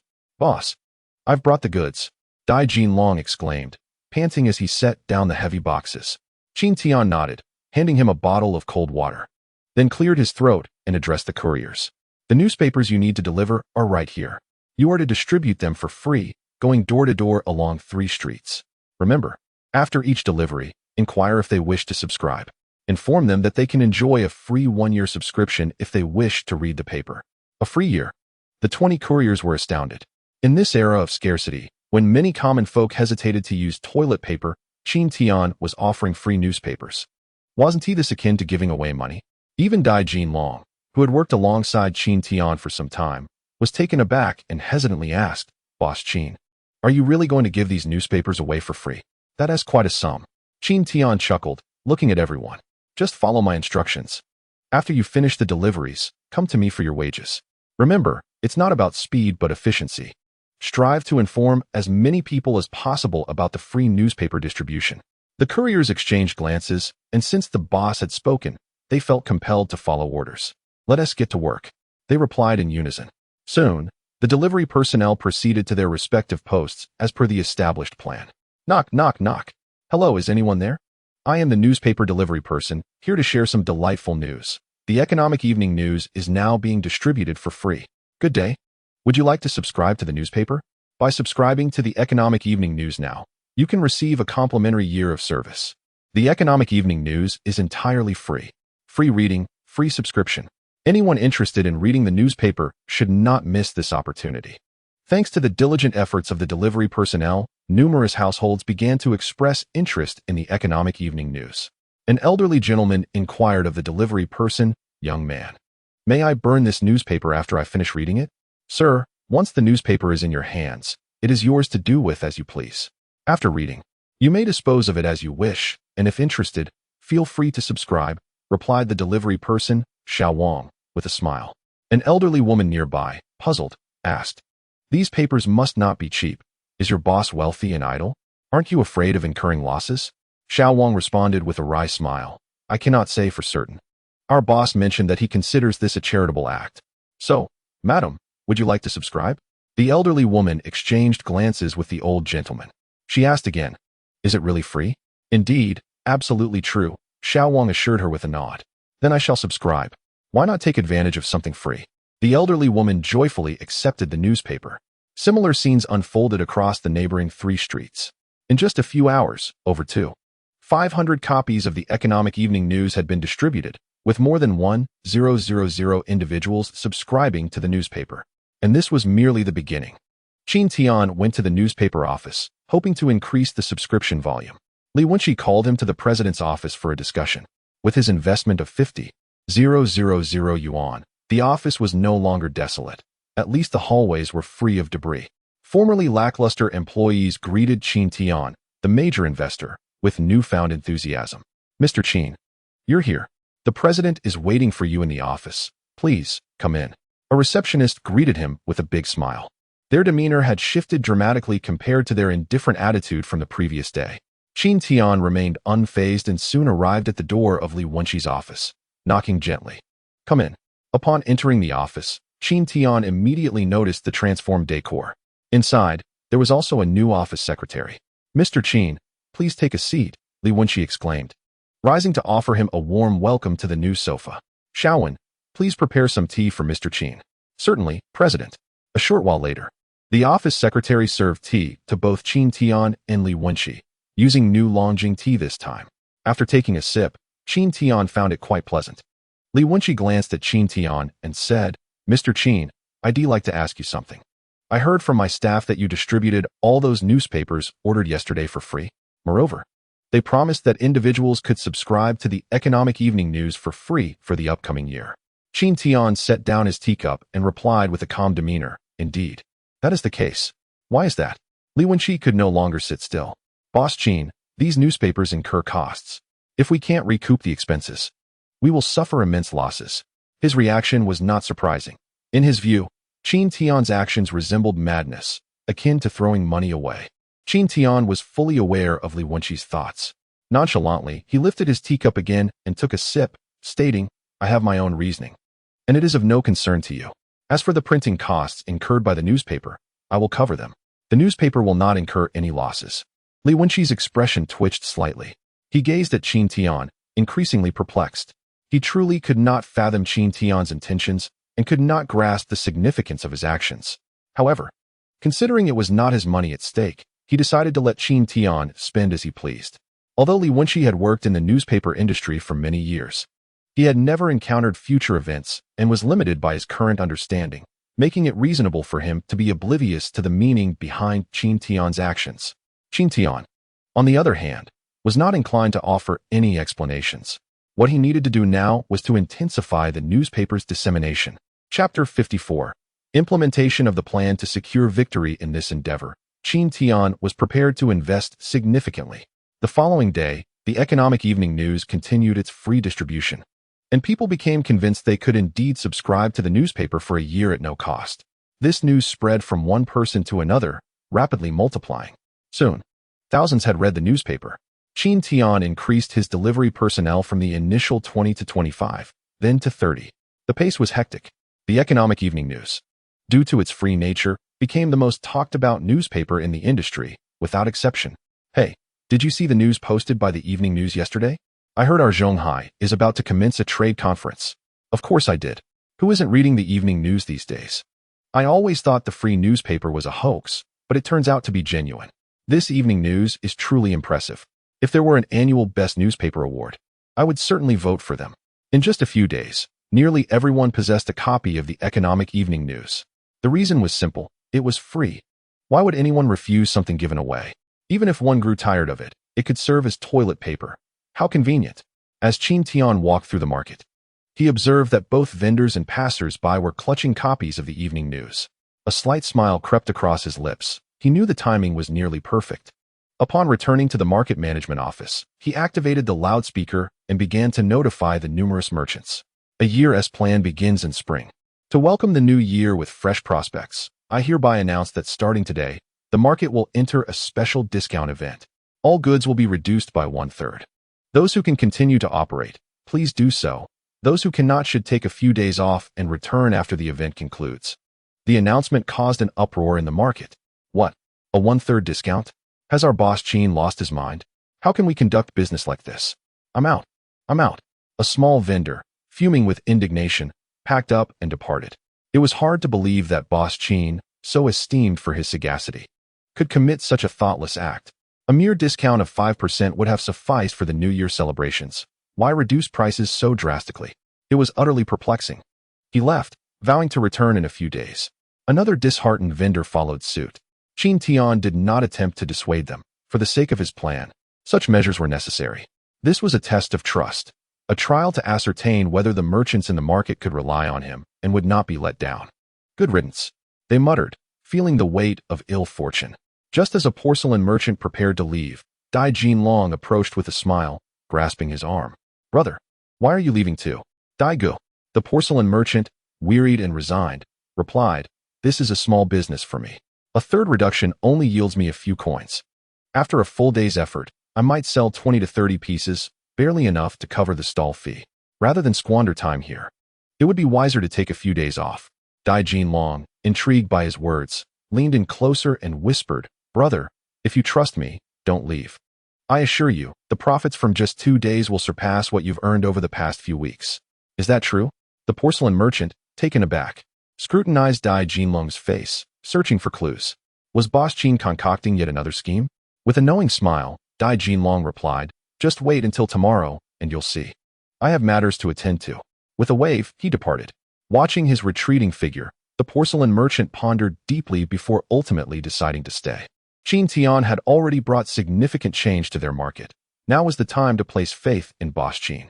Though he felt uneasy, he resolved to take it one step at a time, contemplating that if all else failed, he could always leave the following day. Dai Jinlong, in contrast, brimmed with anticipation for the unfolding plan. He yearned for dawn to arrive swiftly. That evening, Qin Tian retrieved his phone and contacted the local newspaper. The next day, the cover of the Economic Evening News would feature an eye-catching announcement. Jianong Market launches promotional activities for the new year, with prices slashed by 1/3. This advertisement was undoubtedly a sensational bombshell. The evening paper already boasted a readership in the thousands, and the prospect of goods priced a third lower would undoubtedly astonish and delight. In this era, people gravitated towards bargains. Instantly, Jianong Market became a sensation. The influx of customers surged wildly, and by 10 in the morning, the market was bursting at the seams. The porcelain merchant, who had contemplated leaving, swiftly sold out his displayed wares. Even before noon, he found himself compelled to fetch more stock from the warehouse. And in the afternoon, the crowd grew even more astonishing. As I gaze into the vast expanse, I am met with a sea of people. Fortunately, the market had previously been transformed into a crossroad. The former 2 streets could hardly accommodate such a multitude. The stall owners on the market side are fervently selling their wares, as are the snack vendors near the cinema. Lin Mengqing and Li Yunshu, the proprietors with storefronts, are particularly thriving. One item after another is exchanged for crisp banknotes. Even as night falls, the flow of customers remains as robust as ever.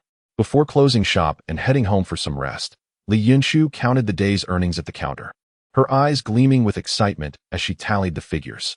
3,002, 3,003, 3,004, 3,005. Wow. Mengqing. We earned over 3,700 yuan in just one day. Am I dreaming? Over 3,700 yuan.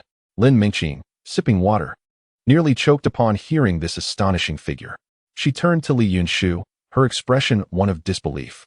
Is that truly possible? Can our shop earn such a sum? Absolutely. Mengqing. We even reduced our prices by a third for sales. If this continues, we'll be striking it rich. Lin Mengqing couldn't help but inhale sharply. Initially, she felt that Qin Tian's decision to lower prices across the board was unwise and had intended to discuss it with him. But now, what was there left to discuss? The profits were simply too extraordinary. Earning a few hundred yuan on a good day was typically considered successful, yet today, they had made a staggering 3,007. Even after deducting costs, they would still pocket over 2,000 in profit. After splitting it with her dear friend, they would each take home 1,000 yuan. It was utterly outrageous. Not only Lin Mengqing's stall, but nearly every vendor at the market reaped profits they had never before imagined. This was all thanks to the promotion by the Economic Evening News. Qin Tian's strategy proved remarkably effective. Chapter 55. Canceling the subscription the following day, the Economic Evening News continued to advertise the market, which remained vibrant with activities. And prices continued to drop by a third. Those vendors who chose not to set up stalls were in a sour mood, initially hoping to witness Qin Tian's downfall. However, upon seeing the stall owners reaping bountiful rewards during the promotion, regret washed over them. Why did they not follow in Qin Tian's footsteps? Why did they doubt him? Why did they refrain from setting up stalls? They yearned to re-enter the market and share in the profits. But their spots had already been allocated to others eager to sell. They would have to wait until the promotional event concluded before returning. Watching others seize the opportunity to amass wealth while they stood idly made them wish to slap themselves in frustration. Next time, they would undoubtedly trust Qin Tian. Following him would lead to prosperity and fortune. This sentiment resonated deeply among all the market proprietors. Furthermore, the Economic Evening News enjoyed a surge in subscribers due to this market phenomenon, gaining hundreds of new subscribers daily, steadily on the rise. As the contractor of the market, Qin Tian's revenue and profits were soaring beyond measure. His initial investments during the planning phase have swiftly paid off in recent days, yielding substantial profits and securing a significant influx of capital. The facts have proven that his strategic approach was indeed sound. This marks merely the first step on his journey towards becoming a billionaire. During the fervent rise of the Jianong market, Su Zhiliang remained oblivious to these developments. He had Zhang Xiaoyuan spend 3 days meticulously refining a fabricated article aimed at discrediting the Qin Tian market. Under Su Zhiliang's directive, this defamatory piece was finally poised for publication in the suburban newspaper, the Suburban Daily. After the daily was released, Su Zhiliang reclined in his executive chair, leisurely taking a puff from his cigar. Xiao Zhang, keep a vigilant eye on the market trends and report any developments immediately. Yes, Zhang Xiaoyuan nodded before leaving the office. As Su Zhiliang gazed out the window, basking in the spring breeze, he mused, Qin Tian, aren't you quite arrogant? This article will surely spell the end for your market. However, Su Zhiliang had overestimated the influence of their daily. On the streets, the Suburban Daily's sales plummeted, with hardly anyone purchasing the latest issue. Firstly, it required payment for a subscription, 1 yuan per copy, a considerable amount in that era. Secondly, the presence of the Economic Evening News overshadowed it. Faced with both options, readers invariably opted for the free evening news. While the daily certainly boasted superior article quality, in that age, few cared about such distinctions. Readers merely sought headlines to stay informed about recent events. Consequently, Zhang Xiaoyuan's piece aimed at tarnishing the Qin Tian market failed to make any impact. Its placement within the newspaper was subpar, unable to compete with the evening news's prominent feature on Jianong market prices dropping by 1/3. The two newspapers were not on the same level of news promotion. Even if someone purchased the daily and read the article disparaging the Qin Tian market, its influence would be limited to bureaucratic entities. With Jianong market thriving and prices so low, it was a boon for the entire populace. What negative information could possibly exist? Anyone daring to publish disparaging remarks about the market was surely driven by jealousy, resorting to deception in an attempt to undermine its reputation. What on earth is this investigative article in the Suburban Daily? Have they even visited the Jianong market? They claim the sanitary conditions are poor. Yet I just bought a plethora of goods there yesterday. Where was the unsanitary environment? The Daily absurdly asserts vendors are charging exorbitant prices. My goodness. Have I been purchasing daily necessities at bargain prices? Or are they merely figments of my imagination? What a nonsensical investigation report. The Daily is utterly unreliable. Every single one of the 10 accusations is false. Do they not fear being sued for defamation by the market owners? What kind of newspaper is this? It shows no respect for the facts. I'm canceling my subscription. Zhang Xiaoyuan had planned to visit the market that very afternoon, but before he could set out, he received a flurry of notifications about numerous cancellations of newspaper subscriptions. This startled him, prompting a hasty return to the office to inform Su Zhilong. Not good, Manager Su. A serious calamity has befallen us. Su Zhilong, who had been leisurely enjoying the scenic view outside, was thoroughly irked by Zhang Xiaoyuan's frantic exclamations and immediately frowned, admonishing. What a commotion! What is the meaning of this panic? Zhang Xiaoyuan, gasping for breath and pale of face, replied, No, Manager Su, something grave has occurred. Su Zhilong, unfazed, retorted, What could possibly be so grave? Speak plainly. Just now, over 200 people have canceled their subscriptions to our suburban newspaper. Zhang Xiaoyuan exclaimed. What did you say? Su Zhilong was taken aback. Such a multitude withdrawing their subscriptions is highly irregular. Why would they cancel? He pressed on. It seems to be related to this, Zhang Xiaoyuan said, handing Su Zhilong the free copy of the Economic Evening News. Upon receiving the paper, Su Zhilong didn't even need to open it. The prominent headline on the cover was quite evident. Jianong Market launches promotional activities for the new year, offering 1/3 off store-wide. Was this an advertisement orchestrated by Qin Tian for the evening news? Su Zhilong pondered, his expression one of confusion. That doesn't make sense. The evening news has no bearing on our paper's subscription cancellations. They lack the clout to threaten our sales, surely. Manager Su, their newspaper is entirely free. Zhang Xiaoyuan replied. Exasperated. Free? Su Zhilong was once again astonished. Has the Economic Evening News gone mad? Are they financially capable of sustaining such a venture? Boss, I've heard it's funded by Qin Tian, enabling them to undertake this initiative. Zhang Xiaoyuan added. Invested by Qin Tian? Su Zhilong's eyes narrowed as a chilling thought crossed his mind.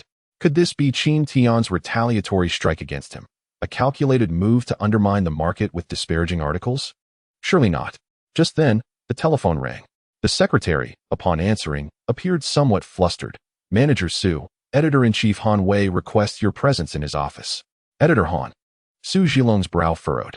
Han Wei, the second-in-command at the newspaper, was only subordinate to the president. Why was he summoning Su at this moment? Xiaozhong. Continue investigating the situation in the market and report back to me with any developments. I shall attend to the Editor-in-Chief. Understood. Su Zhilong proceeded to the Editor-in-Chief's office, knocking gently before entering. Editor Han, you called for me? Chapter 56. The event continues. Han Wei, the editor-in-chief of the suburban newspaper, was a 42-year-old man of considerable repute in the media landscape of Zhonghai City. He had previously served as a military newspaper reporter, but after sustaining injuries while covering conflicts, he transitioned from the front lines to logistics, ultimately being assigned to the suburban newspaper where he had served diligently as an editor for 12 years. Throughout those 12 years, the newspaper had seen 3 changes in presidency. Yet Han Wei remained an unwavering figure, never faltering in his duties. Under his guidance, the Suburban Daily achieved one sales record after another. However, today, the newspaper faced an unprecedented wave of cancellations, the likes of which had not been witnessed in a decade. Nearly 300 subscribers have unexpectedly chosen to unsubscribe from the newspaper, a rather exaggerated and alarming occurrence. Editor-in-Chief Han, have you summoned me? Su Zhilong entered the editor's office and observed Han Wei holding a copy of the free newspaper, Economic Evening News. His expression slightly twitched as he began to grasp the reason for Han Wei's summons. You've arrived, Han Wei remarked, his demeanor composed, devoid of any discernible emotional fluctuation. He set the newspaper down and inquired of Su Zhilong, Have you read the Economic Evening News? Su Zhilong nodded affirmatively. I have. Han Wei continued, "What are your thoughts?" Su Zhilong assessed. "In terms of the quality of the news articles published, they are entirely inferior to our newspaper." "Indeed," Han Wei replied, rising from his seat. His expression icy. "Yet this unremarkable newspaper has managed to eclipse our suburban daily. Can you explain why?" Su Zhilong hastily reassured him, Editor-in-Chief Han. "There is no need for alarm. I have heard they are distributing newspapers for free, which is merely burning through their finances. I doubt they can continue this indefinitely. Before long, they will run out of funds, and no one will subscribe to their publication." "Then what do you make of this article titled Expos on the Corrupt Market?" Han Wei angrily tossed today's unsubscribed notifications for the daily in front of Su Zhilong, demanding an explanation. Of the nearly 300 unsubscribe requests, nearly 70% claim that the articles in the daily contain inaccuracies. They perceive our articles as fabrications lacking authenticity. And this piece originated from your department. Provide me with an explanation." Su Zhilong, visibly anxious, felt his mind racing as he spoke. "Editor-in-Chief Han, it is indeed my fault if the report is unsubstantiated. I will investigate this matter immediately, and if anyone has maliciously defamed us, I will ensure they face severe consequences." Han Wei, maintaining his stern demeanor, retorted, "First, delete this article before discussing anything else. You bear primary responsibility for this unsubscribe incident." Su Zhilong clenched his teeth, realizing he could not evade accountability. He steeled himself and replied, "Understood, Editor-in-Chief Han. I will certainly provide you with a satisfactory resolution." Upon leaving the editor's office, Su Zhilong's fists tightened in fury, his eyes ablaze with anger. Economic Evening News and Qin Tian, just wait. We shall see. At the Jinan market, prices had plummeted by a third over 3 consecutive days. The market bustled with activity, teeming with visitors.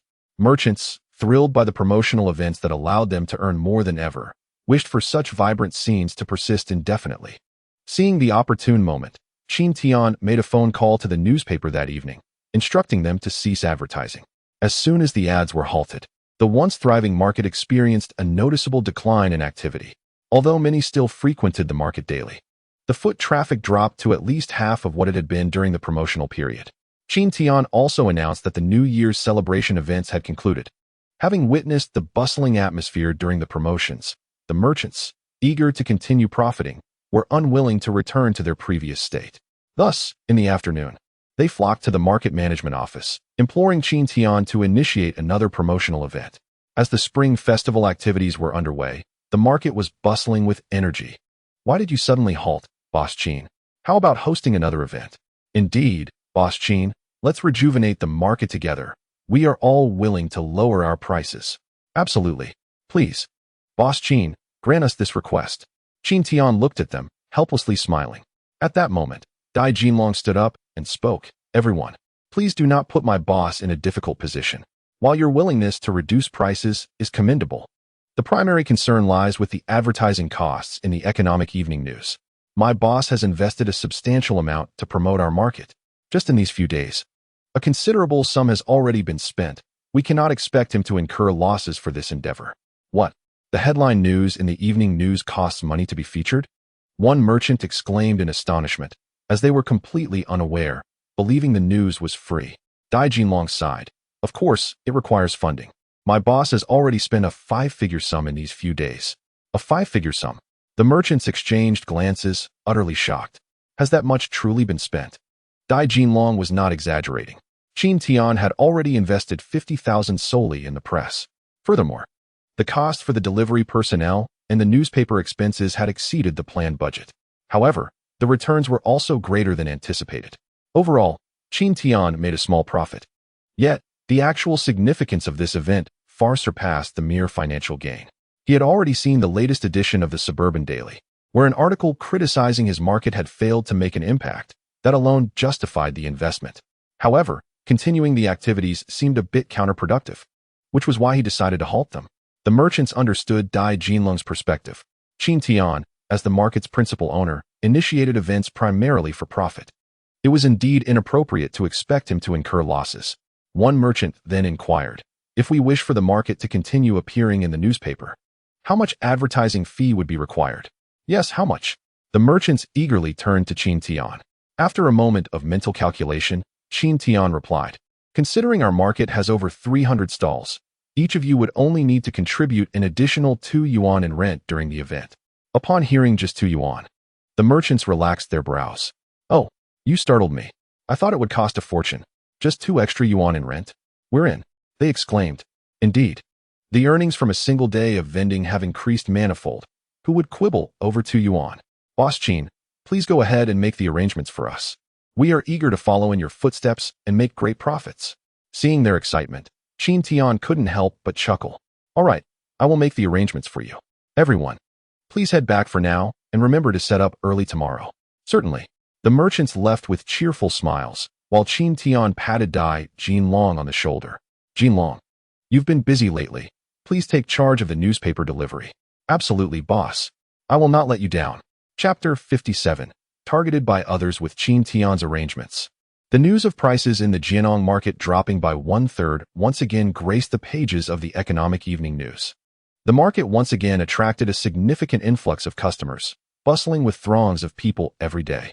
Since the rent increased by 2 yuan, Qin Tian's income has experienced a noticeable rise. Although the revenue collected is a third less than during typical promotional periods, he still manages to earn an additional 1,000 yuan daily. The cost of the Economic Evening News is 30 cents, even with a daily circulation surpassing 10,000. Qin Tian remains profitably afloat. The more people who read the newspaper, the greater the foot traffic to the market. The money earned is more than sufficient to subsidize the free distribution of the newspaper, and any surplus naturally finds its way into Qin Tian's hands.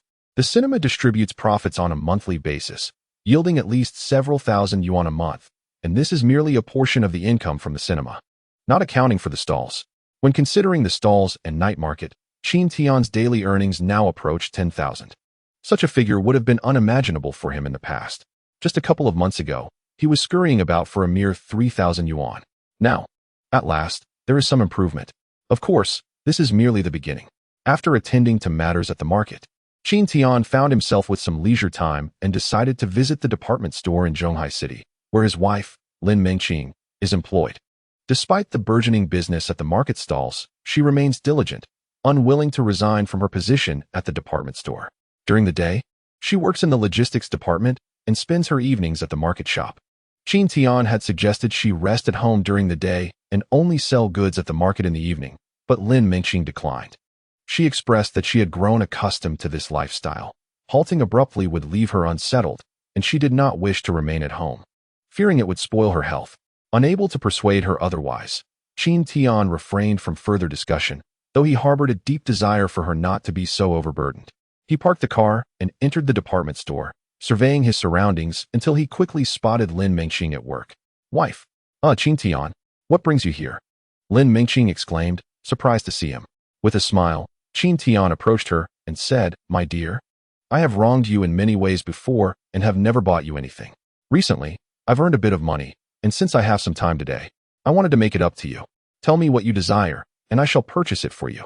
Oh, there is no need to buy anything. Why have you come here to say such things? Although Qin Tian spoke softly, he did not lower his voice, and his words were overheard by nearby employees. Lin Mengqing's colleagues began to tease her. So this is your husband? He treats you so well, coming all the way here to buy you things. Indeed, my man is nothing like yours. He shows no concern for me and has never thought to buy me anything. Enough. I'm getting upset. I don't even have a boyfriend. Hearing their animated discussions, Lin Mengqing's cheeks flushed with embarrassment, and she hurriedly pushed Qin Tian aside, expressing her reluctance. Qin Tian, I don't really have anything I desire. I don't want anything. If you wish to buy something, just get some snacks for Tongtong on the second floor. There is no need to buy something specifically for me. Qin Tian gazed at her, narrowing his eyes slightly with a gentle smile. My dear, I distinctly remember you have things you cherish. Come with me. As he spoke, Qin Tian led his wife to the Seagull watch counter, initially claiming indifference. Lin Mengqing's eyes were immediately captivated upon seeing the array of watches. Qin Tian understood that his wife, unlike many women who favored handbags and jewelry, had a particular fondness for watches. Thus, standing before this display, it became difficult for her to maintain her earlier claims of apathy. She genuinely wished to possess a Seagull watch of her own. In that era, watches were a rarity. Even a modestly priced one would cost hundreds, let alone a Seagull watch. Lin Mengqing had only ever admired these timepieces from a distance, never imagining she could own one. However, circumstances had changed. Although she was unaware of Qin Tian's exact earnings, she knew that he had struck it rich as a market contractor. After years of diligent support, perhaps it was time to reward herself with a watch as a gift from him.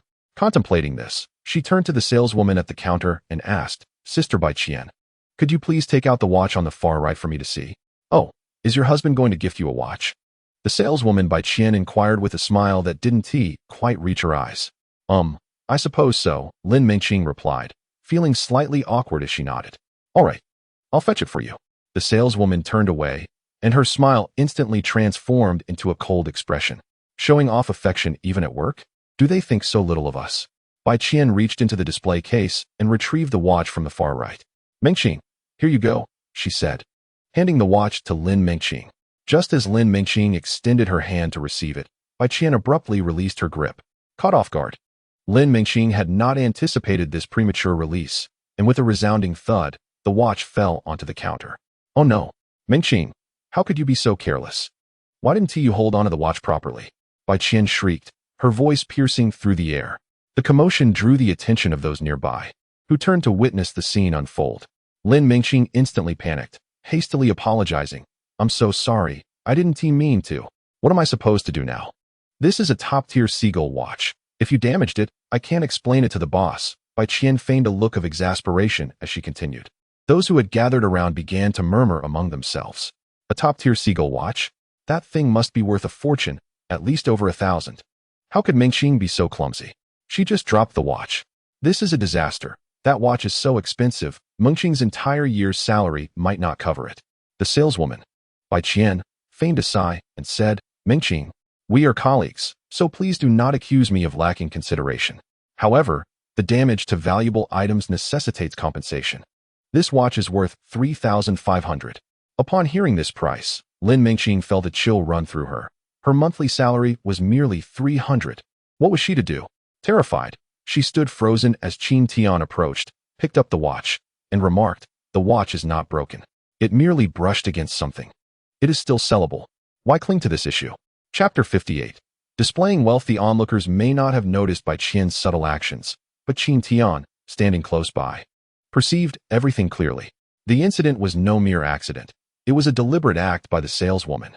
Bai Qian, noticing Qin Tian defending his wife, cast a disdainful glance in his direction and said, "You must be Lin Mengqing's husband, Qin Tian, right? I heard you were just wasting your time at gambling dens. What could a gambler possibly understand? This watch is a luxury item, and even the slightest scratch warrants compensation. The watch's crystal has fallen, but it is designed to withstand shocks and drops. There are no scratches on it," Qin Tian replied, gesturing toward the watch. "If I am not mistaken, the crystal is made of sapphire glass. Unless it is forcefully smashed, it should not sustain any damage from such a minor fall. If there are scratches on it, it can only prove that you are selling a counterfeit." Counterfeit? The crowd erupted in laughter at Qin Tian's words. The department store was a state-owned enterprise, and selling counterfeit goods would result in penalties or even imprisonment. Who would dare sell forgeries?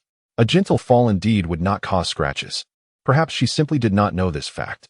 Bai Qian, being a saleswoman in a seagull watch specialty store, should have known better than a mere gambler. Some individuals, eager for entertainment, engaged in various discussions. Bai Qian felt utterly humiliated upon hearing their remarks. She genuinely did not know about the crystal's protective features. However, with no retreat left, she decided to stubbornly hold her ground. "I certainly know the crystal has protective capabilities, but judging by the sound, this watch must have taken quite a fall. Even if there are no visible surface damages, the internal mechanisms must have sustained some shock." "Oh, is that so?"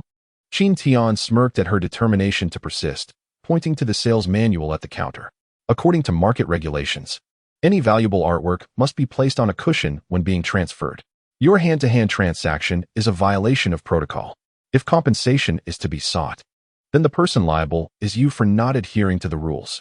Upon hearing Qin Tian's statement, several other employees nodded in realization. Indeed, the manual does contain such a regulation. Bai Qian had not followed the prescribed procedure. Did this not mean she would have to bear the cost? Her face paled. Having worked there for a long time without incident, she had completely forgotten this rule. Upon reflection, it appears that what Qin Tian asserted holds a grain of truth. If one were to scrutinize the matter, she is, in fact, the more responsible party. Wouldn't that be akin to lifting a stone only to strike one's own foot? As the crowd buzzed with speculation, the assistant manager of the department store approached them, inquiring about the commotion and why everyone was gathered instead of attending to their duties. The moment Bai Qian spotted the assistant manager, she felt as if a savior had arrived. She hurried over and proclaimed, "Manager Qian, you're just in time. Earlier, I handed a watch to Lin Mengqing, but she fumbled and dropped it. Now she suspects there's an issue with the watch and insists on compensation, which she refuses to provide, even inciting her husband to create a scene." Bai Qian, the accuser, shifted all blame onto Lin Mengqing. Is such a thing possible? The assistant manager glanced at Lin Mengqing, then at Qin Tian, a flicker of jealousy gleaming in his eyes. "Lin Mengqing, what is the meaning of this?" "Manager Qian, please allow me to explain." Lin Mengqing attempted to interject, but the assistant manager swiftly interrupted her.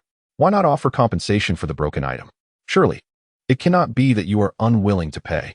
Initially, you held yourself in such high regard, so why are you now hesitating to compensate for a mere watch?" The assistant manager mockingly chuckled. "Could it be that your family is impoverished and cannot afford it?" With a feigned air of superiority, he disdainfully continued, "You too are an employee of this department store. We are all acquainted here. I shall not make things difficult for you. Simply bow your head, apologize to Bai Qian, and admit that you are unworthy of such a watch, and we shall consider the matter closed." His words ignited hushed discussions among the onlookers. Longtime employees of the department store were well aware that assistant manager Qian Yuhai had once pursued Lin Mengqing, who harbored no affection for him and ultimately chose to marry Qin Tian. They couldn't help but speculate that had Lin Mengqing chosen Qian Yuhai instead, she might not find herself in such an embarrassing predicament now. Lin Mengqing bit her lip, contemplating how, had this occurred before her marriage, she would have fiercely confronted Qian Yuhai over such humiliation.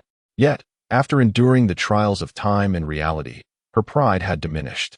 She pondered that if she were to bow her head now, though it would be a source of great shame, it could save her family a substantial sum. Perhaps it would be best to concede. An apology was not a grave matter. Qin Tian, having overheard the murmurs of the crowd, noticed the turmoil on his wife's face and understood her thoughts. He approached her, taking her hand firmly. "My dear, you did not choose wrongly in selecting me." Turning his gaze to Qian Yuhai, he stated indifferently, "It is merely a watch, which I shall purchase. Furthermore, I intend to treat everyone in the office to a round of Huaji warm tea as a gesture of gratitude for their care of my wife over the years." Huaji warm tea. The crowd exchanged astonished glances, their excitement palpable. This drink, unique to Zhonghai City, is crafted from camellia flowers, brewed into a warm beverage that is rich in flavor and soothing to the stomach, making it a winter favorite for many. However, it is not inexpensive, costing more than cola. A cup of warm flower juice tea costs 2 yuan, and with their monthly wages only amounting to 200 or 300, they cannot indulge frequently and can only enjoy it on rare occasions. However, Qin Tian declared that he would treat everyone to tea, and how could they not be pleased? "Mr. Qin, are you truly inviting us for tea?" one employee inquired tentatively. It is important to note that the department store employs hundreds, and Qin Tian's generosity would undoubtedly require a significant sum. "Of course, I will treat you all. If you wish for tea, gather at the market's rest area shortly. I have arranged for a stall to be brought over," Qin Tian asserted confidently. He was not boasting. A familiar vendor at the market was selling warm flower juice tea. He took out his phone and contacted Dai Jinlong to borrow the flower juice tea stall with a cart. Then, he retrieved his wallet, unfastened the chain, revealing a thick stack of cash, and approached the saleswoman, Bai Qian, saying, "How much for this watch? I shall purchase it now." Upon witnessing Qin Tian's display of financial prowess, the onlookers were astonished. "My goodness, how does he possess so much money? That thick bundle, could it be over 10,000? Oh, how enviable. When will my husband have such wealth in his wallet? Mengqing, you are truly fortunate. I too wish for such a generous husband." Chapter 59. Inviting the general manager Qian Yuhai, observing the crowd's flattery towards Qin Tian, felt a shadow darken his previously arrogant countenance. "Silence. Look at your pathetic selves. Have you never tasted warm flower juice tea?" He glared at Qin Tian, his icy gaze fixed on the wallet in Qin Tian's hand. "You little brat. Are you trying to play the big shot on my turf?" Qin Tian feigned innocence, replying, "What do you mean, Manager Qian? I merely came to buy a watch. Did you not mention compensation? Very well, I will give you the money. Sell me this damaged watch that requires compensation. You still dare to ask for the watch?" Qian Yuhai's eyes widened as he turned to Bai Qian, instructing, "Put that watch away. Do not sell it to him." "Not selling?" Bai Qian was taken aback by Qian Yuhai's command. The watch had merely fallen. Who could ascertain if it was damaged inside? If they did not seize the opportunity to sell, why keep it? Qin Tian, if Manager Qian says not to sell, let us avoid further trouble and leave. Lin Mengqing softly urged, pulling on Qin Tian's hand. Qian Yuhai, however, sneered derisively. "Yes, hurry up and get lost. You are not welcome here." Qin Tian frowned coldly. He could not tolerate being insulted, especially by someone who had disrespected his wife. "Very well, dear, let us not purchase this one. Instead, we shall choose another watch. Saleswoman, please bring out the one on the far right for us to examine." Bai Qian was momentarily stunned by Qin Tian's request, as was Lin Mengqing. Meanwhile, Qian Yuhai glared at Qin Tian in fury. "You little brat, are you deaf? Get out. This one is not for sale either." Unfazed, Qin Tian continued to point at another watch, teasingly stating, "Not for sale either? Then let us select that one. Are you looking for trouble? You truly cannot comprehend human speech." Qian Yuhai could no longer contain himself. He raised his head defiantly and confronted Qin Tian, his fury palpable, suggesting he was on the verge of physical confrontation. However, Qin Tian merely smiled, responding with an air of calmness. "Manager Qian, if you refuse to sell this and that, how do you expect to generate profit for the department store? If this matter reaches the regulatory authorities and they decide to file a complaint against you, what will you do then?" Qian Yuhai's face twitched slightly. Indeed, should this issue escalate to higher management, he would find it difficult to justify his actions. If someone were to accuse him of maliciously targeting merchants, he would be left with no choice but to write a self-reflective report. Yet, at this juncture, retreat was not an option for Qian Yuhai. To back down now would result in a loss of face, a humiliation he could not bear. "I may disregard others, but I will not tolerate your provocations in the department store. I find you quite displeasing. I shall not sell to you." Qian Yuhai made his intentions clear. He was deliberately antagonizing Qin Tian. He was already contemplating that even if Qin Tian were to file a complaint later, he could simply write a report expressing his frustration. With his connections, he believed he could suppress any fallout from this incident. In the department store, aside from the general manager and the chairman, he considered himself the ultimate authority. Just a pathetic gambler. What does wealth matter? Qin Tian narrowed his eyes slightly, regarding Qian Yuhai with a smile. "What do I have to fear? You? What qualifications do you possess to instill fear in me? How laughable." Qian Yuhai, emboldened by his position, dismissed Qin Tian entirely. "Well then, please hold on for a moment." After observing him for a moment, Qin Tian let out a resigned sigh, turned to Lin Mengqing, and smiled. "My dear, please choose a watch that you like. I will be with you shortly." He stepped aside, took out his phone, and dialed a number for Director Lin Zhangwo at the street office.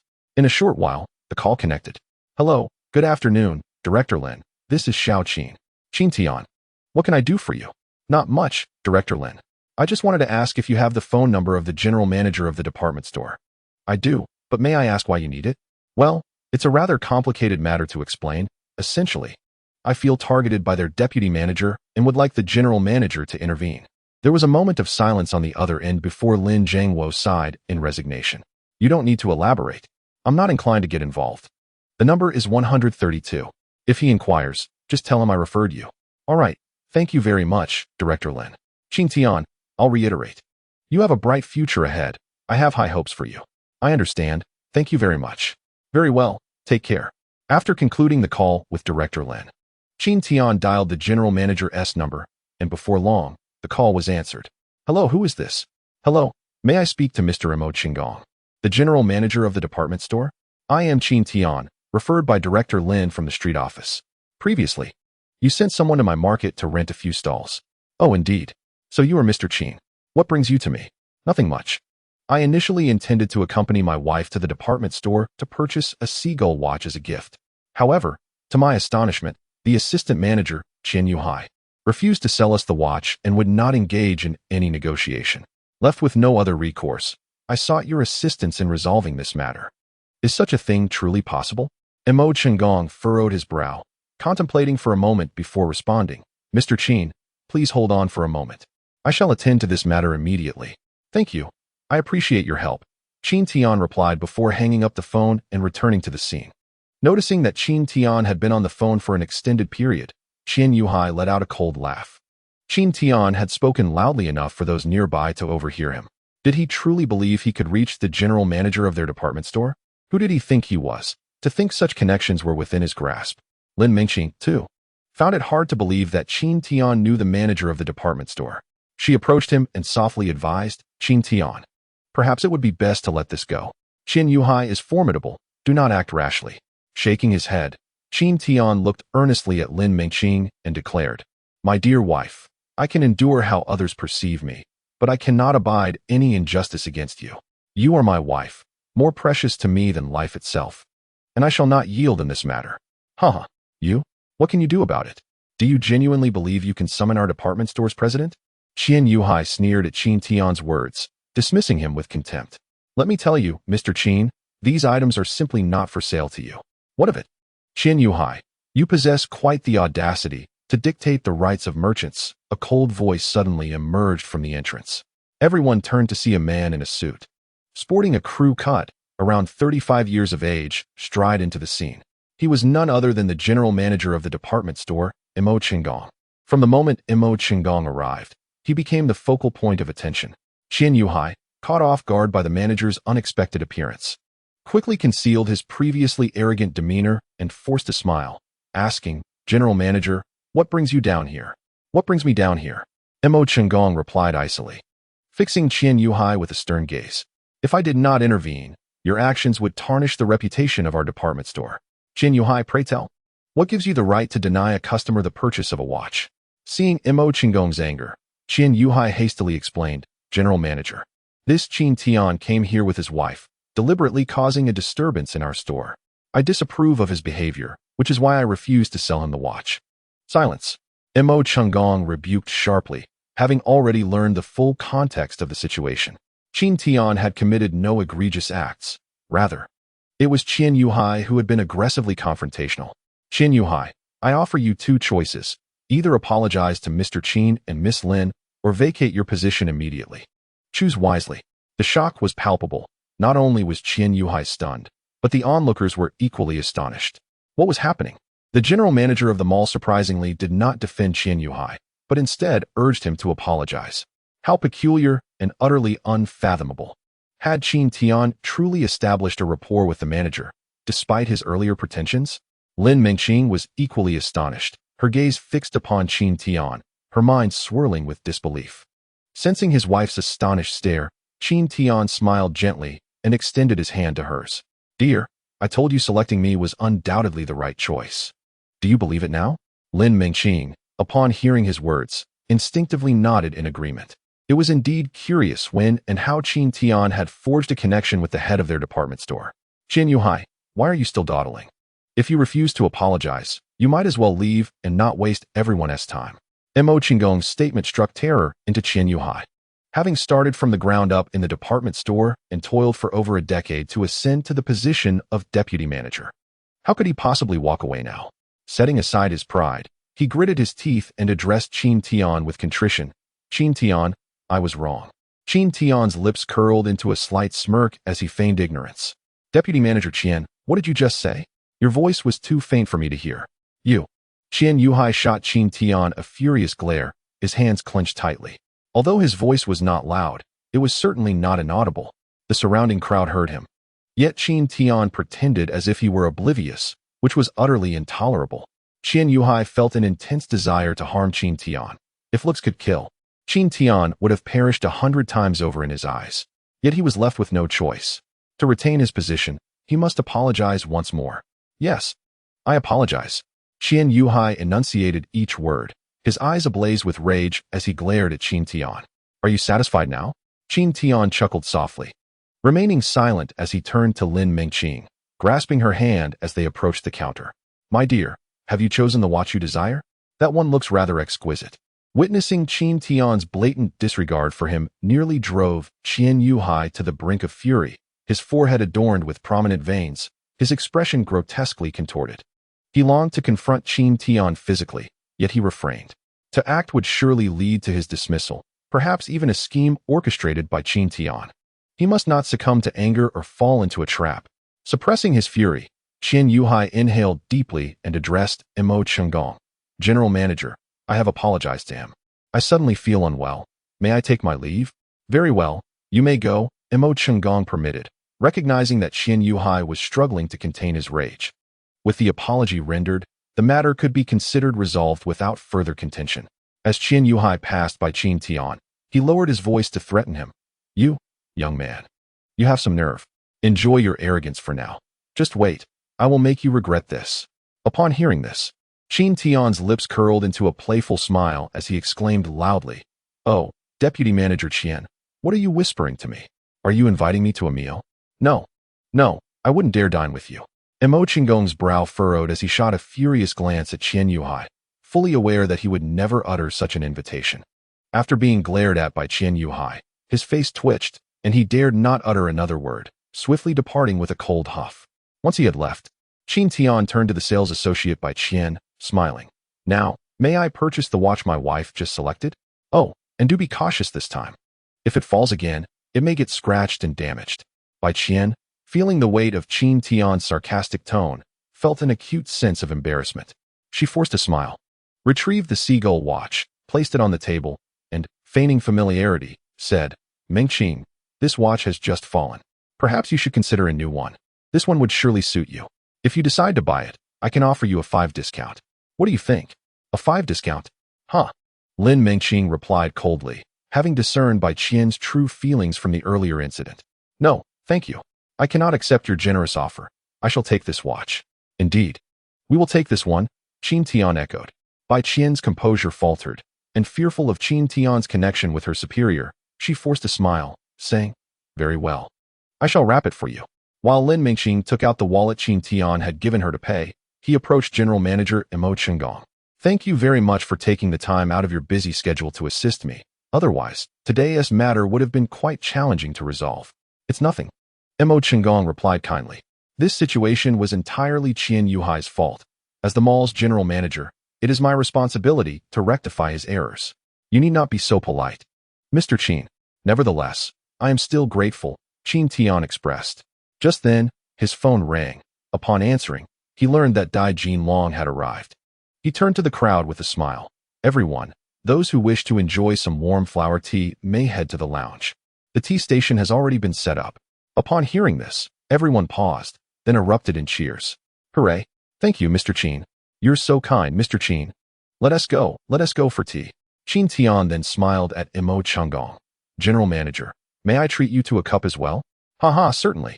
Mo Chengong replied, and together they made their way to the lounge, which soon became crowded with people. Bai Qian followed behind, intending to grab a cup of tea for herself. However, after waiting in line for several minutes, upon seeing her, Dai Jinlong's enthusiasm instantly vanished. I'm sorry, but there's no tea for you here. Chapter 61. The headache of Su Laodao. Upon hearing Dai Jinlong's words, Bai Qian was momentarily stunned. She stared at the remaining cups of warm flower tea at the stand, indignantly questioning. There are clearly so many cups left. Why can others have some, but I cannot? I am also an employee of this department store. Dai Jinlong shrugged, his demeanor indifferent. No tea for you means no tea for you. There's no need for explanations. Please step aside and don't block those behind you. At that moment, Qin Tian, who was conversing with Manager Mo about market business, overheard the commotion and approached with a cup of tea. Dai Jinlong, what kind of service is this? It's just a cup of tea. Miss Bai Qian has waited in line for so long. Why deny her? Give it to her.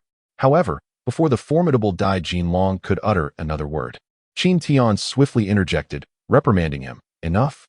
With no other recourse, Dai Jinlong complied with Qin Tian's directive and poured a fresh cup of steaming beverage. Qin Tian accepted the cup of floral warmth, approaching Bai Qian with an expression of sincere apology. I beg your pardon, Miss Bai. My subordinate lacks decorum. Please do not take offense. Humph.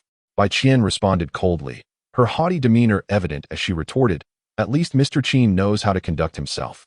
You ought to educate your subordinates on manners, for they are truly uncouth. As she reached out to receive the warm drink that Qin Tian offered, he unexpectedly loosened his grip. With a splat, the beverage cascaded to the ground, its contents spilling everywhere. Ah! Bai Qian exclaimed, feeling the scalding liquid burn her foot. Hastily crouching down while clutching her injured appendage, her voice piercing, What are you doing? Oh dear. Miss Bai, how clumsy of you. I hope you weren't burned. Qin Tian feigned concern, motioning to assist her, only to halt midway. A glacial expression crossed his face, and he sneered, "Indeed.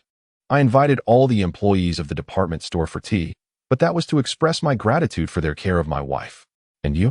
What do you amount to, that you dare to partake in the tea meant for my guests?" Bai Qian's eyes narrowed, ready to unleash a torrent of vitriol. But Qin Tian interrupted her, leaning closer and whispering, "Even you, Hai, who supports you, pales in comparison to me. Apologize. If I were in your position, I would have scurried away with my tail between my legs. Look around. See how others perceive you. How shameful." Bai Qian's eyes widened as she glanced at the onlookers. And indeed, she found them casting derisive glances in her direction. The employees pointed and murmured amongst themselves. Though she could not discern their exact words, she sensed their disdain and mockery directed at her. Just as she felt utterly helpless, Lin Mengqing approached. She helped Bai Qian to her feet, offering her a tissue. Once upright, Bai Qian glared at Lin Mengqing, her eyes brimming with jealousy and resentment. With a cold huff, she tossed the tissue aside and departed without a backward glance. Qin Tian joined Lin Mengqing, remarking, "Do not waste your sympathy on her. Some individuals are not worthy of your compassion." Lin Mengqing managed a faint smile, letting out a resigned sigh. Later that evening, after work, Qin Tian drove Lin Mengqing home. In the car, she glanced at the seagull watch adorning her wrist, her heart swelling with joy, yet she gently conveyed, "Qin Tian, your generosity in buying me a watch and standing up for me today truly moves me. However, please refrain from such extravagant gestures in the future. It is quite costly. I simply wish to lead a modest and ordinary life, devoid of excessive scrutiny." As Qin Tian drove, a soft chuckle escaped him upon hearing her words. He nodded, responding, "Of course, my dear wife, I shall heed your wishes. I will strive to provide a humble life for you and Tongtong." Hearing Qin Tian's intent to compensate her, Lin Mengqing felt both a sense of helplessness and gratitude. She did not resent his desire to make amends for her and their daughter. His inclination to compensate signified his sense of responsibility. Accepting his compensation was, in essence, her greatest act of redemption. Upon returning home, Qin Tian brought back an assortment of snacks purchased from the department store for Tongtong. The sight of such a delightful array of treats filled Tongtong with immense joy. The family gathered around the dinner table, enjoying a lively meal before retiring early for the night. While Qin Tian leisurely enjoyed his days at home, Su Zhilong was experiencing considerable distress. The suburban newspaper had once again been inundated with a wave of cancellations, with nearly 400 individuals unsubscribing from the daily within a single day. The newspaper had declared a state of crisis. As the instigator of this debacle, Su Zhilong was summoned to the office of Editor-in-Chief Han Wei. "Su Zhilong, what on earth is happening?" Han Wei exclaimed. "While it was one thing to fabricate news last time, what kind of reporting is this? You previously criticized the economic evening news for their inferior quality, yet now look at what you have produced. You have 1 month to surpass the economic evening news and turn this situation around, or you will be dismissed immediately." With a loud bang, Su Zhilong exited the editor's office, his face darkened by the reprimand. Upon returning to his own office, he was filled with confusion. He had no idea where Qin Tian had acquired such substantial funds, enabling the economic evening news to persistently distribute free newspapers. Furthermore, the quality of their publications had been gradually improving. The suburban daily had lost its edge in articles just days prior, falling completely behind the economic evening news. This situation could not continue. With Qin Tian backed by the market, if he continued to invest such large sums into the newspaper, providing free deliveries, Su Zhilong would be unable to handle it alone. Currently, Su Zhilong saw only one avenue available. He too must invest money into the newspaper. However, despite being the third in command at the paper, he lacked the spare funds to invest. Thus, he considered reaching out to Lu Bin. That evening, Su Zhilong called Lu Bin, requesting him to visit his office the following day. Early the next morning, Lu Bin arrived in his private car, bringing with him 2 bottles of fine brandy, and knocked on Su Zhilong's office door. "Please come in. Boss Su, it's good to see you again. I brought 2 bottles of excellent liquor for us brothers to enjoy together." Su Zhilong, however, was not in a jovial mood. He held his forehead and gestured with his hand. "Brother, please take a seat. We can discuss the drinking later." Lu Bin, slightly taken aback, observed Su Zhilong's furrowed brow and inquired, "Boss, what's wrong? Why the long face?" Su Zhilong retrieved a copy of the evening economy newspaper and placed it on the desk before Lu Bin. Take a look at this newspaper. The Economic Evening News. Lu Bin was not particularly interested in the news industry and typically did not read newspapers. Curiously, he took the paper and, upon his first glance, was struck by the large headline emblazoned on the cover. Good news. The Jiannong market continues its promotions. Today, prices across the board have decreased by 1/3. What is going on? Why is there an advertisement for the Jiannong market printed in this newspaper? Lu Bin exclaimed in astonishment. Chapter 62. Machinations. Su Zhilong let out a deep sigh, stating, "This is a newspaper that Qin Tian has paid to have published by the Economic Evening News.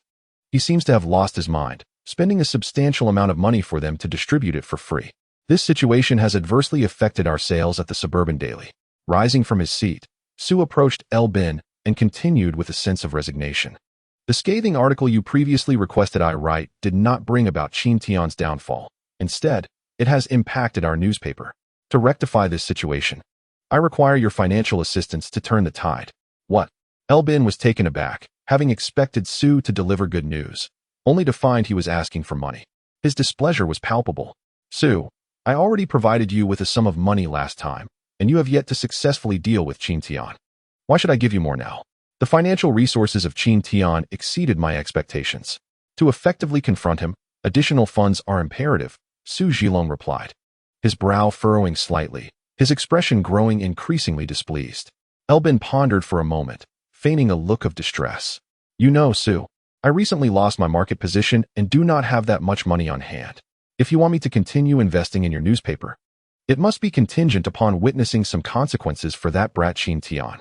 Otherwise, I cannot justify giving you more." El Bin's meaning was unmistakable. He was willing to invest further, but demanded tangible results for his previous contributions before he would consider additional funding. Su Zhilong, a seasoned player in the market, understood El Bin's implication. He frowned and coldly retorted, "You claim to be out of funds? I have heard you made quite a sum in the market. Can you truly not produce 50 or 60,000?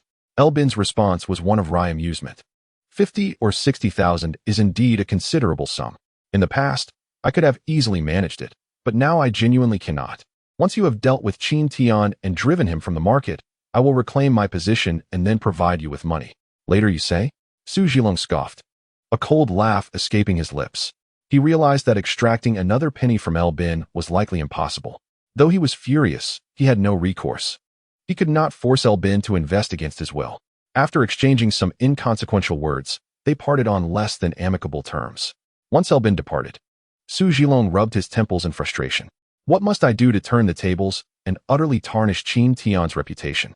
As he pondered, his gaze fell upon He Yume, who was outside the newspaper office, organizing work documents. "Her?" Su thought for a moment, a glimmer of mischief lighting up his eyes. "You were the one who meddled, so do not blame me for being ruthless." Su Zhilong devised a particularly vicious plan. He aimed to bring both Qin Tian and He Yume to ruin. "He Yume, come to my office," he commanded as he stepped outside. He Yume paused at the sound of her name being called, momentarily stunned, wondering if she had misheard. "Manager Su, did you call for me?" "Of course it is you. There is something I wish to discuss with you thoroughly. Please come in." He Yume gazed at Su Zhilong, feeling a tinge of fear. After a moment of hesitation, she ultimately chose to step into the office. Su Zhilong settled back into his executive chair and said to He Yume, "Please take a seat. The kettle contains tea. Feel free to pour yourself a cup if you wish." All right." He Yume poured herself a cup of tea to steady her nerves. After a brief pause, Su Zhilong spoke slowly. "Xiao He, do you wish to be formally employed by our newspaper?" He Yume was taken aback, then filled with excitement. "Manager Su, am I truly able to become a full-time employee?" "Indeed, you can. However, before your formal employment, I require your assistance with a matter," Su Zhilong replied. He Yume, curious, inquired, "What do you need my help with, Manager Su?" "I have encountered some discord with Mr. Qin Tian of the Jiannong market due to certain issues. I wish to resolve this conflict and extend an olive branch. I need you to speak with him regarding this matter." Su Zhilong, toying with his cigar, smiled at He Yume. "Extend an olive branch?" He Yume felt perplexed, as Manager Su was not known for being one to easily let matters go. His desire for reconciliation with Qin Tian struck her as rather peculiar. Su Zhilong continued, "Xiao He, if you can arrange a meeting with him, upon successful resolution, I will not only confirm your employment, but also promote you to the editorial department where you can write articles to your heart's content." Your work could even be featured in our suburban daily news section. Upon hearing this, Hiyome's eyes sparkled with excitement. The prospect of joining the editorial team and having her articles published in the newspaper was exhilarating. Without further contemplation, she replied, "Understood, Manager Su. I will convey your intentions to Mr. Qin and contact him promptly to facilitate a reconciliation. There's no rush," Su Zhulong said as he retrieved a business card from his drawer, handing it to Hiyume. "Please invite him to meet here tomorrow. Min Yuan Jolly Guest House." Hiyume glanced at the card, puzzled as to why Su Zhulong chose a guest house as the meeting location. It is conveniently located near the market. Given that this is a reconciliation, we certainly wouldn't want Mr. Qin to exert himself unduly. Su Zhulong fabricated a reason, though his intentions were far more sinister. That evening, Su Zhulong prepared the designated room with hidden cameras. He added an unidentified substance to the tea, surveying the surroundings with a slight smirk, a wicked grin forming on his lips. "Qin Tian, tomorrow you shall find yourself ensnared in your own downfall. Prepare to lose your reputation." He chuckled darkly. The next day, Hiyume visited the market management office, relaying Su Zhulong's proposal for reconciliation to Qin Tian.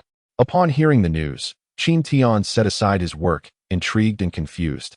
"You mean the Su Zhulong who previously instructed you to write disparaging articles about my market wishes to reconcile?" "Indeed, Mr. Qin," Hiyume replied. "Manager Su has expressed that he was previously misled and failed to discern the truth, which led him to pen disparaging articles about your market. He acknowledges his mistake and wishes to formally apologize to you. Is that so?" Qin Tian narrowed his eyes slightly, harboring skepticism towards Hiyume's words. It was not that he believed she was being deceitful. Rather, he found it hard to accept that Su Zhulong, a journalist from the suburban newspaper, was of a temperament that would lead him to admit faults so readily. Chapter 63. Malicious intent. Anyone who has spent time at a newspaper possesses a certain pride. And considering the previous incident where Su Zhulong had intentionally targeted him, it seemed implausible that he would choose to humble himself and apologize.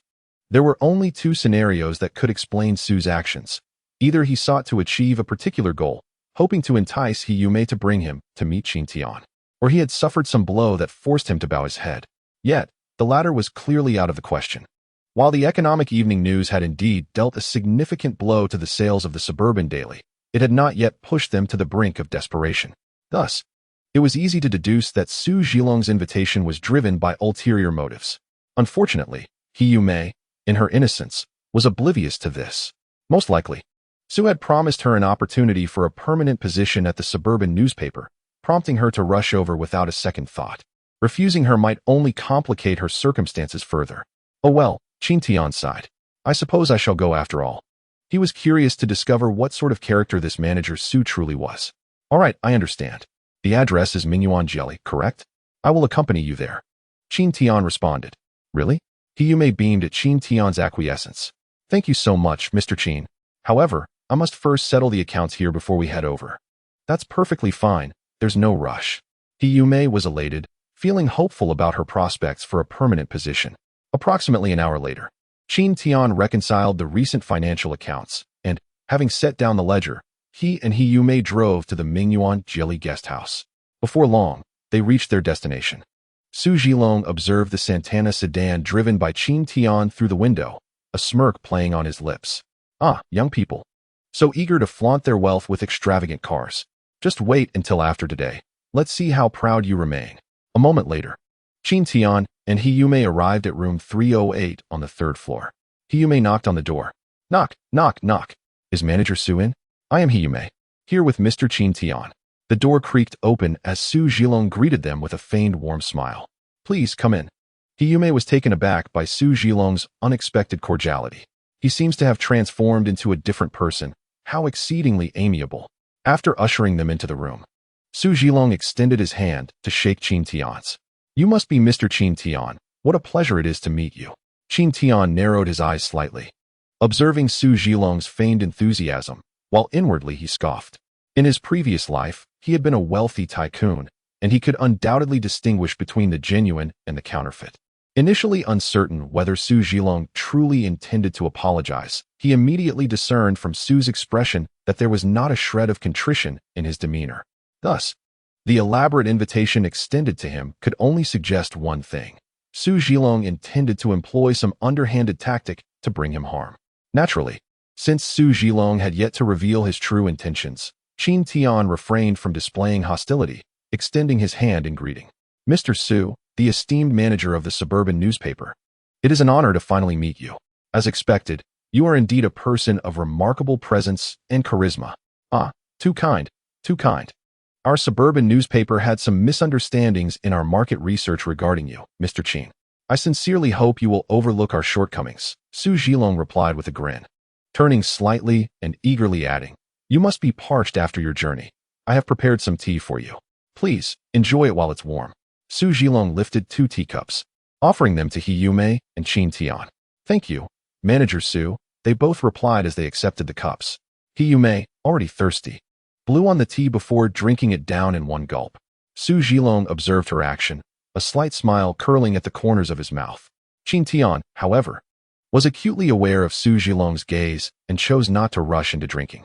Instead, he stepped aside, placing the teacup down, and retrieved a fine cigar from his pocket.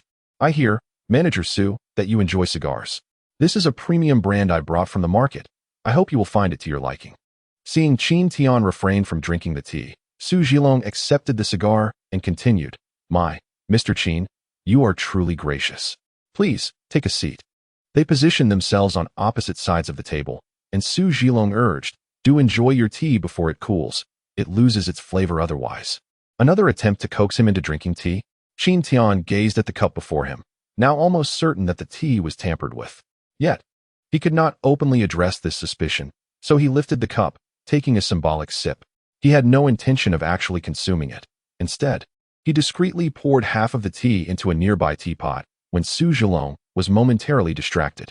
His movements were subtle, skillfully obscured from Su's view, ensuring that his actions went unnoticed.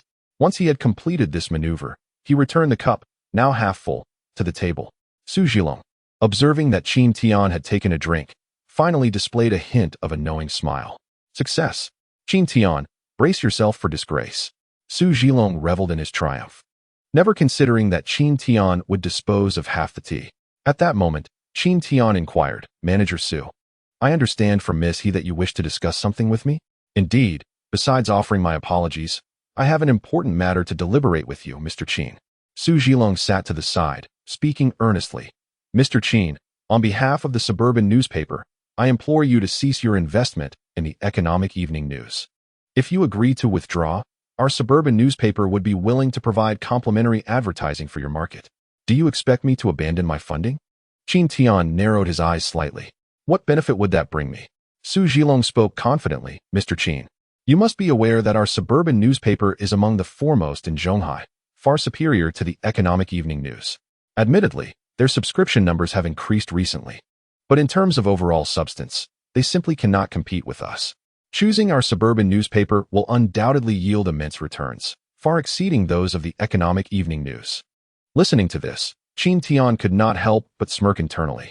His investment in the economic evening news was not merely for the advertising revenue.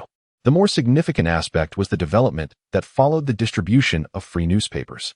He replied indifferently, I accept your apology, but as for changing my investment, that is unnecessary.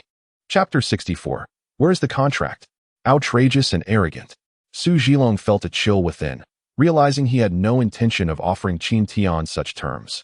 He had merely spoken offhandedly to placate him. Who would have thought Qin Tian would be so prideful as to reject such an offer? Did he truly believe that a mere economic evening news could rival the suburban newspaper? How unappreciative. Suppressing his thoughts, Su Zhilong forced a smile and said, Mr. Qin, please do not be hasty in your refusal. Allow me to fetch the contract for you to review. Once you see it, you will surely be swayed. He fabricated an excuse to leave the room, deliberately locking the door behind him. Inside, He Yume and Qin Tian remained oblivious to his machinations. An hour passed, yet Su Zhilong had not returned. Qin Tian's brow furrowed, sensing that something was amiss. Su Zhilong must be scheming something. At that moment, He Yume, who had just consumed a cup of tea, felt an unbearable heat radiating through her body. A wave of fervor surged within her. So hot, He Yume murmured, panting slightly. She lowered her gaze to her body, perplexed. It was midwinter, and despite the heating indoors, it should not be this warm. What was happening to her? Ugh, so hot. So uncomfortable. she finally exclaimed, unable to contain herself any longer. Hearing her distressed voice from across the room, Qin Tian hurried over to inquire, "Miss He, what is wrong?" Upon approaching, he was taken aback. Hiyume's blouse was half unbuttoned, revealing a glimpse of her delicate lingerie. One must not gaze upon such sights. Qin Tian hastily turned his head away, frowning as he asked, "Miss He, what has happened to you?" "Hot, I'm so hot." Unexpectedly, Hiyume did not respond, but instead advanced towards Qin Tian, wrapping her arms around his waist and pressing her entire form against him. So hot, truly so hot. Qin Tian could sense that Hiyume was ablaze with embarrassment, her entire body radiating heat. Gripped tightly by her, he felt quite awkward and attempted to push her away, only to find her hold surprisingly firm, rendering him unable to escape. Helpless, he caught sight of the empty water cup on the table that Hiyume had drained, and suddenly realized the cause of her distress. It had to be Su Zhilong's doing. How dare he administer such a substance in the tea? His intentions were utterly nefarious. Furrowing his brow in concern, Qin Tian deduced that the room was likely riddled with hidden cameras. Should he dare to take advantage of the situation and harm Hiyume, he would undoubtedly plunge into an abyss from which there would be no return. This could not continue. Taking a deep breath, he forcefully withdrew his hand from her embrace. Reaching for his phone from his pocket to call for an ambulance, he discovered, to his dismay, that it had no signal. It was evident that Su Zhilong had orchestrated this as well, blocking the mobile signals in the room. Approaching the door, he attempted to open it, only to find it securely locked. At that moment, Hiyume was overwhelmed by discomfort. Her face flushed as she began to tug at her clothing. Startled, Qin Tian's mind raced, and he suddenly formulated a plan. Seizing Hiyume, he led her to the bathroom just as she was about to unfasten her garments. In the shower, he turned on the cold water, pressing her under the stream. The sudden chill elicited sharp cries from her. "Cold! So cold! Stop it! Help! Help!" The bathroom echoed with her anguished pleas, and though Qin Tian felt a pang of sympathy, he knew this was the only way to calm her, preventing her from losing her composure. For a good 10 minutes, Hiyume was doused in cold water until the effects of the drug subsided, after which Qin Tian guided her out of the bathroom. Sitting on the bed, wrapped in a towel and looking like a drenched rat, Hiyume appeared utterly dejected, her eyes swollen from tears, as if she had endured immense suffering. Qin Tian prepared a cup of hot water and handed it to her, saying, "Drink this. It's safe." As she lifted her weary face to meet his gaze, she could no longer contain her emotions and tearfully expressed her gratitude. "Thank you so much, Mr. Qin. If it weren't for you, had it been someone else, I might." Qin Tian sighed, his expression growing cold with anger. Su Zhilong, who had started from the bottom, had become accustomed to such vile deeds. This was certainly not his first offense, nor would it likely be his last. "Miss He, you must now see Su Zhilong for who he truly is." Upon hearing his name, Hiyume's pale face reflected profound anguish. "I trusted him so much, yet he has endangered me. I no longer want to stay at the suburban newspaper.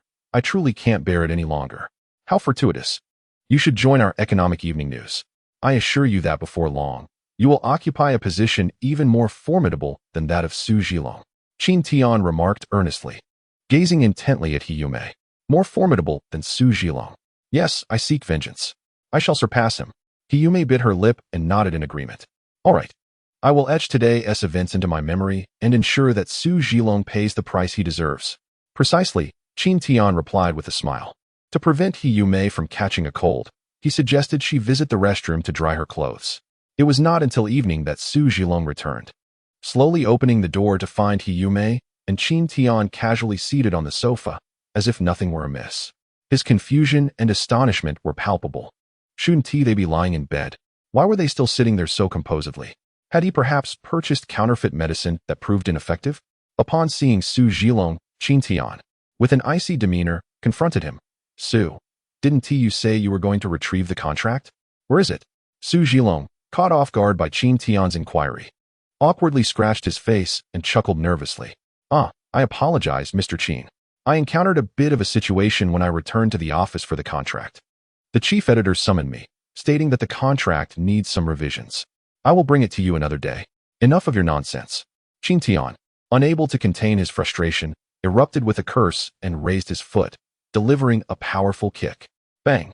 Su Zhilong, unprepared for the assault, was struck in the chest and collapsed onto the ground. What are you doing? He gasped, clutching his chest in agony. What am I doing? Qin Tian loomed over Su Zhilong, gripping his collar coldly. Are you oblivious to your own actions? The suspicious substance in that cup of tea was placed there by you. Was it not? Su Zhilong froze in shock, feigning ignorance. Qin Tian, what are you talking about? I completely fail to comprehend your meaning. What substance? Do not slander me. Still in denial, are we? Qin Tian retrieved the remaining half cup of tea and placed it before Su Zhilong. You claimed this tea was devoid of anything unusual. I pretended to drink half of it, yet I disposed of it instead. If you assert it contains nothing, why don't you take a sip? As he spoke, he pretended to pour the tea into Su Zhilong's mouth. What are you doing? Have you lost your mind? Su Zhilong, terrified, hastily pushed the cup away, spilling its contents onto the floor. Qin Tian observed the spilled liquid with a cold smile. What's the matter, Su? It's merely a cup of water. Why such a dramatic reaction? If it truly poses no danger, why are you reluctant to drink it? Su Zhilong's expression twitched, his mind racing as he realized that Qin Tian had seen through his scheme from the outset. Yet, he understood that he could not admit to his wrongdoing and clenched his teeth defiantly. Qin Tian, I acknowledge that I stood you up. I returned late and failed to bring you the contract, which must infuriate you. However, that does not grant you the right to strike me or falsely accuse me. Should you continue to slander my name, be wary of my filing a police report against you. You dare to threaten me with the police? Qin Tian chuckled coldly, casting a glance around the room, and remarked indifferently, if I am not mistaken, this room is likely equipped with some hidden cameras. Should you dare to call the police, I would not hesitate to discuss this matter with them. We'll see who ends up suffering the consequences. Su Zhilong's eyes narrowed at Qin Tian's words. He truly did not dare to challenge him. If the police were to uncover such devices, no amount of explanation would suffice, and he would certainly find himself in a losing predicament. Noticing Su Zhilong's speechlessness, Qin Tian sneered and ceased further conversation. He approached Hiyume, extending his hand to assist her. Miss He, let us depart. There is no need to remain in the same room as such filth. Hiyume replied, and together they exited. As Hiyume prepared to leave, Su Zhilong, clutching his chest where Qin Tian had kicked him, coldly threatened, Hiyume, if you dare to leave with that Qin, I will ensure you are dismissed from the suburban newspaper immediately. Hiyume was taken aback. She had not anticipated that Su Zhilong would still resort to threats. As she passed him, her eyes brimmed with hatred and fury. She retrieved her employee identification from her pocket and flung it at Su Zhilong. With tears in her eyes, she defiantly declared, Su Zhilong, I do not covet the position you offered. I resign. From this moment on, I am no longer a member of the suburban newspaper. You have no authority over me. With that, she turned and strode out of the room without a backward glance. Qin Tian observed Hiyume, then turned his gaze back to Su Zhilong, offering a knowing smile as he remarked, letting her go is undoubtedly a loss for your suburban newspaper, Su Zhilong. I will eagerly await the day of your downfall. Oh, I believe that day will arrive sooner than you think. With that, Qin Tian followed after Hiyume. Damn it! Su Zhilong exclaimed, rising in a fit of rage. His fists clenched as he glared at their departing figures. If looks could kill, he would have relished the thought of torturing them both. Yet, at this juncture, he had no means to obstruct their exit, resigning himself to endure Qin Tian's parting kick in silence. The following day, Hiyume submitted her resignation letter early in the morning. Zhang Xiaoyuan, upon hearing the news, specifically went to the entrance to wait for her. Since the day Hiyume had slapped him, his demeanor towards her had remained frosty. Hiyume, disinterested, refrained from engaging him, and they exchanged little conversation. Of course, Zhang Xiaoyuan's cold attitude was deliberately feigned. He still believed that Hiyume had feelings for him. As Hiyume emerged, carrying her neatly packed belongings, Zhang Xiaoyuan's lips curled into a faint smile, and he approached her with a facade of utmost concern. Xiaomei, I heard you submitted your resignation to HR this morning. What is going on? Why the sudden departure? Hiyume, upon seeing him, felt a surge of aversion and turned to leave. Noticing her dismissive attitude, Zhang Xiaoyuan's expression flickered, but he persisted in following her. Xiaomei, don't be silent. I am now a full-time employee. You can rely on me if you face any difficulties, he said, attempting to reach for her arm. As fate would have it, just as he was about to touch Hiyume's skin, she immediately recoiled, casting a disdainful glare at him, and sharply exclaimed, Do not lay a finger on me. Keep your distance. Zhang Xiaoyuan furrowed his brow, observing her icy demeanor, and decided against feigning excessive concern. Hiyume, considering their acquaintance, had been gracious enough to engage in conversation, yet here she was, disregarding his courtesy. Upon hearing this, Hiyume paused momentarily, tempted to deliver a reprimand. But the words hung on her lips as she realized that it was futile to waste her breath on such a scoundrel. With a sardonic smile, she turned away, quickening her pace to leave. How infuriating! What a wretched person! Zhang Xiaoyuan's pupils contracted in disbelief. He had never anticipated that Hiyume would so brazenly ignore him. This affront was more stinging than any insult, and he felt an overwhelming urge to pursue her, to forcibly detain her for an explanation. However, as he reached the doorway, he was taken aback to see Hiyume entering a luxurious Santana sedan. This revelation left Zhang Xiaoyuan thoroughly astonished and perplexed. He was well aware of Hiyume's modest background. This vehicle could not possibly belong to any relative of hers. So, why would someone drive such an extravagant car to collect her? Could it be that she had caught the eye of a wealthy patron? Damn it! The thought struck him like a bolt of lightning. Hiyume had been taken under someone's wing. Suddenly, everything made sense. It was no wonder her attitude towards him had shifted so drastically. Not long ago, she had trailed after him, meek and submissive. But now she dared to confront him with such haughty disdain. She had indeed been supported by someone else. Fuming, Zhang Xiaoyuan clenched his fists tightly, his mind racing with curses directed at both Hiyume and the owner of the Santana. Yet, he failed to recognize that the transformation in her demeanor was a direct consequence of his own actions. Meanwhile, Hiyume had entered Qin Tian's vehicle, accompanying him to the Economic Evening News office. At this moment, the newsroom was undergoing a remarkable transformation. When Qin Tian first arrived, the Economic Evening News had presented a dismal facade. However, under his substantial investment, the office had been revitalized. The decor had been exquisitely upgraded, and the staff had expanded from a mere 10 to over 30 members, though it still lagged behind the suburban newspapers boasting hundreds of employees. The current trajectory indicated that the Economic Evening News was gaining a decisive advantage. Just yesterday, their daily active subscriptions had surpassed those of the daily news. If this trend continued, a significant gap would inevitably emerge between the two publications. All of this was thanks to Qin Tian's innovative strategy of distributing free newspapers. Thus, arranging for Hiyume to join the Economic Evening News was an endeavor of utmost simplicity. In fact, with Qin Tian's deliberate orchestration, Hiyume had now assumed a pivotal role in the distribution department, tasked with reviewing the articles published daily and conducting spot checks to ensure the absence of any dubious content. Hiyume was astonished to have secured this position, which was equivalent to a deputy management role at the suburban newspaper. She often doubted her competence for such a responsibility. However, Qin Tian smiled and reassured her, stating that he would oversee everything. As long as Hiyume performed her duties diligently and without favoritism, she was free to manage as she saw fit. After a moment of hesitation, she ultimately accepted Qin Tian's kind offer, yearning for a role that would enable her to reveal the truth behind the news to the public. Thus, another day passed. Following the publication of the new newspaper, the suburban daily still failed to reverse its declining fortunes. In fact, after Hiyume joined the Economic Evening News, that day's edition of the Evening News absorbed the essence of the daily, becoming exceptionally vibrant, with a notable enhancement in article quality. Consequently, the subscription numbers for the daily plummeted once more. Many believed that the suburban newspaper was nearing its demise. Damn it! Another 300 subscribers have canceled today? Su Zhilong exclaimed, throwing his cigar box to the ground in frustration. Zhang Xiaoyuan, witnessing this scene from outside the office, felt increasingly despondent about the state of the suburban daily. His colleagues began to murmur among themselves. Have you heard? Our daily's daily active subscriptions have decreased by a staggering 50%. It's a record low in nearly a decade. This is utterly disastrous, isn't it? All the subscribers of the daily have opted for the free evening news. At this rate, our newspaper is destined for ruin. What should we do? We can't just wait to be laid off, can we? I heard the Economic Evening News is hiring aggressively. Perhaps we should give it a try? Shoo, don't speak of such things carelessly. If management hears, we might be dismissed on the spot.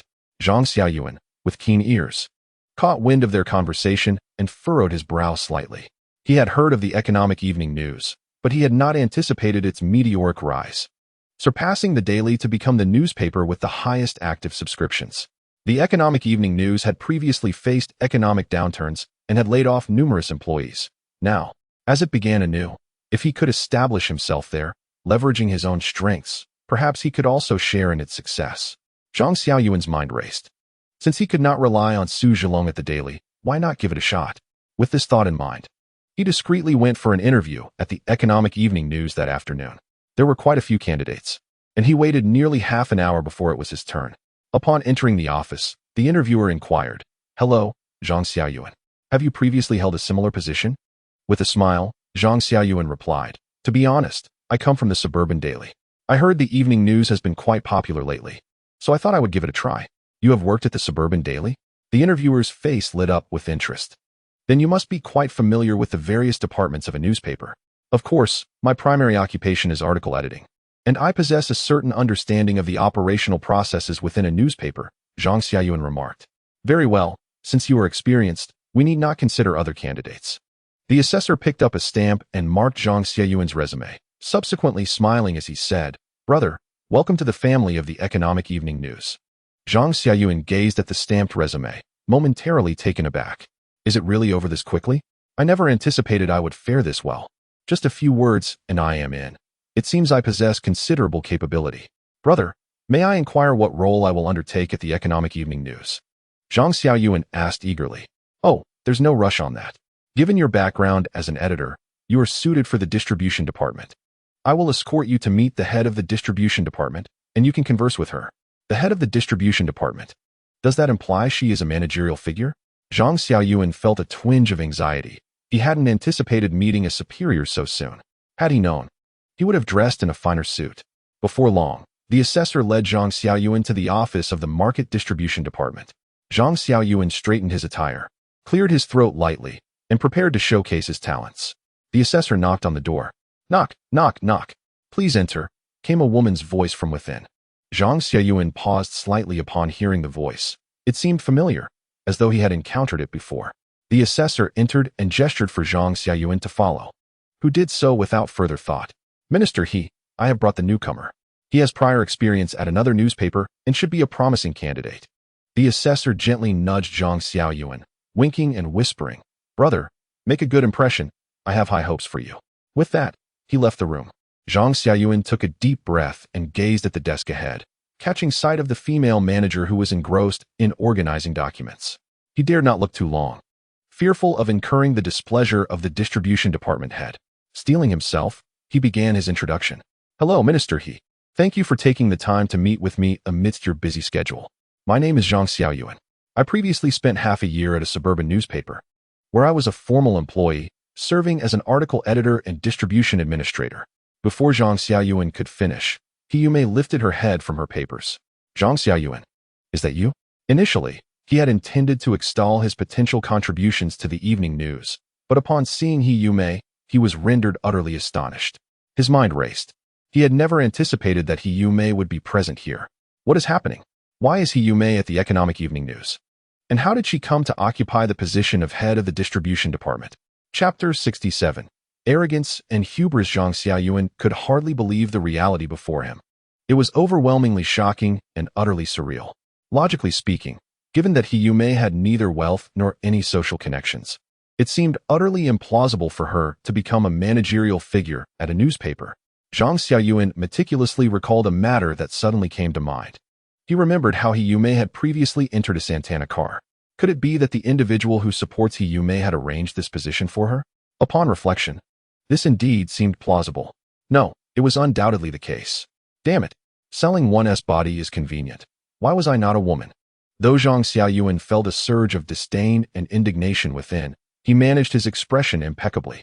With a smile that did not quite reach his eyes, he feigned a friendly demeanor and inquired, "Xiaomei, I was wondering why you resigned, and it turns out you've become the head of the distribution department at the newspaper? You're truly impressive." Observing Zhang Xiaoyuan's overly familiar demeanor, Hiyume's expression remained indifferent. She organized the documents in her hands and set them aside, responding calmly, "Where I go is none of your concern." Seeing that Hiyume still regarded him with such coldness, Zhang Xiaoyuan's face twitched slightly. Suppressing his anger, he continued to smile. "Xiaomei, we've known each other for a while. Let us not harbor resentment over past matters. The sales of the Suburban Daily have plummeted to an all-time low. Your decision to leave them and venture out on your own is wise. I've heard that the Economic Evening News is currently in need of personnel. so I've decided to strike out on my own as well. You're now the head of the distribution department. Grant me a managerial position, and together we can unite our strengths and take down the suburban daily, avenging you." "Avenging me?" Hiyume laughed, her smile chillingly frosty. "You wish to join me in dismantling the suburban daily? Of course. Both of us have emerged from the suburban daily. You are well aware of its strengths and weaknesses. By emulating their operational methods, we can undoubtedly perform better." Zhang Xiaoyuan spoke eloquently, seemingly convinced that Hiyume would welcome his inclusion in the economic evening news. "Huh." Hiyume gazed at Zhang Xiaoyuan, her demeanor unyielding as she stated. "While the suburban daily may eventually be surpassed by the evening news, this has nothing to do with you. As the distributor, I adhere to the truth of matters. Yet you, in pursuit of your own interests, have shamelessly penned slanderous articles. I will not work alongside someone who has reported false news. There is no place for you here." Zhang Xiaoyuan was momentarily stunned by Hiyume's words. Had he truly been rejected? He couldn't fathom it. Hiyume had actually turned him down. Indignation surged within him, and he questioned her. "You refuse me? Hiyume, how dare you refuse me? I am the head of the distribution department. Why can't I be refused? We do not welcome you at the economic evening news." Hiyume replied decisively, her expression stern and unwavering. "You." Zhang Xiaoyuan's teeth clenched in fury as he pointed an accusing finger at Hiyume, shouting, "Hiyume, don't forget that we are university classmates. When your family was in dire straits, it was I who recommended you to work at the suburban daily. And now you speak to me like this? Are you disregarding our past friendship? Are you ungrateful?" "Ungrateful?" Hiyume laughed, this time filled with disdain and mockery. "Zhang Xiaoyuan, our friendship concluded the moment you betrayed me and divulged my affairs to Su Zhilong. You may write slanderous articles and use me as a stepping stone to elevate your position. Why should I still speak of camaraderie with you? Did you consider me when you betrayed me?" Zhang Xiaoyuan's face twitched incessantly, as Hiyume had expressed. He had anticipated this situation long before he sold her out to report to Su Zhilong. However, he never expected her reaction would be so vehement, leading her to sever their relationship entirely. Of course, even if given the chance to relive such a scenario, he would choose the same path. Despite their connection as university acquaintances, Zhang Xiaoyuan was not particularly concerned about a woman he could neither touch nor embrace. Thus, he would continue to betray Hiyume. The events of the past had inadvertently laid the groundwork for the present. Hiyume, in an inexplicable turn of fate, ascended to the position of a newspaper department head, while Zhang Xiaoyuan remained a mere lowly employee. This stark contrast was unbearable for him. He had initially hoped that Hiyume would come to him, seeking his assistance. Yet, now it was he who found himself begging her for a position. "Hiyume, you truly show me no respect, do you?" Zhang Xiaoyuan said with a sinister expression. Hiyume replied coldly, "Respect is not granted by others. It must be earned. The moment you chose to compromise with Su Zhilong and wrote slanderous articles against your conscience, I lost all respect for you. You, a treacherous woman, believe that being a department head makes you formidable, do you? Don't think for a moment that I am unaware that you secured this position by selling your body. What right do you have to condemn me, you worthless individual?" At this point, Zhang Xiaoyuan ceased his pretense and vociferously expressed his thoughts. "I sold my body. Zhang Xiaoyuan, what nonsense are you spouting?" Hiyume's face flushed with anger at his baseless accusations. "Is it not true? I witnessed you getting into a Santana car. The owner must have facilitated your rise to this position. Huh. I wondered why your attitude towards me shifted so dramatically. It's because you feel I am no longer worthy of you due to my lack of wealth." Zhang Xiaoyuan continued to mock her with a series of sardonic remarks. "You are speaking recklessly." "I did not. This is slander." Hiyume gasped, struggling to find a retort. "Whether it is slander, you know in your heart. A contemptible woman like you is still pretending to be something you are not? What a farce." Zhang Xiaoyuan continued his scathing taunts.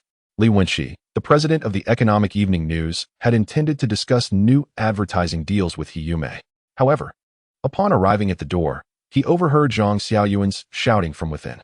Furrowing his brow, he swiftly pushed open the office door and demanded, "You insolent brat. Who gave you the audacity to wreak havoc in my territory? Get out immediately, or I shall summon security." "You are Lin Mengqing, the president of the Economic Evening News?" Upon seeing the man before him, Zhang Xiaoyuan's arrogance dissipated entirely. Although the Evening News had struggled for years, its current president was a distinguished figure in the journalism field, renowned and respected, akin to the editor-in-chief of their daily. Faced with the ire of such a prominent figure, Zhang Xiaoyuan no longer dared to persist in his misdeeds. President Li, misunderstandings abound. I merely came for an interview. Chapter 68. The First Advertisement. Leave. Li Wenqi offered no opportunity for explanation, commanding him to depart with a sharp tongue. I apologize. Zhang Xiaoyuan, fearful of inciting his wrath and being ejected by security, lowered his head in contrition and scurried away, not daring to look back. In this day and age, truly, one encounters all manner of detritus. Watching him retreat, Li Wenqi let out a cold huff before turning his gaze to He Yumei, whose expression shifted dramatically to a warm smile. Xiaohe, do not let such individuals trouble you. I have delightful news from our newspaper today. Delightful news? He Yumei sighed, regaining her composure, and curiously inquired. What good news do you have, President Li? Li Wenqi produced a document and handed it to He Yumei, smiling as he spoke. This is a lucrative advertisement we secured from Baiwa Beverage Company. They noticed our increasing newspaper subscriptions and sent a business partner to negotiate. We finalized the agreement this morning, signing a long-term contract. Please assist me in drafting an advertisement piece for tomorrow's paper. We have received a new advertisement? Hiyume was taken aback. Since joining the Economic Evening News, she had become familiar with the newspaper's circumstances. For a long time, the free newspaper had relied solely on Qin Tian's financial support. Receiving a new advertisement indicated that they were finally on the brink of earning their first legitimate revenue. All right, I will attend to it immediately. Hiyume was equally delighted, promptly gathering the necessary documents to get to work. Upon learning about the new advertisement contract, Qin Tian felt a wave of satisfaction. With the newspaper now generating additional income, it seemed Li Wenqi had fully grasped the advantages of a free publication.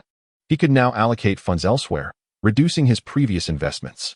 After spending the morning in the market, he visited Director Lin at the street office in the afternoon, expressing his gratitude for the assistance during the recent department store incident. Although Lin found it a bit bothersome, he accepted Qin Tian's goodwill, and they enjoyed a meal together. During their time at the restaurant, laughter and conversation flowed, fostering a closer bond between them. Lin admired Qin Tian, finding their exchanges comfortable, and increasingly believed that Qin Tian was a rare talent worth nurturing. After a few drinks, Qin Tian escorted Lin Zhengwo home, and upon exiting, he noticed the evening sky was approaching dusk. Realizing it was getting late, he decided to head home when he unexpectedly encountered an old acquaintance. Upon recognizing his former classmate Qin Tian, the acquaintance beamed with joy, exclaiming, Qin Tian, it's truly you. Long time no see. Qin Tian, equally surprised, inquired curiously, Ma Dingfa, what brings you to the market? Have you struck any fortune lately? Oh, don't even mention it. Compared to the market you've contracted, I can hardly claim any wealth. Recently, I opened an automotive repair shop. Initially, business was thriving, but as time progressed, the number of customers dwindled.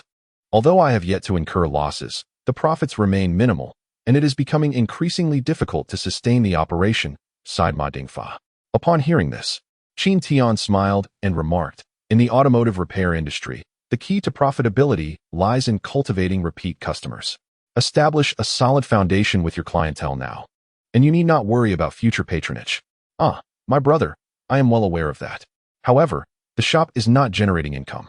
I am truly on the brink of closure, Ma Dingfa lamented, his face etched with concern.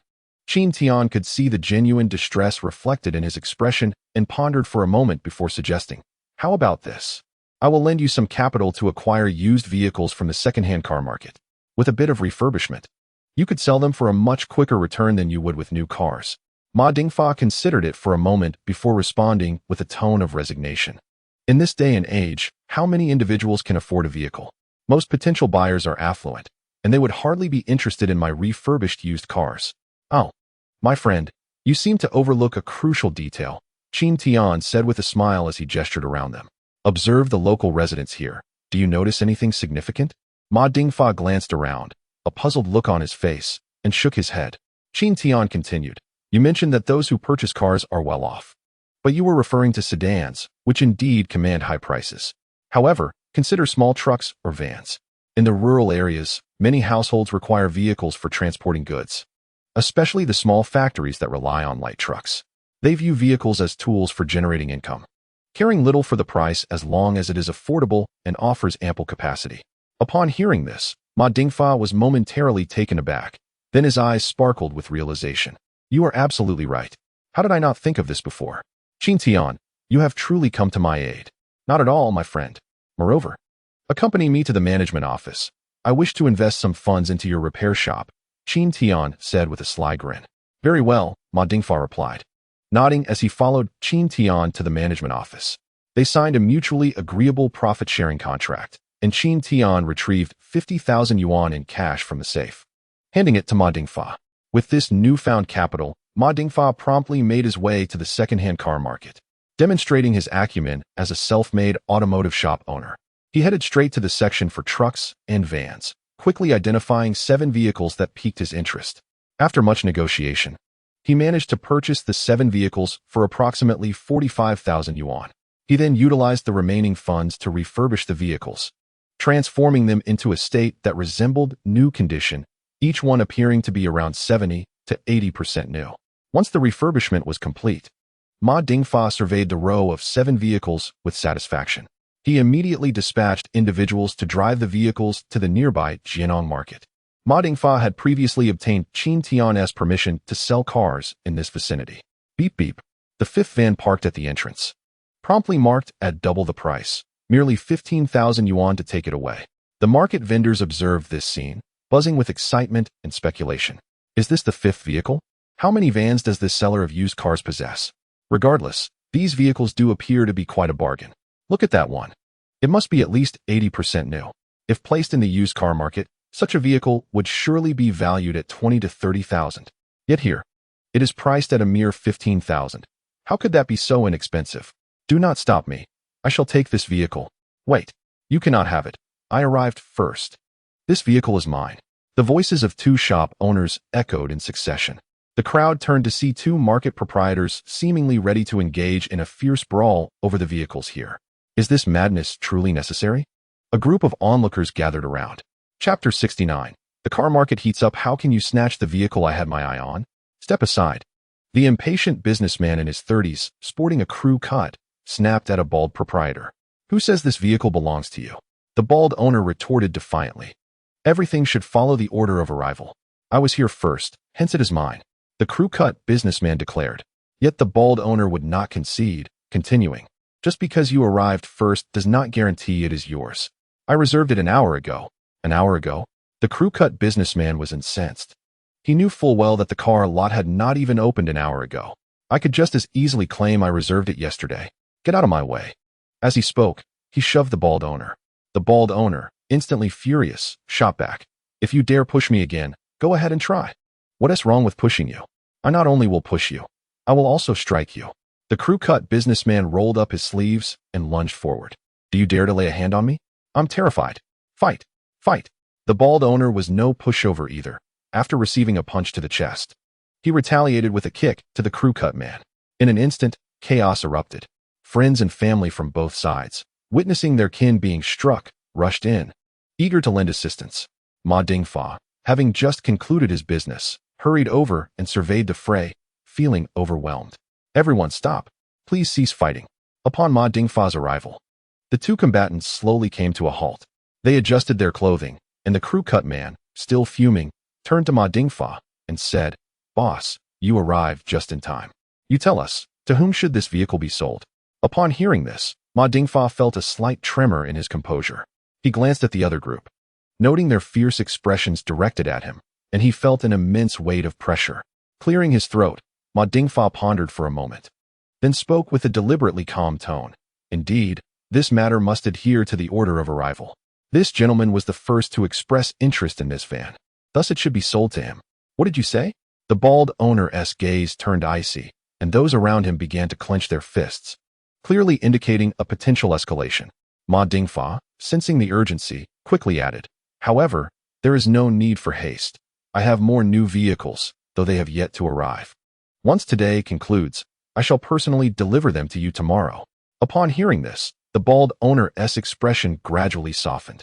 After a moment of contemplation, he generously instructed someone to present a sum of money to Ma Dingfa. Mr. Ma, this is a deposit. Upon arrival, I shall remit the remaining balance. Ma Dingfa was momentarily taken aback as he accepted the 8,000 yuan, feeling somewhat dazed. Was he really being given money so readily? It appeared this owner was indeed quite affluent. Another proprietor, witnessing this, felt a twinge of embarrassment and promptly directed his associate to retrieve over 10,000 yuan from his own funds, handing it to Ma Dingfa. "Mr. Ma, this is the payment for the vehicle. Please accept it." "Excellent." Ma Dingfa received the additional sum, and as he beheld his now bulging wallet, he felt an overwhelming sense of joy. Just from these two vehicles, he had profited 8,000 yuan. This equated to a staggering net income of 4,000 per vehicle. Truly, as Qin Tian had stated, this business was far more lucrative than before. After the transactions, neither group harbored any further conflicts. Yet both sides eyed each other with disdain, resulting in a few shoving incidents as they departed. Fortunately, the situation did not escalate, and with the intervention of market regulators, the matter was swiftly resolved, allowing everyone to leave. Qin Tian approached Ma Dingfa to inquire about the recent events. Ma Dingfa recounted how his vehicles had become highly sought after, nearly igniting a brawl. Upon hearing this, Qin Tian chuckled helplessly. "I never anticipated that someone would nearly come to blows over a vehicle, but this does confirm that I have not misled you. Right, my friend?" Ma Dingfa joined in the laughter, glancing at his plump wallet, brimming with happiness. "The method you introduced to me is indeed effective, though the profit margins are slightly lower than expected. Qin Tian, given that so many people are vying for our cars, should we consider raising the prices?" Qin Tian furrowed his brow at this suggestion, shaking his head. "That is not advisable. You must understand, we are not selling brand new vehicles. We are dealing in refurbished second-hand cars. If our prices approach those of new models, no one will be inclined to make a purchase.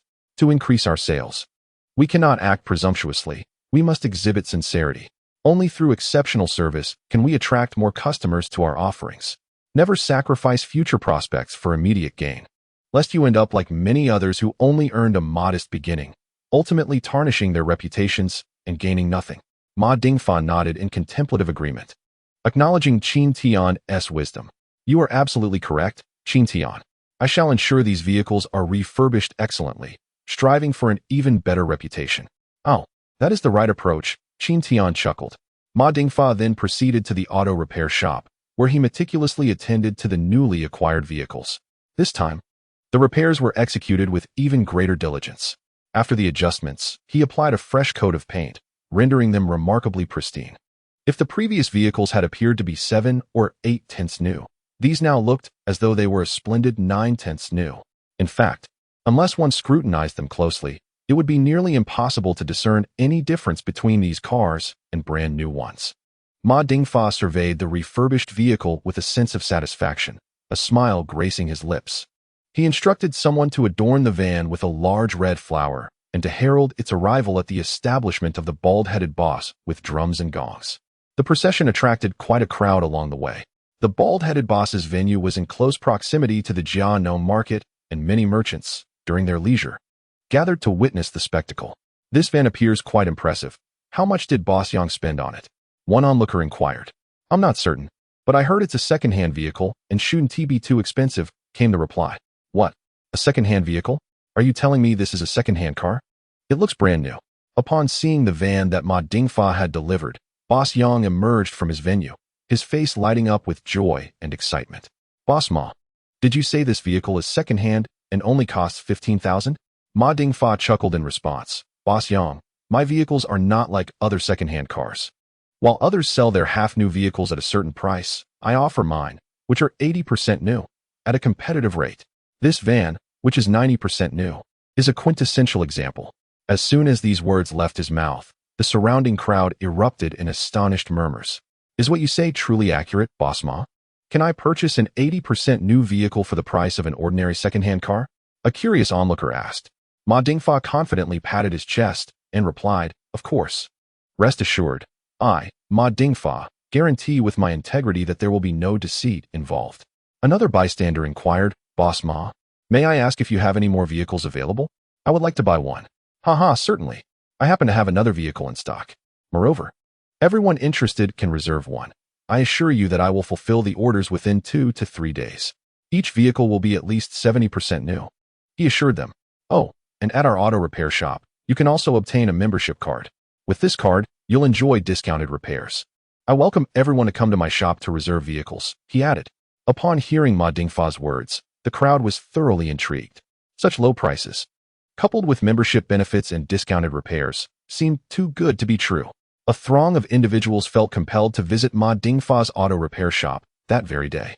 Upon witnessing the inventory of vehicles, all still at least 80% new, their confidence in his claims was solidified. A rush ensued as people vied for the cars. But Ma Dingfa assured them that reservations were available, alleviating the frenzy.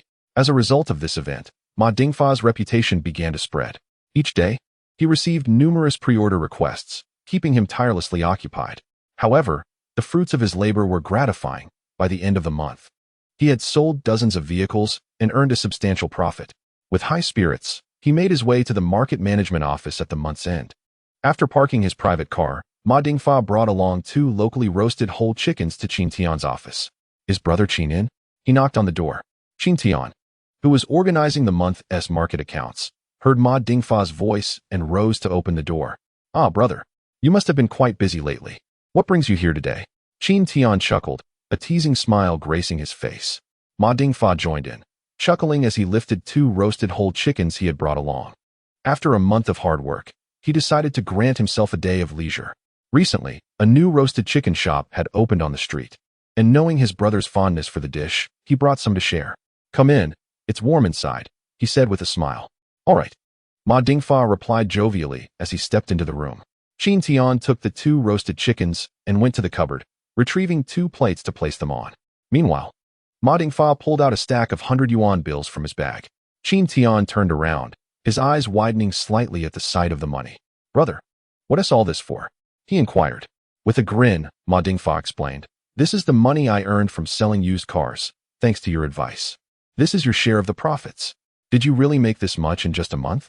Qin Tian asked, bending down to count the money, which amounted to at least 100,000. He had thought selling used cars would be profitable, but he never expected such a substantial sum, which truly surprised him. Gazing at the money, Qin Tian contemplated and shook his head, addressing Ma Dingfa earnestly. Brother, you should invest this money into a larger business venture. A larger business? Ma Dingfa's interest was piqued immediately. How do we make big money? Through this venture, you've already established your reputation, and your customer base has significantly increased. To earn substantial profits, one must invest considerably. Use this money to acquire a luxury car from elsewhere. I assure you, there will be buyers willing to pay a premium. A luxury car. Ma Dingfa thought for a moment, and suddenly recalled the Santana parked outside the office. Indeed, in today's age, to earn money, one must invest more. The greater the investment, the quicker the returns. After tirelessly working day and night for so long, he had barely earned 200,000 to 300,000, subtracting his share. He had only around 100,000 left. However, selling a luxury vehicle could yield profits comparable to that of 20 or 30 used cars. It was undoubtedly worth pursuing. With renewed excitement, Ma Dingfa said earnestly, All right, brother, I will take care of this right away. Once it's successful, I will ensure you receive a substantial share of the profits. Haha, sounds good. Here's to wishing Boss Ma a prosperous future. Qin Tian toasted, raising his glass. And they downed their drinks in unison. Before long, they had devoured both roasted chickens. It must be said, the newly opened chicken shop was indeed quite delightful. He could even buy a couple for his wife and daughter before heading home. After bidding farewell to Ma Dingfa, Qin Tian returned to his workbench. Surveying the array of documents laid out before him, he picked up one of the announcements to make some revisions. With the market's customer flow thriving under the promotion of the evening news, he pondered how, with the new year approaching, he could collaborate with the newspaper to host a market New Year festival. Unlike previous promotional events, the New Year festival would not only offer exclusive discounts, but also provide opportunities to redeem New Year gifts for free. He successfully arranged the promotional announcement, instructing his subordinates to affix it to the notice board. Merchants, upon seeing the new promotional announcement posted by Qin Tian, approached with keen interest to take a closer look. In celebration of the upcoming New Year, the Market Management Department is set to host a New Year goods festival prior to the holiday. What new initiative has our boss Qin launched this time? Last time, I missed out on a significant profit by not following closely behind him. I cannot afford to miss out on the New Year goods festival. No matter the cost, I must participate. Yes, I shall join as well. As soon as the announcement was posted, the merchants displayed an enthusiastic eagerness. Their reaction was anticipated by Qin Tian. However, this time, he was not motivated by profit. The rental fees for the New Year goods festival remained unchanged, and he had his own reasoning for this decision. In the afternoon, before the end of the workday, Qin Tian brought a few bottles of fine wine to the street office. He sought out Director Lin and informed him about the New Year Goods Festival initiative. You are planning to host a New Year Goods Festival? Lin Mengqing pondered for a moment after hearing Qin Tian's words, nodding in approval. This idea is quite commendable. Very beneficial for the community. It was reassuring that Director Lin agreed. Qin Tian smiled, his eyes glimmering with a hint of brilliance, and added, by the way, Director Lin, this event actually requires a leader to oversee it. Why not take the lead yourself? Director Lin was somewhat taken aback, entirely unprepared for Qin Tian's suggestion. It was well known that there were numerous benefits to be gained from the New Year Goods Festival, and it was surprising that Qin Tian would not take the opportunity for himself, but rather offer it to Lin. Chapter 71, Radio Interview Shaoqin. This New Year Goods Festival is of great significance. Are you truly willing to let me handle it? Lin Mengqing inquired with a serious expression after some contemplation. Qin Tian set aside his teacup, smiling as he nodded.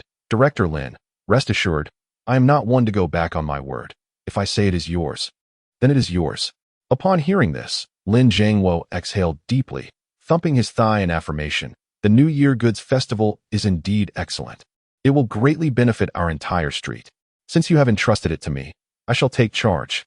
Then I shall rely on you, Director Lin. Qin Tian smiled as he and Lin Mengqing continued their conversation over drinks, discussing a multitude of topics and formulating a series of plans.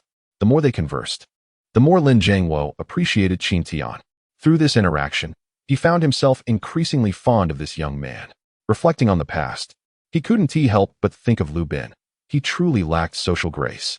In terms of interpersonal skills, Qin Tian surpassed him by at least 100-fold. Moreover, Lin Mengqing placed significant importance on the New Year Goods Festival. He even arranged for a television station to conduct a special interview regarding this street event, which took place that very afternoon. As the most bustling market in the area, it naturally became the focal point for the interview. The television station's van parked outside the market, and the sight of the throngs of people astonished the crew. They had never imagined witnessing such a vibrant scene on a small street. Hello, I am a reporter from Zhonghai Television. May I ask your name and how many years you have worked here? A journalist, approximately 30 years of age, managed to find a porcelain vendor willing to be interviewed during a quiet moment of the lunch break. Despite the frigid winter, the vendor was visibly perspiring.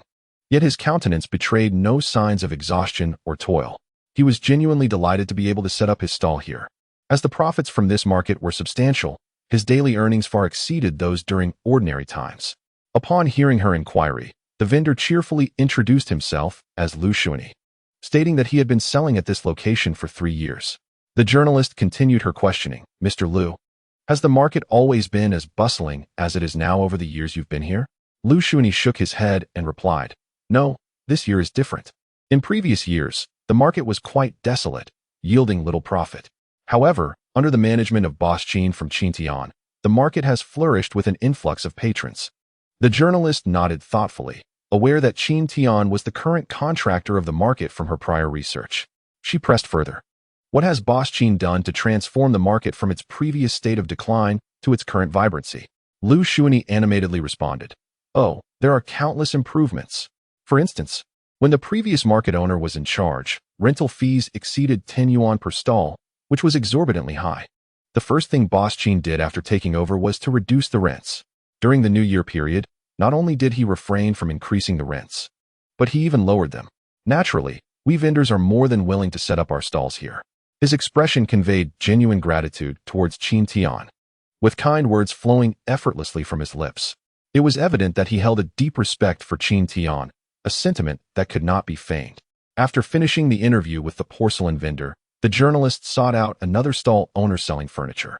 The influx of customers in the market is largely thanks to our boss Qin. He is like a benevolent parent to us, exclaimed the meat vendor. Hey, let me tell you, I've been working here for over a decade. While I might have verbally acquiesced to others, I never truly respected anyone until Boss Qin came along. I wholeheartedly believe that following him will ensure a good life, asserted the vendor of clothing from a small stall. One after another, the journalist interviewed around 10 stall owners, each singing praises of Qin Tian. As the journalist and her photographer headed towards the management office, the photographer voiced his curiosity. We've interviewed so many people, yet not a single one has spoken ill of Boss Qin. Do you think the management knew we were coming and prepared them to speak favorably? The journalist pondered for a moment and shook her head. I don't think it's as you suspect. Just look at the vendors around us. Even if their words were contrived, the smiles on their faces are undeniably genuine. I believe Boss Qin has indeed brought significant benefits to the market, earning the heartfelt respect and admiration of everyone. If that is indeed the case, then Boss Qin is truly remarkable. It is indeed a rare occurrence to witness all merchants in the market extolling the contractor without a single complaint. Haha, soon we shall meet Mr. Qin and discover the nature of this remarkable individual. With that, they arrived at the market management office. The reporter took a deep breath, composed herself, and knocked on the door. Knock, knock, knock. Please come in. Inside, Qin Tian was already aware of the reporter's impending visit. As the reporter and her photographer entered the room, they were momentarily taken aback upon seeing Qin Tian. He looked remarkably youthful. The esteemed figure, revered by the market proprietors, appeared so young. Are you the journalists from the television station? Please, make yourselves comfortable, Qin Tian said with a composed demeanor. He instructed his staff to pour tea for the reporter while he sat down with several documents before her. I heard from Director Lin that you wish to document the development history of the Jianong market. I've arranged for the relevant materials. Please have a look. Thank you, Mr. Qin, the reporter responded, accepting the documents. After a brief moment, she looked up and continued, this information will be immensely helpful for our post-production. May I conduct an interview with you? Of course, Qin Tian replied, leaning back on the sofa with a smile. Please, feel free to ask your questions. Oh, but I haven't caught your name yet. My surname is Zhou, and I'm Zhou Qian. Very well, Miss Zhou, please proceed. Zhou Qian focused her interview on the rapid development of Jianong market over the past few months. Qin Tian was candid, recounting his journey from a mere market administrator to becoming a contractor. Subsequently, under the television station's portrayal, he was inadvertently cast as a legendary young entrepreneur. His reputation soared instantaneously. Chapter 72. Detained that evening, Tongtong was watching television when she suddenly spotted Qin Tian on the Zhonghai TV channel, astonished. Daddy, Daddy, you're on TV. You look so handsome. As Qin Tian was cooking in the kitchen, he couldn't help but smile at his daughter's enthusiasm. His wife, Lin Mengqing, who was assisting him, glanced at him warmly. Once, Qin Tian was a mere idler, a gambling fool. Now, with such a prominent standing, he truly felt he had not let himself down. Reflecting on this, his eyes grew misty. Noticing this, Qin Tian quickly inquired with concern, What's wrong, dear? Why are you crying? Lin Mengqing turned her head away, wiping her nose. It's nothing. I was just choked by the chili. Qin Tian shook his head in bemusement, chuckling softly. But there's no chili here. Meanwhile, on the other side, LV Bin was infuriated to see Qin Tian and Jianong market featured on television, shattering his wine glass in anger. Su Zhilong, too, bore a face clouded with rage. At the Economic Evening News office, Qin Tian had Hiyume write a special article promoting the ancient cultural heritage of the market street. Coupled with the free newspaper, the New Year goods festival garnered significant attention. An endless stream of people surged in. Many from other storefronts and merchants from the bustling market sought out Qin Tian, eager to join in. He was inundated with calls daily, nearly consuming every moment of his 24-hour day. During this festive season, he suddenly received a call from Ma Dingfa. On the other end, Ma's voice was laced with urgency, suggesting he was entangled in some troubling predicament. Brother Qin, I've encountered some trouble in North City. Upon answering, Qin Tian furrowed his brow and inquired, What has happened? This is a long story. I went to purchase a vehicle and have been detained. They won't let me leave. Can you come to North City to help me resolve this issue? You've been detained? Qin Tian was taken aback, his frown deepening. Ma Dingfa had been sent to scout luxury cars in another region. Although Qin was busy, the gravity in Ma's tone indicated the matter was urgent and serious. Without a moment's hesitation, Qin Tian set aside his tasks and replied, All right, wait for me. Send me your address. I will head over immediately. Good. Ma Dingfa promptly sent a message with the address. Before departing, Qin Tian made a brief stop at the cinema to find Lu Dingshan. Brother Lu, I need to make a trip to North City. Could you please keep an eye on the market during the New Year festival? Noticing the seriousness on Qin Tian's face, Lu Dingshan nodded earnestly. All right, but I'm not very familiar with managing the market. It would be best if you returned soon. Everyone feels more secure with you around. Under normal circumstances, I should only be gone for a few days. I'll return promptly, Qin Tian assured him with a smile. Yes, the sooner you go, The sooner you'll be back, Lu Dingshan responded with a nod. Qin Tian also informed Lin Mengqing before taking a fast vehicle to North City. North City, a coastal city in the neighboring province, is a bustling hub of trade, backed by the sea.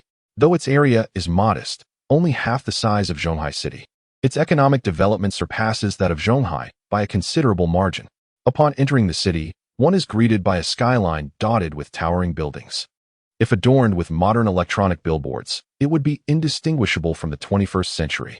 The inhabitants of this city bustle with activity. Even in this era, not yet fully developed economically, the streets are alive with the ebb and flow of people and vehicles. Qin Tian navigated through the streets, finally parking at the port area. As he stepped out, he spotted Ma Dingfa, disheveled and sitting under an outdoor umbrella, flanked by two burly men. Tattoos adorned their faces and necks, marking them as individuals not to be trifled with. Brother Ma. Without hesitation, Qin Tian approached after parking. Upon hearing Qin's voice, a flicker of relief crossed Ma Dingfa's otherwise despondent visage. Qin Tian, you're here. The bald lackey beside Ma immediately restrained him as he attempted to rise, barking. Stay seated. Another young man with long hair stood in front of Qin Tian, exuding an air of arrogance as he inquired, Who are you? I am Qin Tian. A friend of Ma Dingfa, came the reply. A friend? The long-haired youth turned to glance at Ma Dingfa, sneering. Do you know what trouble this man has caused? Qin Tian furrowed his brow, observing the bruises marring Ma Dingfa's face, and with a frigid demeanor, retorted, I am unaware of his transgressions. But I advise you to release him immediately, or you shall regret it. Oh really? Such bravado. Who do you think you are? The long-haired youth reached out to grab Qin Tian by the collar. Just then, a man clad in a suit, leaning on a cane and donning sunglasses, slowly approached from the side. He appeared to be in his 50s, with salt and pepper hair, emanating an extraordinary presence. Upon his arrival, the long-haired youth dared not show any negligence, quickly halting his actions and bowing alongside another bald companion. Greetings, Boss Lu. Boss Lu? Qin Tian regarded him with a furrowed brow. The jade and gold ring adorning the man's finger indicated he was undoubtedly a formidable character. In a city like Zhonghai, few could afford such an extravagant ring. The boss approached Qin Tian, locking eyes with him for a brief moment, and gently remarked, I know you. You are Qin Tian from Zhonghai, correct? I happened to see you on television. And you are? Qin Tian inquired with curiosity. I am Lu Donghai, engaged in the business of importing salvage vehicles. Hello, Boss Lu. Qin Tian respectfully greeted him, then asked, What has my brother Ma Dingfa done to find himself in your custody? It's quite simple, Lu Donghai replied. Your brother damaged a Chrysler sedan that I imported from North America and is reluctant to pay for the repairs, so I have detained him here. Qin Tian was momentarily taken aback, turning to Ma Dingfa, and asked, Did you damage his vehicle? Ma Dingfa, unable to voice his grievances, wore a dejected expression and explained, I merely wanted to test whether I could repair this luxury car that had been submerged in a torrential downpour. To my dismay, the moment I started the engine, it failed catastrophically before I could make any repairs. That is the situation, so you cannot fault me for detaining Ma Dingfa, Lu Donghai interjected. He further damaged my car, rendering it unsellable. Only by paying for the damages can you both leave. Chapter 73. Trust. Upon hearing this, Qin Tian turned to Ma Dingfa and asked, Can you elaborate on the specifics of this vehicle? Why did it stall so abruptly? Ma Dingfa sighed in resignation. I truly do not understand why this happened.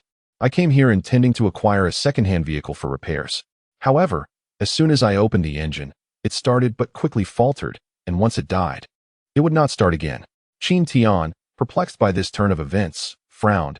It seems rather fortuitous that the car failed at that moment. Ma Dingfa continued. If this car could be repaired, it would certainly yield a profit. But now, unable to start the engine, purchasing it would mean throwing away over 100,000. Qin Tian's expression grew increasingly solemn. The engines of luxury vehicles differ significantly from those of ordinary cars, making their repair a daunting task. When it comes to this engine assembly, one often must rely on sheer luck to find the appropriate match. Ma Dingfa, in his lack of foresight, recklessly opened the hood, only to be confronted by accusations, a decision that could indeed be deemed rash. He should not have proceeded with such disregard for caution. Yet, Qin Tian understood that Ma Dingfa's audacity stemmed from his unwavering confidence in his repair skills. Unexpectedly, upon witnessing the luxury car fail to start under Ma's hands, the owner immediately deemed him unreliable and detained him. Nevertheless, Ma Dingfa remained steadfast in his belief. I have discerned the source of the car's issues. Grant me a little time, and I assure you I can restore it, he declared with fervent urgency. Huh, you dare utter such words? First, produce the payment before discussing anything further. The bald henchman retorted harshly. He had compelled Ma Dingfa to open the hood for repairs, which consequently subjected him to penalties.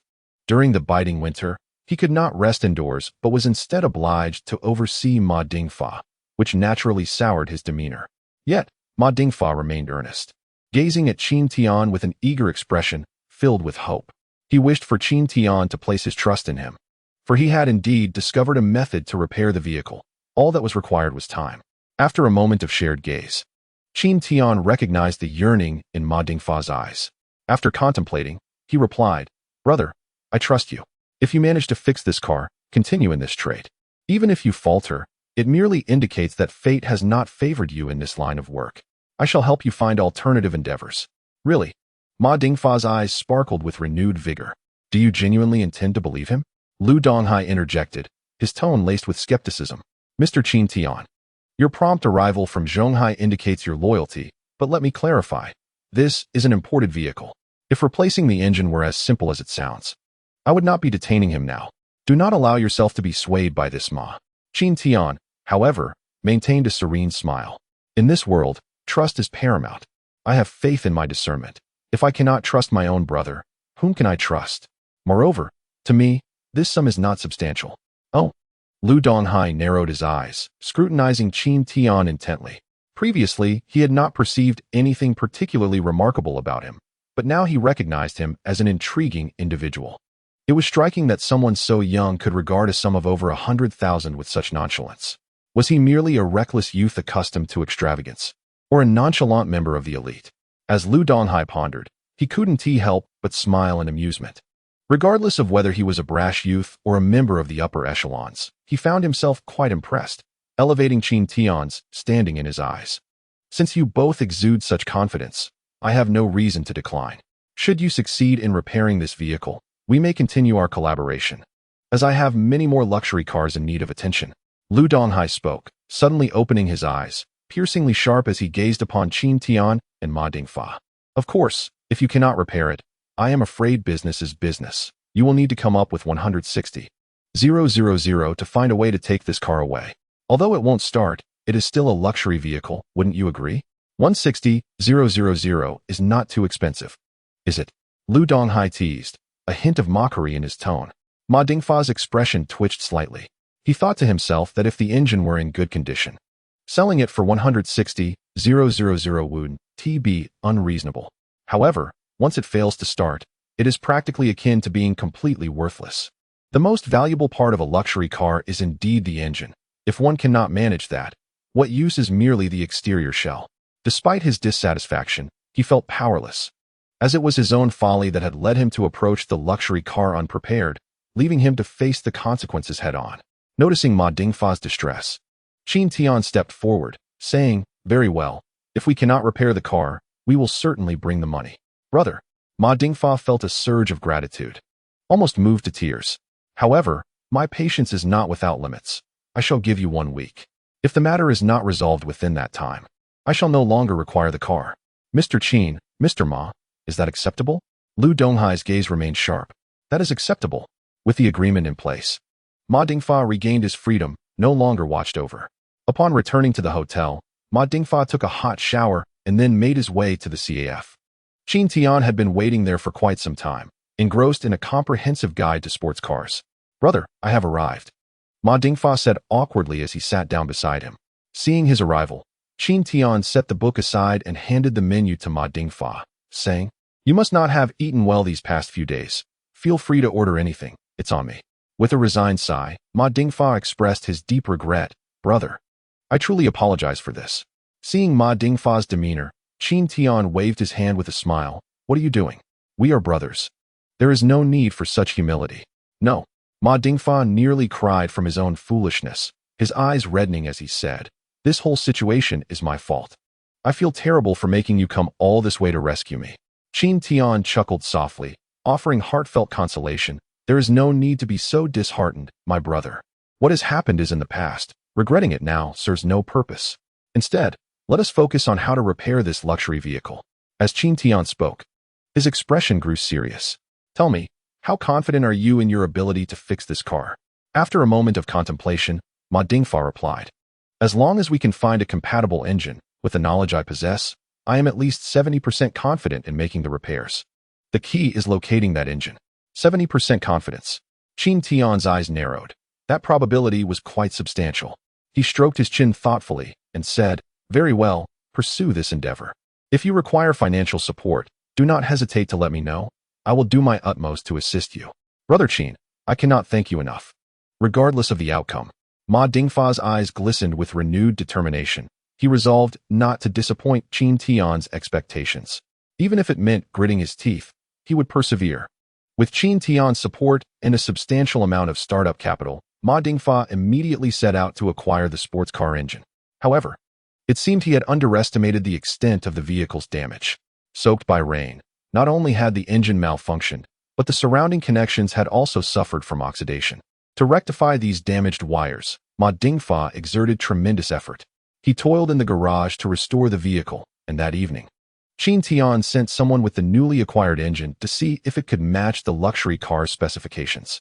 Ma Dingfa tested the engine. Although the model was somewhat different, it appeared compatible. He worked tirelessly for 2 days, and by the early hours of the third day, around 2 or 3 o'clock, he finally installed the engine.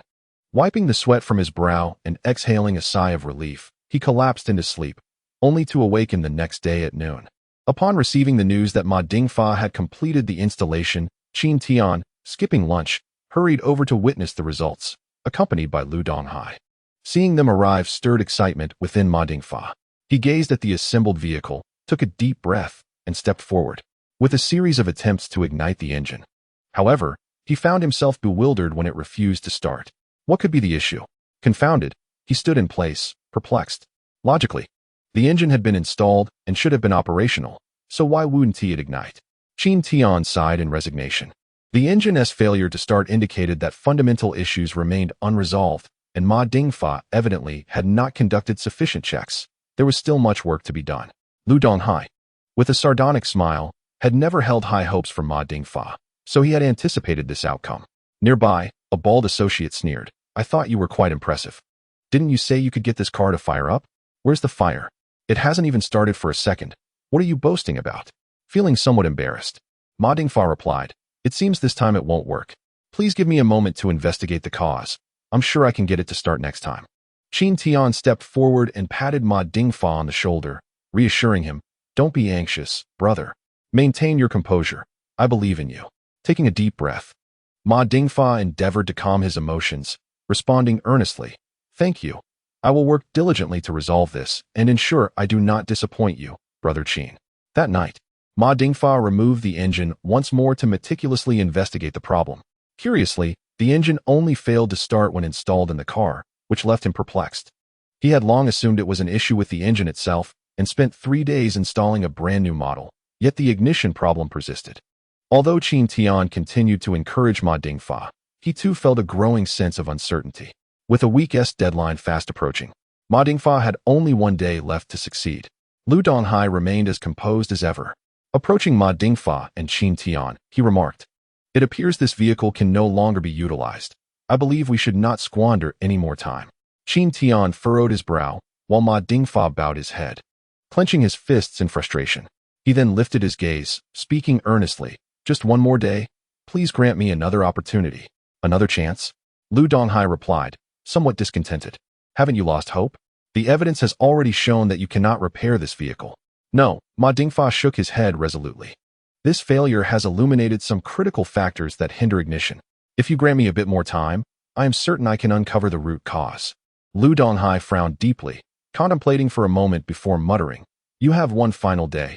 If you fail, do not blame me. That night, Ma Dingfa toiled through the entire night. Through relentless inspection and testing, he finally identified the cause of the ignition failure. The internal components of the sports car were worn, and poor electrical connections prevented it from starting. Knowing the true source of the issue, he could restore the vehicle completely. However, the only obstacle remained, time.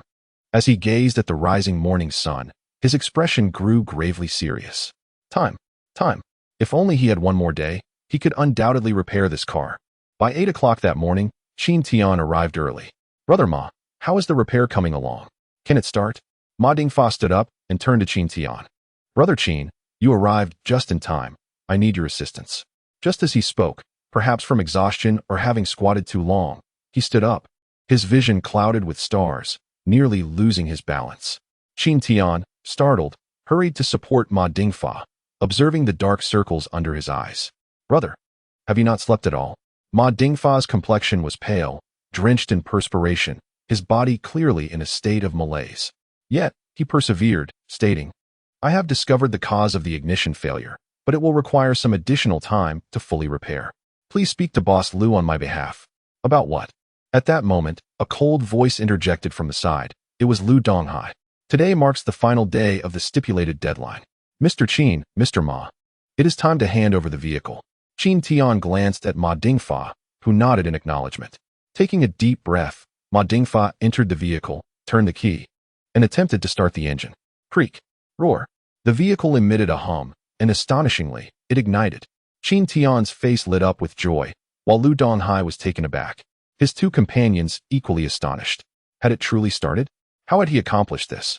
However, before they could revel in their excitement, without warning, boom, the spark extinguished once more.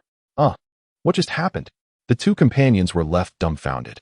Chapter 75, a three-point dilemma. Lu Donghai gazed at the scene before him, his brow furrowed in contemplation. He shook his head and remarked, though Boss Ma, you have successfully ignited the fire, it lasted but a mere few seconds. This pales in comparison to its prior sustained flame. This cannot be deemed a repair. As per our agreement, it is time to present the sum of 160,000 to purchase it. Ma Dingfa sincerely nodded, his gaze resolute as he replied, I concede that I have not yet fully restored it. However, as you can see, I have identified the crux of the issue and have managed to ignite it. Thus, I implore you, Boss Lu, to grant me a bit more time. I assure you that I will completely repair this vehicle, ensuring it remains ignited. Lu Donghai found himself in a quandary, his left hand repeatedly caressing his cane, lost in a moment of hesitation. At that juncture, Qin Tian stepped forward to vouch for Ma Dingfa, saying, Boss Lu, I also beseech you for an additional day's grace. As you are aware, the new year approaches, and I cannot afford to linger here any longer. If my brother fails to repair it within a day, we shall not delay further and will simply hand you the payment. We will not take this vehicle. Let it remain here. Lu Donghai was momentarily taken aback. After a pause, he sighed and smiled. Since you, Boss Qin, have spoken thus, I shall grant you one final day. However, this is my utmost limit. There can be no further delays. Hearing Lu Donghai relent, Ma Dingfa was instantly filled with joy. A day's time would suffice for him to rectify the worn components and restore the vehicle completely. After Lu Donghai departed, Ma Dingfa took a deep breath, expressed his gratitude to Qin Tian, and resolved to continue his work. Yet, Qin Tian halted him. Brother, you should rest for a while. In your current state, continuing to work could lead to an accident. Ma Dingfa was slightly taken aback and instinctively wanted to assert that he was fine. But the dizziness that washed over him made it clear that he had indeed reached his limit. Reluctantly, he accepted Qin Tian's counsel with a wry smile. However, he did not sleep for long. After a brief slumber of 3 hours, he awoke early at noon, had a quick lunch, and dismantled the luxury car's components. He then proceeded to the machine shop that Qin Tian had arranged for him, where he meticulously polished the parts. Polishing the components was a task requiring precision and attention to detail, and though the process was monotonous, Ma Dingfa remained undeterred. He diligently polished each piece time and again, striving to rectify his earlier mistakes with utmost effort. Finally, on the following morning, he returned to the location of the luxury car, reassembling all the polished parts into the sports car. Qin Tian was also present, and he felt a twinge of anxiety as he observed the vehicle. This was Ma Dingfa's final opportunity. Should he fail to repair the car once more, he would be compelled to spend over 100,000 to purchase the irreparable vehicle. Taking a deep breath, Ma Dingfa inserted the key into the ignition and turned it on. Virum. The engine roared to life. Then, 1 second, 2 seconds, 10 seconds, 20 seconds, 3 minutes, 10 minutes. It worked. Ma Dingfa, filled with excitement, swiftly extracted the car key, exited the vehicle, and immediately crouched by the door, weeping with joy. It was a success. At long last, he had triumphed. The pressure he had endured over the past few days had been immense. Thankfully, he had not let down Qin Tian's expectations. As Qin Tian approached, he extended his hand, looking at Ma Dingfa with a reassuring smile. Brother, you have worked hard these days. Now, take a moment to rest. We shall prepare a grand surprise for Boss Lu. Indeed, Ma Dingfa wiped his tears, nodding resolutely. At 1 o'clock in the afternoon, having just finished their meal, Lu Donghai arrived with 2 of his subordinates. Lu Donghai still harbored little hope and spoke in a nonchalant tone. Mr. Qin, is your money prepared? Both Qin Tian and Ma Dingfa exchanged faint smiles. Qin Tian replied, Boss Lu, to be honest, my market requires liquidity at the moment, and I genuinely cannot produce such a sum. What did you say? Upon hearing Qin Tian's claim of financial incapacity, Lu Donghai's demeanor instantly turned icy. His 2 henchmen began to crack their knuckles menacingly. You dare to make such a promise without money? Do you take us for fools? Qin, do you think this is a joke? Are you courting death? Seeing his subordinates poised to act, Qin Tian quickly smiled and waved his hands. You misunderstand my intentions. Although I lack funds, it does not imply that I cannot provide you with a satisfactory resolution. As he spoke, Qin Tian exchanged a knowing glance with Ma Dingfa. Understanding the cue, Ma Dingfa seized the car key, unlocked the sports car, and climbed inside. Moments later, with a sputter and a rumble, the Chrysler's engine roared to life. The sound, robust compared to the feeble attempts of earlier, filled the air with vigor. Ma Dingfa emerged from the vehicle, a triumphant grin adorning his face. Boss Lu, I have completely repaired this car. It will no longer exhibit any ignition issues. Lu Donghai, momentarily stunned, leaned on his cane and approached the car for a closer inspection. His excitement palpable. Well, you truly managed to repair this vehicle?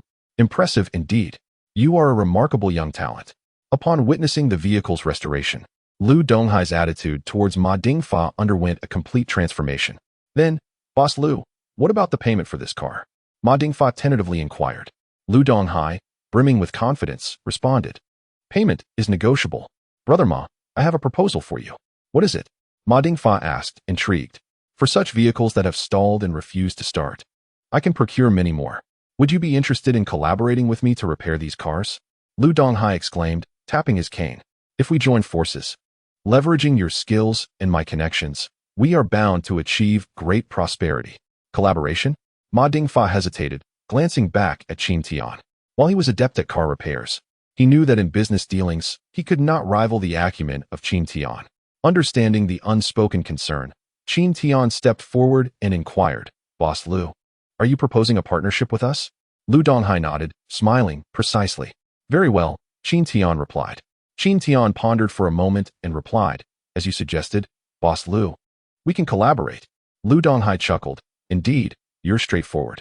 Shall we commence immediately? However, Qin Tian shook his head. Of course we can start, but before that, I wish to clarify something with you, Boss Lu. Our partnership will be based on a profit-sharing ratio of 70-30, with us receiving 70 and you 30.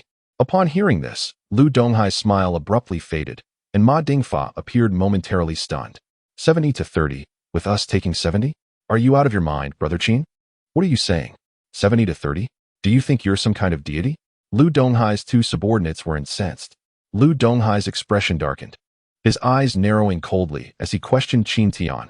You dare to demand 70-30 on my territory? 70-30? Qin Tian, are you jesting? Lu Donghai was visibly irate. In Beishur, his domain, no one had ever dared to conduct business in such a manner. I go out to find vehicles for you, and you expect to take 70% of the profits? Do you think I, Lu Donghai, am an easy target? Qin Tian's proposal of a 50-50 split was already unacceptable, and now he audaciously demanded 70-30? Lu Donghai's admiration for Qin Tian had evaporated, his demeanor turning hostile. Ma Dingfa was bewildered and concerned. He had anticipated that Qin Tian would settle for a 50-50 arrangement, but he was taken aback by the outright demand for 70-30. Such a steep demand could provoke Lu Donghai and lead to dire consequences. Yet, Qin Tian remained unruffled, exuding an air of nonchalance. He smiled and said, Boss Lu, why allow this matter to upset you? Do you believe that 70-30 is unfair? Of course it is, retorted the bald-headed subordinate of Lu Donghai, raising his voice. Qin Tian continued, smiling. However, without our expertise, those vehicles of yours would merely be dismantled for parts. Currently, the luxury car market in our country has yet to flourish. Trying to sell those parts would yield no buyers, ultimately resulting in a low-price sale. How does that differ from selling scrap? The bald-headed subordinate was momentarily at a loss for words, and Lu Donghai fell silent, furrowing his brows. Of course, if I were someone in dire financial straits, I might consider a 50-50 split or even accept your 70-30. But do I appear to be in need of money? Qin Tian spoke with confidence. To be frank, whether I engage in your business or not, I will continue to thrive. You, however, require our services to repair those useless vehicles. Otherwise, you will have to sell them at a loss to salvage collectors. Thus, you should comprehend why I have the audacity to propose a 70-30 split. Naturally, you haven't exerted much effort, as the repair work does not fall upon you. Qin Tian articulated these thoughts with a smile. The bald-headed subordinate exchanged glances with another, both recognizing the validity of Qin Tian's words, and refrained from further comment. Lu Donghai found himself in a state of profound indecision. Ma Dingfa cast an admiring glance at Qin Tian. Our brother Qin is truly impressive. If it were me, I would not have been able to articulate such thoughts. Lu Donghai gazed deeply at Qin Tian, his eyes filled with confusion and helplessness. To be honest, he was not entirely oblivious to the underlying reasoning. However, he had not anticipated that this young man would perceive the situation with such clarity, just as Qin Tian had articulated. While they could choose not to engage in this collaboration, Lu Donghai felt an imperative need to persuade Qin Tian to acquiesce. Should Qin Tian decline, he would find his nearly obsolete vehicles without the necessary repairs, forced to be dismantled instead. In such a scenario, not only would he suffer a loss of profit, but he could also incur significant financial damage. Thus, even if he were reluctant, he had no choice but to comply. Moreover, he believed that Qin Tian was indeed affluent, genuinely indifferent to this particular project. A person capable of casually producing tens of thousands to support his brother would not indulge in such deceit. After a moment of contemplation, Lu Donghai gritted his teeth, grasped his cane, and approached Qin Tian with a solemn demeanor. Ma Dingfa, sensing Lu Donghai's intimidating expression, was immediately alarmed. He intended to intervene, but, at the moment of his movement, noticed Qin Tian extending his hand to restrain him, advising against any rash actions. Stunned, Ma Dingfa halted in his tracks and refrained from advancing. At that moment, Lu Donghai stood before Qin Tian, and the two exchanged a moment of indifferent gazes. Lu Donghai sighed in resignation, extending his hand as he spoke. Young man, you are quite resolute. 70-30 it is, I agree. Is it truly 70-30? Ma Dingfa exclaimed in astonishment, questioning whether he had misheard. Qin Tian, however, smiled warmly and shook his hand, appearing unfazed by the development. Mr. Lu has made a wise decision. When Ma Dingfa witnessed the handshake between Qin Tian and Lu Donghai, he finally regained his composure. This was no dream. The notorious local power in Beibei City had been compelled to concede? My goodness, Brother Qin truly accomplished it. Chuckling, Lu Donghai addressed Qin Tian. I will instruct my subordinates to make the necessary preparations today. Tomorrow, you and Ma Dingfa will go to the customs to retrieve the vehicles. Tomorrow? Qin Tian furrowed his brow upon hearing this. Tomorrow is not feasible. Not feasible. Lu Donghai's smile instantly faltered. Sensing a possible misunderstanding, Qin Tian clarified, Mr. Lu, I have previously mentioned that I have an important event in Zhonghai City awaiting my attention. Today is the final day, and we must return tomorrow. Is there absolutely no room for delay? Lu Donghai's expression softened slightly upon hearing the explanation. He had initially thought Qin Tian was intentionally toying with him. Indeed, there is no flexibility. My primary role is not vehicle repairs. These collaborations are secondary, while the annual goods festival at the market is of utmost importance. Qin Tian stated calmly, fixing his gaze upon Lu Donghai. Mr. Lu, if you wish to collaborate, simply send the vehicles to our location. Of course, we will cover the transportation costs, and the profit will still be divided 70-30. Lu Donghai furrowed his brow, lost in thought. Observing his hesitation, Qin Tian shook his head, saying, Mr. Lu, please consider this carefully. Should you wish to collaborate, feel free to contact me at any time. Brother Ma, let us depart. Very well. Ma Dingfa departed alongside Qin Tian. Lu Donghai watched them leave, opening his mouth as if to suggest further discussion. However, upon witnessing their resolute and carefree demeanor, he merely moved his lips slightly, feeling an overwhelming sense of helplessness. Is Qin Tian truly this decisive? As they exited Lu Donghai's factory, Ma Dingfa spread his arms wide and took a deep breath. A wave of serenity washed over him. Without the burden of pressure, he felt significantly more relaxed. "Ah," he exclaimed, turning to Qin Tian, unable to contain his excitement. "Brother Qin, I truly admire you. You are incredibly impressive. I have never encountered anyone quite like you. This is Xiangbei City, and Lu Donghai is a formidable figure here, a real snake. Yet, you managed to outmaneuver him completely, leaving him unable to retaliate. Remarkable." Qin Tian, however, wore a serious expression. He waved his hand and earnestly addressed Ma Dingfa. "I did not intentionally target Lu Donghai. I genuinely have matters to attend to." He paused, stopping in his tracks to earnestly advise Ma Dingfa. "Brother, I still need to manage the preparations for the New Year festival at my market. So I must take my leave. You have my number. If those individuals attempt to persuade you to assist them with car repairs, do not agree. I assure you, I will ensure you earn far more than they offer." "Understood. I trust you, brother," Ma Dingfa replied without hesitation, nodding in agreement, his confidence in Qin Tian unwavering. Chapter 77. An unprecedented frenzy as the year-end approached, although Lu Dingshan had been assigned to oversee the New Year festival. His management skills paled in comparison to Qin Tian's expertise. In recent days, Lu Dingshan had been overwhelmed with tasks, and yesterday he finally reached his breaking point. With each passing day leading up to the festival, myriad events unfolded, and the significance of the New Year festival demanded absolute diligence. Qin Tian fully comprehended this, which was why he could not acquiesce to Lu Donghai's request to remain in Xiangbei City. That very night, he embarked on a long journey home, tirelessly making his way back. He scarcely had time to greet his wife and children upon arrival before he hurried off to the market management office. "You're back and haven't tea rested yet? Must you head out again at this hour?" inquired his wife, Lin Mengqing, her gaze filled with concern. She was aware of Qin Tian's fatigue after his travels and worried for his well-being. The weariness that Qin Tian felt vanished upon hearing her words, replaced by a surge of vitality. He smiled at Lin Mengqing, saying, "It's perfectly normal to feel a bit tired during the New Year period. But you, on the other hand, work during the day and then head to the market at night. You're doing so much. It's commendable." Lin Mengqing rolled her eyes in response. "What hardship do I face? The market is under your excellent management, and with Lu Dingshan's assistance, the business is remarkably smooth. Even if I don't go, Yinshu can manage everything alone. It's hardly strenuous." With a warm smile, Qin Tian replied, "Regardless, I still want you to have it easier. With Tongtong about to have her summer vacation, why not spend some time at home playing with her? It would be delightful." All right. Only you would worry about us." Lin Mengqing pouted, draping a coat over Qin Tian's shoulders with a sigh. In the frigid embrace of winter nights, one must not overexert oneself and should take care to nurture their well-being. Acknowledging this, Qin Tian smiled as he gently caressed the hand of Lin Mengqing, who had draped a coat over him. Lin Mengqing felt the warmth radiating from his hand, causing her cheeks to flush slightly. "What are you doing?" she inquired. "Oh, nothing much, just wanted to touch," he replied playfully. "You are incorrigible." Lin Mengqing shot him a reproachful glance, her words laced with mock disdain, though she no longer resisted as she once did. The two shared a tender gaze for a moment, until suddenly, their child Tongtong emerged from the bedroom and wandered into the living room.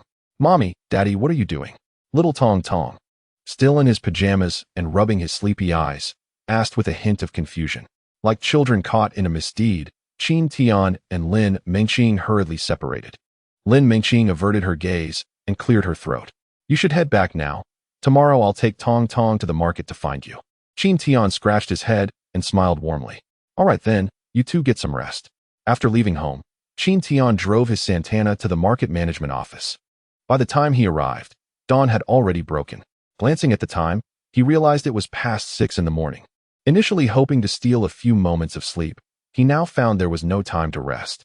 Resigned, he poured himself a cup of coffee and leaned against the table, closing his eyes for about half an hour, waking only when the rooster crowed. After finishing his coffee and splashing his face with cold water, he felt somewhat revitalized. He organized his belongings and was just about to head towards Lidingshan when suddenly, a knock echoed at the office door. "Is Xiaoqin in?" It was Director Lin. Upon hearing the voice, Qin Tian instantly recognized who it was. He hurried to open the door and found Lin Zhangwo, the director of the street office, waiting with a somewhat weary expression. Ah, Xiaoqin, you've finally returned. Where have you been? You have no idea how worried I've been these past few days. Lin Mengqing lamented upon seeing Qin Tian. Qin Tian expressed sincere regret, apologizing earnestly. I'm sorry, Director Lin. I've been out of town helping my brother with some matters, and I didn't mean to cause you any distress. Well, let us not dwell on that. The important thing is that you're back just in time, Lin Mengqing sighed, continuing. I've invested considerable resources into the New Year's festival. If it goes awry, neither of us will have an easy time. Rest assured, Director Lin. I understand the gravity of the situation and will not let you down. Now that I'm back, I will take charge and nothing will go amiss. Qin Tian assured with unwavering determination. That is good to hear. Lin Mengqing's tense demeanor eased slightly. After conversing for a while, Director Lin departed to manage the New Year's festival affairs at the street office. Qin Tian returned to his desk, surveying a series of documents and announcements laid out before him, exhaling a breath of resignation. It was time for him to immerse himself in work. Throughout the day, Qin Tian diligently processed the paperwork. As the 21st day of the 12th lunar month approached, he had successfully organized a variety of special events through careful planning and adjustments made in the preceding days. For instance, there are specialized sections for meat, sugar and alcohol, dried fruits, daily necessities, and so forth. Each day features a different category, seldom repeating. Naturally, aside from these specialized areas, the market continues to operate its other selling zones. However, visiting the specialized venues offers greater discounts and the opportunity to encounter an array of items not typically seen. The Economic Evening News reports on this daily. And nearly half of the urban district in Zhonghai is inundated with flyers distributed by promoters. Coupled with the television station's advertising, vendors flock to the scene, propelling the market to unprecedented heights. Soon, the residents of Zhonghai were all aware of the happenings, with widespread interest peaked. Have you heard? The Jianong market is currently hosting a New Year's goods festival, featuring various specialized sections with enticing offers for bulk purchases. It's astonishingly affordable. Are you referring to that advertisement aired by our television station yesterday? I watched it, initially skeptical, but out of curiosity, I decided to check it out.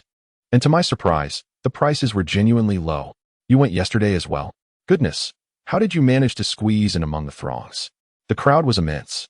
I visited too, and despite the winter chill, I was nearly soaked from the heat. Is it really that exaggerated? You'll understand once you go yourself. But remember to bring plenty of plastic bags. You'll undoubtedly end up buying an abundance of items. Conversations of this nature echoed from various corners. Although Qin Tian did not increase the rent, and thus did not reap greater monetary gains, his reputation soared significantly. Vendors setting up stalls in the market found themselves smiling in their dreams each night. This New Year's festival brought them considerable profits, filling their coffers with joy. Soon, the television station dispatched reporters once more, but this time, the purpose was not investigation. Rather, it was to commend and praise the successful organization of the festival. Director Lin participated in the interview, seemingly having anticipated this development, as Qin Tian had provided him with a speech in advance. Chapter 78.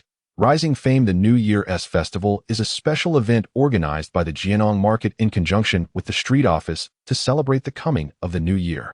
In addition to the overall discounts and special sales, there exists a unique point system, whereby purchasing goods accumulates points that can be redeemed for festive couplets, New Year newspapers, and other promotional items. Customers can also exchange points for cooking oil and other New Year essentials once they reach a certain threshold. Naturally, there are limits on the quantities available, operating on a first-come, first-served basis. At the conclusion of the interview, Lin Mengqing emphasized the significance of their collaboration with Qin Tian Market for the festival's redemption activities. This initiative holds substantial importance, garnering considerable attention from higher authorities. The more visitors to the market, the greater Lin Mengqing's accolades.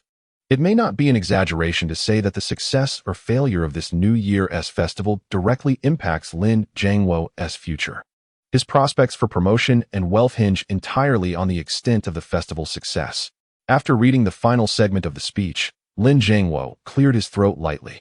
He turned to the media representatives from the television station and, smiling, continued, "We sincerely appreciate the attention from various media friends regarding our New Year's festival. The event will continue until after the new year, and I hope everyone will enthusiastically participate. Thank you."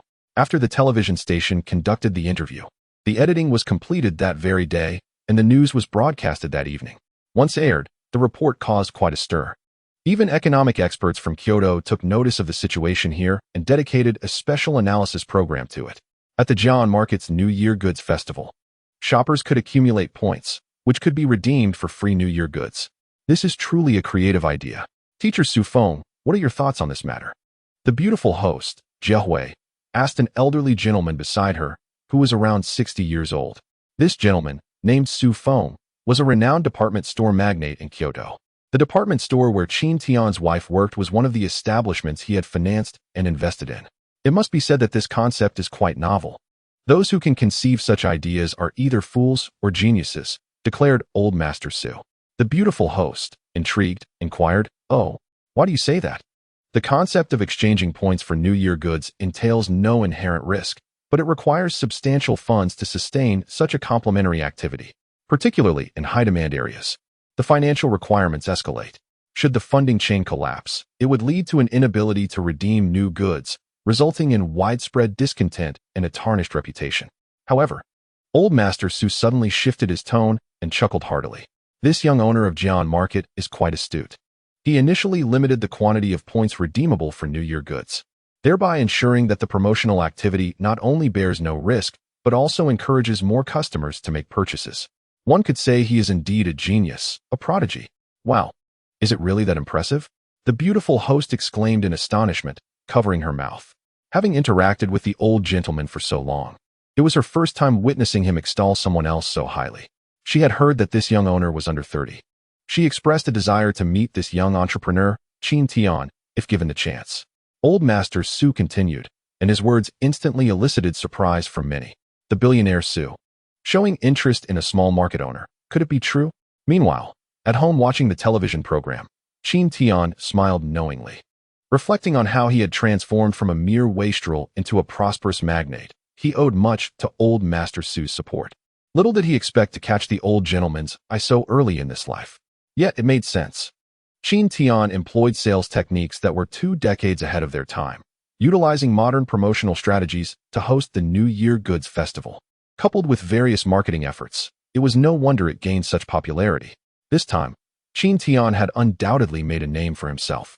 As the new year approached, LV Bin prepared a lavish feast at night, inviting his cousin LV Lianghua over for dinner.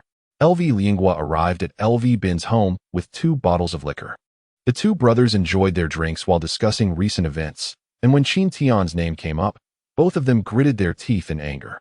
Qin Tian, that wretched scoundrel, seems to have stumbled upon a stroke of luck, repeatedly seizing the initiative in various matters, which is truly infuriating. Elbin's countenance was slightly flushed, and fueled by the effects of alcohol, he vented his frustrations.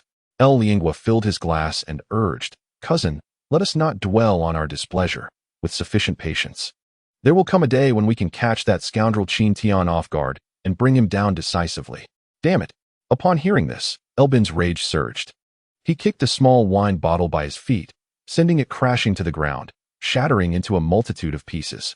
Unshod, he inadvertently stubbed his toe. Ouch! He clutched his foot, racked with pain. El Lianghua hastily inquired, "Cousin, are you all right?" Damn it! Qin Tian, Qin Tian. Elbin was consumed by fury. Were it not for Qin Tian, he would not be in this predicament, losing market revenue and relegated to menial labor at home. Were it not for Qin Tian, he would still be a commanding leader over hundreds, exuding authority. Were it not for Qin Tian, he would not have stubbed his toe. Qin Tian, Qin Tian. Elbin attributed all his misfortunes to Qin Tian, his heart ablaze with rage. In an attempt to lighten the atmosphere, El Lianghua quickly turned on the television. "Cousin, I heard that Mr. Su Feng has appeared on the economic channel. He is a legendary figure in our Zhonghai city. Let us watch and admire his presence." As he spoke, he switched to channel 2 of Jing TV. Elbin's gloomy expression softened slightly.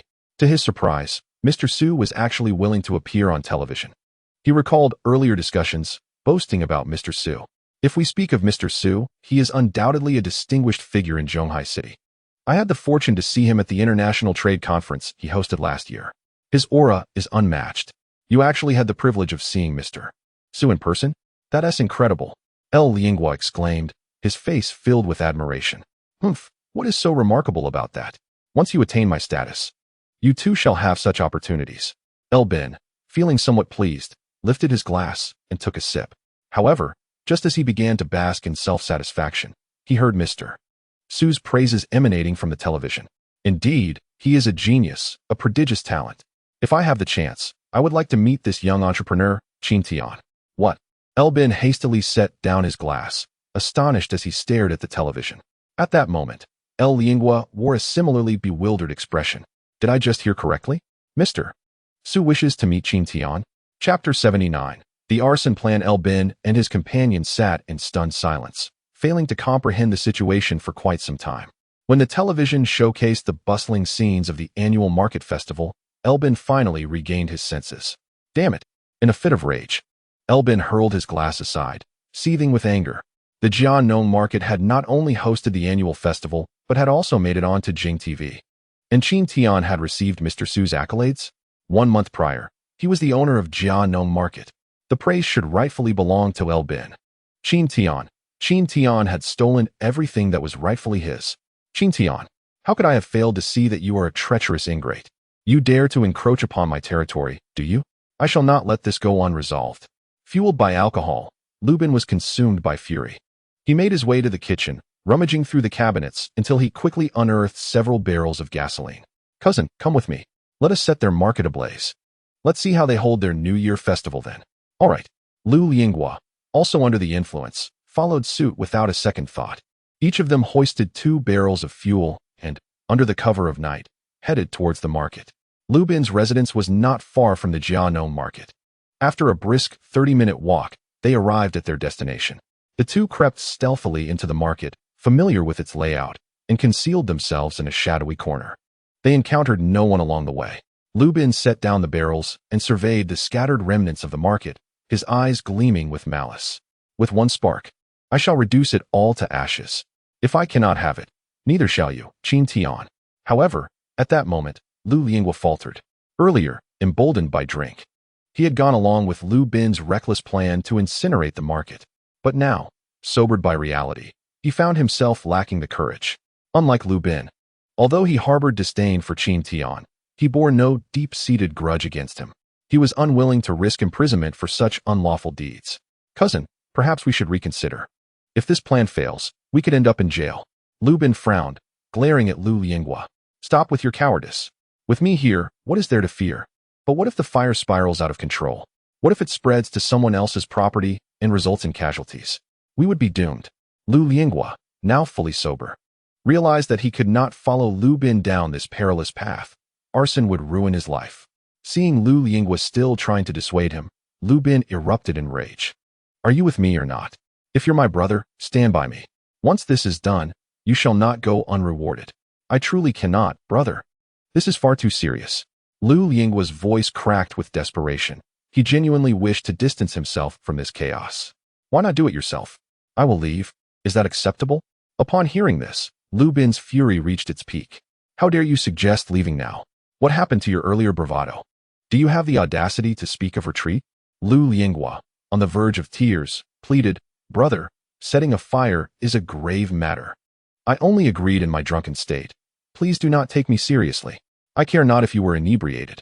Since you are here, do not even think of escaping. Bin seized Lingua, roaring in frustration. He seemed to forget they were clandestinely infiltrating the market. Their argument grew louder, quickly drawing the attention of the duty personnel.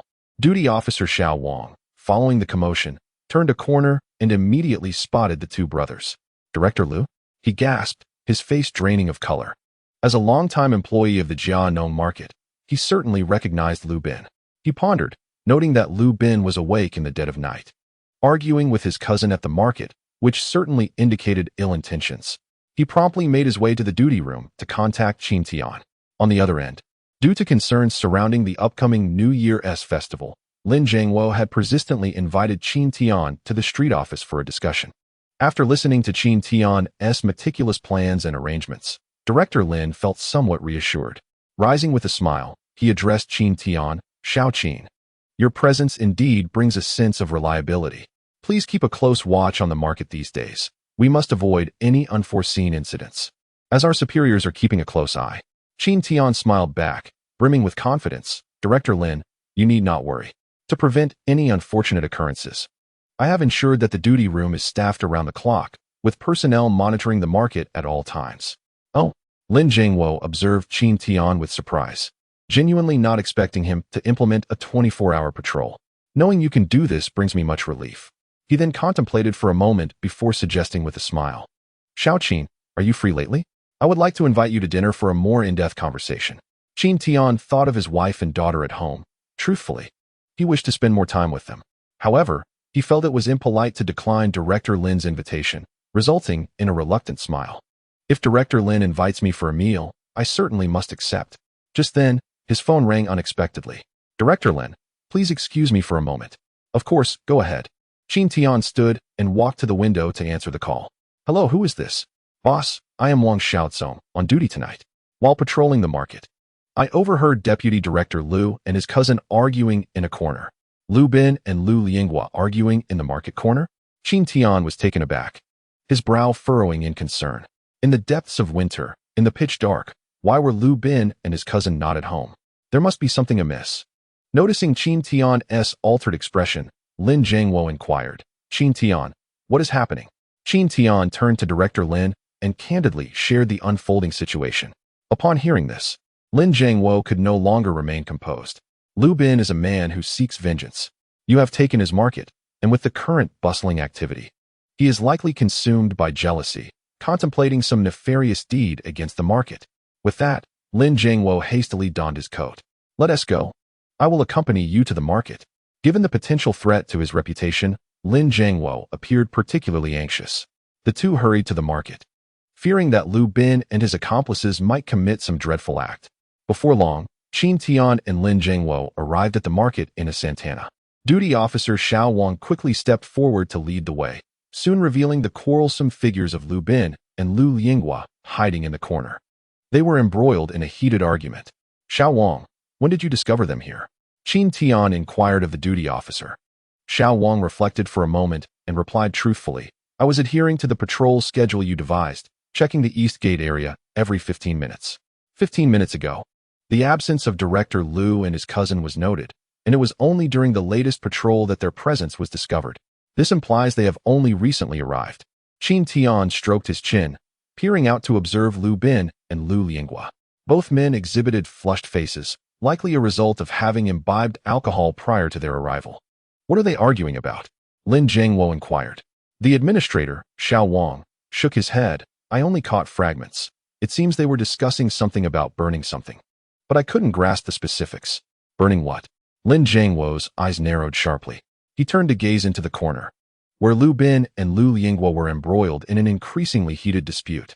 Realizing he could not extricate himself from the situation, Lu Linghua, bolstered by the last remnants of alcohol, unleashed his grievances with fervor. Lu Bin, it is only because you are my cousin that I have tolerated you. Had you not promised me a position as a market administrator, I would never have relinquished my original job for this. And what has resulted? Before I had even settled into my role, you faltered. You claim you won't compensate me for the loss of my previous employment. Yet you still command me to partake in these illegal activities. You harbor a deep-seated enmity with Qin Tian, but I do not. If you wish to set fire to something, do it yourself. I refuse to comply.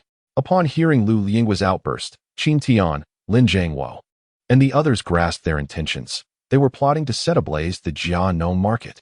Lu Bin, this traitorous scoundrel, truly was a wretched individual. The mere thought of his intentions ignited a fire of rage within Lin Mengqing, nearly causing him to combust with fury. Yet, unexpectedly, laughter erupted from beside him. Ha ha ha. Lin Mengqing turned in astonishment, looking to Qin Tian, bewildered. Your market is about to be set on fire, and you still find amusement in this? Qin Tian maintained a serene demeanor, waving his hand dismissively. Director Lin, rest assured, we need not worry about their arson. Why shouldn't we be concerned? Lin Mengqing asked, perplexed. Well, allow me to keep you in suspense. Just sit back and enjoy the spectacle. Qin Tian replied, his expression enigmatic, a knowing smile gracing his lips. Though Lin Mengqing was bewildered by Qin Tian's nonchalance towards intervening, he could discern from Qin Tian's calm smile that he indeed held no fear regarding the matter. If even the rightful owner of the market was unperturbed, what reason had he to be anxious? Thus, he decided to wait and see what would transpire. Meanwhile, in the corner, Lu Bin, having absorbed his cousin's words, lowered his head, the tumult of his thoughts evident as he furrowed his brow in contemplation. After a prolonged silence, he exhaled a heavy sigh. Cousin, I acknowledge that I have wronged you, and your grievances are entirely justified. However, for today's matters, you must assist me. I assure you, upon our success, I will guarantee you a position that rivals that of a market administrator. Fearing his cousin might still refuse, Lu Bin added, of course. Even if this endeavor fails, I will not let you bear any consequences. I alone will shoulder the responsibility for the arson. Seeing the earnestness in his cousin's demeanor, Lu Yinghua understood he could not escape this predicament and could only let out a resigned sigh. Cousin, you must keep your word. Rest assured, after a heated debate, Lu Yinghua ultimately opted for compromise. The two of them, carrying an oil barrel, made their way to the warehouse, closely followed by Qin Tian and Director Lin. Before long, Lu Bin arrived at the entrance of warehouse number 1 with his cousin. Let's set fire here. Didn't Qin Tian prepare numerous gift items? Just imagine the devastation if we incinerate them all. He will be utterly heartbroken. Lu Bin exclaimed with excitement as he positioned the oil barrel to one side, while Lu Yinghua sighed and took his place on the opposite side. They both doused the area in front of the door with gasoline. Lu Yinghua then produced a match, gazing coldly at the warehouse while smirking. Qin Tian, this is the consequence of crossing me. With that, he struck the match and tossed it toward the entrance. Boom. A fierce blaze erupted almost instantly. Seeing this, Lin Mengqing rushed forward in alarm to extinguish the flames, but Qin Tian restrained him. Qin Tian, are you out of your mind? Shouldn't we be putting out the fire? Lin Mengqing was nearly beside himself with anxiety. Yet, Qin Tian maintained a calm demeanor as he smiled and reassured him. Director Lin, there's no need for concern. They cannot set the warehouse ablaze. Cannot set it ablaze? Lin Mengqing looked at Qin Tian, perplexed, then turned to the warehouse. Indeed, he observed that aside from the areas doused in gasoline, the warehouse door remained untouched by flames. What is happening? Lin Mengqing was utterly astonished. Not only him, but Lu Bin was also in disbelief. With a knowing smile, Qin Tian explained to Lin Mengqing, to prevent fire hazards, I have installed fireproof doors in several critical locations. Unless ignited from within, starting a fire from the outside proves futile. As he spoke, the gasoline burned away, and the flames gradually subsided. Why isn't it catching fire? What could be the reason? Lu Bin's eyes widened in confusion. At that moment, Lu Yinghua discerned some clues and pointed at the fireproof door, exclaiming, Cousin. Qin Tian replaced the warehouse door with a fireproof one to prevent fires. What? Lu Bin was utterly shocked, his teeth clenched in fury. Damn it! How could Qin Tian be so meticulous? I can't even set a fire without him being prepared. Lu Bin, how can you still have the audacity to say such things? At this moment, Lin Mengqing stepped forward without hiding any longer. Director Lin, how did you end up here? Upon seeing Lin Mengqing emerge from around the corner, Lu Bin's face turned ashen. If I slip up even slightly, how can I protect against someone with your nefarious intentions? Qin Tian, along with the duty officer Xiao Wang, also stepped out. With a cold gaze fixed on Lu Bin, he mockingly remarked, Lu Bin, I never anticipated your jealousy would drive you to such lengths to destroy the market. Unfortunately, your plans have come to naught. Now, with both evidence and perpetrator in hand, let us see how you will defend yourself. Boom. Lu Bin's eyes narrowed, and the matchbox he held slipped from his grasp. Falling to the ground, his cousin Lu Yinghua, in a state of utter despair, rushed forward, pleading, Boss Qin, this has nothing to do with me. I was coerced. Lu Bin brought me here. Please spare me. It was all his fault. Lu Bin looked at Lu Yinghua in astonishment, his anger boiling over. The treacherous scoundrel actually had the audacity to push him out at this moment, distancing himself from the mess. A smirk graced Qin Tian's lips. This was precisely the chaos he desired. Dog eat dog. Lin Mengqing scoffed coldly. Lu Bin, do you have anything to say for yourself? Chapter 81. The year-end festival. Director Lin stared at Lu Bin with a frigid expression, his gaze unyielding. You are supposed to be a person of stature, yet you resort to arson out of jealousy? Do you have any idea how significant this year's festival is? If you succeed in your scheme, the losses would be catastrophic. Lu Bin struggled to find an excuse, but with evidence stacked against him, he was left speechless. Lin Mengqing, with an unwavering demeanor, raised his hand to halt Lu Bin's protests, declaring firmly, enough. There is no room for negotiation here. You are caught red-handed. Xiao Wang, take him into custody and bring him to the police station. Yes, Director Lin. Despite his fear of Lu Bin, Officer Xiao Wang felt emboldened with Lin Zhengwo's support. Director Lu, you must come with me to the station. Lu Bin was momentarily stunned, glancing up at the imposing figure of Xiao Wang. A wave of anxiety washing over him. Director Lin, I was wrong. I had too much to drink and lost my senses, leading to this unfortunate incident. Please, out of goodwill and our long-standing relationship, spare me this time. Too much to drink? Lin Zhengwo chuckled coldly, dripping with sarcasm. Is setting fire under the influence not a crime? Regardless of your state of mind, actions have consequences. Let me be clear, Lu Bin. Attempted arson carries a minimum sentence of 6 months. You are finished. No, Director Lin, please spare me. I truly understand my mistake. Upon hearing the prospect of a lengthy sentence, Lu Bin's voice turned desperate, his fear palpable. Qin Tian, observing the scene, furrowed his brow. He remembered how Lu Bin had played a pivotal role in his rise to prominence. Despite their current discord, it could not erase the fact that Lu Bin had once aided him. With a sigh, Qin Tian interjected, Director Lin. Considering there has been no substantial damage to the market, perhaps we could resolve this matter amicably? A simple apology would suffice. Lu Bin's eyes lit up with surprise and excitement as he turned to Qin Tian, momentarily doubting his own hearing. Was Qin Tian actually advocating for him? However, Lin Zhengwo's resolve remained unshakable. Lu Bin's transgression is no trivial matter. If he dared to act recklessly while intoxicated today, who can guarantee he won't engage in even more extreme actions in the future? He must face severe consequences. Director, please, have mercy. I know I was wrong. I will kneel and admit my mistake. In a moment of utter desperation, Lu Bin knelt before them, an act of humility that spoke volumes. It was no wonder he reacted this way.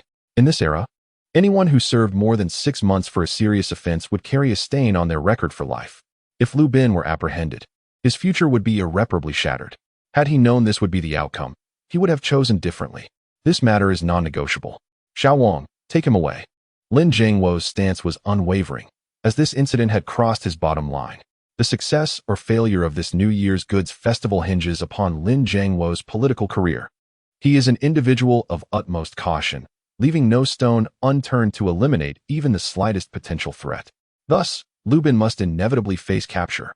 Despite Lu Bin's fervent protests, Lin Zhengwo remains steadfast in his position. After being taken away by Xiao Wang, Lu Yingguo follows suit to serve as a witness, seeking the lightest possible punishment. Thus concludes this matter. The following day, Qin Tian learns that Lu Bin has been incarcerated, likely facing at least 8 months of imprisonment. Meanwhile, the New Year's Goods festival commences with great fanfare. The Jianong market is ablaze with activity, as countless citizens of Zhonghai flock to partake. Today features a porcelain specialty sale, with items offered at a remarkable 70% discount, a veritable fire sale. Everyone is invited to witness the grand discounts at the boutique clothing store, where purchasing 5 items grants 3 additional gifts. To celebrate the new year, the establishment offers complimentary tastings throughout the festival. Each guest may receive a skewer of grilled meat. Such events abound within the market. Qin Tian, renowned as one of the most successful business magnates in his previous life, has orchestrated these promotional activities to great acclaim among the populace. The vendors at the market are poised to reap substantial profits.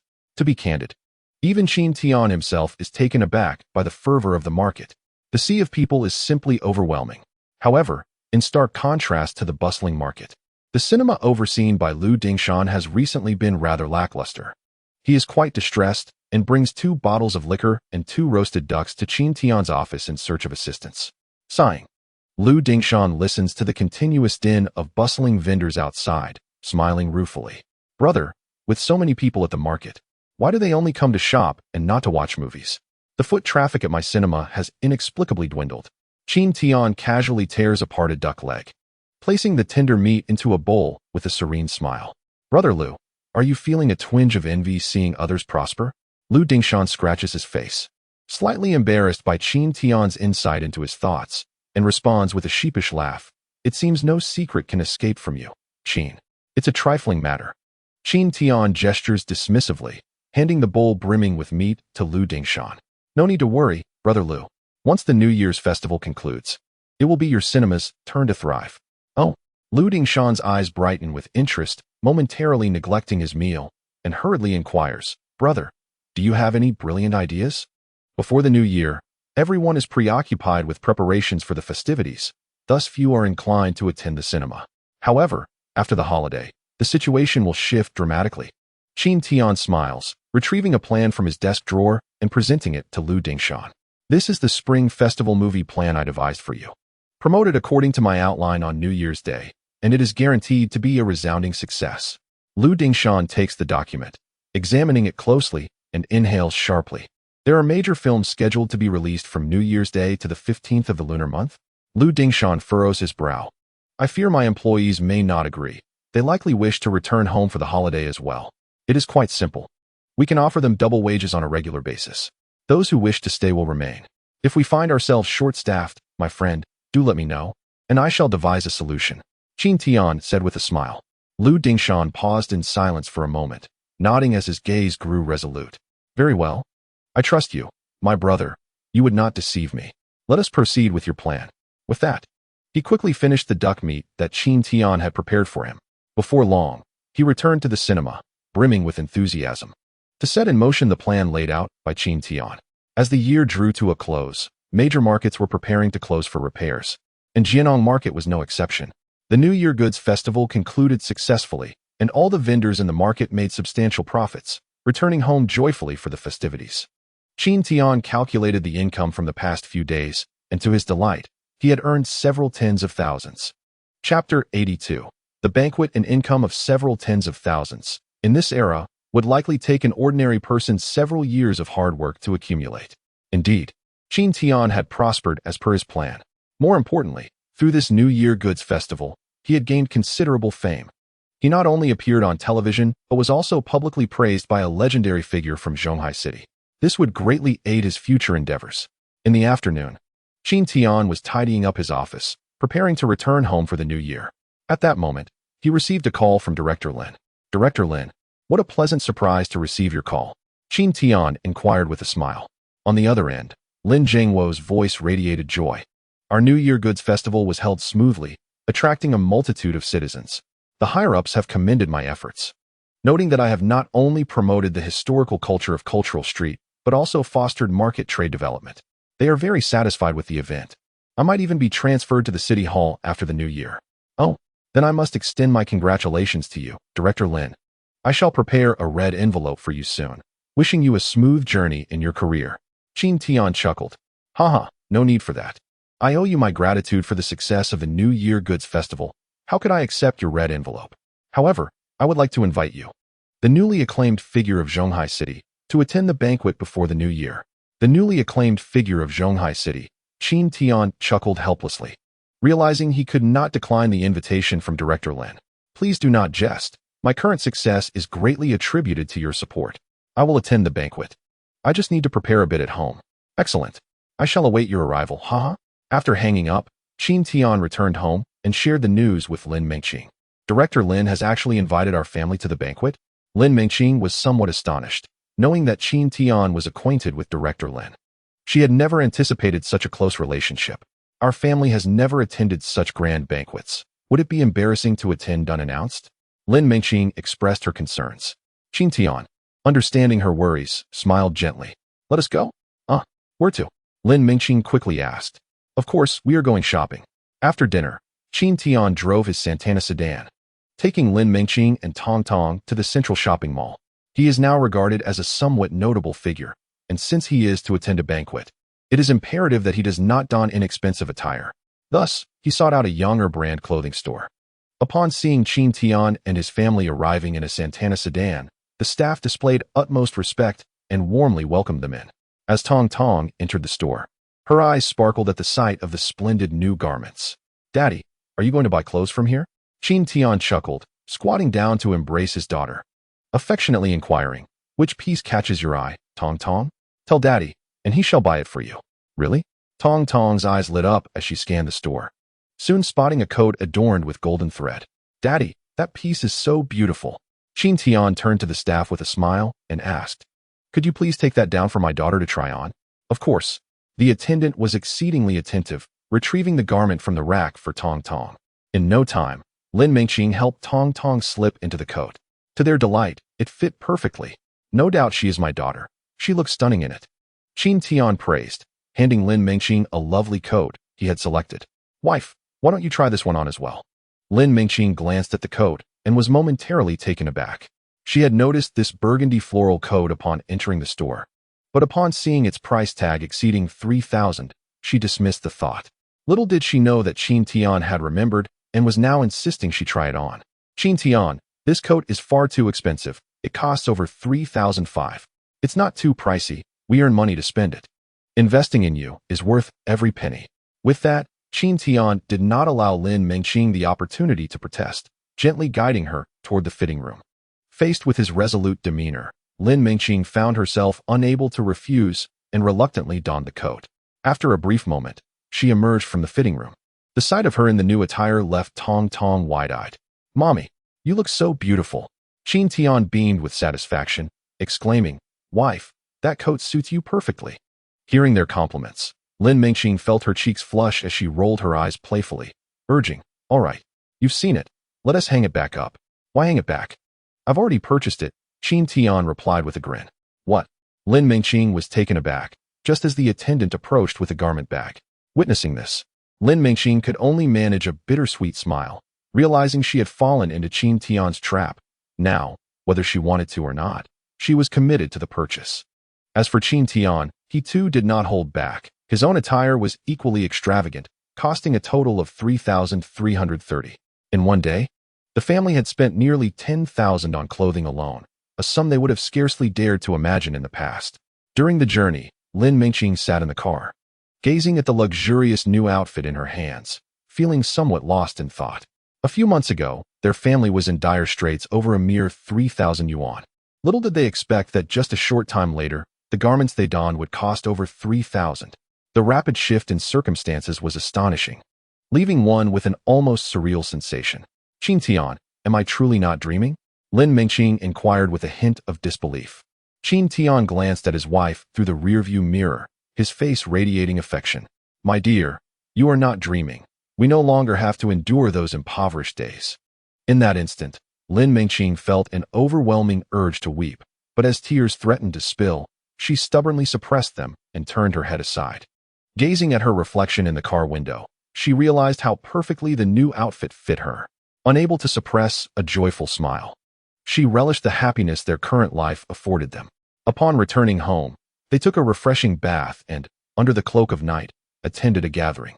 As they arrived, Director Lin warmly welcomed them. Noticing that the adults were engaged in conversation, Tongtong ventured off to play with peers of her age. However, it wasn't long before a slightly older, plump girl approached her, blocking her path. Who are you? Why are you wearing the same clothes as me? Take them off. This girl, also clad in a golden thread outfit, displayed an exceedingly arrogant demeanor, intent on bullying Tongtong from the onset. This is a new outfit my father gave me. I want to take it off. Tongtong firmly resisted, clutching her clothing tightly. Chapter 83. The arrogant family. The plump girl, faced with Tongtong's staunch defiance, found herself momentarily at a loss. Infuriated, she surveyed her surroundings and suddenly spotted a cake on a nearby table. I'll make you take it off. Without regard for the onlookers, the girl seized the cake and hurled it at Tongtong. With a splat, the creamy confection splattered onto Tongtong's beautiful new attire, instantly soiling it. Ah! Tongtong's eyes widened in disbelief as she stood frozen in shock. The plump girl looked at her, a cold smirk on her face. Now, my outfit is truly one of a kind. As Tongtong heard this, tears began to well up in her eyes, and she cried out in distress. How could you do this? That's my new dress, woo-woo. Tongtong, what's wrong? Lin Mengqing, just returning from the restroom, hurried over upon hearing her daughter's cries. She was taken aback to see her daughter covered in cake stains and, bewildered, asked, Tongtong, who got cake on you? It was her. Tongtong sobbed, pointing at the plump girl. Seeing Tongtong's mother approach, the girl's bravado waned. She averted her gaze and defensively replied, Don't make baseless accusations. You clearly spilled it on yourself. How can you blame me? I'm not lying. You threw it at me. It was you. Tongtong, feeling wronged, cried out in frustration. As Lin Mengqing listened, her expression grew cold with anger. She knew her daughter would not falsely accuse anyone. This plump girl had bullied her. Tongtong, don't cry. Mama will seek justice for you. Lin Mengqing turned around, casting a cold glare at the plump girl. Tell me the truth. Was it you who threw the cake? The girl, frightened by Lin Mengqing's intensity, took a few steps back, stammering and unable to admit her actions. At that moment, a woman approached from the side, her head held high and her demeanor haughty as she positioned herself protectively in front of the girl. So what if my daughter Xiaoli threw it? Isn't it normal for children to play around? Lin Mengqing, you wouldn't stoop so low as to confront a child, would you? Upon seeing this woman, Lin Mengqing was momentarily taken aback. She recognized her as Qin Tian, a former high school classmate. Dressed in an extravagant gown, her long, lustrous black hair cascading down her shoulders, Qin Tian appeared to be thriving in wealth and beauty, far surpassing Lin Mengqing in appearance. Their relationship had always been fraught with tension. Qin Tian was notoriously charming and well-liked, yet her secret crush had chosen to confess his feelings to Lin Mengqing instead. Most humiliating of all, Lin Mengqing had rejected him. This left Qin Tian with a lingering resentment towards Lin Mengqing, leading to a strained relationship where they would deliberately ignore each other whenever they crossed paths. To their surprise, they found themselves face-to-face today. Lin Mengqing furrowed her brow, pondering whether the plump girl bullying Tongtong was indeed Qin Tian's daughter. Qin Tian, what do you mean by this? Lin Mengqing was not one to back down easily.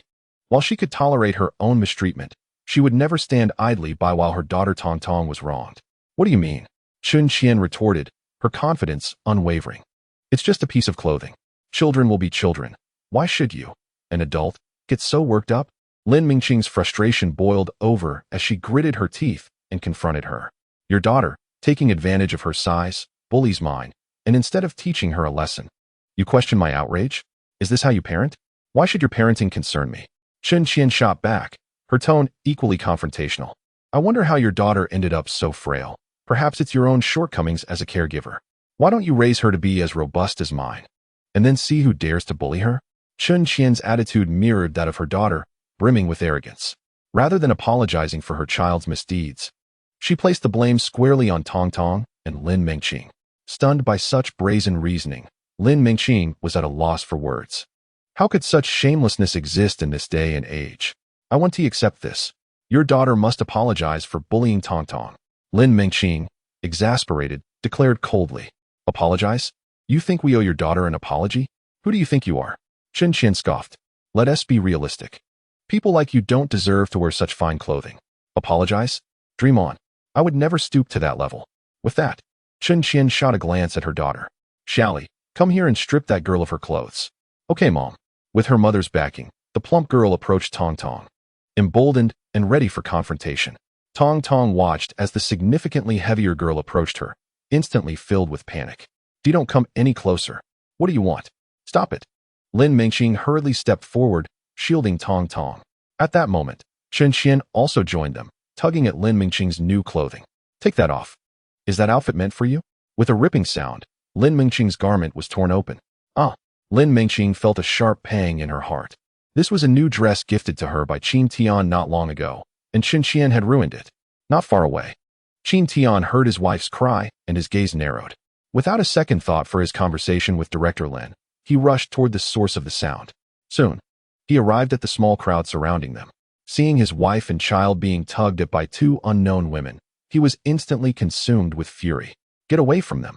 Qin Tian charged into the fray, kicking Qin Tian aside, and rushed to Tongtong's side, noticing a red handprint on her arm. Filled with rage, he slapped the heavier girl. With a thud, Qin Tian fell to the ground, and the heavier girl was also sent sprawling. Both looked up at Qin Tian in shock, utterly unprepared for someone to come to their defense. Meanwhile, Su Zhilong from the suburban newspaper had also arrived. Qin Tian, how dare you strike my wife and child? Su Zhilong glared at Qin Tian, his face contorted with fury. Are they your wife and child? Qin Tian, upon recognizing Su Zhilong, glanced at Qin Tian and the heavier girl behind him, and suddenly understood. Indeed, birds of a feather flock together. Trash marries trash, and produces trash offspring. I, Qin Tian, do not strike women, but if anyone dares to bully my wife or child, regardless of their gender, they shall face the consequences. Today, I am addressing them. Qin Tian stated coldly. Chapter 84. Returning home, Su Zhilong, infuriated by Qin Tian's words, shouted, What do you, a country bumpkin, have to boast about? Let me tell you. You're finished. With that, he stormed off to find Lin Zhangwo. He angrily exclaimed, Director Lin, this is your banquet. That bastard Qin dared to strike my wife and child. You cannot turn a blind eye. He must be arrested and thrown into jail.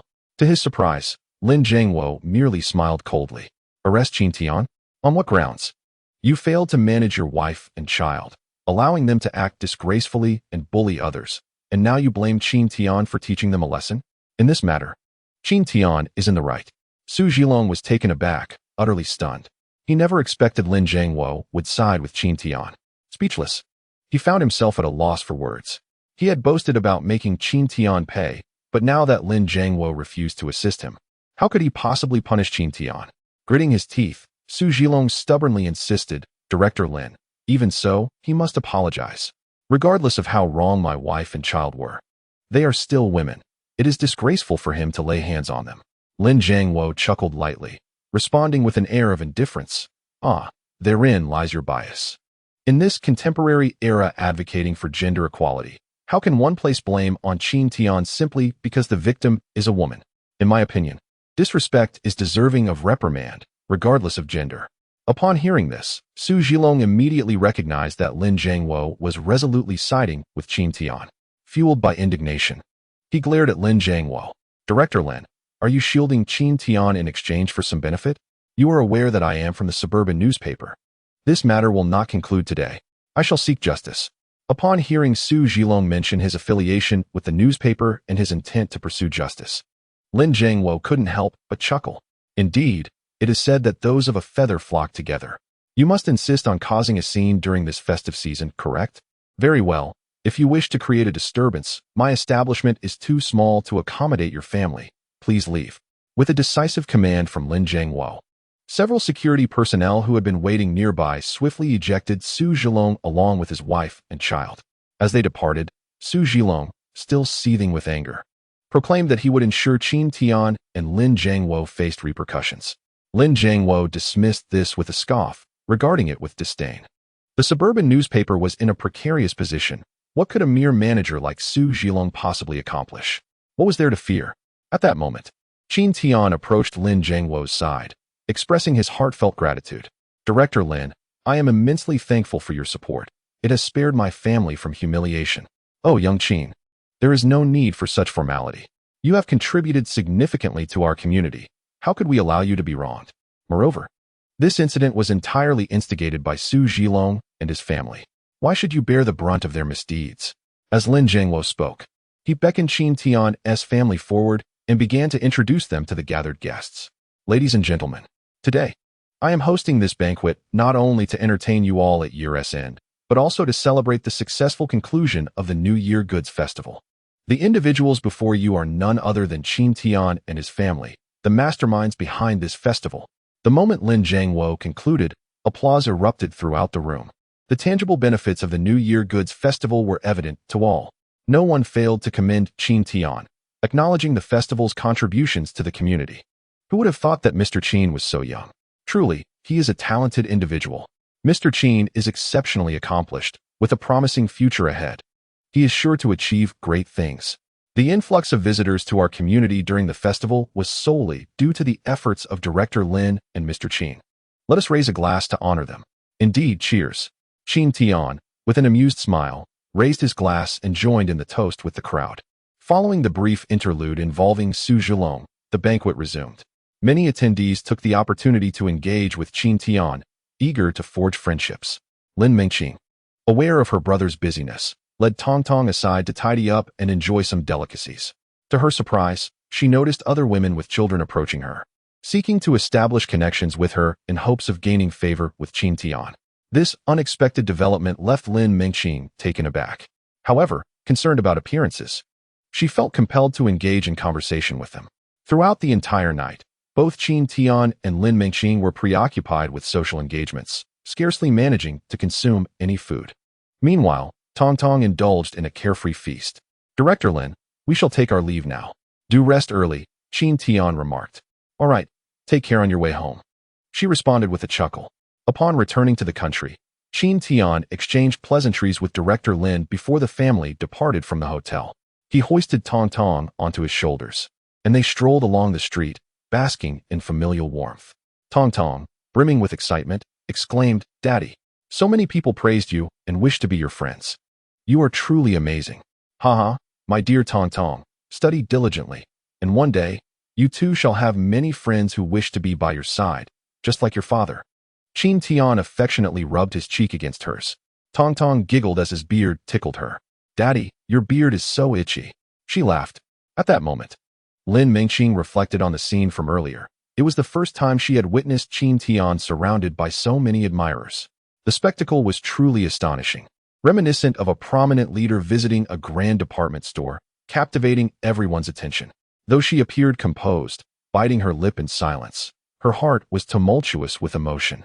How remarkable it was that the man who once squandered his days gambling and drifting through life had transformed into a revered figure, even in her wildest dreams. She had never dared to envision such a metamorphosis. Perhaps the heavens had taken pity on her and her daughter, prompting Qin Tian to mend his ways. Regardless, the current Qin Tian was indeed splendid, an exceptional husband and a perfect father. Lin Mengqing felt utterly content with him now. As the new year approached, most businesses had shuttered for the holiday, with only a few scattered stores opting to remain open. Qin Tian, busy managing the market and overseeing matters at the cinema in Ludingshan, decided to return to his hometown a bit earlier this year. Early the next morning, he set off in his Santana, accompanied by his family, leaving the city behind. His hometown was a small, undeveloped village near Zhonghai City. A 4-hour drive that was not too far. Departing that morning meant they would arrive before noon. The village roads were notoriously difficult to navigate, and after the rain the previous night, the path into the village had transformed into a muddy quagmire.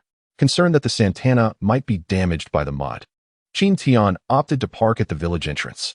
The family proceeded on foot and soon arrived at their ancestral home. To their surprise, they found a tractor blocking half of the doorway, an unsightly sight. "Daddy, why is there a tractor here?" Tongtong inquired, puzzled. Qin Tian furrowed his brow, sensing that something was amiss. It was the new year, and neither of his elderly parents could operate a tractor, who had left it at their doorstep. Pondering this peculiar situation, Qin Tian dismissed his concerns and led his wife and daughter inside. "Mom, Dad, we're home," he called out. "Oh my, Xiaotian, why have you returned so early?" his mother exclaimed, hastily setting down her chopsticks and emerging from the kitchen as she heard his voice. Upon seeing her emerge to greet them, Lin Mengqing and Tongtong jointly extended their New Year's wishes to their beloved mother. "Mom, Happy New Year. Grandma, may your new year be filled with joy." At that moment, their father stepped outside, his eyes lighting up with affection upon seeing Lin Mengqing and Tongtong. "Come inside quickly. It's chilly out here, and I wouldn't want you to catch a cold." Their father ushered them into the house, yet Qin Tian remained on the sidelines, overlooked and neglected. This was hardly surprising, given their father's disapproval of him. Previously, Qin Tian had squandered his days in idleness, secretly pilfering money from the household to gamble. Once discovered, their father had reprimanded him sternly, leading to a deterioration in their familial bonds. Noticing his father's indifference, Qin Tian let out a resigned sigh. Meanwhile, their mother approached him, gently nudging his arm. "You should come inside too, Xiaotian.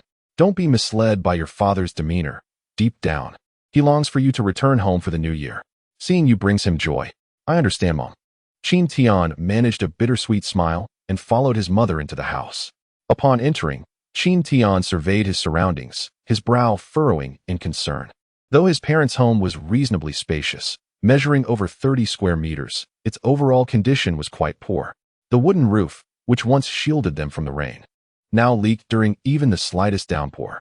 Just yesterday, a heavy rain had damaged several areas, and at least 3 spots in the house were visibly seeping water. Buckets placed on the floor to collect the dripping water were almost full. Qin Tian's father, Qin Jinghua, was 54 years old, while his mother, Lu Xiueru, was 51. Both were quintessential farmers, having led a life of simplicity. Though the family had toiled for many years, circumstances had taken a turn for the worse. A few years prior, his father had suffered frostbite, leading the family to incur debt for medical treatment and surgery. The expenses drained their savings and resulted in the sale of several acres of farmland. Fortunately, the surgery was successful, and aside from occasional leg pain, their father remained in good health. However, since then, their family had fallen into decline, rarely hosting gatherings even during festive occasions. Observing the state of their home, Qin Tian felt a profound guilt and regret, internally chastising himself for his past misdeeds. Thankfully, he had been granted a second chance at life. In this lifetime, he vowed to honor and care for his parents diligently. Here, drink this. Although his father was not fond of Qin Tian, he still brewed a pot of tea. This particular batch of Longjing tea had been treasured for a year, reserved for the new year and other significant occasions. By offering it to Qin Tian, it was evident that he still acknowledged him as his son. Thank you, Dad. Qin Tian felt a surge of emotion as he accepted the tea, taking a sip before turning to Lin Mengqing. Dear, please take out the gifts we brought. All right, Lin Mengqing nodded, unfastening the large bag Qin Tian had set aside and beginning to pull out an array of festive offerings. Within this gathering, there exists a plethora of snacks, delectable wines, marinated chunks of meat, and an abundance of exquisite teas, an assortment that seems infinite. All of these are thoughtful gifts from market vendors. It is fortunate that Qin Tian possesses the strength to carry them all in a single bag. Earlier, his mother had been curious about the contents of this large package. Now, she has come to realize what it contains. Upon seeing Lin Mengqing produce such an array of items, both parents were momentarily taken aback. His mother hurriedly inquired, shouting on, "You said you would return, but why did you bring so much? How much did all this cost?" Qin Tian set down his teacup, smiled, and revealed 2 meticulously prepared gift boxes. "Mother, these are nothing in comparison. These 2 items are warm clothing I specifically prepared for you and Father. In a few days, I will also send an electric heating pad your way. You both are getting older, and since Father has discomfort in his left leg, it is crucial to keep warm in the winter." Upon hearing this, his father immediately furrowed his brow, his expression stern as he questioned Qin Tian. "Speak plainly. What mischief have you engaged in outside, and how much do you owe that you wish for us to cover?"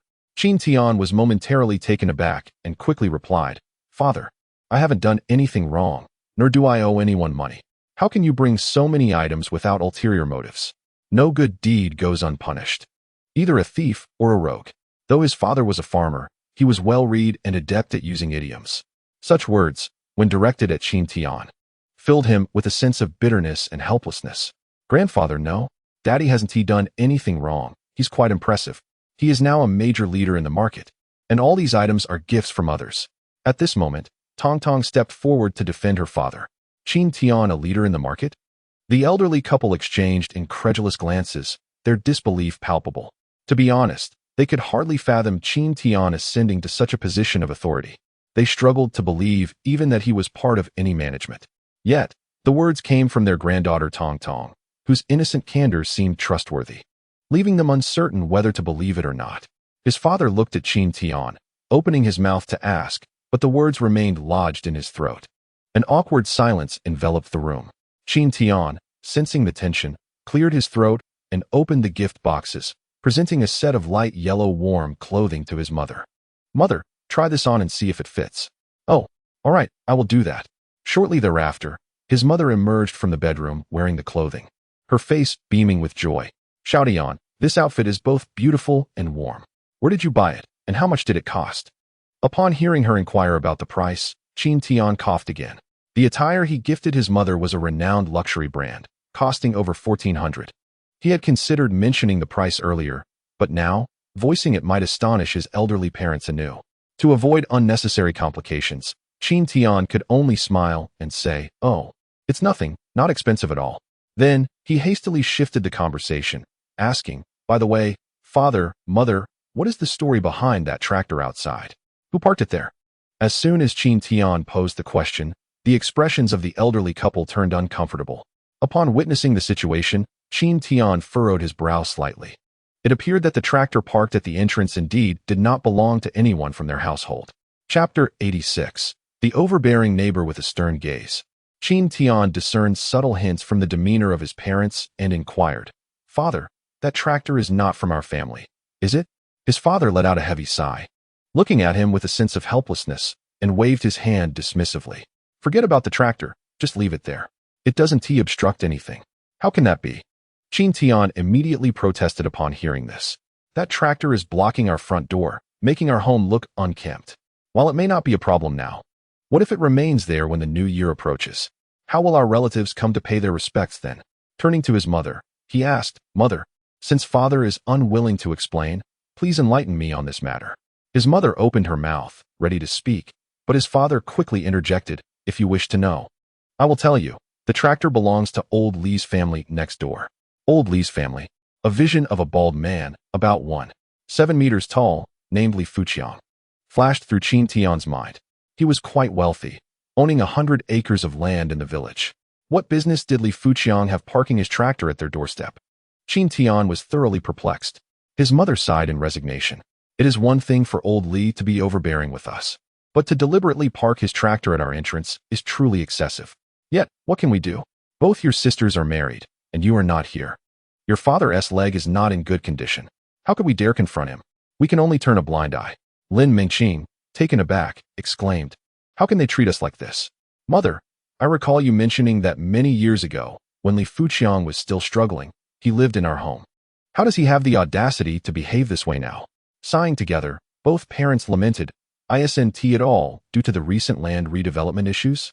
His mother explained helplessly, "A developer from the city came a few days ago, claiming they wanted to renovate the area for residential housing.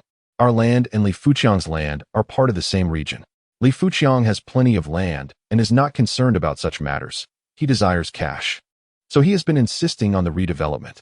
However, as you know, this is one of the last few acres we have. Your father disagreed.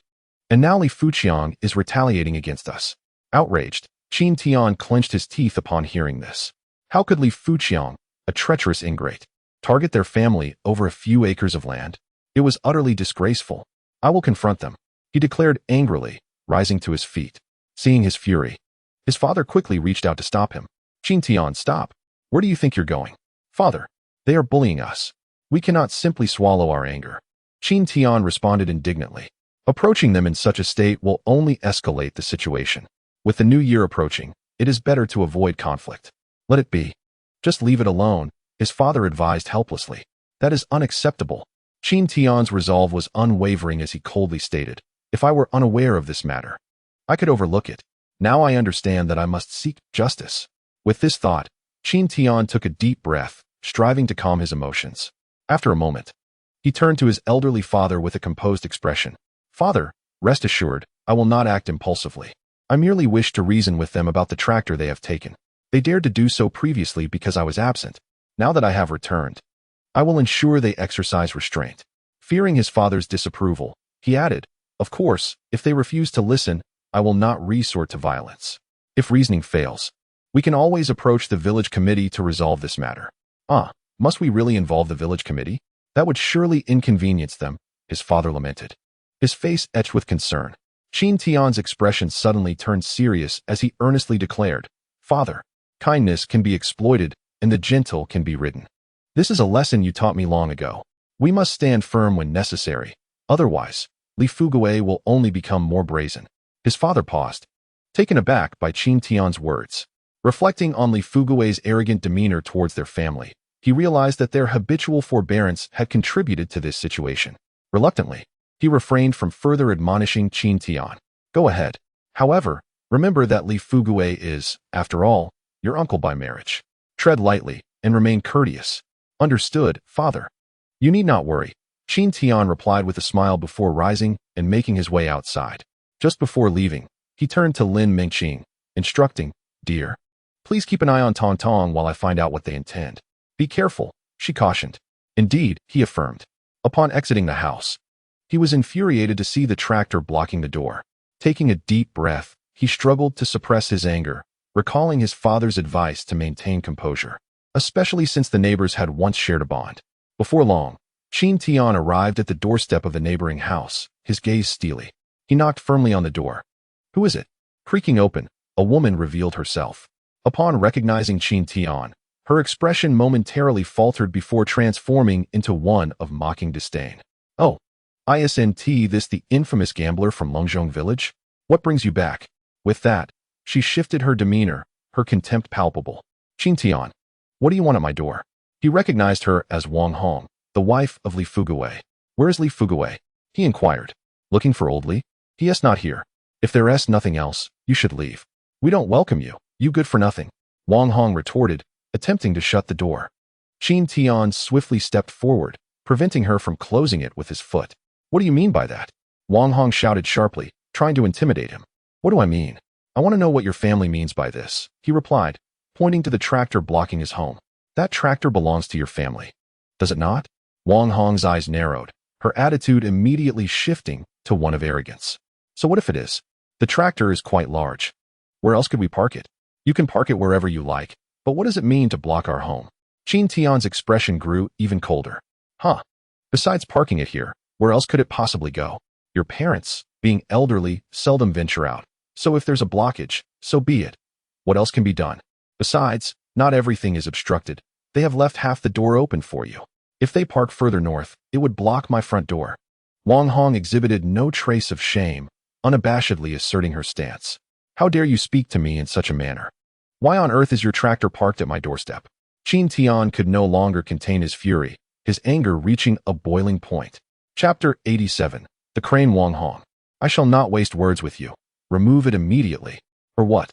Without allowing Qin Tian to finish, Wang Hong interrupted him with an air of arrogance, stating, What can a mere gambling addict like you do to me? Am I to fear you? That tractor is with me. Let's see how you intend to remove it. If you have the guts, drive it yourself.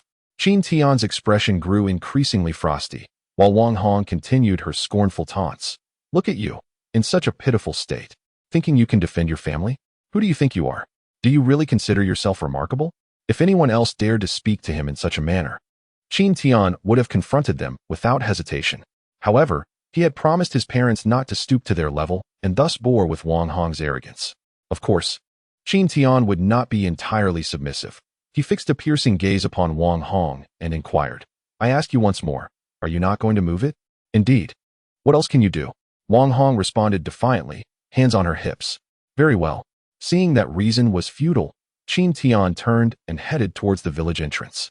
Wang Hong, watching his retreating figure, remained dismissive. Bah, just a worthless fool. What are you trying to show off for here? Upon reaching the village entrance, Qin Tian paid no heed to the mud that might soil his luxury car and drove his Santana into the village. Some villagers observed the vehicle splashing through the mud and were taken aback. What a fine car! Who drives so recklessly, showing no regard for such a precious vehicle? Yet, Qin Tian was indifferent. His sole focus was to seek justice for his family. Shortly thereafter, he parked in the alleyway in front of Li Fugui's house. At that moment, Wang Hong had returned indoors, unaware that Qin Tian had arrived. Gazing at his family's front door, Qin Tian chuckled coldly, pulled out his phone, and dialed Lu Dingshan. Before long, the call connected. Hello, brother. I thought you had returned to your hometown. What brings you to call me? Lu Gu, do you know Longzhong Village? Longzhong Village? Yes, I know it. It's a small village in the northern part of Zhonghai City, right? I've been there for business before. That's good. Lu Gu, I need your assistance. Qin Tian recounted the events that transpired at home in full detail. What the hell? Is there someone who dares to be so audacious? Lu Dingshan, upon hearing this, was immediately incensed. Qin Tian was not only a major player in their market, but had also aided him numerous times, enabling him to earn significant profits. To go against Qin Tian was tantamount to going against himself. Brother, rest assured, I will handle this matter for you. Please hold on for a moment. I will have someone prepare it shortly. All right, thank you, Brother Lu. After Qin Tian ended the call, that very afternoon, Lu Dingshan arranged for a crane and personally brought it over. In this era, cranes were a rarity in the village, and upon seeing the crane that Lu Dingshan had summoned, the villagers were filled with awe. What is this iron contraption? It looks even more formidable than a tractor. I have no idea. Humph, you lot truly lack experience. You've never seen a crane before? The development zone in the city is filled with such vehicles, and they cost over 100,000. Wow, so expensive?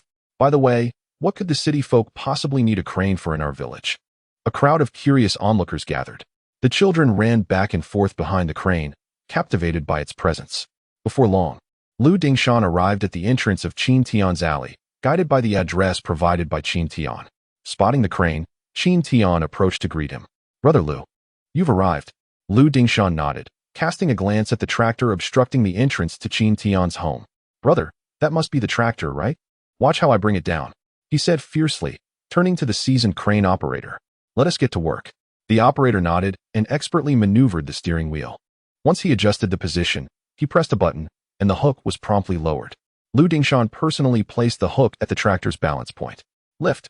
With his command, the crane operator revved the engine.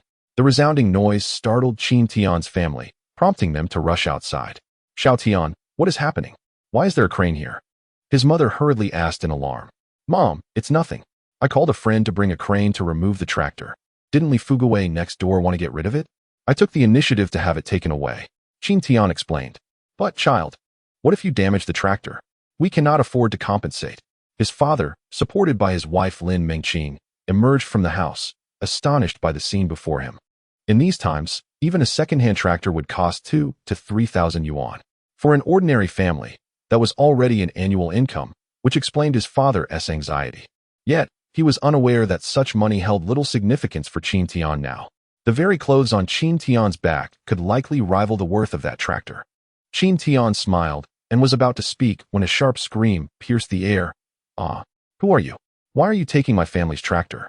Wang Hong, who had previously scolded Qin Tian and felt quite pleased returning home, had busied herself with some tasks before feeling bored and dozing off. Little did she know, barely an hour into her slumber, the deafening noise outside jolted her awake. The commotion irritated her, prompting her to slip on her shoes and step outside, grumbling. Wang Hong initially intended to scold the foreign individuals for their boisterous antics upon opening the door. However, upon witnessing her tractor ensnared by a towing vehicle, she was rendered utterly bewildered. The clatter of the second-hand tractor, already precarious in its condition, was exacerbated by the towing truck's forceful tugging, leading to the fracturing of several aging connections.